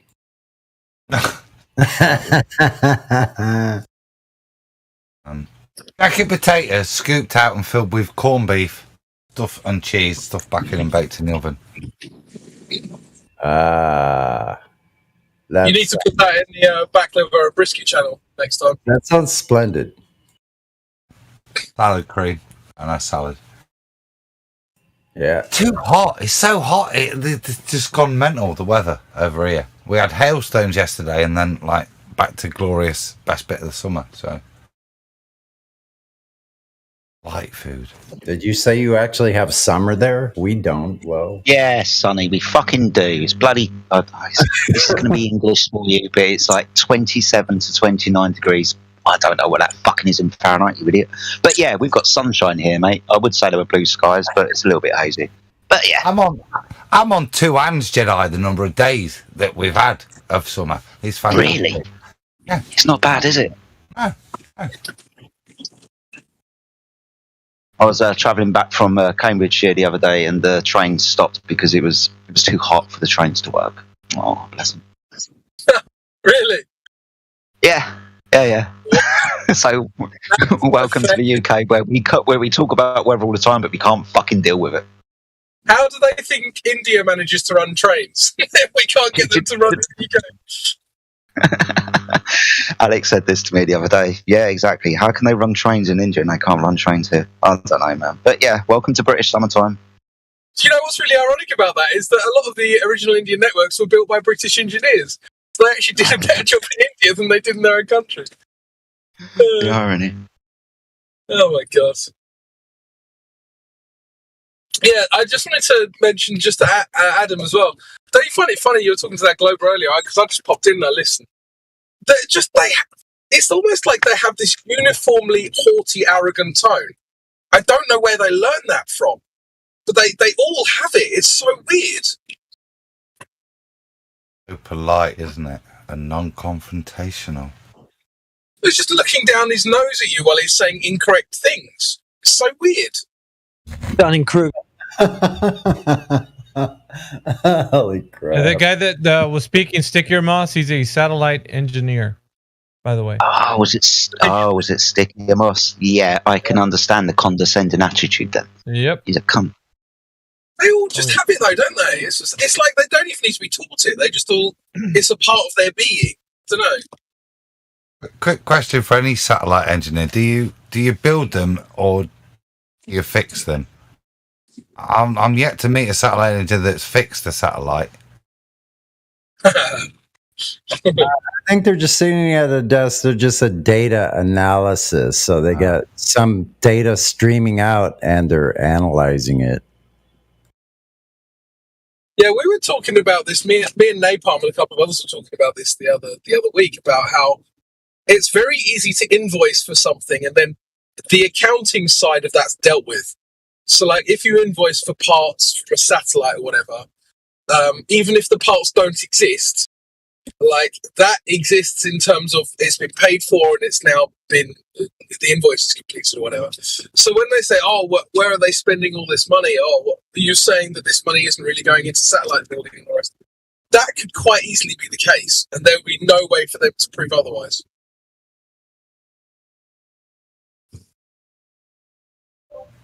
I've got invoices for retro thrusters. Huh? Have you ever bought a toilet bowl for $7,000? And that's all top secret, so they'd have to kill you after they told you what they were working on. Right. But that's the ridiculousness of it. It's like, oh, here's a toilet bowl. What's special about it? Oh, it's a space toilet bowl. Right. But what's special about it? Oh, it goes in space. Okay. So is that... Yeah, so the person in accounting, that's proof of the satellite in space. That's my point, right? So they just look at the numbers and they just go, oh, well, obviously there's been a tin can to a literal nothing because I have an invoice saying 15 million or whatever. You know what I mean? It's really logic. I have a little input for this conversation. By the way, hello everybody. Hello, Sonny. I think that's Timbo. So one of the side hacks or side jobs that I do is I build websites. And I built a website for a customer that was working for JPL and working at I think it's the Dryden Air Force Base. And it was for a group called ISPA. And that's the International Society of Parametric Analyzers. And what they do is they come up with all of the they come up writing up sheets and estimates how much it's going to cost to build certain stuff. Here's how much the part's going to cost. And they put all the budget together. And that's what he did for NASA. Now, I haven't talked to him in, probably 15 years or more. And that was before I got into FE. And I thought, wow, that's cool. And I even got to go on a tour of JPL. And I had a meeting with some of the people there. Got to see cool stuff. Like it was this, it looked like smoke, but it was a square cube. It was like foam. And it was supposed to be like the lightest or least dense material. They were telling me a little bit about it. That's been a long time ago. But the bottom line was These were all corporate bean counters for NASA, and I built a website for them so they could go ahead and track some of their data or notes or messages or whatever they wanted to do. I built it, set up the database with a GUI interface, and turned it over to them, so I didn't really look much as to what happened afterwards. But yeah, corporate bean counters buying parts for NASA. Yeah, well, that's all I wanted to say. Yeah, no, it's fair enough. I mean, that's the thing, though. It kind of goes with my point that a lot of these things are accounted for mathematically, but they're not accounted for physically. Like, how are you going to audit? Okay, give me an example, right? You've got a manufacturing company and you produce tins of beans or whatever, right? As an auditor, you can go in there and check, okay, did they buy enough beans to make the amount of cans that they say that they've sold? Did they buy enough tin to sell that many beans? You can check this stuff physically. But how do you check physically that there's a tin can that went to space and didn't come back? Well, he didn't have any part of checking physically. All he had to do is write the numbers down and say, well, if we bought this part, this is how much it would cost. So, I can see very well how they could do that. Everything's very compartmentalized. So he doesn't know the buyers, and he doesn't know who the sources are. So all he did was put everything down on paper. Yep. So what you're talking about is the accounting, but it's actually difficult to even audit that. So you can't even go externally in and check that stuff because they're telling you it's going to space. Like, how do you even check any of that stuff? But yeah, I see what you're saying, and I take your point. Anyway, sorry, go on, Sonny. It's kind of also like how supposedly during Apollo they had all that data coming from space, and all the people that's reading that information and taking the signal in. Why would they lie? They were all happy about it. But the fact of the matter is they did a whole bunch of trial runs, and they would have sample tests that they would run through as if, okay, what would you do if this emergency happened, or what would you do if this happened? And they'd write up all the data so they could run tests and train the astronauts. But then the people that wrote all of those programs aren't the same people that were reading the data that came down. So it could have very easily just been transmitting the data back for a test run and say, oh, yeah, here, look, Apollo 13, we got a problem.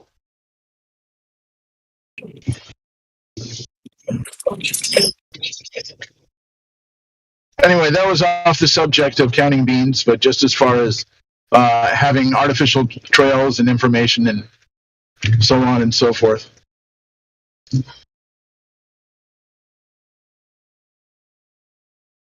Yep. So the Globers will use that as proof. Because of website for NASA, therefore Earth is a globe.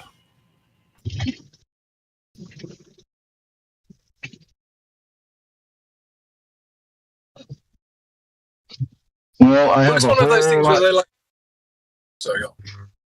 Oh, I was just gonna say I have a whole lot different opinion of what where I live now than I did back then when I built that site.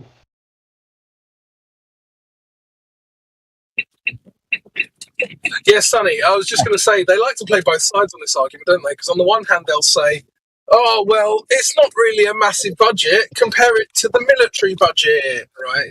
Everyone said that. Everyone said that. We know. That's hilarious.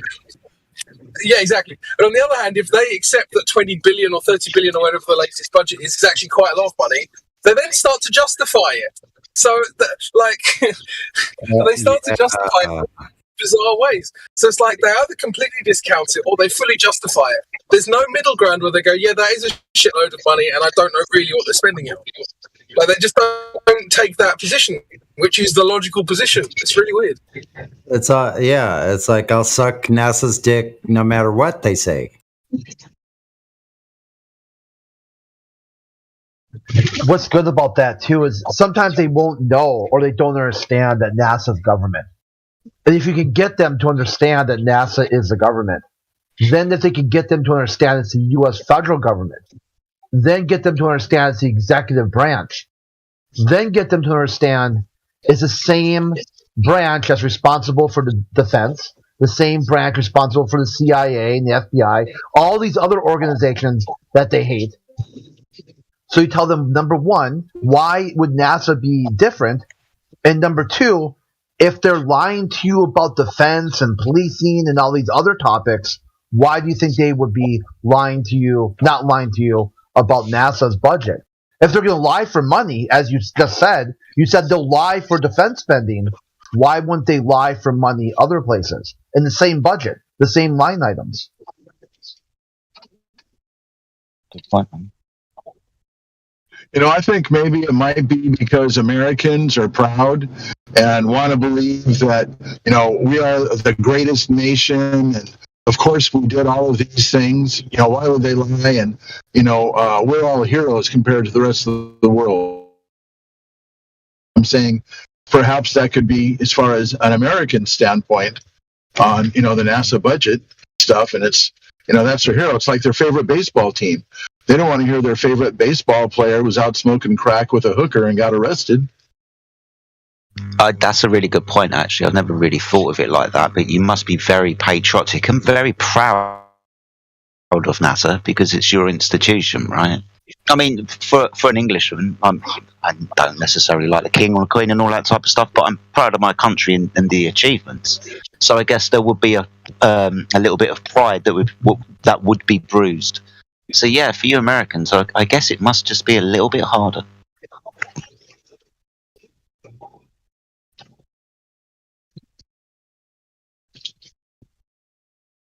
That's why we're going to beat back even harder.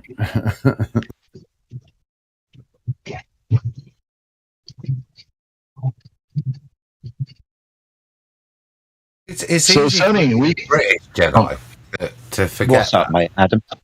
Sorry, mate. Say that again. It's an interesting point, that, because it's one of those things. You look at the British and all the things they've achieved. They've had sod all really to do with the space. We've achieved nothing ourselves. We've not made a claim really of any significance. Kind of agreed with other people on it, haven't we? Funny we've not dipped that glory hole.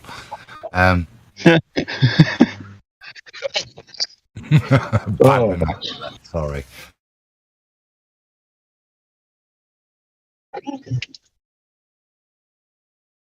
Hey, Sonny, a week and a half to go, buddy. Yeah.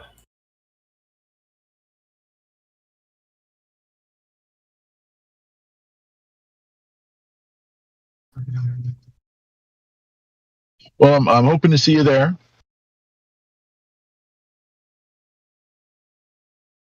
Yeah, I'm not so sure this time. I have still a lot of things to take care of, and I really ought to just stick with it. I hate to miss the gatherings, but I really appreciate the 3 I've been to, which is phenomenal.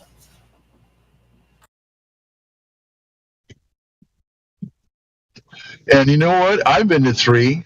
This is going to make my 4th, and it's a 1-year anniversary since I went ahead and brought my P1000 and was able to look magically over that curve. Yeah, all the way to Catalina, 30 miles away. Well, Catalina, and believe it or not, looking out in Renee's backyard, there's a couple of oil derricks. One's 6 and change miles, and the other's 9 and change. Almost the same exact location as the Black Swan. I got some video of that, but it was kind of a hazy day, so you can't see the horizon. All I could see was the couple of oil derricks out there and a little boat cruising around, very similar to the Black Swan. It would almost be exact because you do have the islands 30 miles as well, and the oil derricks going out to it. Exactly. But it was hazy that day. You couldn't see the shoreline from Catalina just because it was all foggy and mucky looking. If it was a clear day, though, Renee's told me many times you can see it clearly. Not on the first one I went to. I got a picture from my freaking cheap cell phone. And that one is actually pretty good. But I have to, speaking of outside, I need to go outside. Let me see if I can find.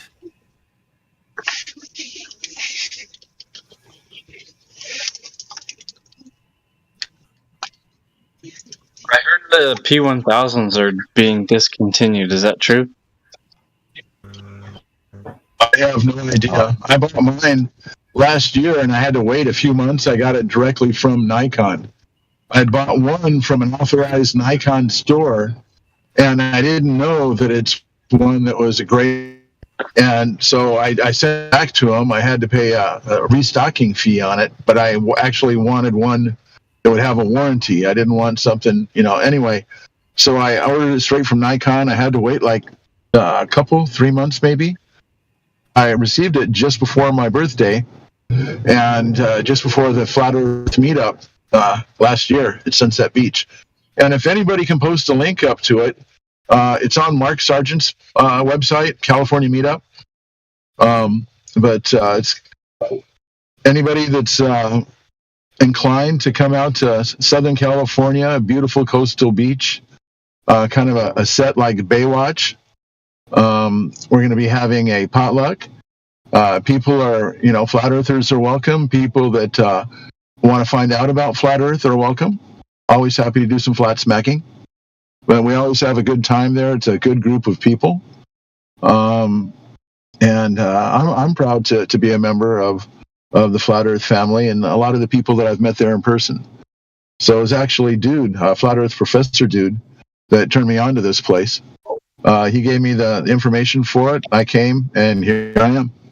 Sweet. Yeah, he's good to talk to. I'd like to come up to a meetup someday. Well, on this one, we're flying Mark Sargent down again. So we're taking up a donation. Everybody's going to chip in a little bit to pay for his plane flight here and back. Renee's putting him up at his beach house for the meet.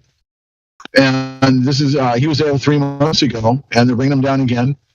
And, if anybody has any questions for Mark Sargent, he's there, and he was, a straight-up fella, I've heard about how some people think he's a shill. I haven't seen, I've seen that he's been on TV, and he looks goofy wearing those blue glasses. But the fact of the matter is, it was his Flat Earth clues that woke me up. And then, Rob Skiba and a few other people seeing that other stuff, it's like, he's what opened my eyes. And so if he's a shill to go ahead and inform people about Flat Earth, he's doing a good job of it. For me, the podcaster I don't think he considers himself a podcaster, but David Weiss is what connected a lot of dots for me when I was searching Flat Earth first. When did you first start searching? Huh? When did you start searching? Back in, I'd say 2019, 2020, I hit this depressive phase that I was just complacent with literally everything, and I asked, a higher power for some clarity. And I had a wild hair up my ass to just look up Flat Earth after never thinking about it. And the rabbit hole took me. I've never looked back, and I've been significantly less bored, so I love it. So, Flat Earth isn't a religious organization. I believe a lot of us are spiritual. I can't speak for everybody out there. I can only speak for myself. But I was having a moment where I was going through some changes in my life, and I was praying on my way to work. I was praying for a sign just to let me know that he was real and could hear my prayers. And so within, I don't remember, it wasn't that long amount of time, I was on some videos, and I think I was looking at like 9/11 and stuff like that going on, and somehow ran across one of Mark Sargent's Flat Earth Clues clones. So it wasn't actually on his site, but I started finding his stuff all over everybody else's site doing the Flat Earth Clues, and it's all the same guy. I thought, whoa, what the hell's going on here? And I started looking at it, and a lot of it made sense, and it caught my attention. And then I thought, well, wait a minute. So if the Earth is enclosed, and according to some of the news and the history, and I can't verify any of it's true, but there was a few operations doing high altitude nuclear explosions, testing for a firmament. I can't say that there is a firmament up there. I can just say that is theories from some people in some aspects. And that's when I thought, well, wait a minute, if we got a firmament and this place was created, that means there's a creator. And I put 2 and 2 together, and I thought, well, I asked for a sign of proof that there really is a God, and I couldn't really see anything that would be much more proof than, look where the hell you live. It's not on a ball. You're living in an enclosed, comfort-created environment, perfect for you to live in. And, that was like 2017. And I realized back then that this has to be. And I didn't know how to get a hold of any other people that were flat earthers. And I wrote out to Mark, and I communicated to him, and I said, let me know if something's going to be happening down here in the Los Angeles area. And he let me know about the Flat Earth meetup that happened about a year ago at Renee's house. That's where I met Sonny, met Flat Earth Dude. Met a whole bunch of people. I don't remember all their names. I'm not sure if anybody's on this server. Yeah. So, and actually the meetup we had 3 months ago, I didn't even get a chance to hardly talk to Mark in person because I was busy working with biofeedback, working with frequencies and all kinds of neat stuff like 432 hertz and stuff like that. That's another story. But this time I'm not bringing my equipment. I'm going to hang out, and I want to talk to Mark and just get to know him a little bit better and be able to thank him for waking me up, even though he didn't do it personally. It was somebody that had copied his site, and they were getting hits off of that, making money off publishing his content. But, he never threw a strike against anybody because he wanted the word to get out there. It did. It hit me, and I'm grateful. End of sermon.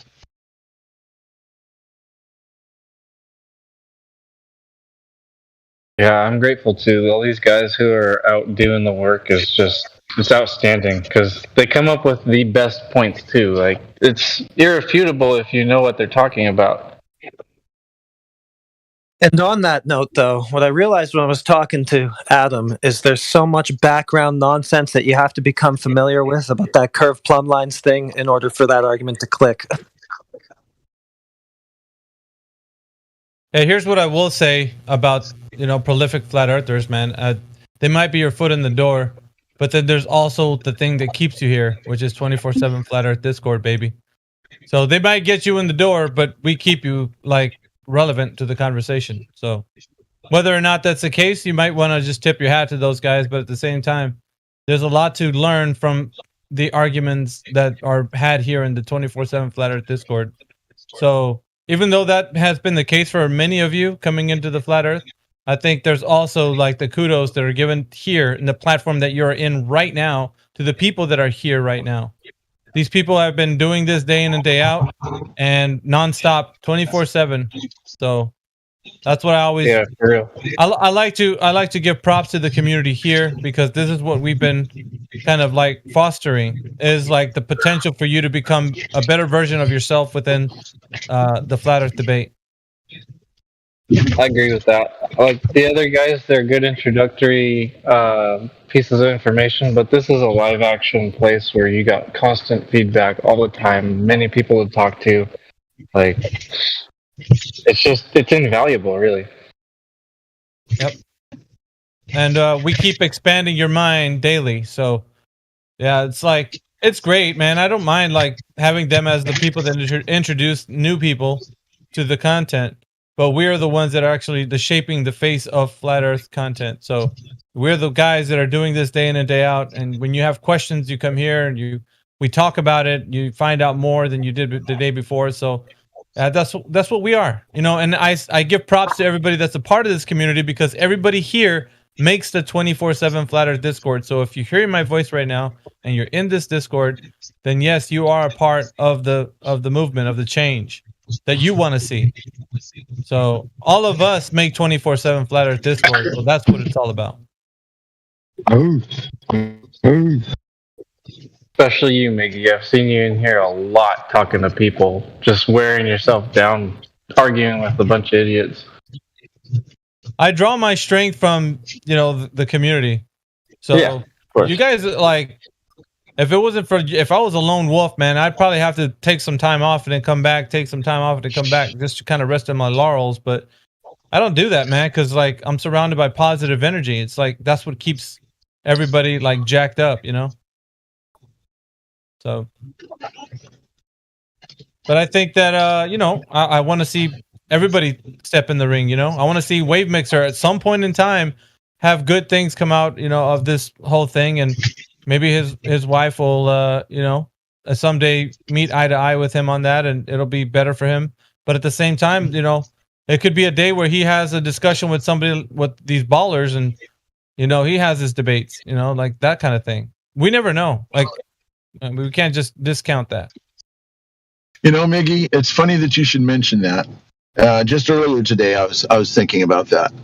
Now, the profession that I'm in, I talk to people on the phone. I talk to people that are professional and technical people that should know how to do the diagnostics with the software and the hardware and whatever. And when I talk to them, a lot of times they might want to tell me what they're doing that's wrong when I need to direct them over to how to do it right. So I have to learn how to finesse customers so to get them to do what I need them to do. And, hopefully they're happy when I'm done. And I listen to the debates and stuff that go on and the wig snatching, and that gets me into like a competitive type, want to, debate this. And then I have to get on the phone to a customer and how are you doing today? How can I be of service? Blah, blah, blah. And just the emotional swings back and forth between listening. But, I do want to try to do a 3-point wig snatch. One of these days when I'm not in my car driving or I'm not at work sitting at my desk and I can be at my computer at home comfortable without my wife wanting to, get all upset because I'm talking to flat earth people. So, that would be nice, but it's a challenge right now. Well, it's like the way I view love. Love is an action word. It's not, something that you just like listen and speak with your mouth and your lips. It's not lip service. So the same for truth. Truth is not something you just give lip service to. You actually get involved. You engage. You have the conversation, and by that, like, you never know. It's like it's trial and error. Like sometimes you might have those good days where you're rolling along and everything's great. You're wig snatching and it's all that good stuff. There are days where they're your off days. You might not know the conversation fully what the guy's talking about, and it feels like you're being like, snuffed out, or maybe the conversation didn't go well or not as best as you'd hoped it would. There's that too. But the whole point is you get in there. You keep trying. If you get knocked down, get yourself back up again and keep trying and keep trying. And soon enough, you're gonna find out that it's gonna be second nature. When you get in discussions, the answers will just be flowing out of you. There are not going to be any more struggles. Getting knocked down strengthens you like nothing else, though, because you'll remember those times. You'll remember what you screwed up on, and you won't make that mistake again. Well, plus, there's plenty of other people on the board that, I know if I started to lose control a little bit, somebody else here would be able to go ahead and pick it up from there and keep from fumbling the whole game. Yeah, definitely. And I think that's the most important part there is you have a team of people who are, ready and willing to like take the conversation. I like to see everybody like attempt it, but you have to be at a certain level. It's not like, I think there's a fallacy. I called it honey hold my beer. The honey hold my beer fallacy. When you think you got it all down pat and you just want to engage, and then all of a sudden you find out that you're not really well versed and a sophist can take you down. So there's many different debate tactics that are used when you're in a discussion, right? Especially with these ballers, because they're always looking for a way to swing off the topic. So if there's if they can get you on a burden of proof reversal fallacy, if they're asking you for burden of proof and you find yourself trying to defend a point, then you're doing it wrong. You're not supposed to be on the defense. It's not about point for point discussion. So really, this forum is going to teach you like a great way to be on the offense continuously, never the defense. The defense part of it is when you really don't understand that it's not a point. Like listen to what they say and then say, okay, those are some great points. Now let's talk about them. No, you have to show them how what they're presenting is a facade. It's all just something that has been given to them as a knowledge base that they don't know how it's been validated. So what we do here is expose that to them. We're like, okay, so you're saying the Earth is a globe by these NASA pictures. How do you validate them? Which is in the case of the guy that was in here earlier. His name was Ben. And so he just kept saying the same claim over and again, that NASA gives pictures and I trust them, basically, was his whole argument. But when somebody's that into the mainstream, it's hard for them to recognize that they're committing fallacies, right? And so we have to point certain things out to them that they don't understand. Like, as in, how can you validate images from NASA? What is it that you're going to be able to go out into the field, into the physical and natural world, and see if there's any of the curvature that you see on the image? What can we do to actually validate that? And so once we start to critically think about it together, as in you're showing them, right, teaching them what to do, then they start to realize that perhaps that wasn't a good way to bring up some evidence for what their claim is, right? So they'll try to switch and they'll do a debate tactic like burden of proof reversal fallacy, and they'll give you the burden. Like, well, you tell me how the Earth is flat.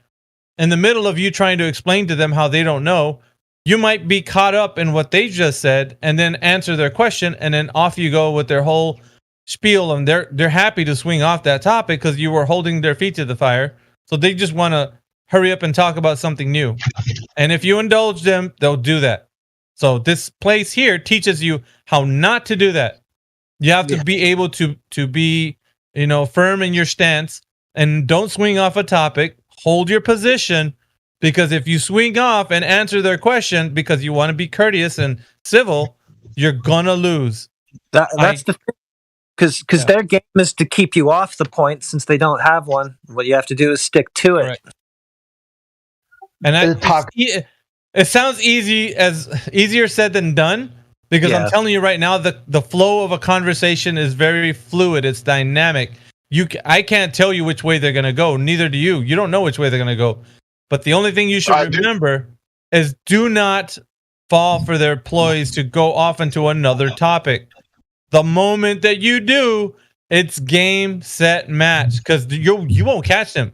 They'll swing from that topic, and if they know they got you off that topic, they'll swing to another one, and they'll swing to another one, never being held accountable for the things they say. And this is most important if you're in this forum, that you understand these points. So we're teaching you guys how to be better at debating. So it's not just the idea to know some points about flat Earth. That's great. The 3 points, excellent. But how can you stay within the boundaries of not being caught up in a burden of proof reversal fallacy? These are even greater lessons that you learn. So it's interesting that you should mention that. I was at work a few months ago, and one of the guys at work said something to the effect of, "Oh yeah, and the Earth is flat." And I just popped off right away and go, "Well, yeah, it is." I didn't even think twice about it. And I'm in an office, and I got several guys standing around me, and they all kind of looked at me like, "Huh?" And so I said, "Yeah, the Earth is flat." And so, I mentioned about the North Star and the stars going around in a circle. This was before the 3 points, when I'd heard of them. But anyway, and so he goes, "Okay, well, how do you explain the season? How do you explain this? How do you explain that?" And that's the thing, jump from one thing to another, and not even wait for an explanation on it, but just try to say like this, like, "Here's my proof, here's my proof, here's my proof," instead of, actually listening to what I was trying to say. And I wasn't at a point where I wanted to get into a debate with a coworker and try to get into the subject of flat Earth at work while I'm getting paid. I figured that's probably not going to be the best idea. But a couple of people I have talked to on the side, one of the guys is a Christian, and I gave him a list of, I think it's like 120 something quotes in the Bible where it mentions, about a crystalline covering between the earth and the Lord on the throne, about the stamp of God. There's a whole bunch of other stuff. I don't want to get into all of that, but so I have tried to present stuff to people on their own platform, what I thought might work. And a lot of people, they don't really want to hear it, so I don't push it. I was just at a party. It was a baby shower for my daughter-in-law last weekend. And some of her friends were over and stuff. And I ended up just talking to this one guy and got all off on the subject of, I didn't never once mention flat Earth, but I did talk about a lot of other things about, buildings all falling down and clouds in the sky. And then about, the actual size of the Earth and what it's supposed to be doing. And we ended up talking for a while to the point where my wife had to come over and say, hey, everybody's eating. Let's go. So, and I said, okay, well, we can finish later. Let's go get something to eat. I sat at my table with my wife and family. He sat at his table with his wife and family. We didn't really talk after that, but when we were going out, he just made eye contact with me. So I don't know if that eye contact was, wow, you're a crazy old fuck, aren't you? Or like, what was this you're saying now? Some of that stuff kind of makes sense. So I didn't mean to do flat smacking, and I don't know.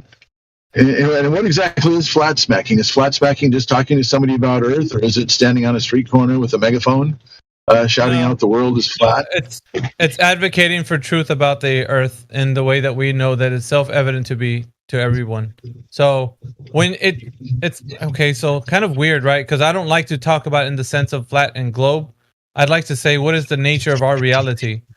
The truth about reality is that it's not what anyone is saying it is. It is what nature itself is, just self-evidently as is.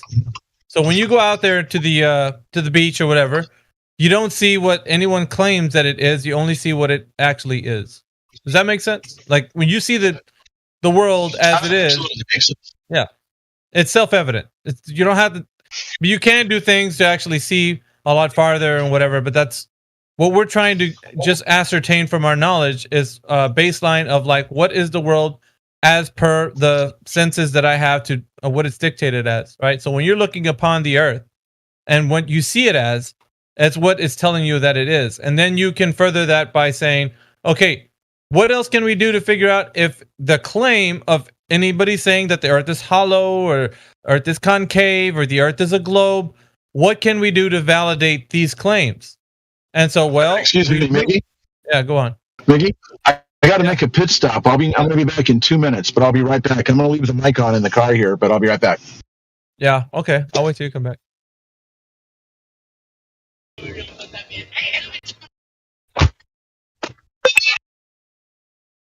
Yeah, I've had plenty of these conversations to kind of help along the.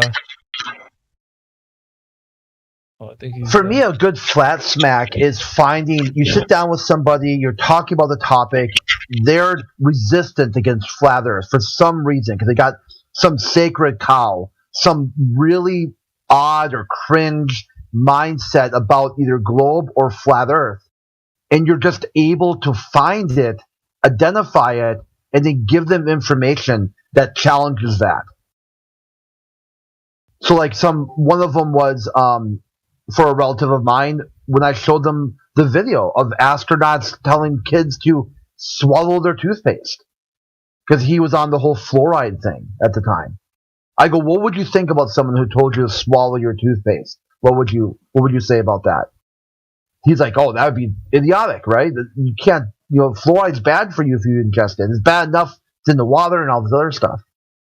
So there's always going to be something. Like one person I told about before were Don Patet. They think that astronauts are the cream of the crop, the best of the best, that these guys are just amazing men and women, the cutting edge of physical fitness, mental prowess, spirituality. They are just beyond, off the scales. I go, this guy is an astronaut. Not only is he an astronaut, he's a spokesman for the astronauts. He's who they elected him as their leader, And they can't square that because you listen to the guy, you're like, no way he's an astronaut. That guy can barely put two words together. Like, can he tie it? I want to see him tie his shoes.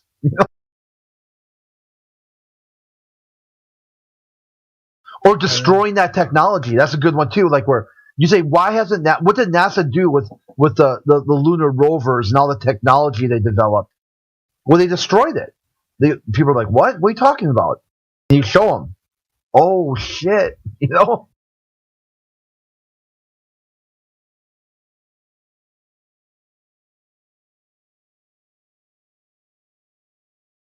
Oh, flats. Here's another person I was thinking of. Was the whole thing circumnavigation wouldn't work on a flat Earth? Then you show them circumnavigation works fine. You walk around your house. You didn't prove your house is a globe by walking around it. You walk around anything in a circular path.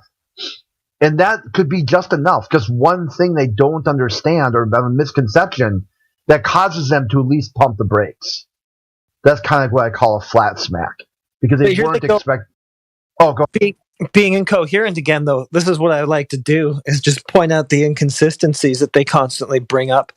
Like, they say that you can circumnavigate, therefore it's a globe. So what they're saying is, well, what they think they're saying is, if I go straight for far enough, I come back to where I began. But that doesn't happen. They're invoking a circle. And either way, it's just a circle.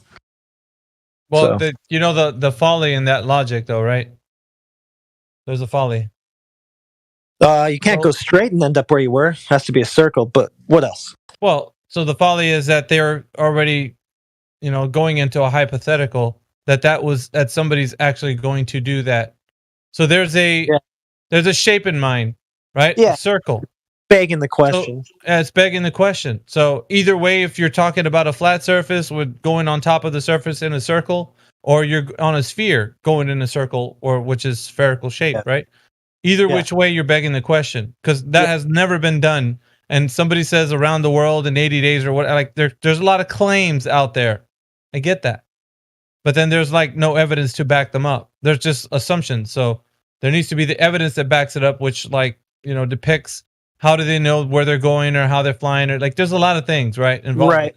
Well, they never bring that, because this is another thing they do, is they just say things. Like, this isn't something that's documented that they can actually show you in detail. It's just them saying it, right? Right.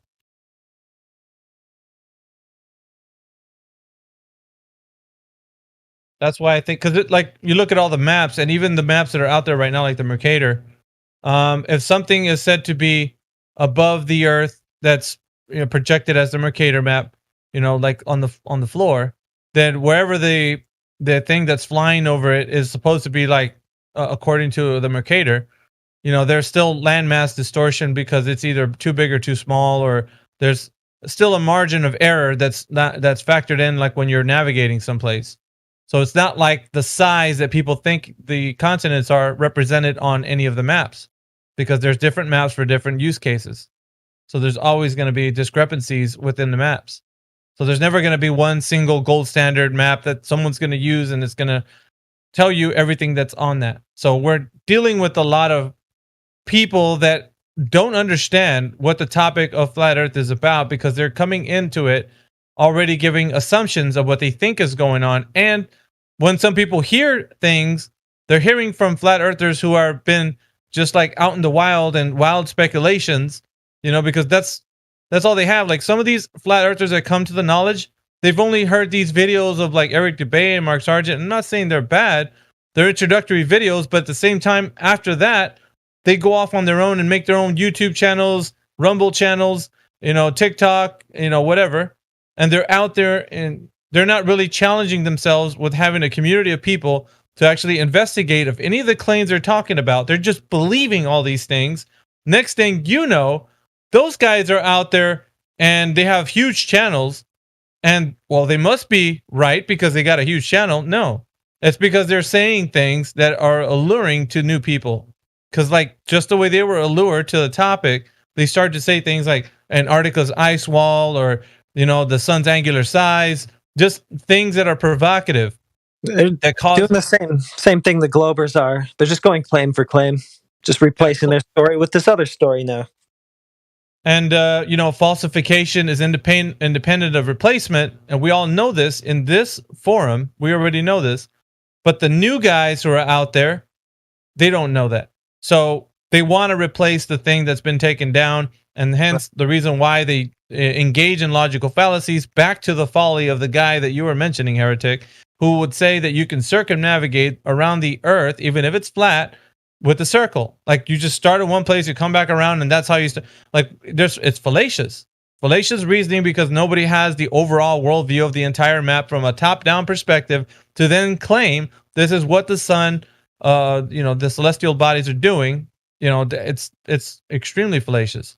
There's a lot of discrepancies when we start to think about the world in a overall worldview perspective, right? And this is kind of why I'm always like harping on this point, because a lot of people fall into that category of like, well, why can't we just presume that the Earth is what the map is showing? Because obviously the orientation of these land masses have to be in somewhat in respect to one another, in some way, right? And what I'm saying is, you might think that, but then we got oceans between us, and then how is the proportion of the continent in relation to the oceans, in relation to each other? There's a lot of variables there, right? And so there's many discrepancies. And the reason why I'm saying this, and you guys might be like, "Oh, this is crazy," but a good way that I can point this out is that recently in 2021, everybody's heard this. It's on the normie news, right? The normie news, CNN, USA Today, New York Times, whatever, all the normie news. 7,000 islands have been found recently in 2021. They were discovered. How is that possible if both the globe and the AE have maps that show all the continents, what should already be there, if there's some newly discovered land masses? How is that possible? That's not possible. If we are saying that these maps already been discovered, all the land masses that have been out there, we should already know where everything is. We got South America, North America, we got the UK, Asia, all that. Everything's in where it's supposed to be. Okay, but why didn't we account for these 7,000 new islands that were off the coast of Japan?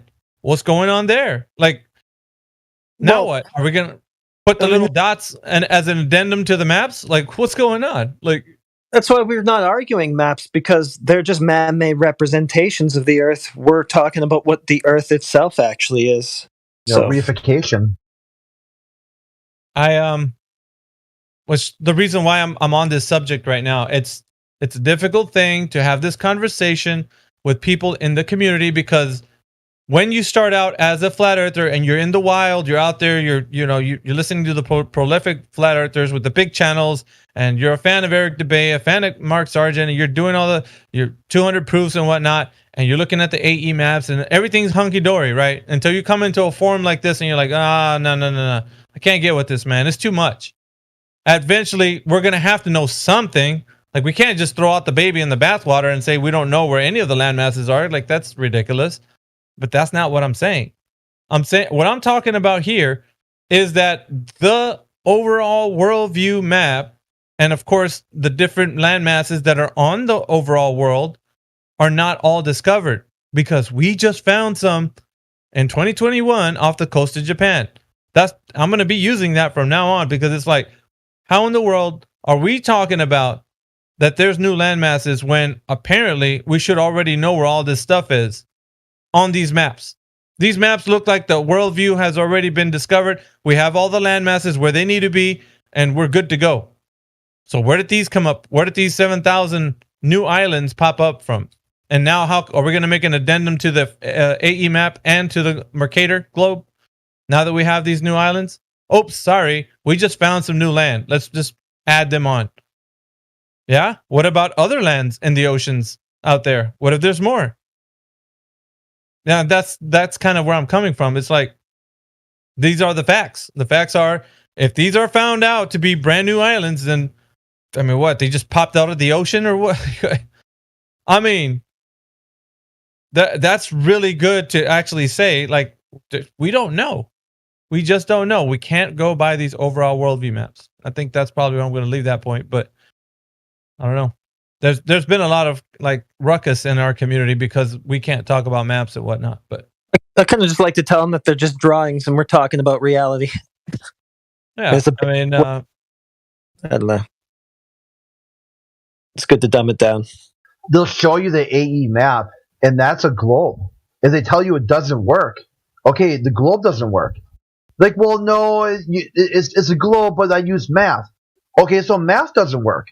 Which one? Okay, because you brought up the AE map. You said this map is broken. It has nothing to do with flat Earth to begin with. That's a globe with using a projection. So which one's wrong? Well, all maps are wrong. Okay, there it is. Welcome to flat Earth. Yeah, they're all projections. They're all representations, right? They're not the Earth itself, right? And the Earth itself is not a sphere when we check it directly, right? So based upon that alone, you can just tell them that all maps are flat Earth projection maps. I mean, what are we talking about? What's being projected? The Earth? What is that? A sphere? No. So they're all just flat Earth projections. Yeah, Sheepdog is bringing up a point that I was saying earlier, that the satellites should have mapped everything on the Earth already. And there's tons of satellites that are looking at the Earth directly and capturing the footage from high altitude positions, right? And there's plenty of these satellites, according to what they tell us, right? From the ones who are saying NASA and all that. We got low Earth orbit satellites that are pointed at the Earth, mapping the Earth out consistently. So, with that being the case, they're canvassing the entire globe, right? The globe. So, with that canvas, how did these new islands pop out? Did they slip past the eyes of all the satellites that are circumnavigating the globe, taking pictures of the globe 24/7 all the time?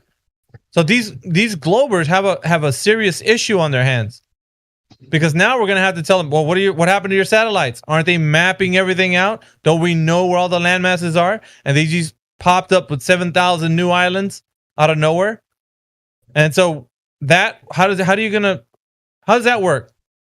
And how many satellites are actually taken? Now they're gonna have to save face, right? They're probably, well, there's like only one satellite doing that, and it only does it like every other weekend or something, right?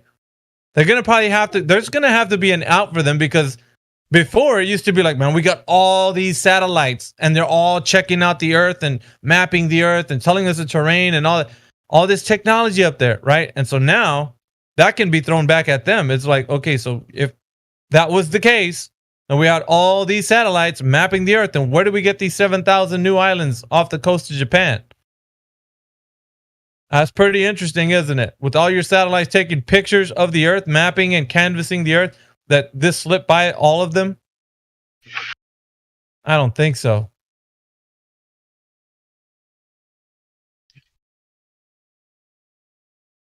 Yeah, no, I definitely have something to say to those guys, because they think they're smart. They think they got it all figured out. They got all their satellites and whatnot, but yet these satellites, all of them that are canvassing the Earth, are missing the point that they can't map the entire land masses.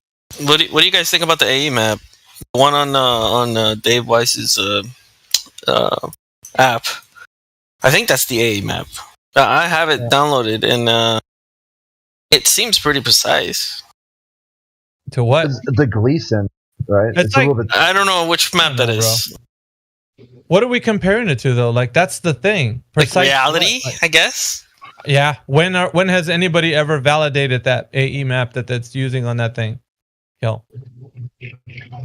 Dude, I'm just saying. I'm asking a question. And I'm telling you, like, right now, if you engage with your critical thinking, asked you a question, and then you asked me a question. I was like, okay. It's all about critical thinking here, man. That's what it's all about. It's not, the question goes then into like, okay, if he's using that map for that app, how was it verified that map is the exact representation of what the Earth is? Who's validated that? I'm asking you to engage with the critical thinking right now and think, who has validated that? I just asked, like, what do you guys think about that map? Yeah, but why won't you answer the question? Like, I'm just wondering why you won't. Because I don't know the answer to that, dude. That's what I'm asking. That's the point, Kel. Who does? Who knows the answer to that? Well, does anybody? Well, okay, you just answered my question. That's fine.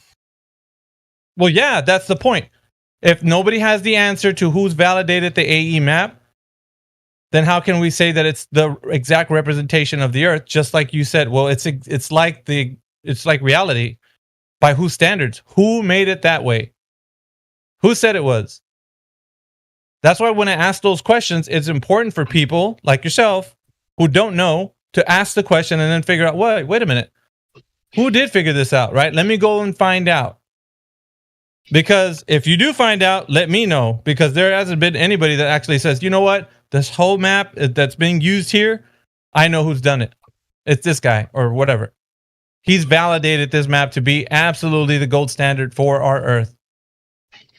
And at which point, I think we could use that because that's going to be something that represents the entire Earth or reality in which we're in. Does that make sense, Kel? Like, it sucks, dude, because it's like, I know you want the answer, but what I'm saying here is that nobody's engaging with critical thinking. We're all just like, okay, well, I don't need an answer. I just want to know what you guys think about the map. It's not validated. That's what I think. That's what I know for sure.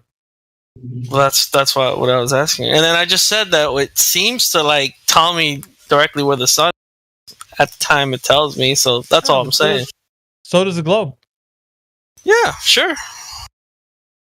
So there's no map that's not saying that using the celestial sphere is going to be incorrect, because that's something separate, right? The heavenly bodies, right? The sun, moon, and stars. Well, however they're operating in a way that can be predicted. You can predict that.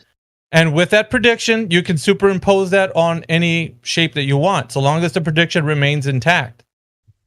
So, such as a globe, such as a flat Earth map, such as whatever. You can superimpose the celestial sphere over anything. And then it'll operate the same so long as the prediction value is the same. So that's really nothing to do with the land, is what I'm telling you. Like, to dictate where the land masses are and stuff like that. It's only to deal with the prediction of where they are. At the location, like, let's say when you experience daytime, then you'll say, okay, right now it's, I see the sun rising over the horizon or whatever. And, somebody else in another part or another land is going to say, I don't see the sun or whatever. And then with that, you start to formulate who's in daylight, who isn't. But see, that's the thing though, man. I just like, if we're not engaging with that critical thinking part, I mean, that part of our mind is not really understanding. It's like, I don't want you to fall prey to this, Kel. Like, that's the thing. Like, there's so many other things. This isn't just the only thing. Because it could be the ice wall, the ice ring that surrounds the flat Earth. Like, I don't know. Have you heard that argument? Like, it sounds logical on its face. But then when we investigate who's actually seen this ice ring surround the entire Earth, it's the same thing. Who's done that?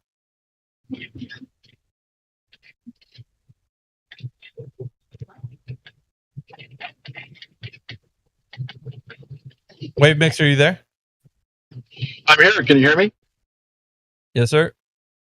Oh, okay. I didn't know you turned my mic back on. Okay. So earlier you were talking about and I don't remember exactly what it was you said. It was a while back. But the bottom line is I was going to say, man, I could listen to you all day. But it's a matter of fact, I do. So I used to go to work and I'd listen to music, on the FM radio. Then later on, I accumulated a bunch of FE songs. So instead of listening to stuff on the radio, I'd listen to that all the way. And then after I got hooked up with Discord here, I just stream it through my phone. And it's a bitch because if I want to mic up or mute or even just to close out of it, I have to shut my phone off. I don't know if it's a cheap phone or whatever, but bottom line is I hate using Discord on my phone. I'm a computer guy. I hate surfing on the web on a phone. I like a monitor. I like a full-size keyboard. But I'm old school, I guess. Yeah, no, same here, man. Like, the phone is okay, but it doesn't do it for me. You have to be in front of a workstation, and actually makes it a bit more proper, for the research purposes, Absolutely.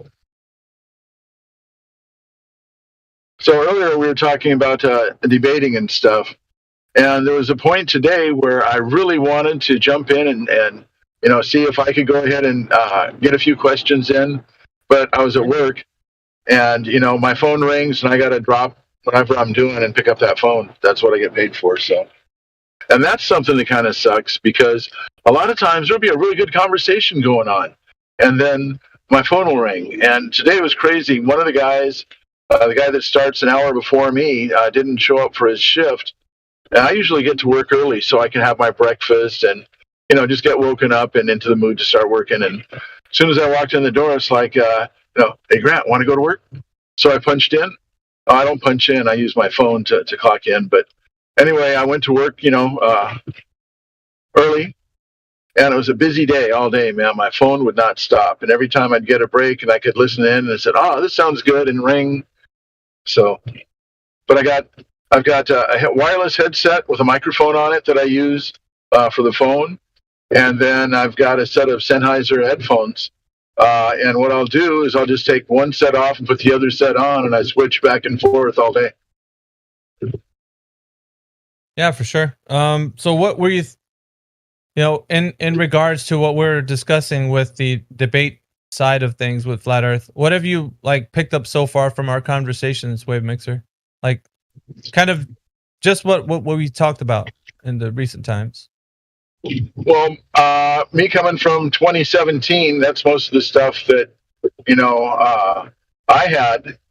And then coming here, I learned about the 3 points. I learned about, I knew about sextants. And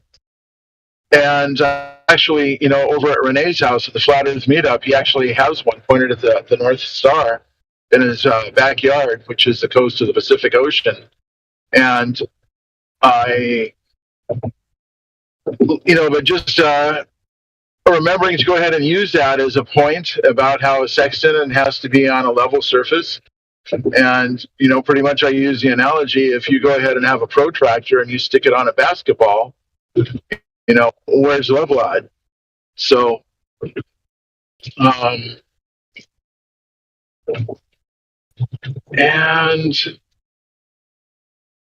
I don't know, I can't really think of much because a lot of the stuff I already knew about. I've got Dave Wise's app. Oh, go ahead.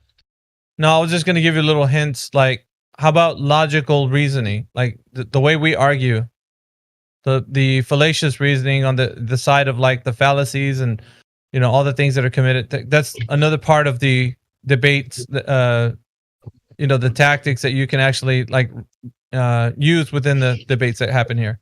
So if somebody's committing a fallacy, you're able to identify what fallacy that is. So that's another way you could view something that you could learn from being in here, because we call them out all the time, right? Burden of proof reversal fallacy. That's one they use most of the time. You got affirming the consequent formal logical fallacies that get pulled out all the time. You got, any number of the ones that are used here.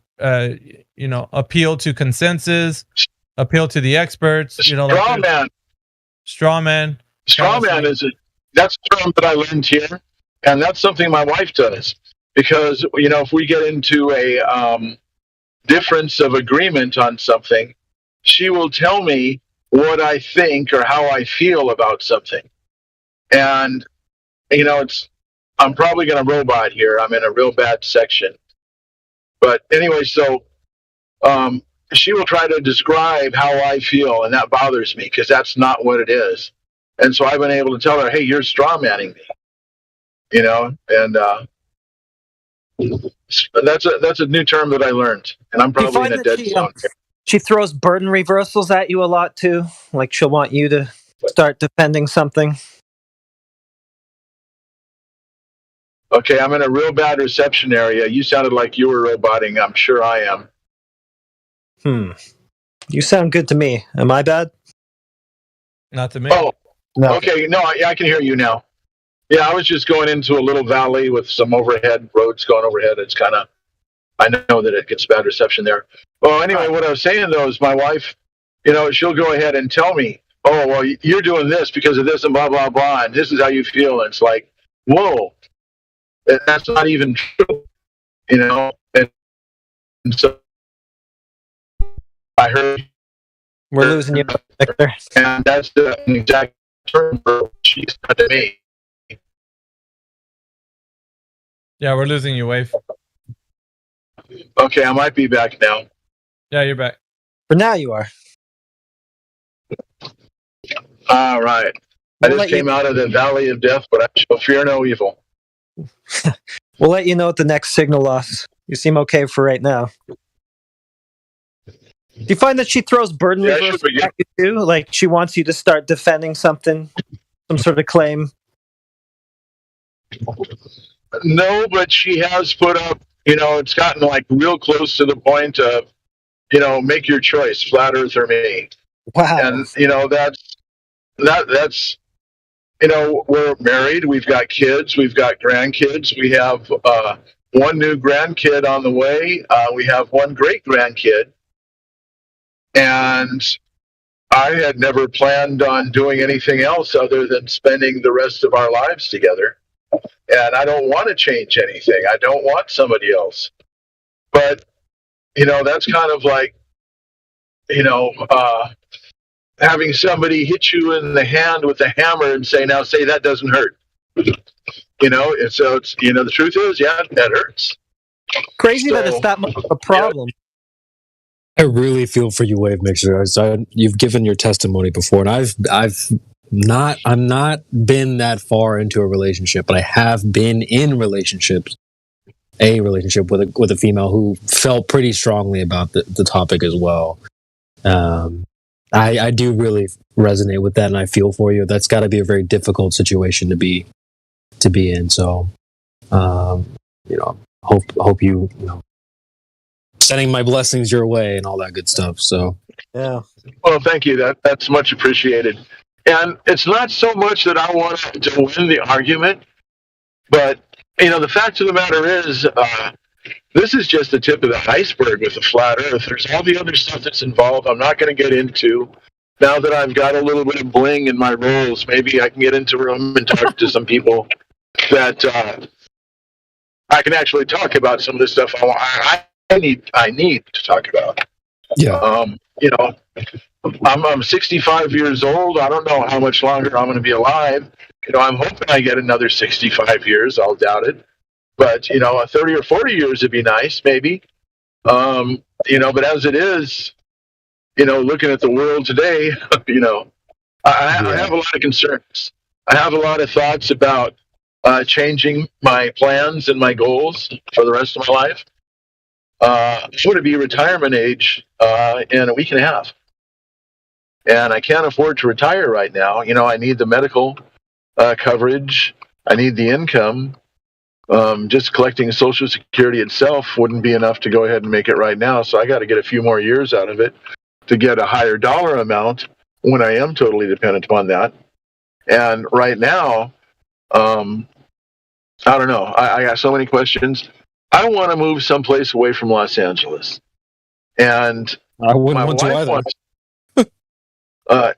Oh, you wouldn't want to move? Hell no. Are you saying you would or you wouldn't? Maybe I misheard you.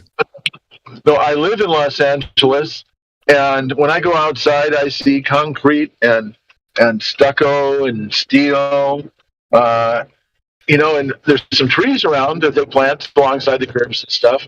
But I want to live someplace that's more like nature, that you got fresh air because there's a lot of green stuff around. I don't want to live in the boonies and be like totally self-sufficient. But I would like to live someplace that, if you've ever seen movies with downtown Los Angeles, I don't live right in downtown. I live in the suburbs just outside of it. But I have to drive right through it every day and go through the other side, back and forth every day through all this traffic. And then there's, every business you see, there's a McDonald's or there's a Walmart. There's all these big corporations, and you don't see mom-pop stores around anymore. And maybe they don't have those, in other parts of the country. But my wife wants to move to New Mexico because she's got relatives there, but it's in the middle of the fucking desert. And, if something goes out with the water supply, it'd be nice to be able to have some source of water. Ideally, I'd like to have a piece of property where there's a stream that runs through it and that we could get fresh water from it. And I could hook up a little paddle wheel hooked up to an alternator to charge batteries and go ahead and run the house, off of electricity, not have to worry if the sun was out, not have to worry if the wind was blowing, and, just have to worry if that stream kept flowing. I had a lot of different ideas on stuff that I would like to do. I wanted to build a home using shipping containers and have them covered over with earth so they can hold a natural temperature of the Earth of around 50, 60 degrees without air conditioning heating. And I'm too old to do that now. I couldn't take a project on like that at much. I've got the know-how, I've got the tools, but my body just ain't too much to do anything like that. But I need to. They say that those that fail to plan, and a lot of the plans that I had ever since discovering Flood and a lot of the other realities of the world that we're in, my plans have kind of changed. So, what I was, before, I'm not really looking at now. And I might robot here just a minute going up into this valley. But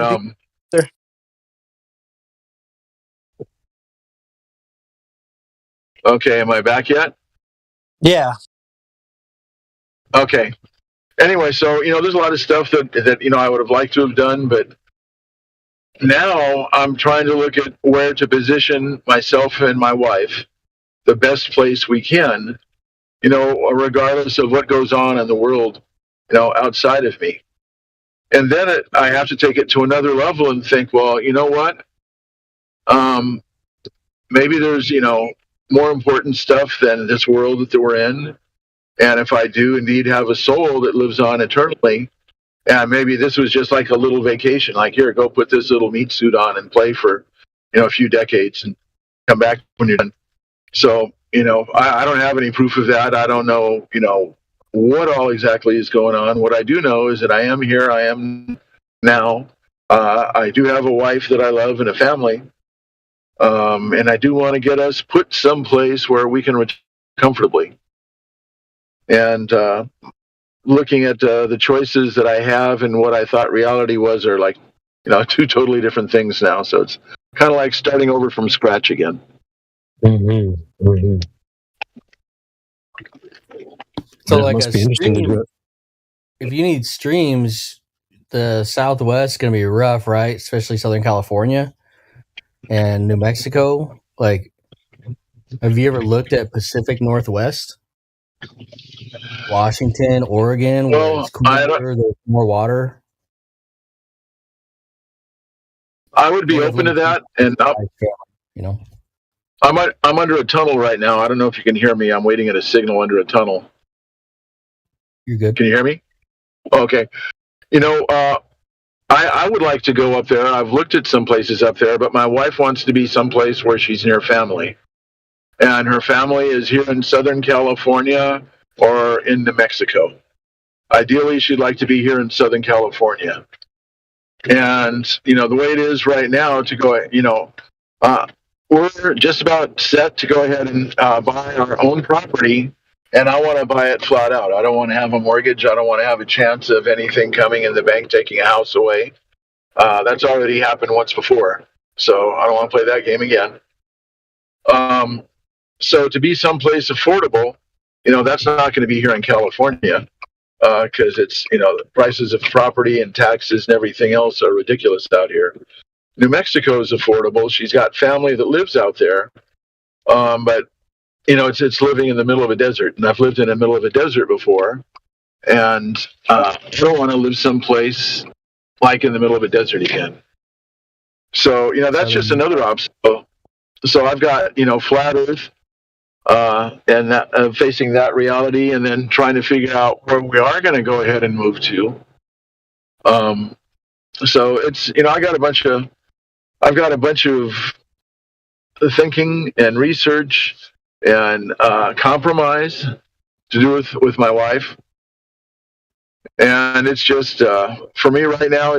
That's one of the main things that's on my mind. Well, good luck, man. Good luck. Yeah, Southern Utah is like splitting the difference. They get random lightning storms. Friggin' beautiful, St. George area by Zion National Park, like. But that's kind of far away from family, but it's still like not that far. It's an easy drive. It's a beautiful drive to family, I would say. You know what? That whole state of Utah is off limits. My ex-wife moved to Utah. I don't want to be anywhere near in the same state that she is. Fair enough. And Nevada is like, what are you going to do? Vegas or, Nevada is just they might as well test hot desert. there. Yeah. Right. Yeah, it's just a hot desert. Now, in Northern California, there's some nice areas. But still, even up there, yeah, going up at Shasta and above, there's a place called Weed, California. That's a nice little area. Sweetbriar. There's some beautiful places, foresty areas. And it's, not that I could afford. Yeah, well, Arcata, like you can Arcata, but also like Ashland, Oregon. Ashland, Oregon, super nice. We looked into that place. Coastal once again, that's going to be away from my family, away from my wife's family. I actually have a brother that lives in Oregon. He just bought a property up there, had a house custom built. And he just finished doing all the landscaping. He did that himself, and it's got like hardscaping, with rocks and stuff like that. It's a nice looking thing. He's really good at that kind of stuff. But even in Washington, she goes, well, that's your family. It's not mine. So, I don't know if she thinks, well, maybe if anything ever happened to me, she'd want to be around her family and not mine. So I don't know. Bottom line is, I'm looking at places in New Mexico. There's a lot of really bad areas there. There's a lot of affordable stuff. One of the best places. What part of New Mexico? Santa Fe, New Mexico. Santa Fe, New Mexico is one of the better parts. Yeah, you gotta check out Durango then. Southern Colorado is pretty nice, man. Like a lot, like open land, beautiful. It gets towards the mountains, so it's not as deserty. Durango, something like that. Maybe that's but then again, her family's in New Mexico. Now she's got family that's up in the Tejeras Mountains, and so I've been looking at some properties up there.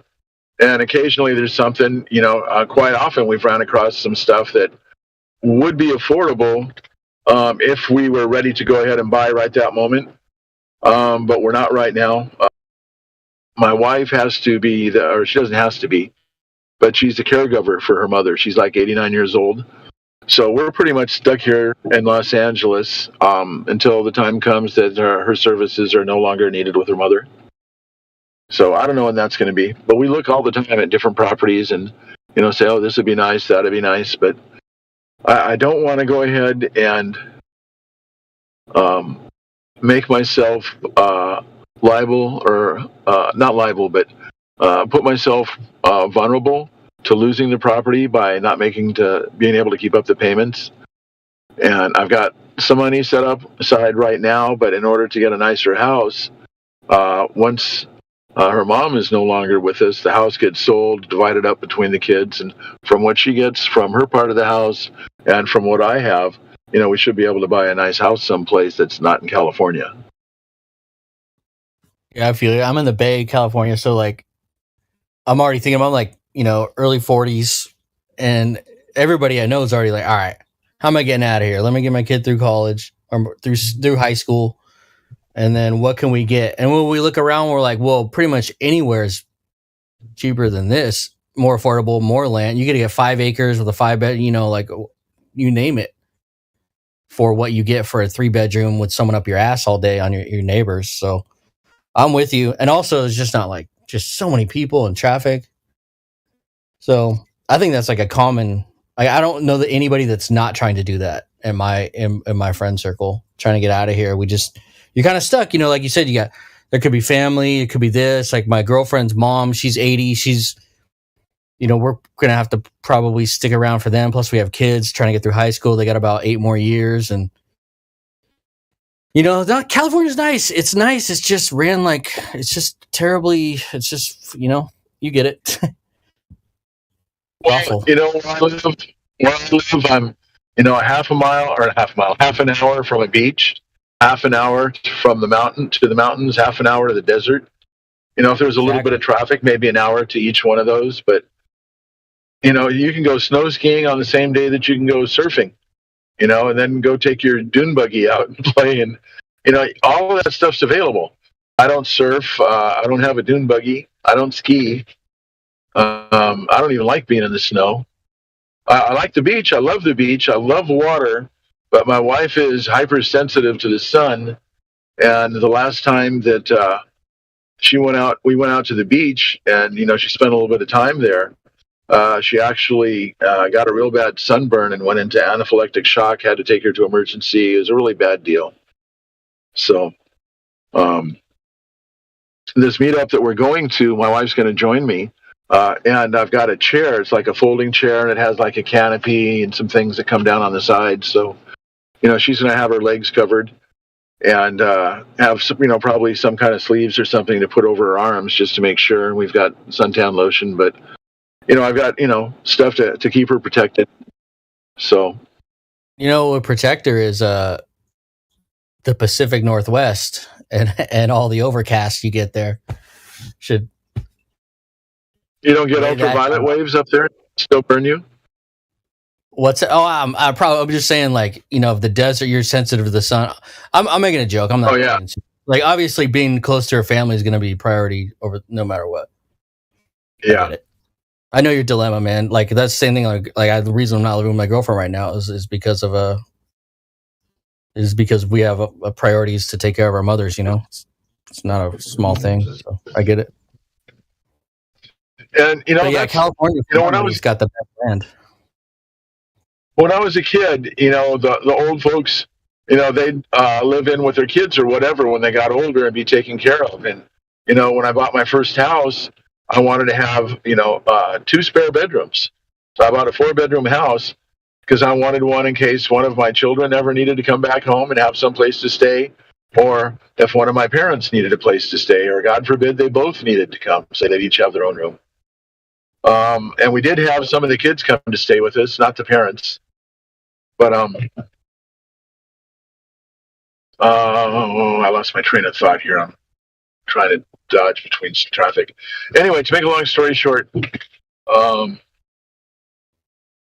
made a short story long.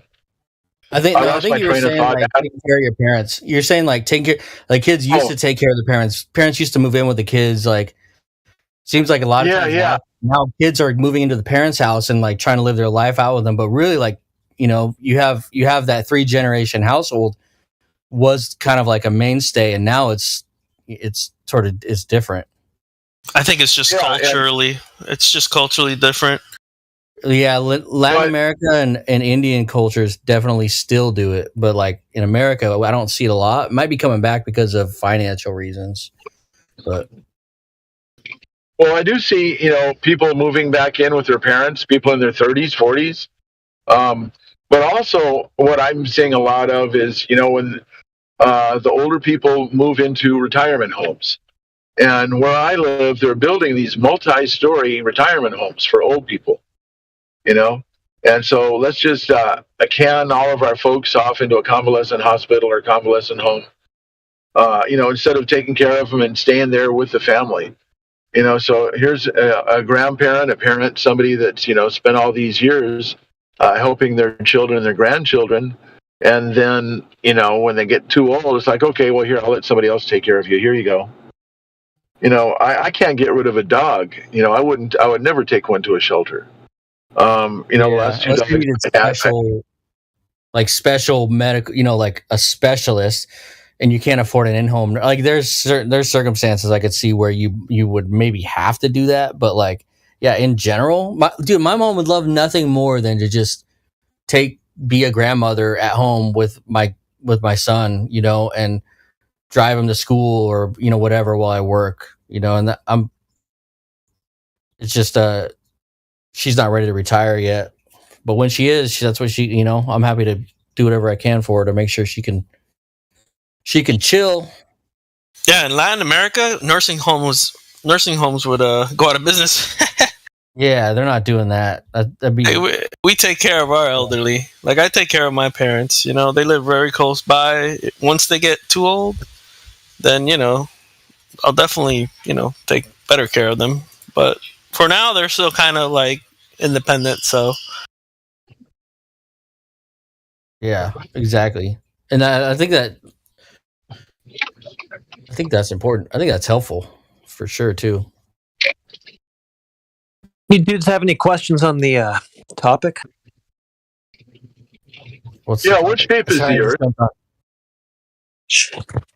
Shape? Yeah, what's Was the that shape of the question? Earth? Well, we can rule out globe. No surface curvature.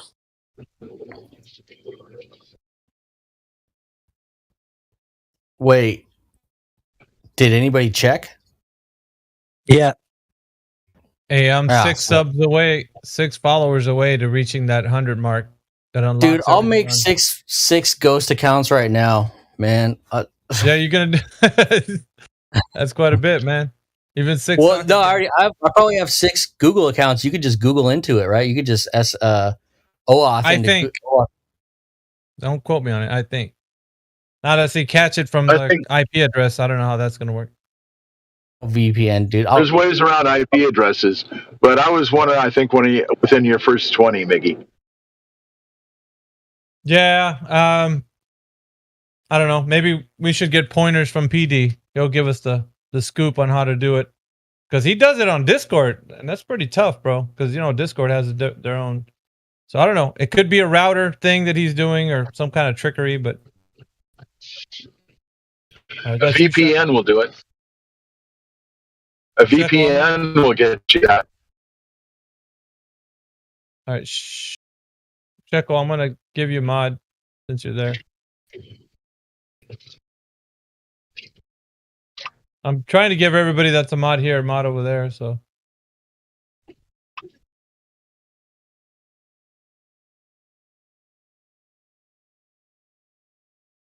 No worries, man. All right, man. I'm signing in on another. I got like 6 Google accounts. I'm gonna get you at least 3 right now. Sweet. I have reached my destination.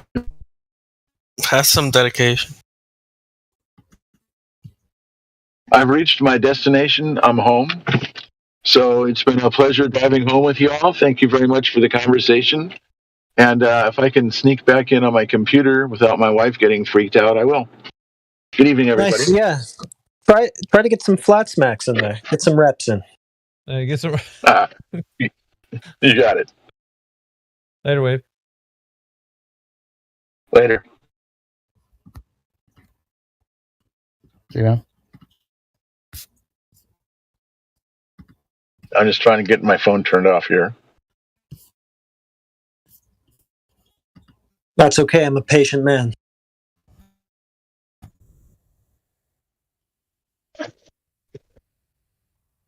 All right, dude. All right, man. There's one right there. You got one. Damn, nice, dude. We'll get you 2 more. Give me. What happens when you get 100? Let's go. The rest of the features for it are unlocked.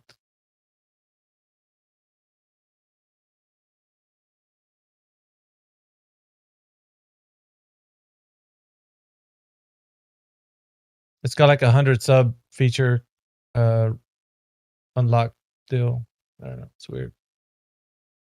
But it's fine though, because like before it used to be you had to pay for the live stream. I think it was like $10 a month. I don't know if they did away with that or not, because I don't see it now. I've been doing it, so. Honestly, I think they waived it because they saw how YouTube was like, that was the reason why people wouldn't live stream here, because it was like a pay-per-view or pay to play.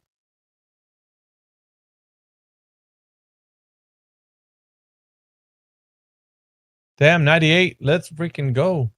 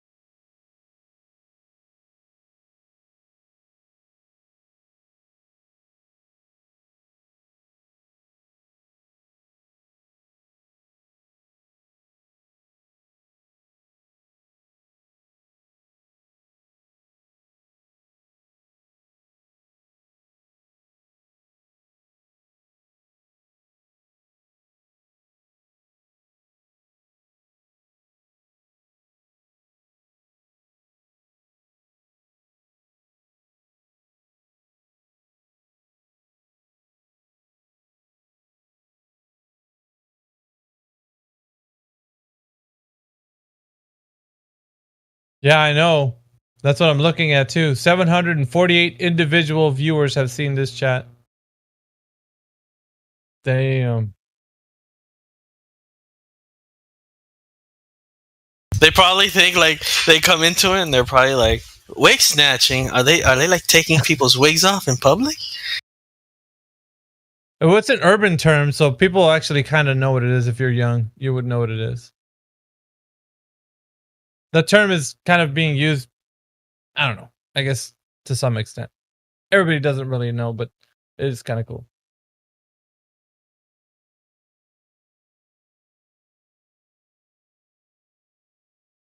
$98, let's go. 2 more. Shit. I think we'll get it tonight. All we need is like one baller to come in here and it's game. Because I think that will bring the heat. More people will come start be like talking about it. All right, hit you with one more. You see that one or no? 90. Well, it's up to 98 right now. Let me see. Hang on. Oh wait, I haven't subscribed yet. I just signed up for Rumble. All right. 98. All right, how about now?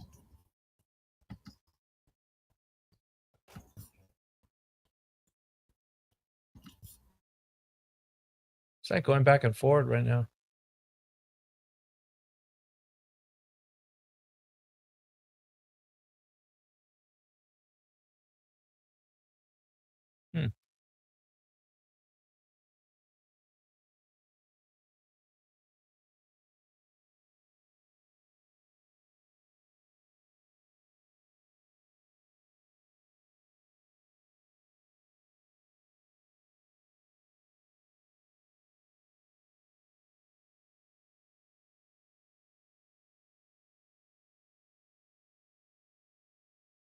I followed, but the number didn't change.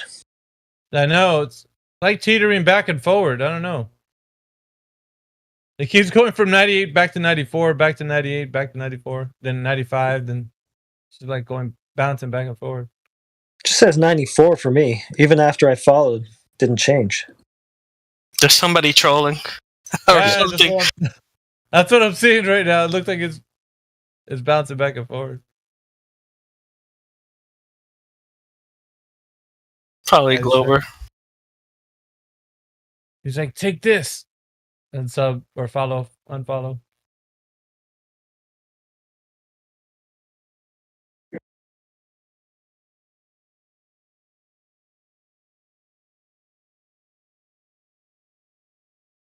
We got Flatsy Klein back in the chat. What's up, Flatsy?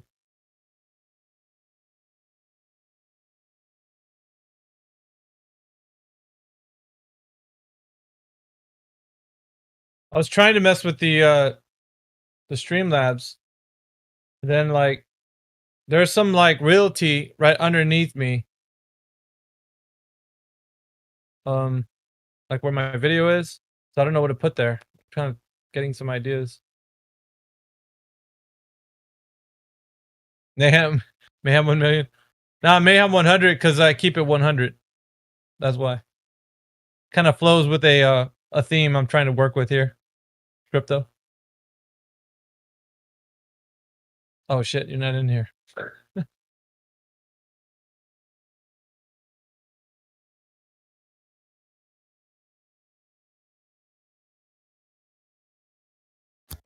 All right, I got you another.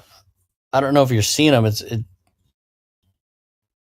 updating. So it does say 96. It did say 94 about 5 minutes ago for me. It says 96 now.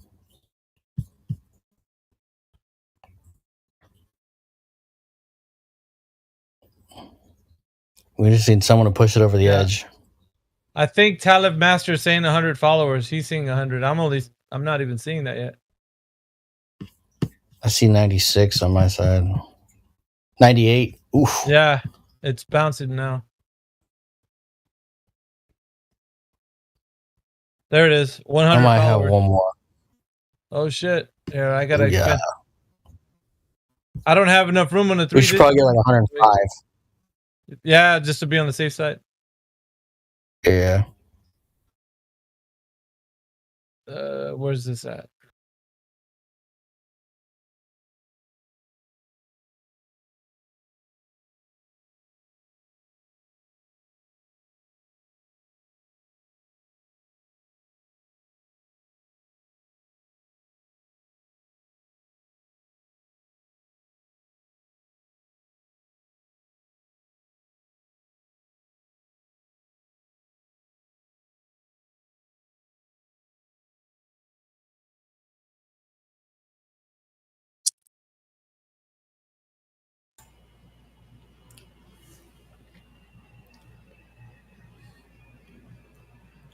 You're watching history in the making as Flat Earth conquers all opposers.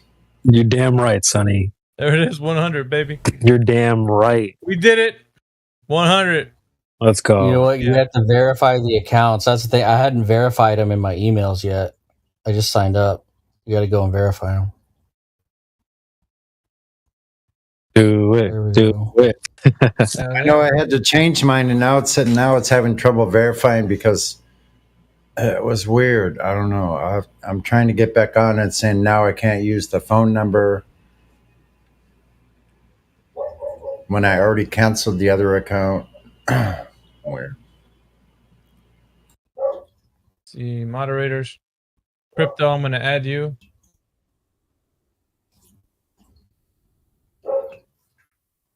So crypto's added.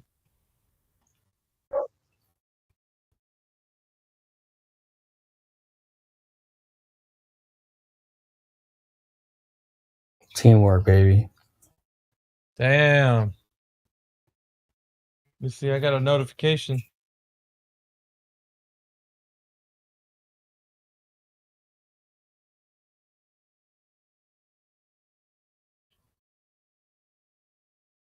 History in the making is right, though. It's a good way to put it, Sonny. So if you're here today, you're witnessing season 9, ladies and gentlemen. This is season 9. Dude, 100 followers, man. That's nuts. Let's see here. Season 9, mother. Season 9. If you don't know what the goes on in this show by now, I don't even know what to tell you. What do you not understand about that? Damn, I got the Rumble ads plus video player. What does it say here?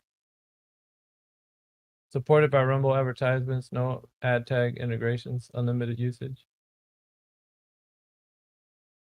Yeah, so did it unlock some stuff for you, or? Well, there's the basic package, which is ad-free viewing experience, unlimited live streaming, new, and premium badge in chats. Publisher features, 100 gigabyte storage.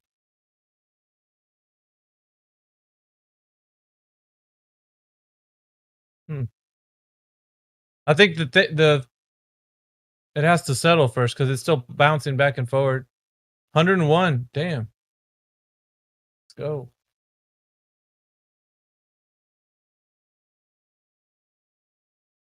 Well, I'm just glad you were able to do it before we even hit the 100.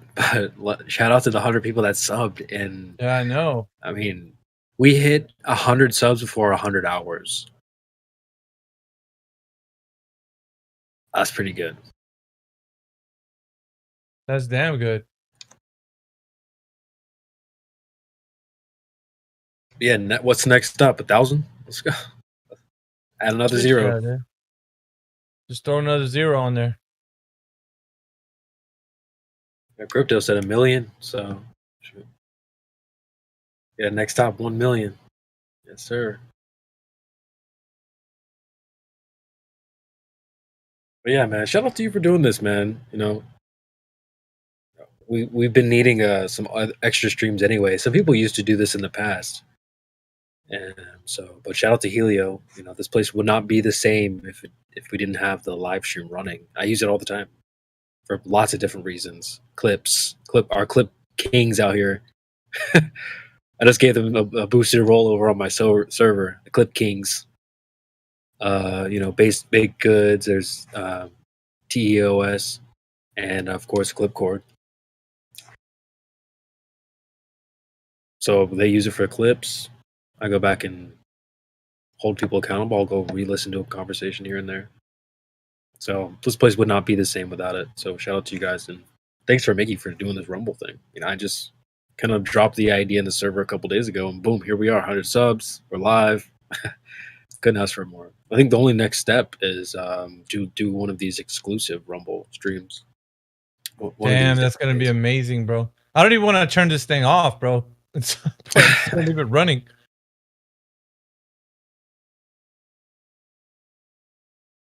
Yeah, it was cool to see as well today. We jumped up to, what was the max number? We hit over 50. So it was 56. 56. Yeah, that's wild. I guess the Tate stream almost hit like 500,000 live viewers, which is insane to think about. So 500,000, we got what, like 1% of that, or what is that? 1%? We got 56. So we'll take it. We'll take it. That's a good start. It must have been a busy day on Rumble. So it's good to see. Yeah, it's crazy. That's a lot of viewers. I need a bot for the chat. Kind of be spamming. Oh, like a restream bot or something. Yeah, dude. And I've been popping in and out all day, kind of just checking in on your stream. 30, 34, 40. Have you seen that? There's more steady. People watching than in the panel. Hell yeah, bro. So, it's steady. Steady. Yeah. Awesome. Good stuff. So we'll keep spreading the word and make sure everyone's, kind of familiar. And please share the show on Facebook and Twitter, as Nathan, as always would say. Spread the word. I think Helio put up a couple videos on his channel as well. I think Indio has one. So just in case things get too crazy, I think we'll be all right.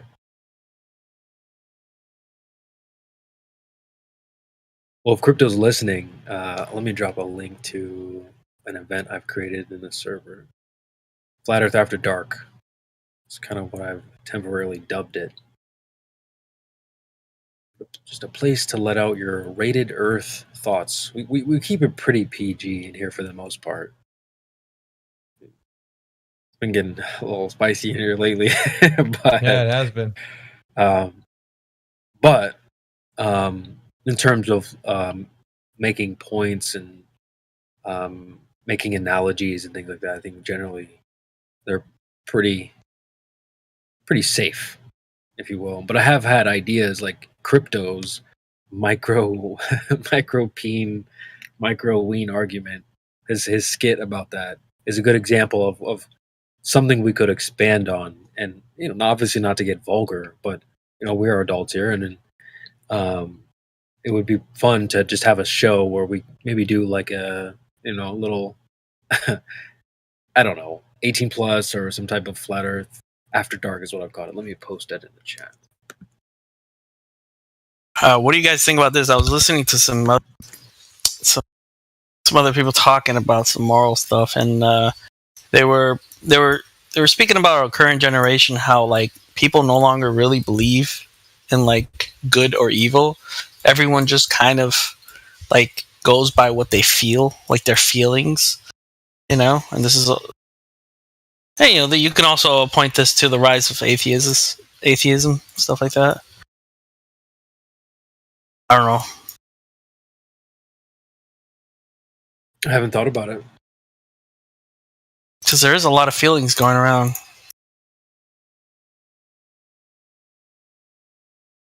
My truth. Yeah, we're seeing a lot of that. It used to be like you would have this was good and this was bad, right? And usually you would go by what the Bible said, right? Like, no, there was a general the general good, general bad, right?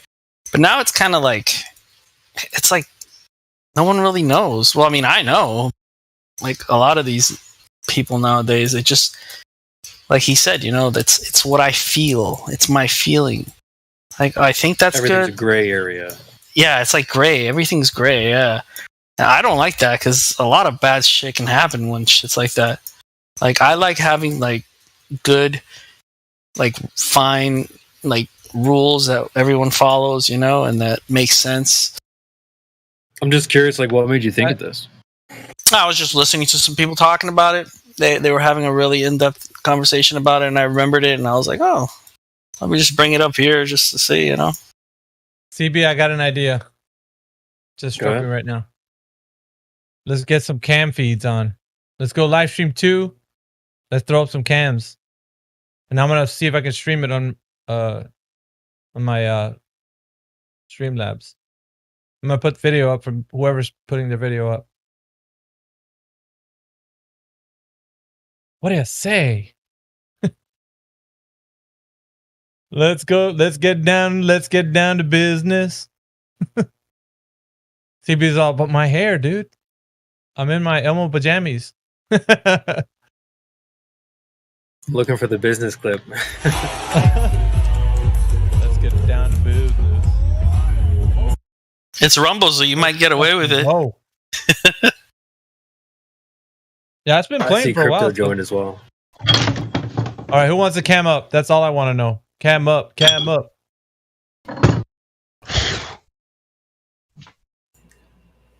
We'll go to live stream 2, and then we'll let loose a little bit. See what it feels like to be in Rumble. Let loose. All right. Yeah, I've just been looking up. Sorry. I'll cam up. I don't give a shit. I'm a hippie. I know. I've just been looking up like an article on like the pros and cons of using Rumble, and I was just like, all the pros are like really, really big pros. Like the cons of using Rumble, and they're all like really obvious stuff. Like YouTube has bigger audience. Like, yeah, I know that. What else? Users report that Rumble can't match YouTube's upload speeds. Okay, I don't really care about that. Like, so it takes a little bit longer. Who cares? What else? Oh, and it doesn't have the same amount of subscribers. That's the same as those who return. Yeah, it just doesn't seem like there's any other than that. Obviously, being fewer people to view your videos, like the emphasis on free speech is just so much more important. I think for most like content creators, it's like, dude, I want to say what I want, or there's no point having this platform. Well, a lot of people use YouTube as a vehicle to push people to those other platforms. So there's just like a portion of content to get that base that they're mentioning, and then they move to Rumble for the rest of it. I think a lot of another plus that I think YouTube has is the interface. I think the YouTube interface is a little bit better. I don't know. That's just me, though. I can find stuff easier on YouTube.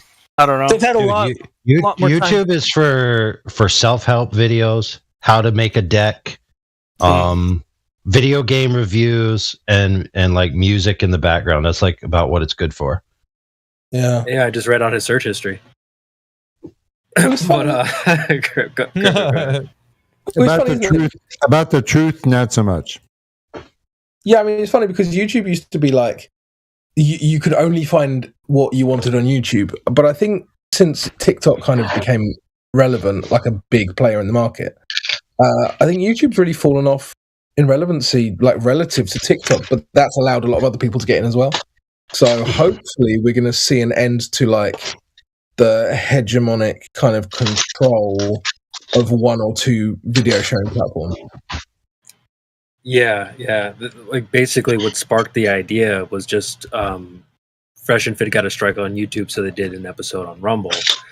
And just one of the girls on the panel was just letting loose the cocoa this, global warming that.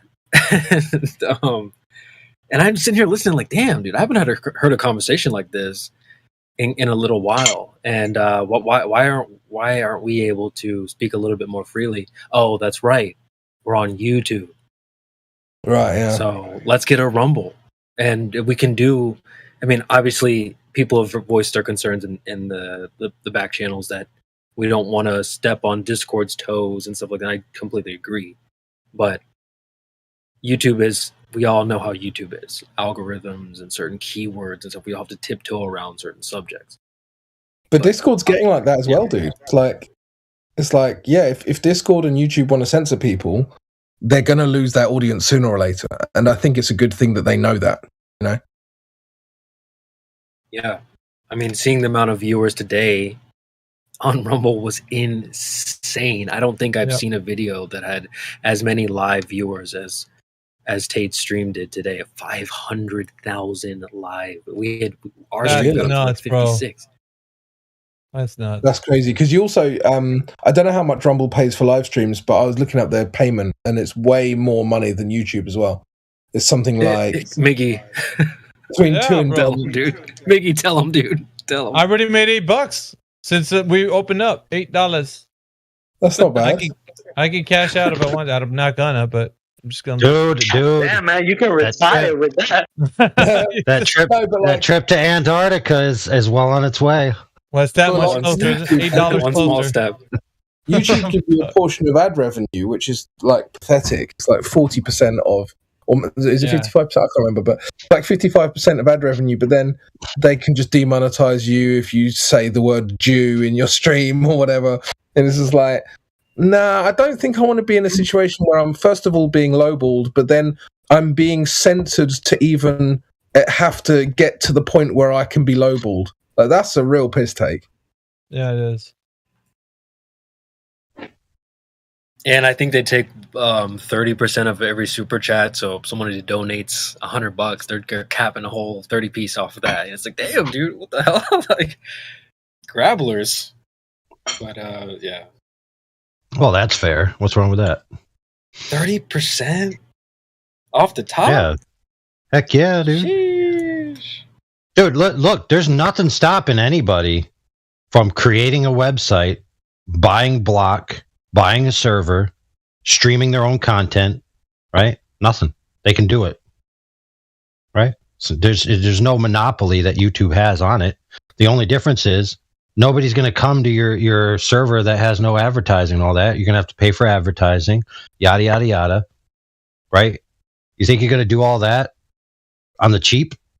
Well, the two things that YouTube had a massive advantage in, like, years ago, when they were the big platform, was that everyone was there. So it's the first thing. It's the kind of social effect, I guess.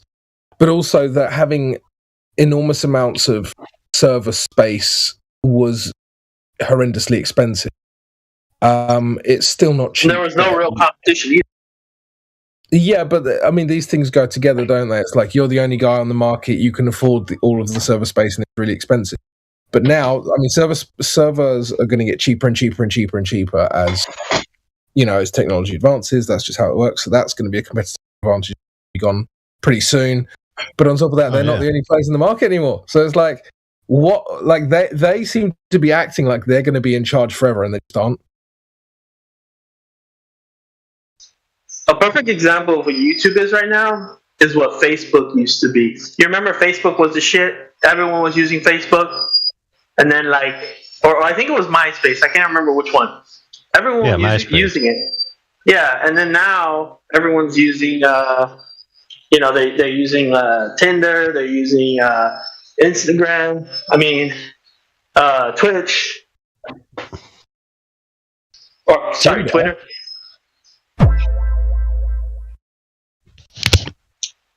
Yeah, maybe not Tinder, but you know what I mean. Twitter.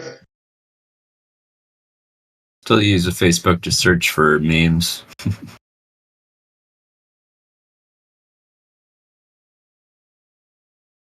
It's funny because literally no one under the age of 30 is on Facebook unless it's to talk to their gran. So Facebook is very quickly becoming irrelevant because of I think mainly because of its censorship. Like, people just get bored of this stuff. They're like, and you only have to censor someone once before they get a really bad taste in their mouth. They're like, I can't say that, really. And then they just look for something else. It's so easy now. Yeah, check out these stats, guys. Put on livestream voice text. Look how many unique views I've gotten on this video alone. 33? Well, down at the right hand. 748. Nah, man. Whenever I see 33, I know there's a Freemason involved. Oh. Illuminati confirmed. Dude, start putting some of them juicy debates on there. Yeah, I've been doing it. I'm uploading content at the same time. But I wanted to go to live stream number 2 and, kind of test out, kind of roam around a little bit, see what it feels like to feel free and say all the things you want to say without the code words?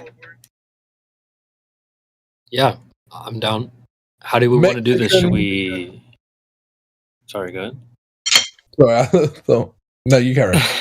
No, I was just gonna ask how do we want to carry this out? Should we put a bot video on and then just like anyone that wants to join joins, or what do you think? Look, I'm thinking about a cam up party, but I don't know what you think.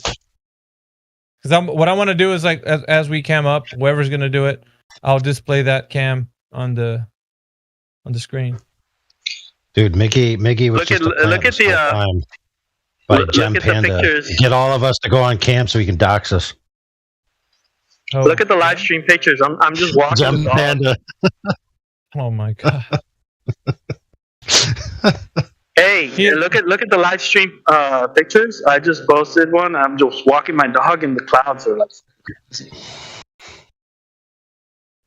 Dude, you should just walk your dog and just put it on live stream and be like, just walking my dog. That'll be $9.95.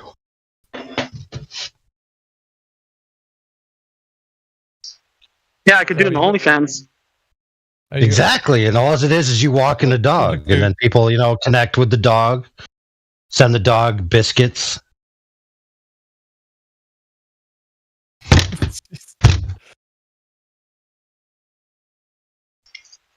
That sounds like some furry bullshit. My support animal is a live stream. Send me biscuits at my wedding. Send me biscuits by the mail. So we doing this thing or what? What do you say? Yeah, play a bot for the live stream one for Helio's YouTube. Something juicy. Yeah, someone get like a good 30-minute to an hour video and pop it on. Blue Jumper, I'm sure you got something good. All right, what I'm gonna have to do is I need a Discord stream kit overlay for live stream too, so that we don't the chat bubbles can be going on, and also I'll be doing configurations for that once we go live stream 2, right? Is that where we're going? Yeah, I think that'd probably be the best spot. All right. That means I have to go over there now. So, should I just vortex this whole room, and anyone who wants to stay should rejoin the live stream one, or what? Because we have 40 people watching right now on Rumble. It's fucking crazy, bro. But yeah, we'd already have an audience with my stream, so we could just leave something playing here for whatever, an hour or something, and well, since there was no objections, I'm just going to go ahead and do the vortex thing because it's kind of fun anyway. So if you want to stay in live stream one, you're going to need to leave and rejoin this call. Otherwise, you're just going to be moved into live stream 2. All right. Yep. And you're going to hear naughty words.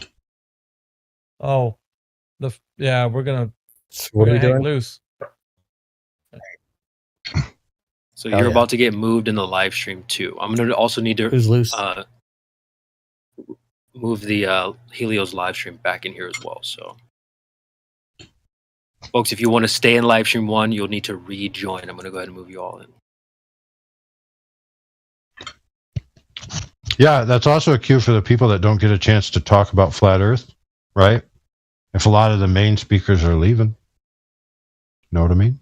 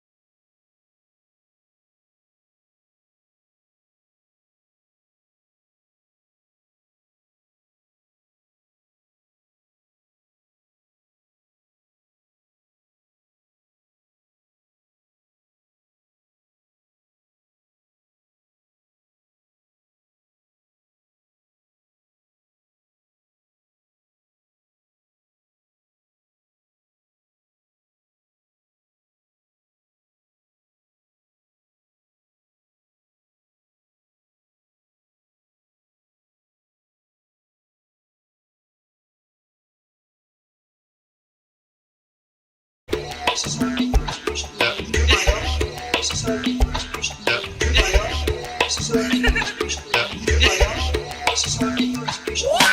big scary gravity, the big scary institutions, where they're fucking browbeaten and they're appeals to authority. Bollocks, this is what I'm talking about. Take control of yourself. Commit. Stand up for yourself. Commit. Stand up for yourself. Have a no-nonsense approach. Commit. Stand up for yourself. Commit. Stand up for yourself. Have a no-nonsense approach. Oh, I've got a fucking big BMX that can fly. Show me a big BMX that can fly. Canny, you're a fucking bullshitting lying piece of shit. Fuck off. Oh, I've got a Ferrari that goes 240 miles an hour. And I've got a summer house in Spain. Show me. Canny. Fuck off. You're a liar. Oh, I've got this potato rocket with gas and water stuck through it that's sort of inside a vacuum and it all just slides here because of magic stuff. Show me it. Canny. Fuck off. You're a liar. Show me it. Canny. Fuck off. Like you did when you were a child. Commit. Stand up for yourself. Commit. Stand up for yourself. Have a no-nonsense approach. Commit. Stand up for yourself. Commit. Stand up for yourself. Have a no-nonsense approach. And here's a picture of fucking a duck's nose. Black holes and stuff. And here's a picture of fucking a duck's nose. Black holes and stuff. Show me it. Canny. Fuck off. Show me it. Canny. Fuck off.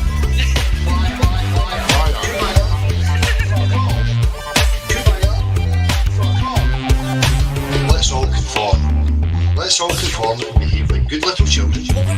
Do not escape from your box. Conform to the social norm. Conform like a politician. Conform to the social norm. Conform like a politician.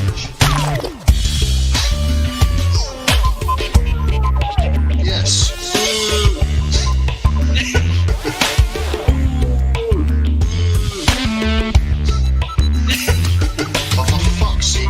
Just on 2 seconds. Now fuck off. We don't want you or your other disciples to go and take a running fuck to yourself. Okay?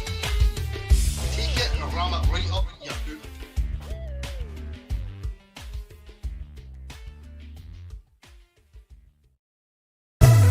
I'm just stuck here in a dream. Space is fake. NASA's fake. The flat Earth is real. They keep you hypnotized and you feel the Earth spinning around. They keep you hypnotized. I don't feel it. Can you feel it? Can you feel it? They keep you hypnotized and you feel the Earth spinning. No, it's because it's not spinning. They keep you hypnotized. I don't feel it. Can you feel it? Can you feel it? Spinning around. But like if you Google Earth from space, it's all like cartoons and CGI. We're the real pictures. It's a fucking fairy tale. I'm just stuck here in a dream. Space is fake. NASA's fake. The flat Earth is real. It's all exactly as it seems. The steel flat Earth is calm. I'm just stuck here in a dream. Space is fake. NASA's fake. The flat Earth is real. It's all exactly as it seems. The steel flat Earth is calm.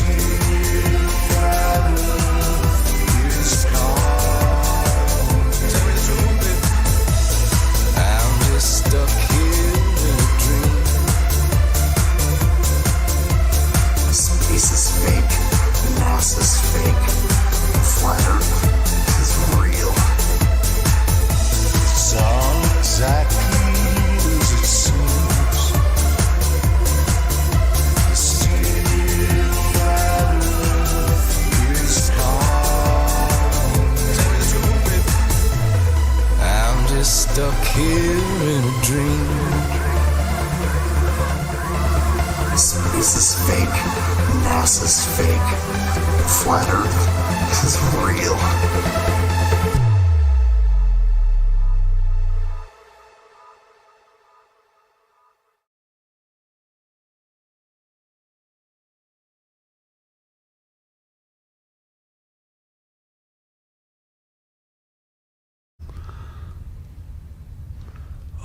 Make well, try your best. Oh, make west, you tried your best. Couldn't pass the test of Anthony Riley. Oh, make west, you tried your best. Couldn't pass the test of Anthony Riley. McWest, you really tried your best. Didn't pass the test of Anthony Riley. Oh, and ran to rant with his videos, and it's clear that Mick West doesn't know that it's hard to determine so many things. It's not that easy as they would have you believe. Oh, Mick West couldn't pass the test. Oh, Mick West, you tried your best. Couldn't pass the test. Oh, Mick West, Anthony Riley.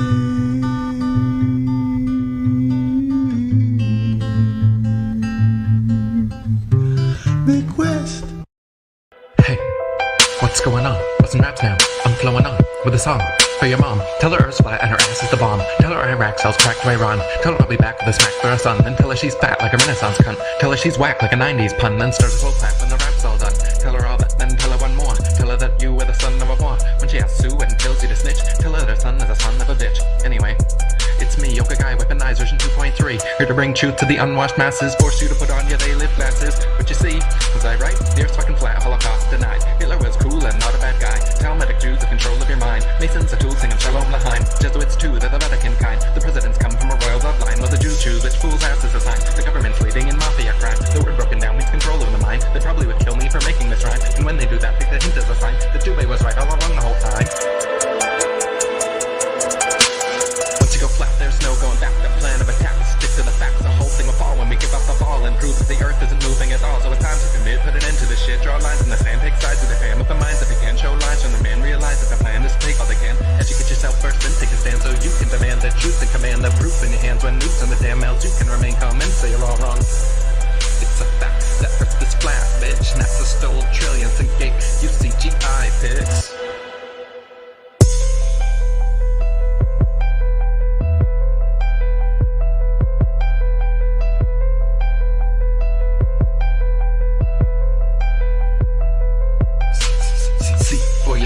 Horizon never drops 20 miles up, still in the same spot.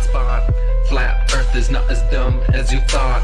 I can prove you're not moving, whether you like it or not.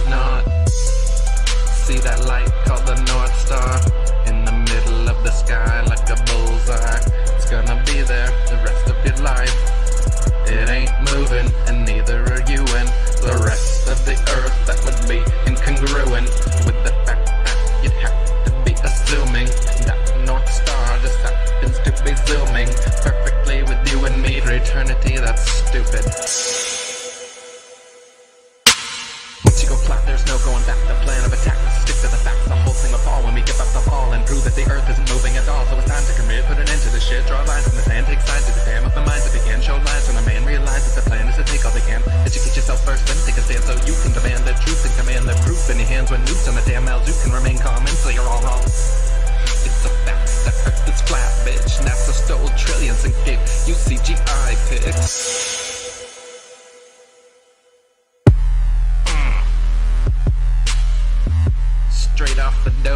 Mark Sargent. Not really. From a video game design standpoint, maybe. What? What? What? You know.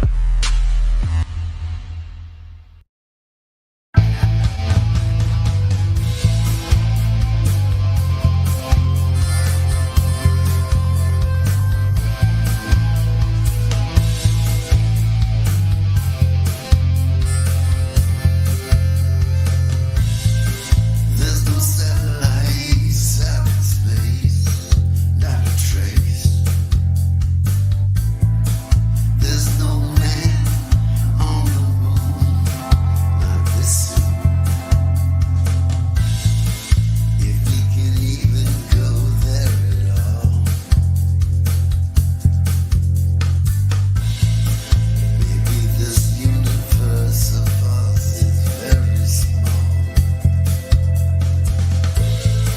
Let's talk about the Van Allen belts. We might as well.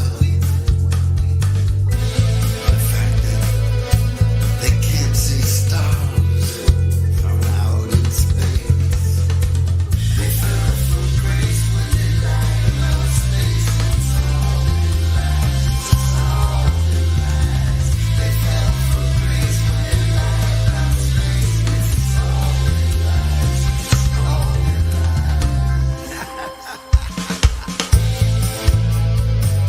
They've been stealing your money. You find that funny? I do. BISS, all BS, yeah, man, it's all been lies. It's all been lies. They're underwater, baby. Tell your sons and daughters, and it's all been lies. Yes, it's all been lies. NASA never went to the moon. It was Hollywood, it was Disneyland. It's just a bunch of buffoons and monkeys in suits. Yeah, man, it's all been lies. It's all been lies. They fell from grace when they lied about space. It's all been lies. It's all been lies. They fell from grace when they lied about space. It's all been lies. It's all been lies.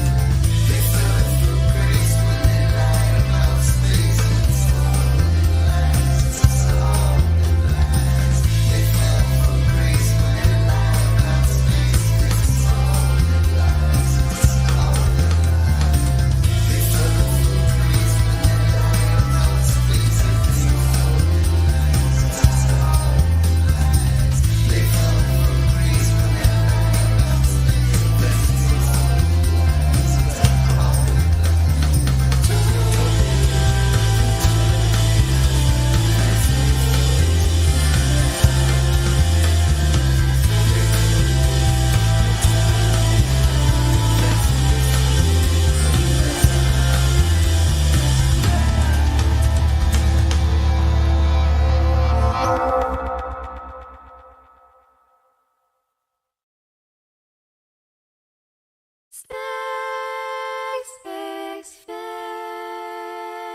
Space may be the final frontier, but it's made in a Hollywood basement.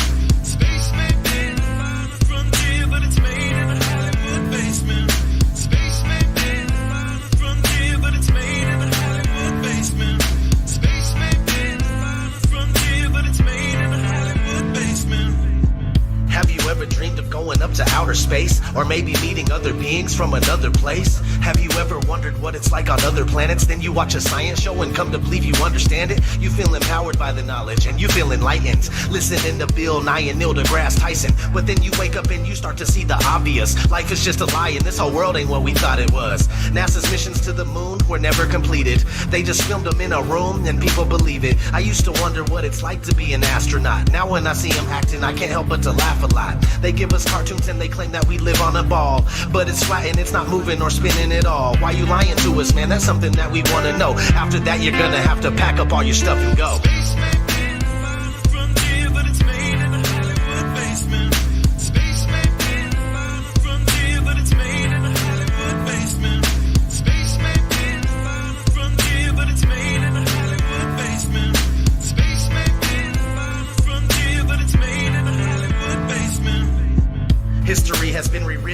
prisoners of wars. The Jesuit order, Khazars, Freemasons, and more. They pulled the veil over our eyes, and it's time to awaken. Through organized indoctrination, our minds have been taken. It's time we take our power back and we rescue our people. The Vatican and the bankers are like Resident Evil. They may have had the greatest plan that was ever concocted, but Illuminati never thought that they'd ever be spotted. They're manufacturing reality all in our heads. They tell us if the earth is flat then we'll fall off the edge, but if it is a spinning ball we won't fall off it then. And gravity is our imaginary magic friend. Why is water always flat when unmanipulated? Why are pictures of the earth computer generated? Why you lying to us, man? That's something that we want to know. After that you're gonna have to pack up all your stuff and go.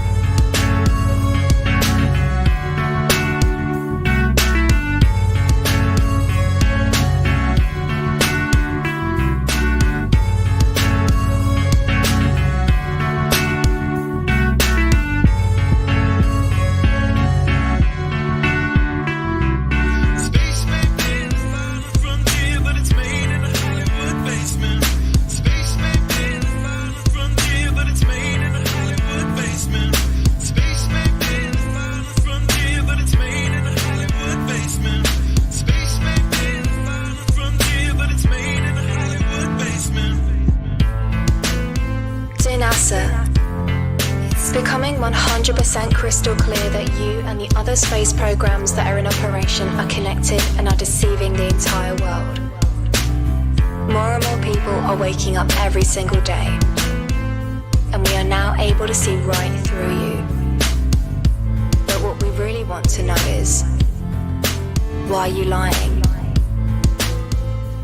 Sincerely, me and the great people of this earth.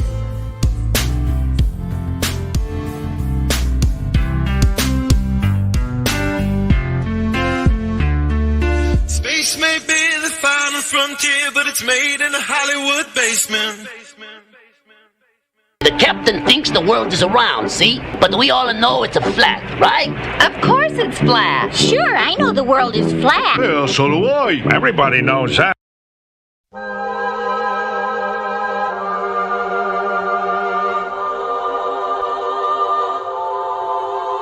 Hey, yo, I only know what I see.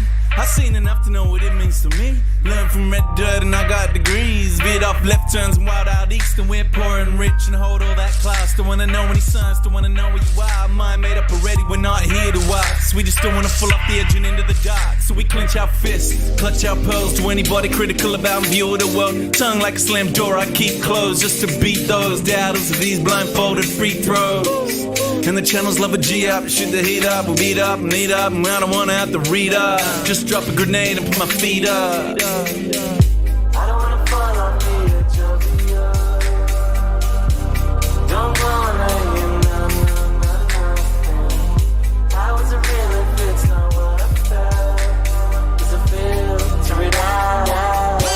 Don't tell me what to believe, or accept what I cannot see. Fuck you and your facts, I'm free. If you don't like it, leave. I didn't even wanna walk in your shoes, what about me? Flutter, flutter.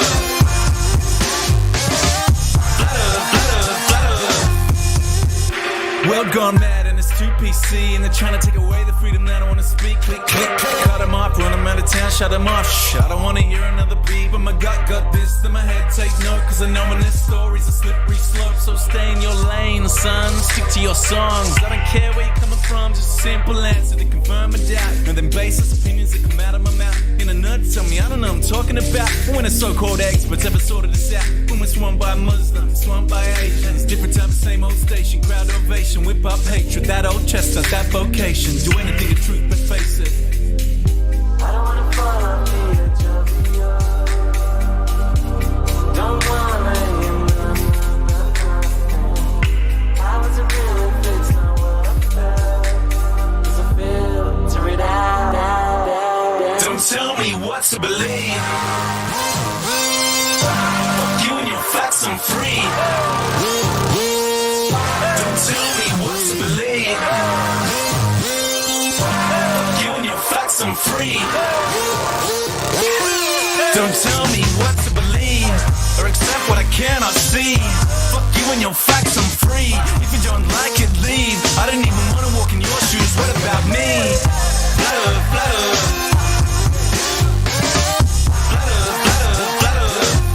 Don't tell me what to believe or accept what I cannot see. Fuck you and your facts, I'm free. If you don't like it, leave. I didn't even want to walk in your shoes. What about me? Blah, blah.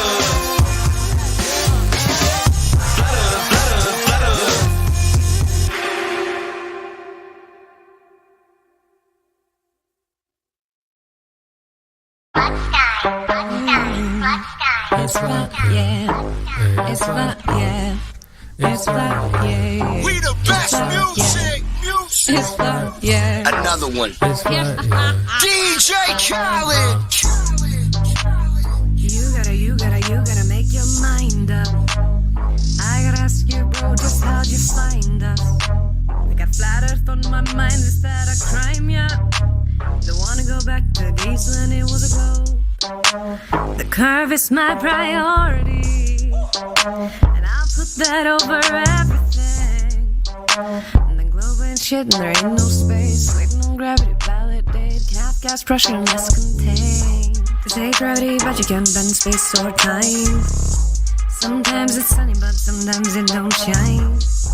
The globe don't exist, it's only in your mind. So let go of the space globe. Let it go, oh, let glow, oh, let it go, oh, let glow, let it go, oh, let glow, oh, let it go, let go. I let it go if you say that there's curved in that shit better show. Don't try to play like I'm slow, cause I've been running the block and I know there's no glow. Ask for proof when I give you some low. And I'm proud of myself cause I used to be glow. Now I just hustle and grind until I smack into all of my muscles or so. Asking me, say it's a ball. He ain't got no proof at all. Keep asking, why did it fall? Don't try me, it's gonna end up in a brawl. Branda's clocks like a dog. See how far less is some fog. Ask for curvature measurement. Making go claims without no evidence. Globe too big, can't see curve. Hopped in a plane, but you still ain't high up. Red Bull jump, no curve, can't see none. Parallel rays with some shadows in a stick up. Think you measure shit, no hiccups. You know it's some bull that they whipped up. This is flat as little baby, it's CB, I ain't got no choice but to tell ya. This ain't gravity, but you can bend space or time.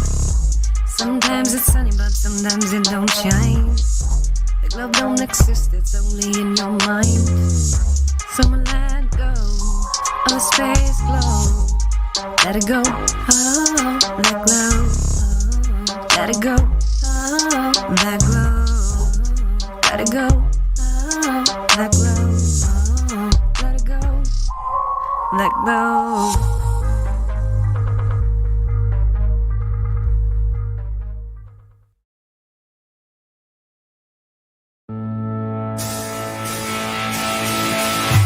He's a glober, he's a helioa, he's all into rockets and he loves latest projects. My friend, he loves NASA and thinks he's in curvature, thinks he lives on a spinning ball, thinks there's a plethora of